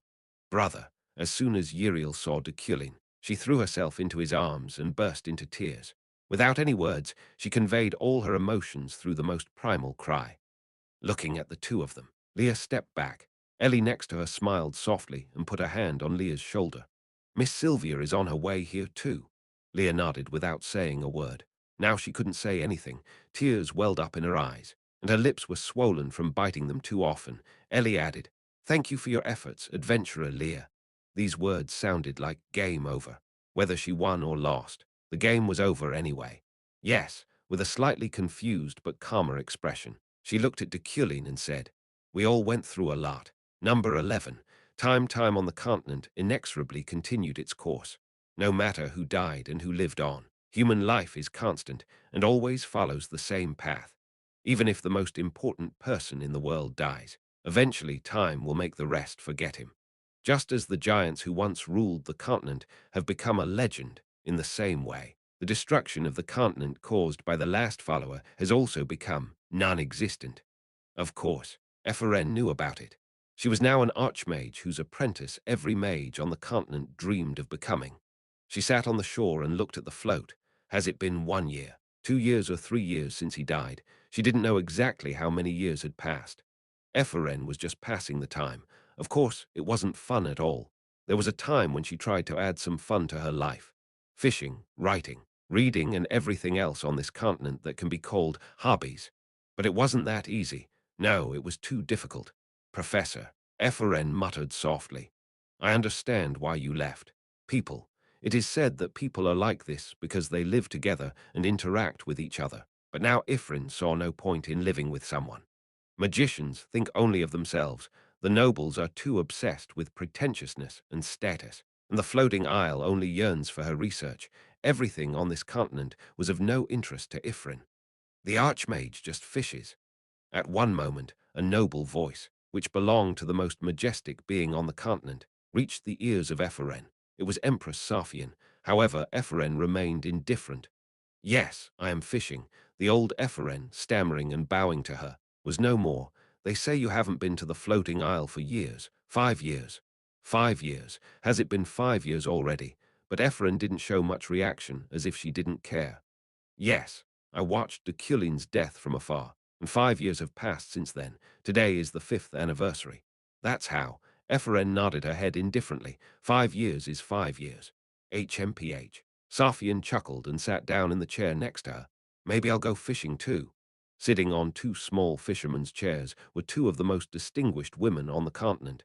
It was an incredible sight. But unfortunately, there was not a single spectator who could tell this story. It's not good to be too obsessed with one person. Ephren was funny to hear that. This one person was dearer to her than the entire continent put together.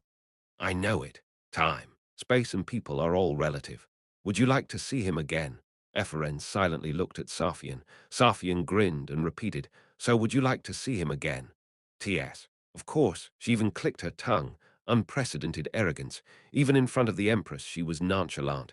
Well, I know the way. Simultaneously with these words, the Empress threw her float into the water. Pluck, waves splashed around. Saphian looked at the water and smiled broadly. Way, are you talking about fishing? At Ephren's question, Saphian shook her head. However, this requires your and my dedication. The meaning of these words was mysterious even to Archmage Ephren. So I'll ask you.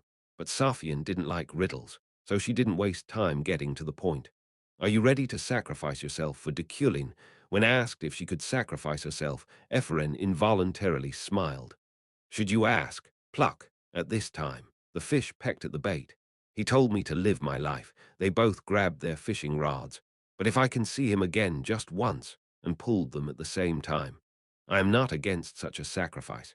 FSHHHH.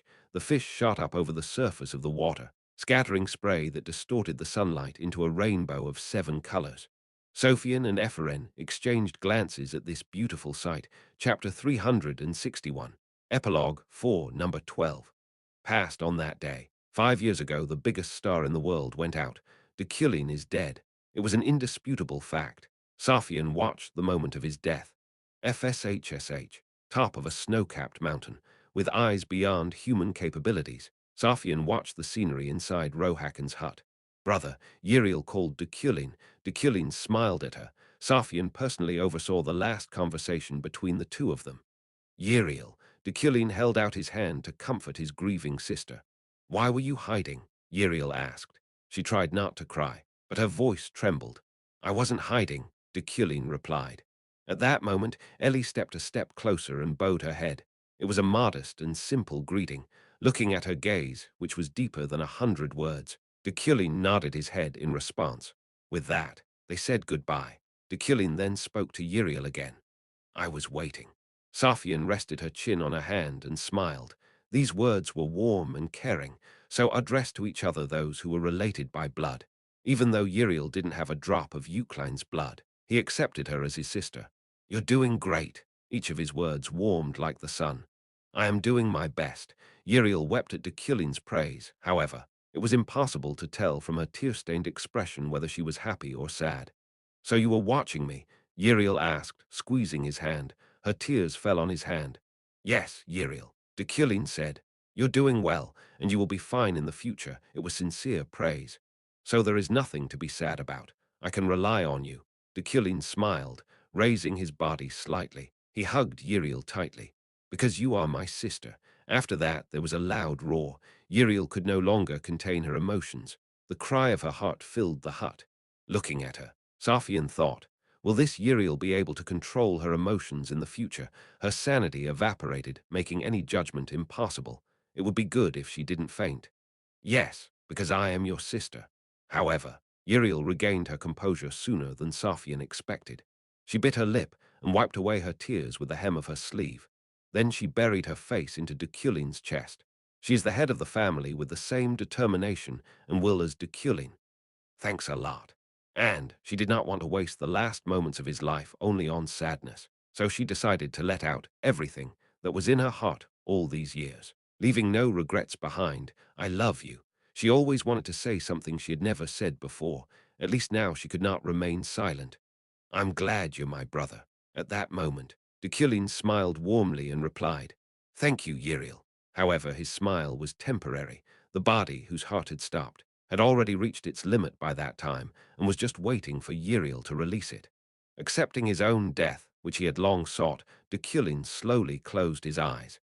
Rest in peace. Brother, Uriel also accepted his death. Number 13. The present, I did not like it. Sophian looked at Ephren fishing on the shore of the lake. What didn't you like? Ephren asked. I don't want to put up with his death, Sophian said. Ephren tilted her head. And what does it mean? Is there any way? It was a calm, sunny day. From outside came the chirping of birds. They talked in the mountains, where people rarely appeared, and where nature remained untouched. Aren't you a mage? Your specialty is to create an opportunity, even if there isn't one. There is no turning back. Ephren frowned. Even if it is possible, we cannot distort a timeline that already exists. Ephren was strict in her words. To meet Deculein, she will be able to sacrifice all her being. But this will only concern her. For her own purposes, she cannot sacrifice anything that is not herself. This is the philosophy of Ephren and Deculein. Ha! Nothing to worry about. Your dedication will be enough. Holding the fishing rod in her hands, Ephren looked at Sophian. Sophian looked straight ahead at the water. Particles of time. What? Particles of time? This is the name of a theory that Deculein gave to Ephren in Locrilan 5 years ago. It was a miracle accomplished by the joint efforts of a teacher and a student. They say it's the magic you learned in Locrilan. BRR. The rod lingered. The float began to sink. And, with her help, we can do it. What? As you remember, shortly after Deculein's death, a meteorite fell in the north. Meteorite. Ephren thought for a moment, then nodded. The day your majesty and I traveled together to the future. Yes, in the past. Sophian and Ephren traveled together into the future. There, Ephren received a wand from Deculein, the last gift that the deceased Deculein left her. I have a fragment of this meteorite. Ephraim's pupils fluttered. She looked at Safian with concern on her face. And also, click, Safian snapped her fingers. At that moment, the bushes behind them stirred. Looking around, Ephraim made a funny expression, but quickly smiled. "Hi, haven't seen you for a long time." A dry voice rang out. She was the only woman Archmage Ephraim could call her friend, Sylvia. "Greetings, Archmage Ephraim."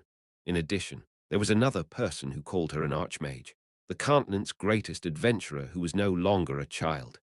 "Leah, Sylvia, why are you both here?" However, Ephraim's joy was temporary. She suddenly frowned. Leah smiled widely. For some reason, her gaze and posture were full of confidence. Ephraim stood up without saying a word. The mana in her body also began to move. Of course, this unexpected meeting is as pleasant as it is sudden. But as an archmage in charge of protecting causality and providence, as the leader of the continent's magic world, she must eliminate any serious threat. "What did you think?" Ephraim asked quietly. The pressure of magic power was so great that it would immediately suffocate an ordinary person, but Leah smiled softly anyway. "I thought you'd like it. If you want to distort the passage of time, there is a better way than this." Leah is from the Red Garnet Adventure Team, having received the title of Continent's Best Adventurer for the past 5 years. She was now almost the same height as Ephraim. "If only," looking straight into her eyes, Leah explained, "if it turns out that the professor is not actually dead, no, if we make it so, then it will be possible." It was the most absurd sentence that she said with the most serious expression on her face. Number 14. Rohak and Hut, nothing is impossible. That's what sorcerers usually say. The causality of the world is not just a dichotomy between possible and impossible, but the possibility that exists between them. Therefore, a real magician is looking for this opportunity. No matter how impossible something may seem, he will embark on the path of possibilities, not sparing his soul. "I agree with that idea," Sylvia said. "She's also a kind of true magician." Ephraim, on the other hand, was silent. She was now in Rohakan's hut, pondering over Leah's words. "You want to deceive the world. It's still hard to understand. Deceive the world. This is the essence of Leah's suggestion. Deculein may not actually be dead. Is it possible? It's not impossible. First of all, it does not contradict providence. It's not about bringing the dead back to life, and it's not about turning back time." Ephraim nodded her head at Sylvia's words. The content of this absurd plan was simple. The first step is to create a passage leading to the past using time particles. Return for a brief moment to the time when eternal winter froze the entire continent. It will take a lot of effort, mana, a catalyst, an intermediary, and sacrifices just to complete this first step, but it will be successful anyway.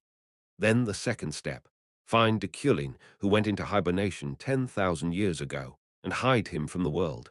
"Have you developed magic yet?" Ephraim asked Sylvia. Sylvia's job was to hide Deculein, and she's already been successful. She calmly replied, "I made it look like Outworld as much as possible." And she embodied this magic in the form of a form that she was very proud of. Canvas. Yes, Canvas, Deculein's hiding space, created by using hundreds of millions of Elni and many mana stones from Marek. There he can hide from the eyes of the world. And what's next? There are many paintings in the lighthouse gallery. Hang a canvas among them, then come back. There was no need to talk about the third and last step, meeting with a professor. This is absurd. Ephraim smiled bitterly. Sylvia nodded her head in the same way. To her, Archmage Ephraim and de facto Archmage Sylvia, even though these two mages thought it was an absurd plan, it's possible, I'm sure. The adventurer Leah was more confident than anyone else in the possibility of saving Deculein. "I was there the last day of the professor's life," Leah said. She turned the chair around in front of her and leaned her chest against its back. "In his last moments, Deculein's last moments, and at the same time, Kim Woojin's last moments, although too late. She knew who was Kim Woojin, who came into this world, and Deculein. At that moment, Professor, he was different. His appearance, voice, and face were slightly different from Deculein's before hibernation. Of course, his death will remain an indisputable fact. We'll save the dormant professor, spend time with him, and before the professor dies, we'll bring him back to this timeline." But just when Ephraim was about to say something, Leah interrupted her, putting her out of her worries. "Until then, the progress of understanding will stop. To deceive the world means to temporarily cut off all connection with these forces or talents. so the professor will remain human. Are you so sure about that? Ephraim had a very frightened face, but Leah smiled. Yes, but don't expect the professor to live very long. Declan has already done too much. This is a man who brought his soul and body to the limit. He can live only 1 year or maybe 30 years. Besides, the professor we saved must one day return to this timeline and meet his death, just like it happened 5 years ago in this hut. However, his final moments are not going anywhere. Deculein must return to this 5-year-old hut and wait for Uriel and his own death. Only in this way will the world be deceived, and thus we will save Ephraim in Lakrelin, 385 years in Lakrelin. Ephraim cannot and should not endure this time alone. What's more, she's already been through this with Deculein. Whatever the future of Deculein, he will definitely return to this timeline. Of course, this interference will cause slight distortion. However, you know, don't you? Leah pointed to Ephraim. What should happen? Will definitely happen. Number 15. Experiences late night in the north. Rohakan's hut. After Deculein's death in this place, which Ephraim had inherited from Rohakan, Ephraim was now engrossed in creating the passage leading to the past. It was very difficult. Even though she is an archmage who controls time, the gap between past and present is too great. Fortunately, the fragment of the meteorite that should be the catalyst for the miracle was shining brightly on her desk right now. But even if things were going according to Leah's optimism, any mistake could become extremely serious. It is worth opening this passage, and there will be a possibility of temporary confusion. From the moment the passage is open to the moment it is closed, this opportunity will grow exponentially. If even the slightest calculation is wrong, then the destruction of the world that Professor Deculein was able to prevent. Clap. A hand rested on her shoulder. I see you have a problem. That voice belonged to Safian. Ephraim looked at her and smiled bitterly. Yes, I have a problem, but everything is fine. It's okay. If such a situation arises, Ephraim knew how to deal with it. Then she stretched and asked Sophia, by the way, how are you? What do you mean? Safian answered, sitting in the chair across from her. A world without a professor. It's been quite a while, hasn't it?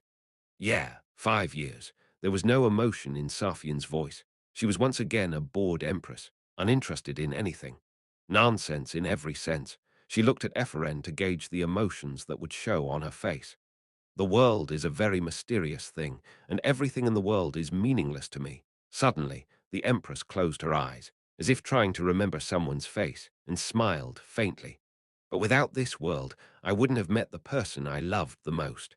Those who do what is right should be rewarded, and those who commit crimes should be punished. Safian looked at Ephraim's table, the formula for the giant magic that opens the passage. The papers on which it was written were neatly arranged. So I will reward Deculein for saving this continent. Safian grabbed a pencil and corrected some of the parts of the formula that Ephraim had been thinking about. This is the world he saved, so it doesn't make sense that he can't live in it anymore.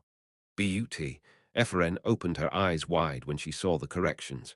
For the sake of a loved one, I can sacrifice everything I can. Safian smiled softly and looked at Ephraim.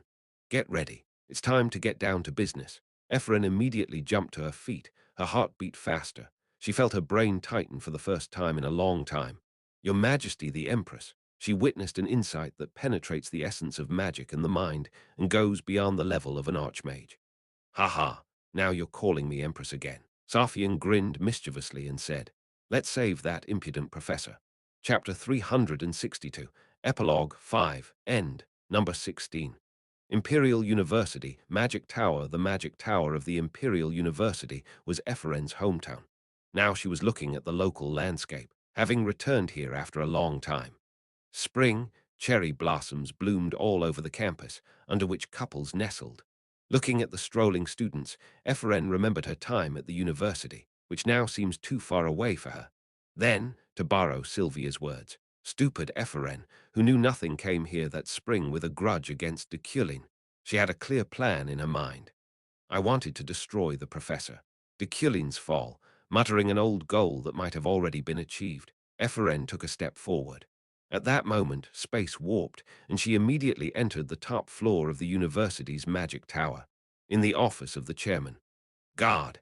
At the sudden appearance of the chairman, immersed in her work, she shuddered. Surprised enough to unleash her magic power in a hurry, she frowned, but then saw that the intruder was Epheren. Why so scary? Long time no see, Professor Luina. New chairman Luina, Deculein's replacement, no. In fact, due to the fact that all records of Deculein were erased. And because Deculein turned into a villain whose name was not like to be spoken, Luina became the next chairman after Adrian, and not in place of Deculein. Did you come for what you asked earlier? Luina asked with a smile. Yes, as I said before, I will go to the extinct, to the borderlands. The extinct lands were completely cleared. Therefore, now they were not extinct but borderline. Now it was full of vegetation and animals. You need the key to the lighthouse, don't you? The lighthouse, the work of Deculein and Alter, still existed. Thanks to Deculein's intervention, it never broke or collapsed and was now under the supervision of the university's magic tower. Here, Luina handed her the key without hesitation. Epheren took it in her hand and smiled. Thanks to what? Rather, I am grateful, Luina said, holding out her hand. I wish you good luck, my esteemed archmage. Whatever you do, Epheren happily grabbed her hand. Yes, thank you. In the past, Professor Luina was Epheren's role model and still is, so she was pleased to hear such words. And you success in your work, Chairman. Yes, perhaps this was the last goodbye. Epheren, who was about to leave, suddenly remembered something. She was interested in the 77th floor, a place that has now become another senior professor's floor. FSHHHH. Epheren took a step and immediately found herself on the 77th floor, looking around blankly in the middle of the corridor. Ah, she sighed without realizing it. Her body trembled, overflowing with emotion. The layout and structure of the lab, office, conference room, and other areas were very different from when Deculein lived here, but the corridor remained the same. She saw images of herself running down the hallway, Alan saying she would be punished for it, Drent following her with a slightly goofy face, and Deculein always walking with a proud and confident gait. Those memories that can't be brought back surfaced like afterimages. Suddenly, tears welled up in Ifrin's eyes. However, she quickly shook her head to stop them and forced herself to take a step forward. FSHHHH, number 17. Lighthouse. When she reached the borderlands, Ifrin lifted her head, silently staring at the lighthouse, a majestic building that seems to reach heaven. In this era, this symbol of Deculein and the altar was called the root of evil. Handsomely, the entire lighthouse was made of snow obsidian, beautiful, glowing bright blue and white, a beautiful lighthouse that cannot be described in any other way, a work of art containing Deculein's efforts and feelings. I'm ready. At that moment, Sylvia's voice rang out. Epheren came to her senses. Yes, okay. Looking around, the blue lines around the lighthouse formed a huge magic circle. These were magical threads, embodied by Sylvia's three primary colors. To open the passage, the hearts of all those gathered here will serve as fuel for the manifestation of magic, as well as fragments of the meteorite obtained by Sophian. I will start soon, Epheren said, looking at the audience. There were many familiar faces here. First, Sylvia, who helped her the most with this plan. Haughty Epheren, please return with Her Majesty. Then Leah from the Red Garnet Adventurer team. Can you do it? However, I will not be with you. I can't meet the professor. Leah's words were meaningful, but Epheren didn't have time to ponder their meaning. Also Delric and Lavin from the Imperial Knights. We will trust you, Archmage Epheren. Will be waiting, and also Eidnik and Arlos, who made special clothes that will protect them from the cold of eternal winter. However, these clothes are not omnipotent. You shouldn't stay there for long. Good luck, Archmage Epheren, and Your Majesty the Empress. Nodding her head to the two of them, Epheren turned to the Empress who would be accompanying her. Are we leaving now? Sophian calmly replied. Yes, only these two people will enter the aisle. There is no need for more people, as this will only increase the risk of temporary entanglement. Do not worry, Your Majesty. If the remnants of the altar attack, I will do my best to stop them. Before they left, Delric declared his resolve. Remains of the altar. The key has already disappeared, and the altar has lost its doctrine and guard, but some of them continue to drag out their miserable existence. Like zombies, they seem to know some of the truth and considered Deculein a traitor, so it was still a big problem for the Empire. I believe in you. Delric's face turned red at Sophian's words. Why, yes, it's an honor for me. Your Majesty, Epheren activated her magic, pouring mana into a huge magic circle. SHH. Ifrin's mana slowly began to circulate around the magic circle. It was a quiet stream that flowed like a stream. However, then BZZZZZZ. The mana went berserk, ripping through space and causing huge vibrations that caused cracks to form across the ground.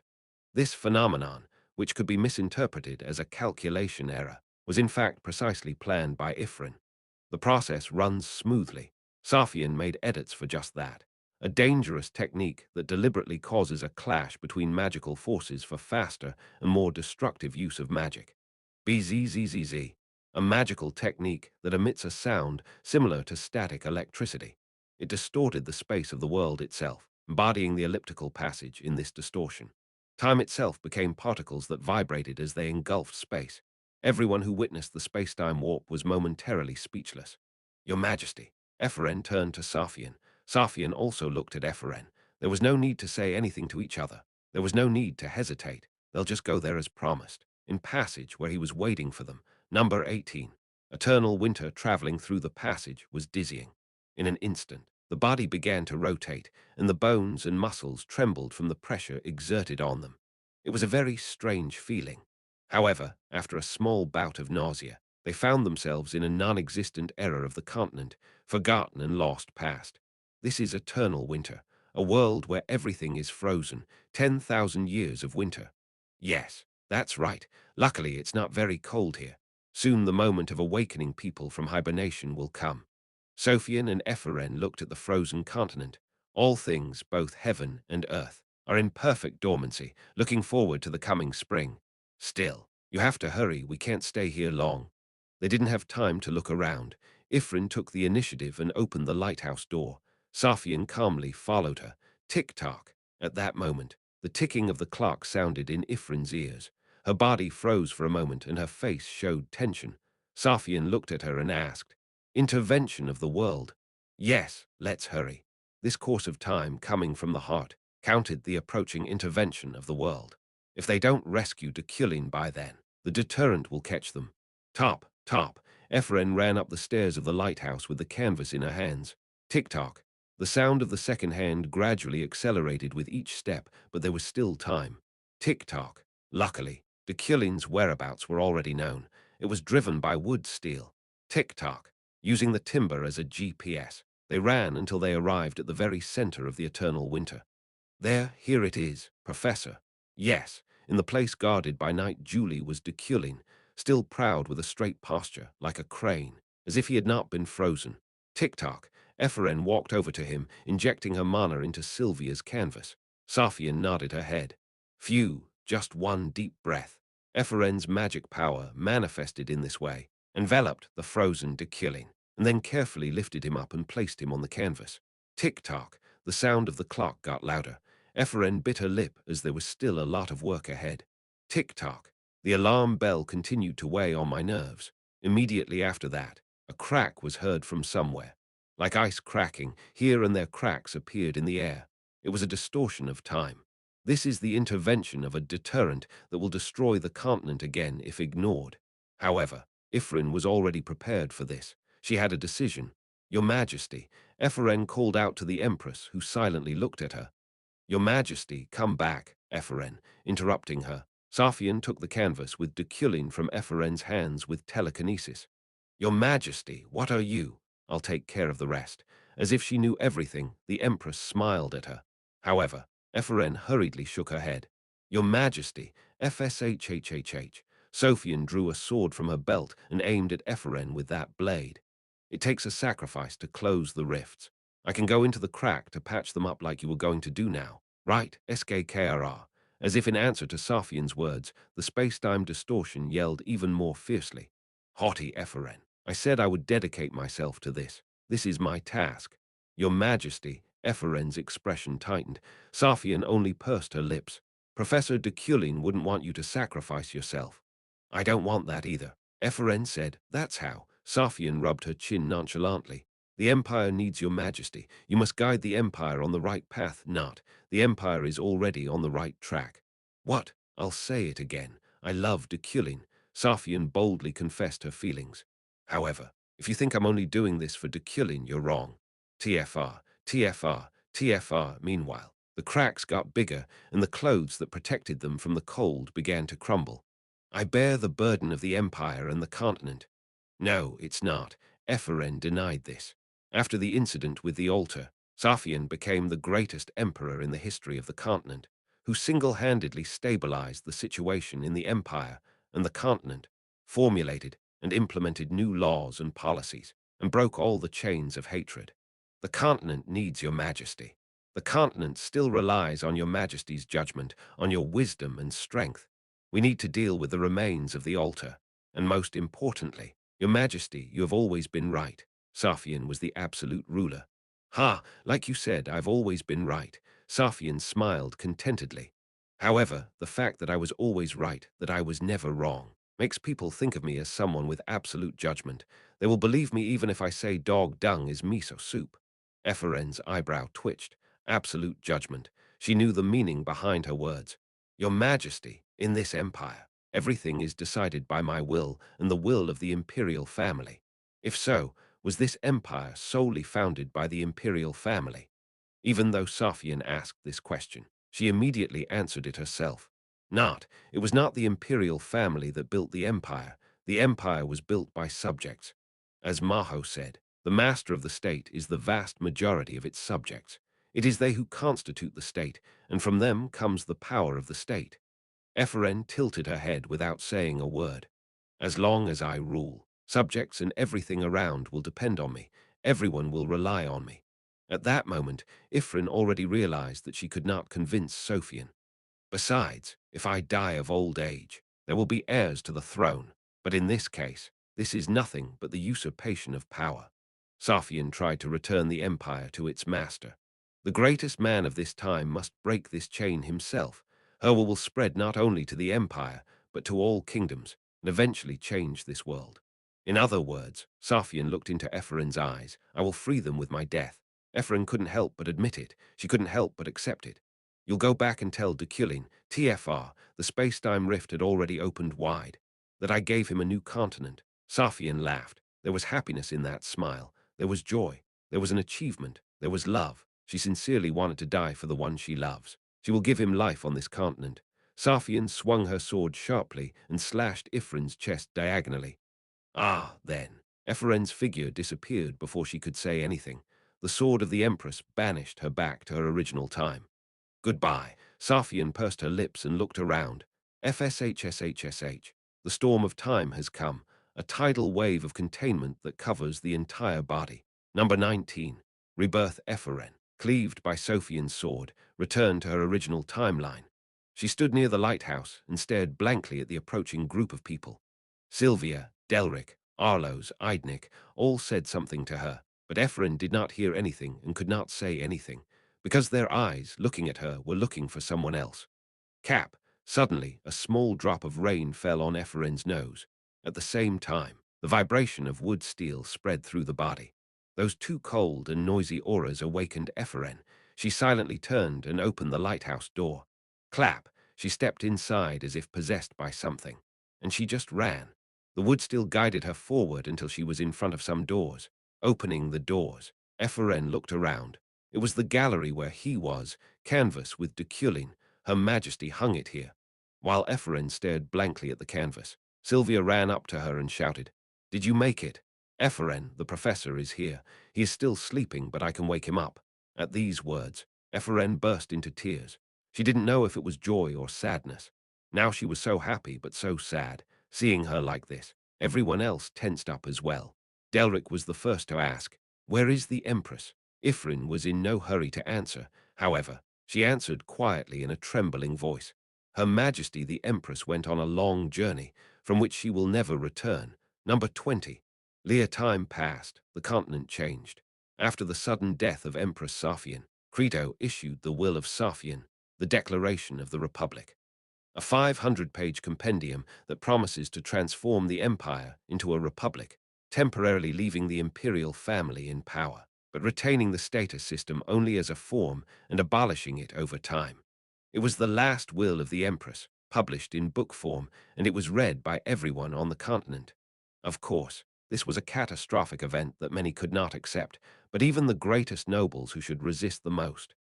Uriel of Eucline, Sylvia of the Iliad, Zeit of Phradon, and finally brother Sophian. Crito stood up for it.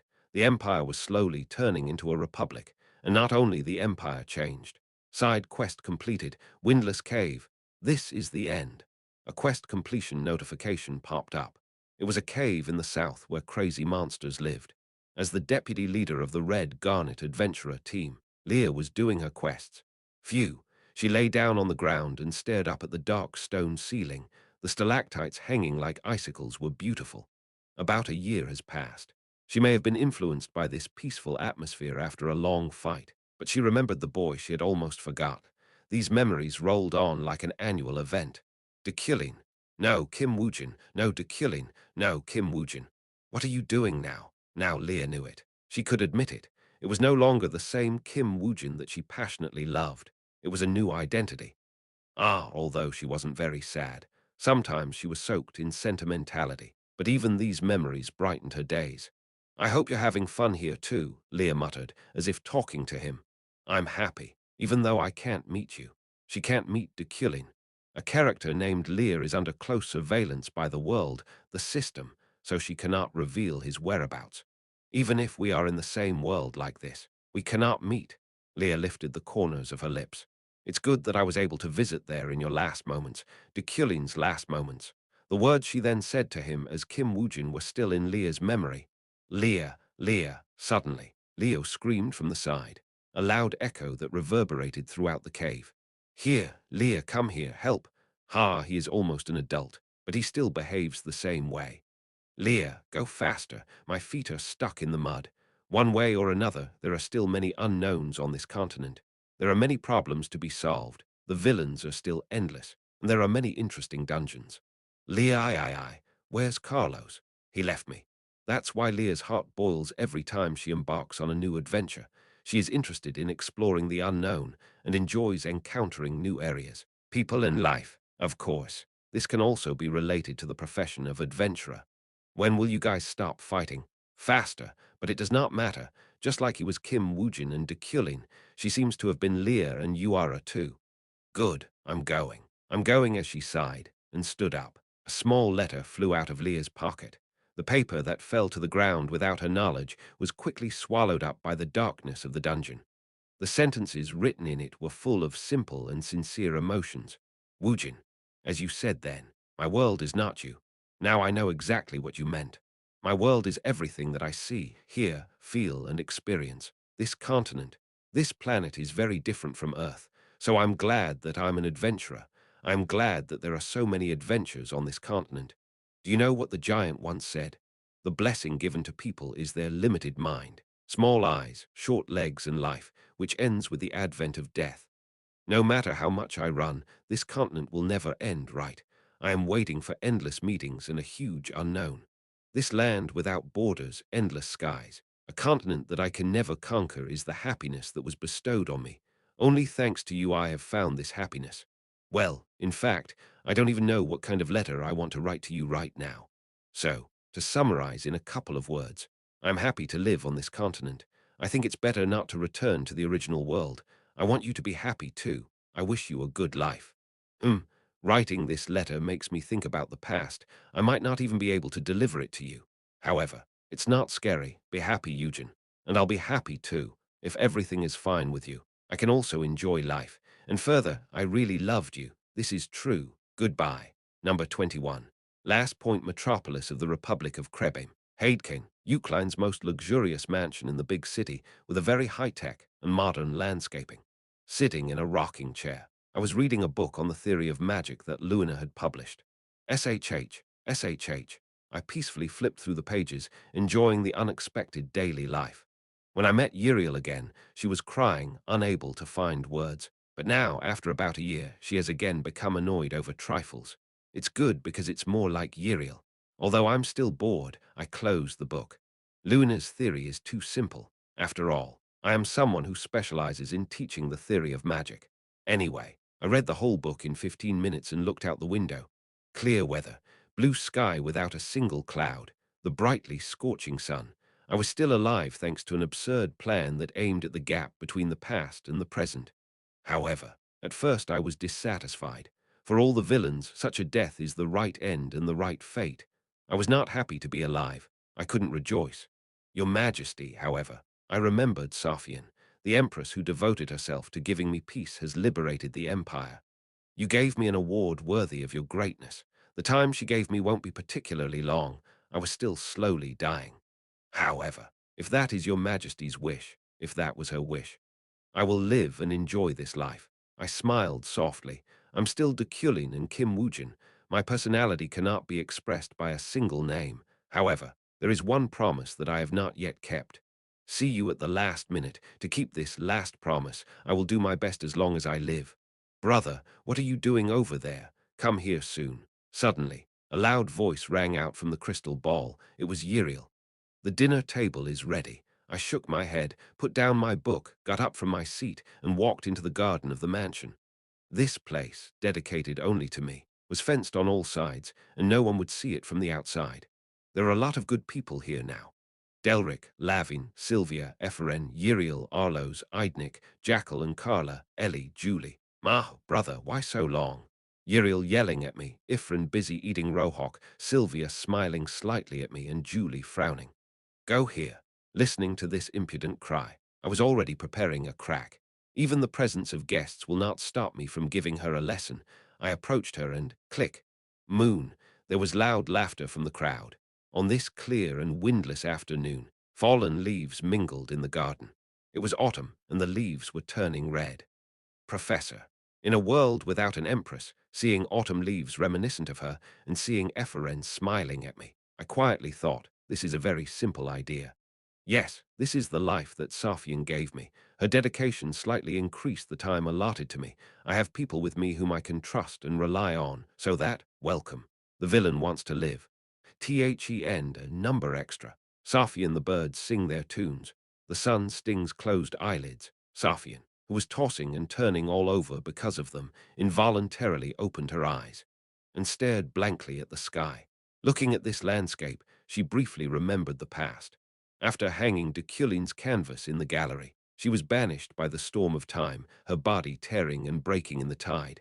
And as it unravels, is it a continent? Was it the past, present, or future? Was it a continent or another planet? She fell into an unknown forest, not knowing either time or space. Safian checked her condition. She'll last another day or two at the most. Death is already inevitable, but such is the price for blocking the means of deterrence. This body has already been destroyed.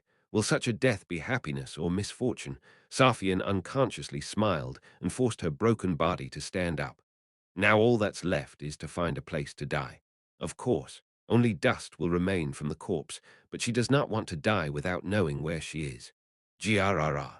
But just as she was about to walk a little, the sound of roaring and crackling trees echoed through the area. Sophia turned around. The tiger was chasing an unknown woman. A woman in a magnificent dress ran away from him with a child in her arms. Safian could ignore her. Even if it's just saving one person from a tiger, it could be fatal for Safian right now. It can cut her miserable lifespan in half or more. A day or half a day. In any case, it doesn't matter. This life is already over. She went through an endless regression, so she had no regrets. Safian drew her sword, took a step forward, and swung her sword without hesitation. FSHHHH, the sword went up and cut off the tiger's head. The wind, caused by her magical power, caught the woman too, causing her to stumble. Despite this, she still held her baby in her arms. Safian approached her without a word. At the same time, the woman jumped to her feet. Thank you. I was going down the mountain with a child and I met a tiger. She bowed her back and expressed her gratitude. Thank you, Cap. A red drop fell to the ground, Sophia's blood. Are you okay? The woman hastily looked at Safian and asked. Safian shook her head. Not okay. Forgive me. My house is nearby. So let's go there as soon as possible. At least some treatment. That is unnecessary. The woman came closer and tried to take her away, but Safian refused. It was already too late. Oh no, how can you say that? Wah! At this moment, the child began to cry. The woman became frightened and began to comfort him, and Safian's eyebrows twitched slightly as she glanced at the child. Safian then spoke again. Madam, yes, say near your house, right? Yes, follow me. The woman quickly led Safian, following a mountain path. They reached a small hut built on a hillside. "It's here. Come in." SKR. The woman opened the door, which creaked like it was about to break. Safian went inside. "Lie down." She then laid Safian down on her only bed and began to grind the herbs in her mortar. "Wait a minute. I will heal you. More importantly, there is something I want to ask you." "Yes." "You don't need to be treated. It's too late," Safian said, covering her pale face. She wanted to ask what time it was, whether it was a continent, an empire, a republic, or a completely different alien planet. However, what is the name of the child? "You want to know the name of the child?" The woman opened her eyes wide. "Yes." Sophia's voice was very soft, too joyful for a dying man. This was unexpected for the woman, but she nevertheless answered, "Keron." Haha, Safian unconsciously chuckled, boy with black hair. Even though it was a newborn baby, she could recognize him. "Keron, it's clear." Her broken body seemed unable to take more, and her mind gradually began to drift away. "Are you okay?" The voice of the woman she accidentally saved also faded away. She hurriedly applied herbal powder to the wounds, but there was no effect. Safian slowly closed her eyes. The world got darker and darker. Safian's body was slowly sinking into the abyss of death. It was the end she longed to experience someday. The soul finally departed completely from the body. "Your Majesty." Just as she was about to enjoy the end, a voice spread like ripples. Safian opened her eyes again. The landscape reflected on her retina was very disconcerting. It was the shore of the lake, a whimsical and fantastic view with lotus flowers on a transparent water surface and a light haze of fog. "Your Majesty." Then the voice came again. Safian seemed to know who he was without even seeing him. "Keron." When she called his name, he smiled. "Yes, Your Majesty." Safian asked, "This is a dream. Is this a dream or the afterlife?" Even Safian, who is an easy learner, couldn't help but ask Keron, since this is the first time she's encountered something like this. "It's a magical space. It seems our souls have been imprisoned here for a while. Magic space. A kind of magic capable of trapping even souls." "Terrifying, isn't it?" Keron said with a laugh. Safian made the same expression on her face. It became clear to her whose work it was. It must have been Deculein from the future, to keep the last promise he made to Your Majesty. Saying this, Keron pointed somewhere, a square wooden board placed where lake and land meet. Seeing her, Safian smiled broadly. "Is it Go?" Safian asked Deculein for one last match, and Deculein agreed, but Safian herself turned him down on a whim. "Yes, the last match is left. This magical space, captivating even souls, was conceived and implemented by Deculein from the future. The mediator of such fantastic magic is the very promise that they made to each other during their lifetime. Until the match takes place, Deculein will not let us go." Safian nodded at Keron's words. "Well, if they can't get out of here, if that goddamn bastard had locked her in here, so be it." She walked through the mist to the lake and sat down in front of the blackboard. "Will you stay with me until Deculein arrives?" It's a question that shouldn't even have been asked. Keron quickly replied, "Of course. Knight Chiron will serve Your Majesty forever." Safian nodded. If he is by her side, she can focus solely on Go. "Then let's wait." Safian looked at the plank and the stones and said, "I'll think about how to defeat him. To confront a man who can be called a master of Go, any time for preparation will not be enough, so the time will pass quickly." Thinking for a moment, Safian touched her fingers to her lips. "I hope this last match will last a long time." So simple was the desire of the Empress.